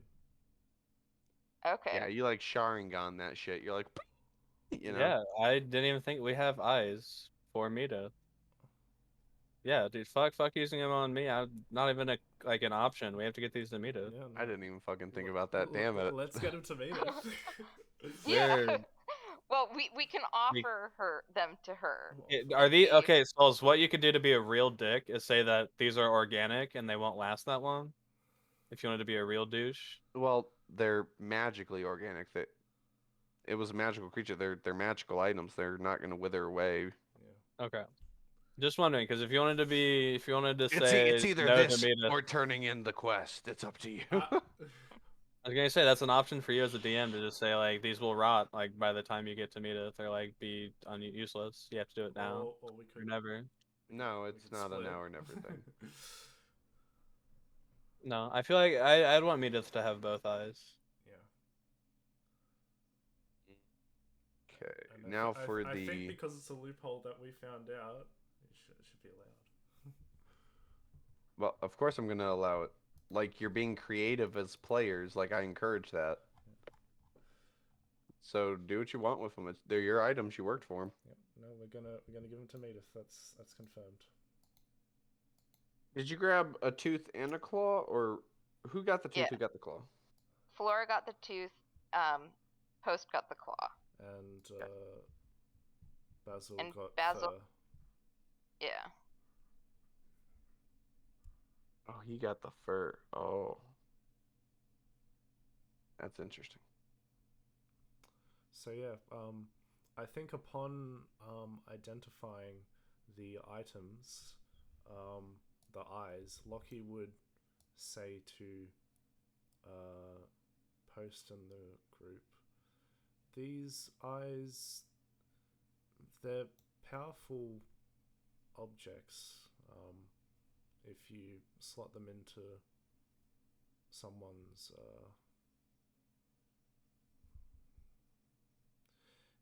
they can see into the ethereal plane, and that's amazing in of itself. If you have both of them, you're able to get to the ethereal plane, but I don't think you can get back. However, I had a thought. We could give both of these to Medith, and they work like regular eyes. I could perform operation on her. Well, yeah.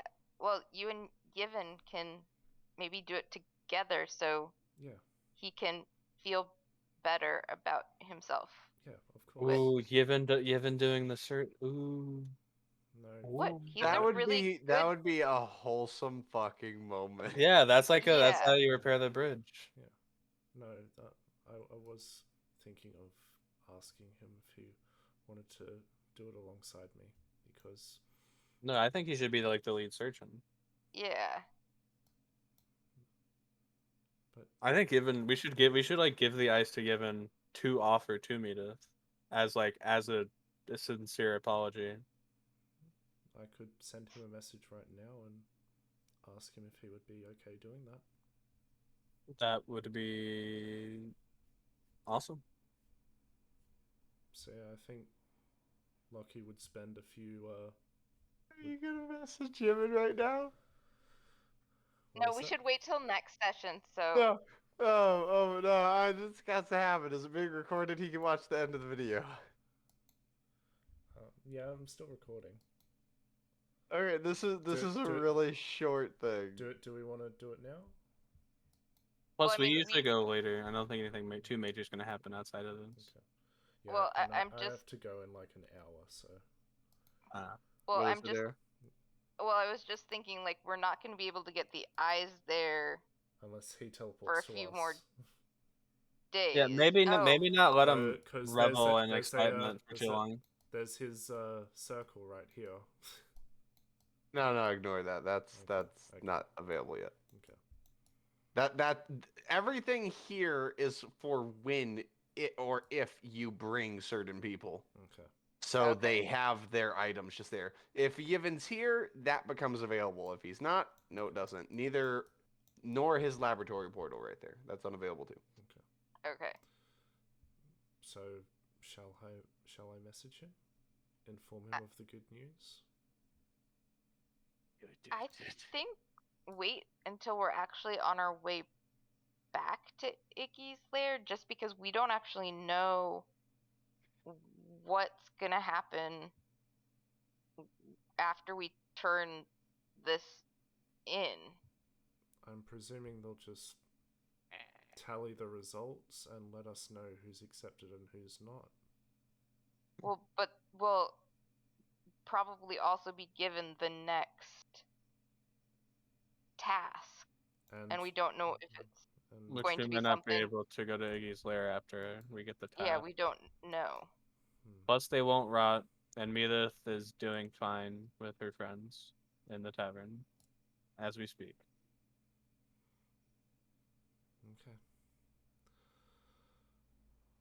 Everybody else. I think Medith can stand by without the news, and so can Yevon.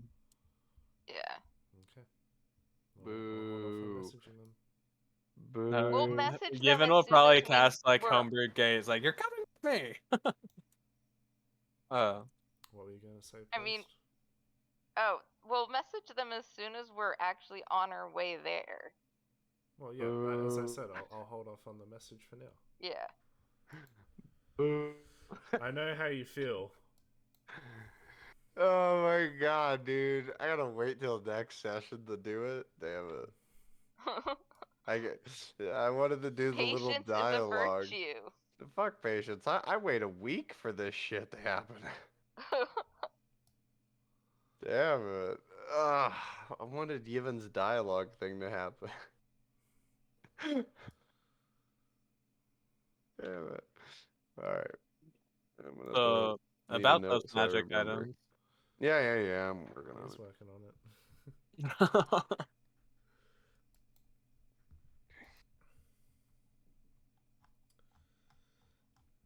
And straight after Lockie's identified all that, he is going the fuck to sleep.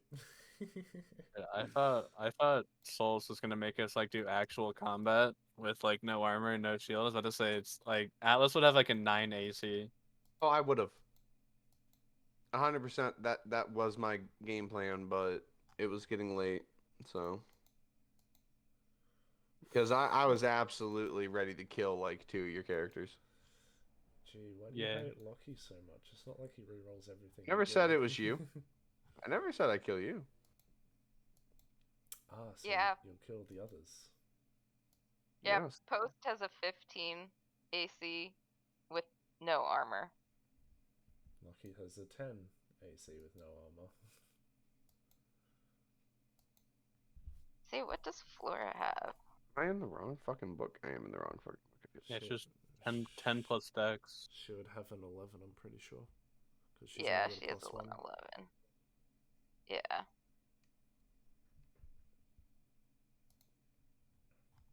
Oh, I never put her hit points back. Whenever Millar said no armor, I was like, and he said no shields, like, When he said no magic, I was like, what? Yeah, when he said no magic, I was also, Yeah, whereas Post was just like, this sounds so cool. Dude really said, Atlas, everything that you can do, fuck you. Your armor, your shield, your magic, fucking throw it away. It's useless. Well, but you're strong. Your unarmed hit must be pretty good. He does 6 damage. He's got maxed out strength. Okay. Or wait, okay, Souls, whenever we redid our stats, you said we could go above 20. Can we still go above 20? Yep. And by how much? As much as you want. Up to like 50? Up to 100 if you wanted to. Okay. It's up to you if you tank your other stats. Dude, fighters get a lot of ability score improvements. I'm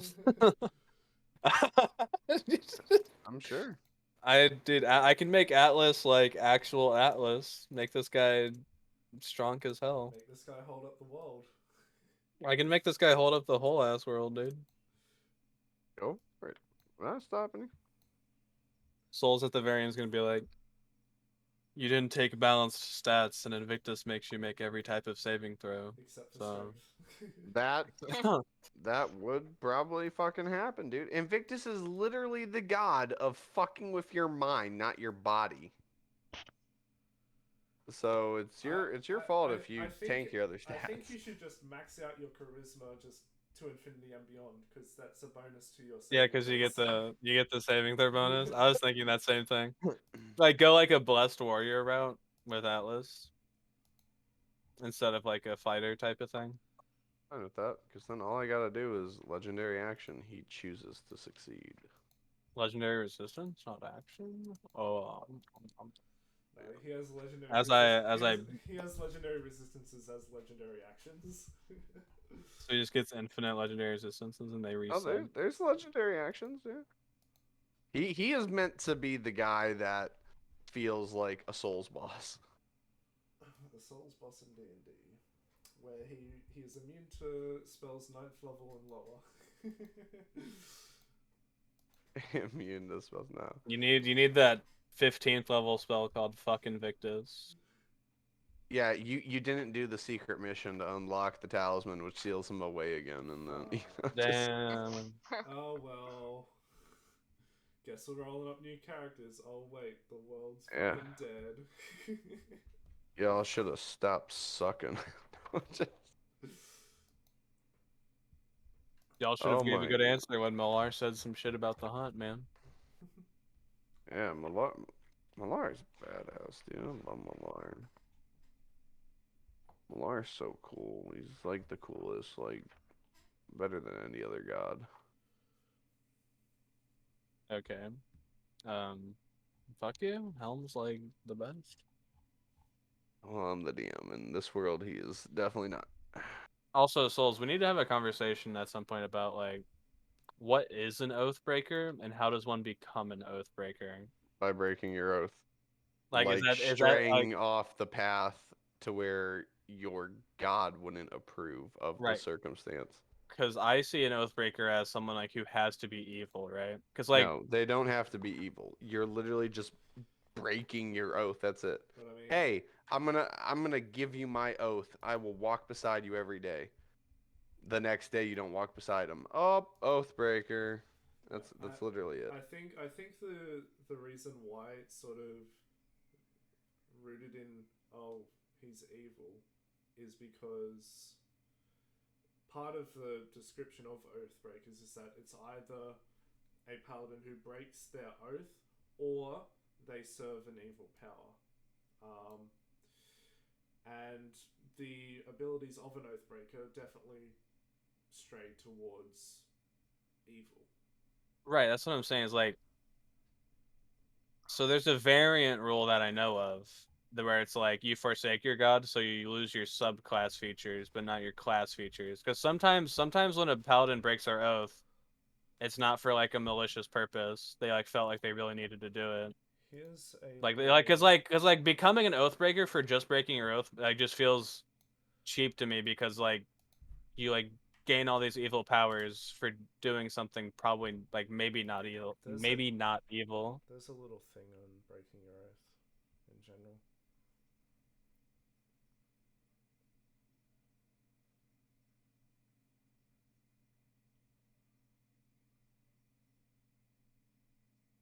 So difficult to find the items I So needed. yeah, at the DM's discretion, an impotent paladin may be forced to abandon this class and adopt another, or perhaps take the Oathbreaker paladin option that appears in the DMG. I was gonna say also if Atlas starts doing non-holy things, you could start taking away my paladin levels and making them fighter levels instead. Or Like his connection is diminishing. When the items are broken post, they apparently turn into something random. Okay. That's it. They just turn into something. The tooth. Yep, they and turn into the something. Tooth and the claw. Yes. Do they have any stats? Nope. Just when you break it, they turn into something random. Could be anything.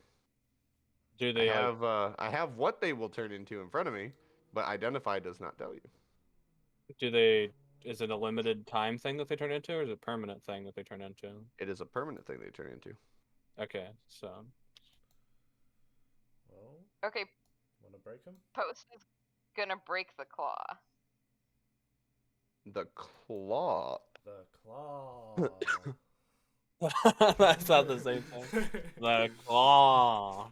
This is a +3 Vorpal sword. Oh. Is it a longsword? Oh, Vorpal swords are. This Is it only sword nasty? changes its shape to fit the wielder's ability. Ooh, so it is a longsword in Atlas. A Vorpal gun? Question mark. Vorpals decapitate the enemy on a crit. The crit Invictus. You know. Whoa. Yep, so. Shall I get a description of Vorpal weapons for you?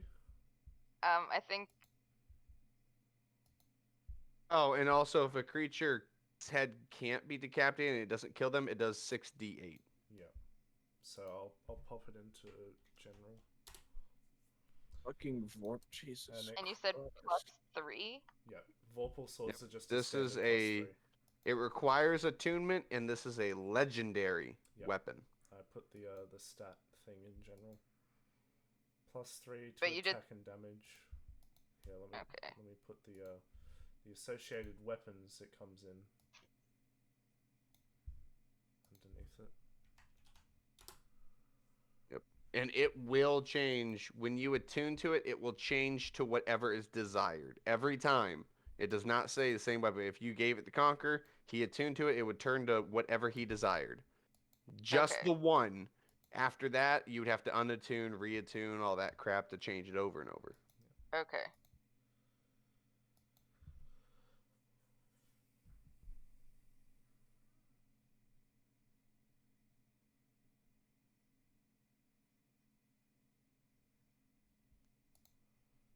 So enjoy that. Dude gave Post a Vorpal sword, dude. That's ooh. Yeah. And it cannot turn into any ranged weapon. Post it has to be melee. Souls, you just Right. gave a Vorpal sword to the fucking crit machine. Like, do you understand what you've done? Yeah, I know. Like, we're talking about the crit monster over here. Yeah, you're also talking to Oh, the God. homebrew DM that throws so much bullshit at you. Oh, jeez, Louise. Yeah, Like, I you mean, just decapitated a guy and he put his head back on. and I mean, Souls has a fetish for martial classes. Does he? Does he though? He hates spells, so yeah. That is I true. I don't mind partial spell users. Full casters, they just have to die. I have to do everything in my ability to make their life so fucking difficult And to so where they don't far- break my campaign. And so far, I've only played full casters. They played a 2 full casters. Good one. Yeah. Souls Like, is like, "You're in the wrong campaign, buddy." I don't mind a full caster sorcerer. I can handle that. But Everything else, I'm like, arguably, sorcerers are more busted than wizards. Yeah, meta magic can be quite something. Yeah. fine with that though. I'm fine with that though. No, I don't know what meta it magic is like It's just like key points. If key it's points because are more broken. they don't have a diverse spell list compared to wizards. I Fuck your mean, wizard bullshit. they have a lot So of. are you spells. breaking the other thing, Post? I thought you were about to say, "Are you breaking your oath?" Are you breaking the other thing, Post? The other one, the tooth. I'm thinking about it because it's not Post. It's Flora's. Flora. Oh man. Well, let me know whatever you decide. Yeah. So it's gonna be her decision whether or not. Does Flora want a sick ass fucking sword? I know. I'm a little confused why she wouldn't want to break it. Does Flora want like the coolest weapon she's ever fucking had in her hands, or like some dinky necklace? You know. Can someone also put the shit in chat for me why I do this for Lars? Sure. Just what the stuff did, because he wants to know. Just put it in general for him. So I'm trying to get this shit done. Does she?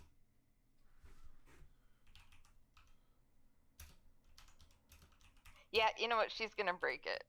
I was gonna say she'd be like, "Mom got a cool sword." maybe You I get a cool gun. you have chosen very wise, and yes, it is a gun. It is a sniper rifle. Post is like, give me that. Give me that, you little shit. Give me that. You little bastard, hand that over. Yep, it is a sniper rifle.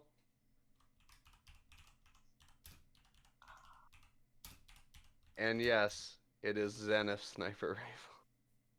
Well, actually, it's a little downgraded from Zenith's, but it is essentially Zenith's. It is the one that Exeter was going to sell for $1 million gazillion because it's good. It is this right here. Let me load it up.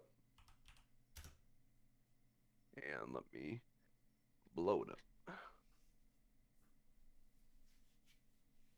Okay. Yeah. It's not Zenith Sniper, but it is a sniper classified weapon. Okay. So, I can tell you right now, it's gonna shoot like very far. Yeah. It only takes high caliber. Okay. So,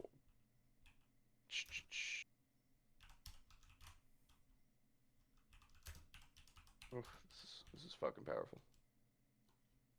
Wait, oh my god, is this the one with...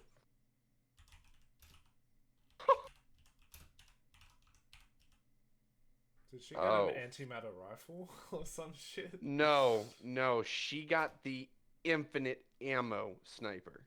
No, okay, you can. That is Oh. now Post is like, give me that, you little shit. And now Post is smacking her daughter and saying, "That's mine." She has the same effect that Zenith's gun has, which is every time you pull the bolt back,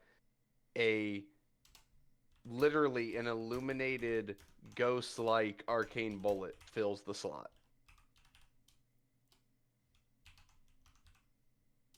I think the downside of that would be that like you can't use like cursed rounds in it, right? Yes, that is the downside. You cannot use the alternate types of ammunition. It is strictly, it's like any sword where it does 3d6. That's the damage type it will always do. So what's its damage? Its damage is 3d10.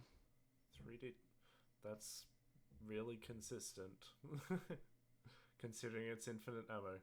But in a anti-magic field, it won't work. So, got to keep that in mind. You can also dispel the weapon, and then it won't work. Dispel magic. Lucky has that. Does he want to pull an Adrian? I mean, Atlas has dispel magic too, so he's definitely like noted. Noted. Well, so Noted. if you dispel the magic, you'd still have the guns. You could still. Yeah, it would then operate like a basic sniper gun, not a magical sniper. Yeah. I am looking at the right fucking gun in my notes, am I? Hang on. This gun. If they go to Malar, if whoever chooses the gets a... Oh, okay.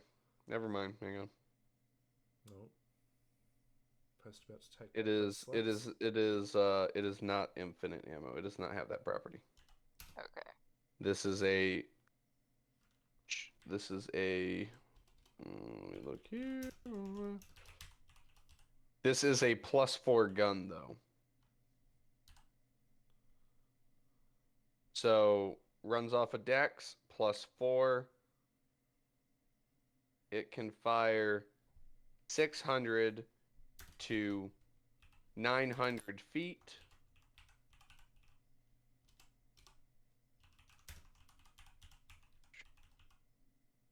A lot of clicky clacks, man. So It crits on a 19.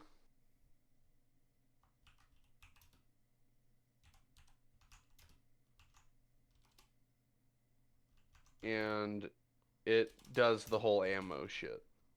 okay. But its base damage is 3d10. No. It doesn't do... The bullet is the damage. Oh, okay. The same thing as you do. Oh, okay, I see. I get it. Yeah. But it's a high caliber round. Yes, it can only take high caliber rounds because this is a sniper classified weapon. Okay. Whereas posts, she can adjust it so it will take regular rounds if she gets the piece. Yes, because you don't have a sniper. Okay. Oh, sorry. Crit range is 18, not 19. Wait. No, it's 19. Never mind. Because this is the downgraded sniper. This is the before Zenith sniper. Okay. Yep. But yeah, it's fucking nice. Now for the fur. Oh my god, the fur, the gift from the god. Oh yes, this fucking the thing. fur and then the cloaks. Oh, oh, that's right. Yep. That's right. Mm-mm. The fucking fur. The fur gives time travel. No, it's just Give me that, you little shit. Drop kick the bunny off the ship. I know, starts betraying the party. He's like, it's mine, it's mine.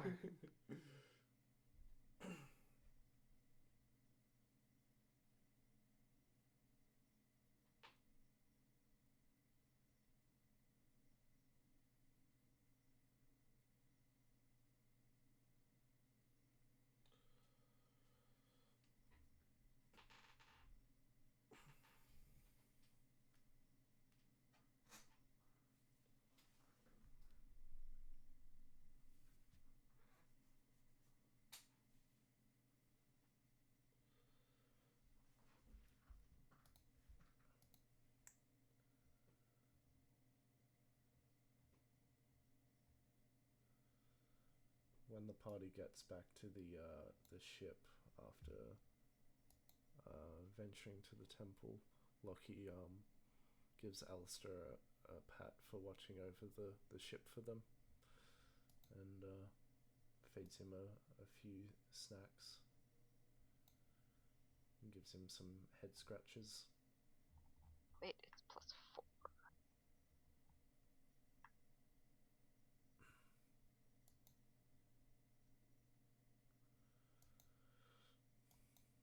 Fun fact about Wall of Force, it blocks travel through the ethereal plane. So that's cool. Mm-hmm.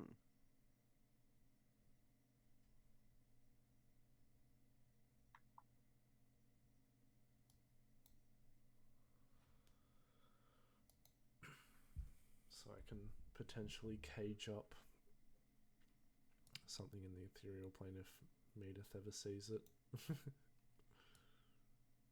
She's like, there's something there.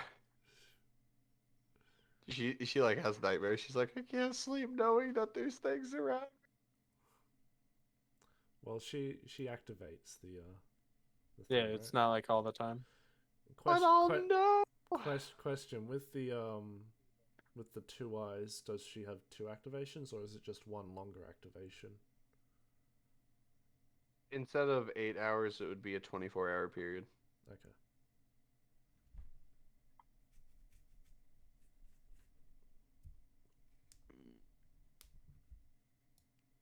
And I was gonna say, and when we insert the eyes, do not travel to the ethereal plane.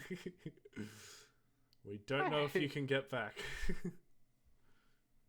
I'm gone forever. Tell Adrian he was a bitch.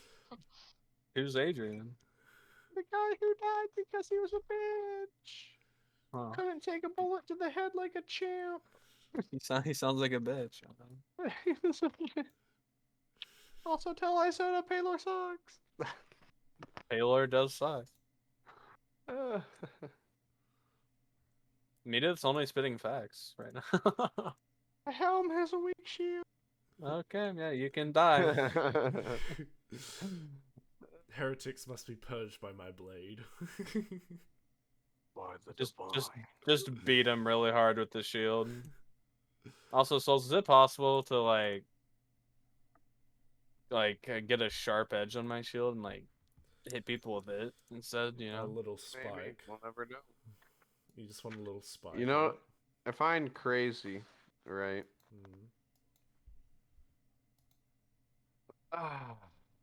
Nothing.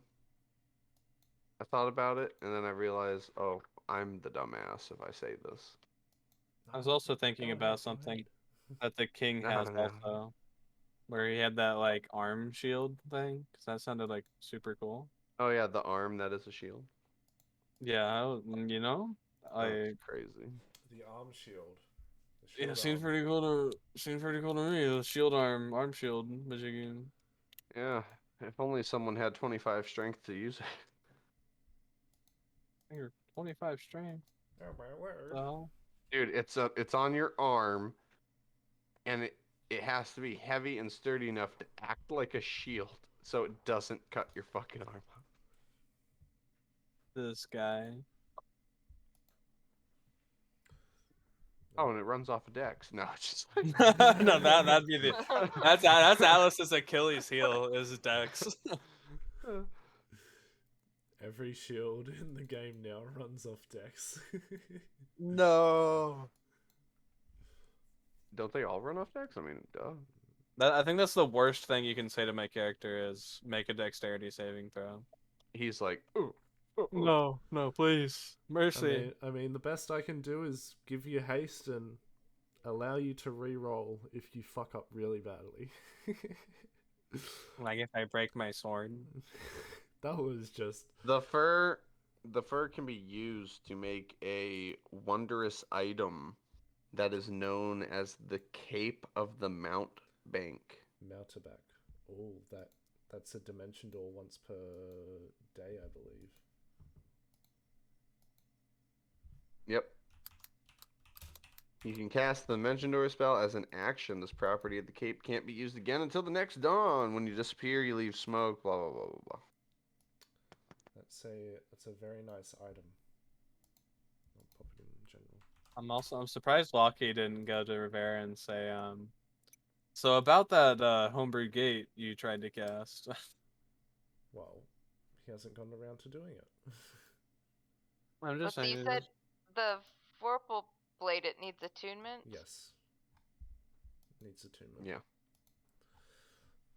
Like, Also, the attunement rule is going back to the same ruling where if it requires attunement, in general, you can only have 3 things attuned, even the tattoos. Now Okay. that They're not I'm attunement going slots, for the right? books. No, they're not attuned right now because they're not working. You just have normal tattoos like anyone else would get. Gotcha. and as for learning that homebrew gate that Rivera was studying, Lockie was thinking, I'm going to give her time with Puss before I start pestering her with questions about that. How Oh, did you cool. try using it? I don't know. Oh my god, go away. Buzz, shoot him. Someone shoot him, anyone. Zenith's like, you called? You already threatened one of my characters. You're not doing it a second time. It's too late. Alice was like, only if I had a gun. Look at the future, Loki. Look at the future. I see. You trapped in a wall of force. Ha! Dispel. No, disintegrate. Or counterspell. Disintegrate? Yeah. And no, disintegrate is actually the counter to fucking Wall of Force. Yeah, because if wall of force is already up, it can't be dispelled. You can the only spell that counters a Counterspell. disintegrate. Yeah, counterspell at the initial casting. Counterspell. So, You're like, well, counter. Damn it. so can the Vorpal blade become a bayonet? Ooh. Yes, actually.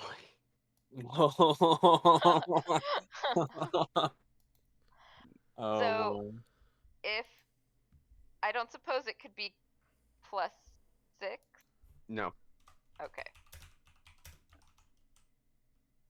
This is a Vorpal fucking weapon. A nat 20 literally decapitates shit. You gotta be crazy if I make that a plus.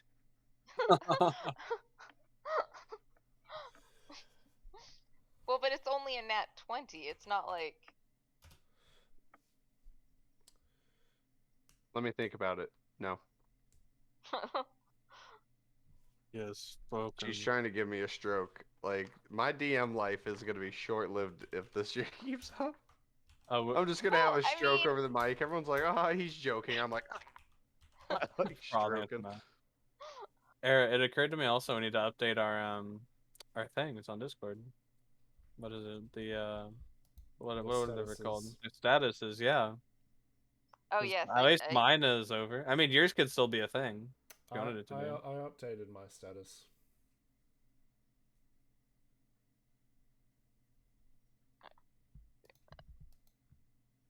Yeah, but yours yeah. isn't campaign specific though. No, of Yeah, course yours not. sucks.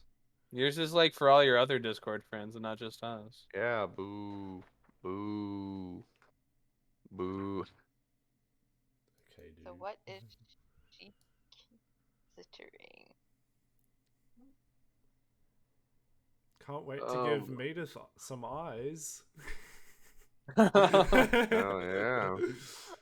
Because your wait to status a little while ago was considering how to Yes. help Medith or something like that. Yeah.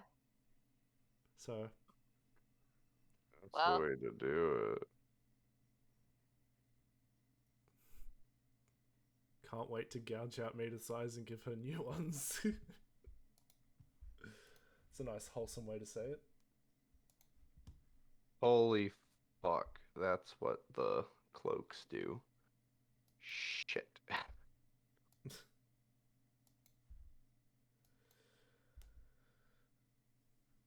Oh. There we go. Oh.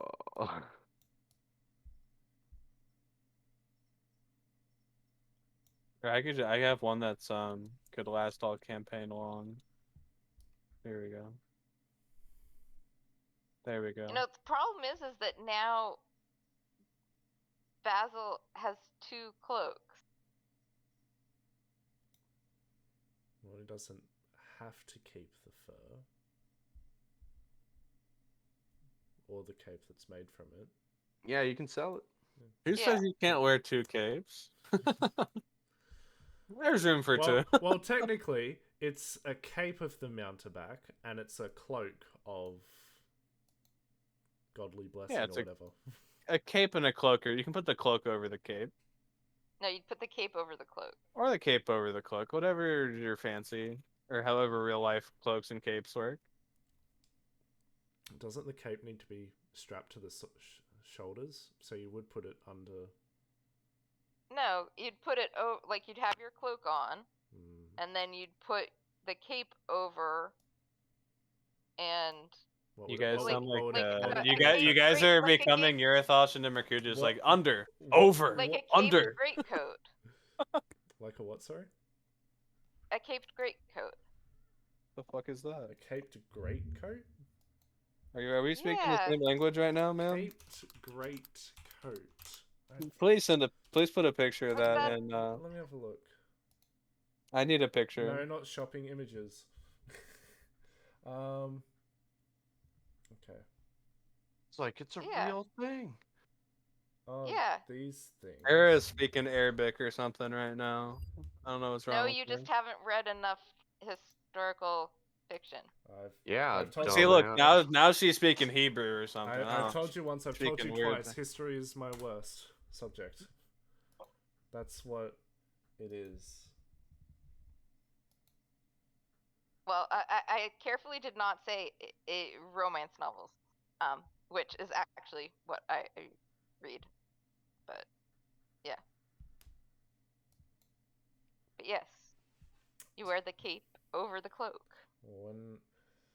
When I imagine cape, I imagine superhero cape, you know? Not the shortcut cape like that. I'd say that's pretty reasonable. Well, it makes sense because like a cloak is like a jacket, like a kind of like a loose jacket type of thing, With a and hood, a cape is like, and a cape is just over your shoulders for flair almost. They can whip around to be all dramatic. Yeah, I was thinking the superhero cape, which is, you know, strapped to the shoulders type thing. It could be strapped to the shoulders of the cloak, I guess. You want to think about that? Then that would just be a very unhinged cape. You're an unhinged cape. Oh, I thank you. Well, I'll dimension door over to you and slap the shit out of you. Loki slapping Atlas, he'd break his hand. Not if I learn Bigby's hand. Okay, then you wouldn't be slapping him. Big B would be slapping him. It's my magic. Counts as me. No, that's Big B. Holy shit. Okay. The cloaks.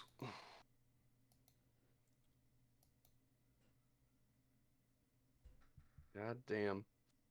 Divine fur. While you're wearing it, any critical hit against you becomes a normal hit. No crits. Oh my god. whoa. Oh my god, I love it. But wait, there's more. But wait. No, Yeah, you had me at no crits. That's it. It's no crits. but my AC boost. No. Like Oh. nothing. That's it. Just you don't get critted.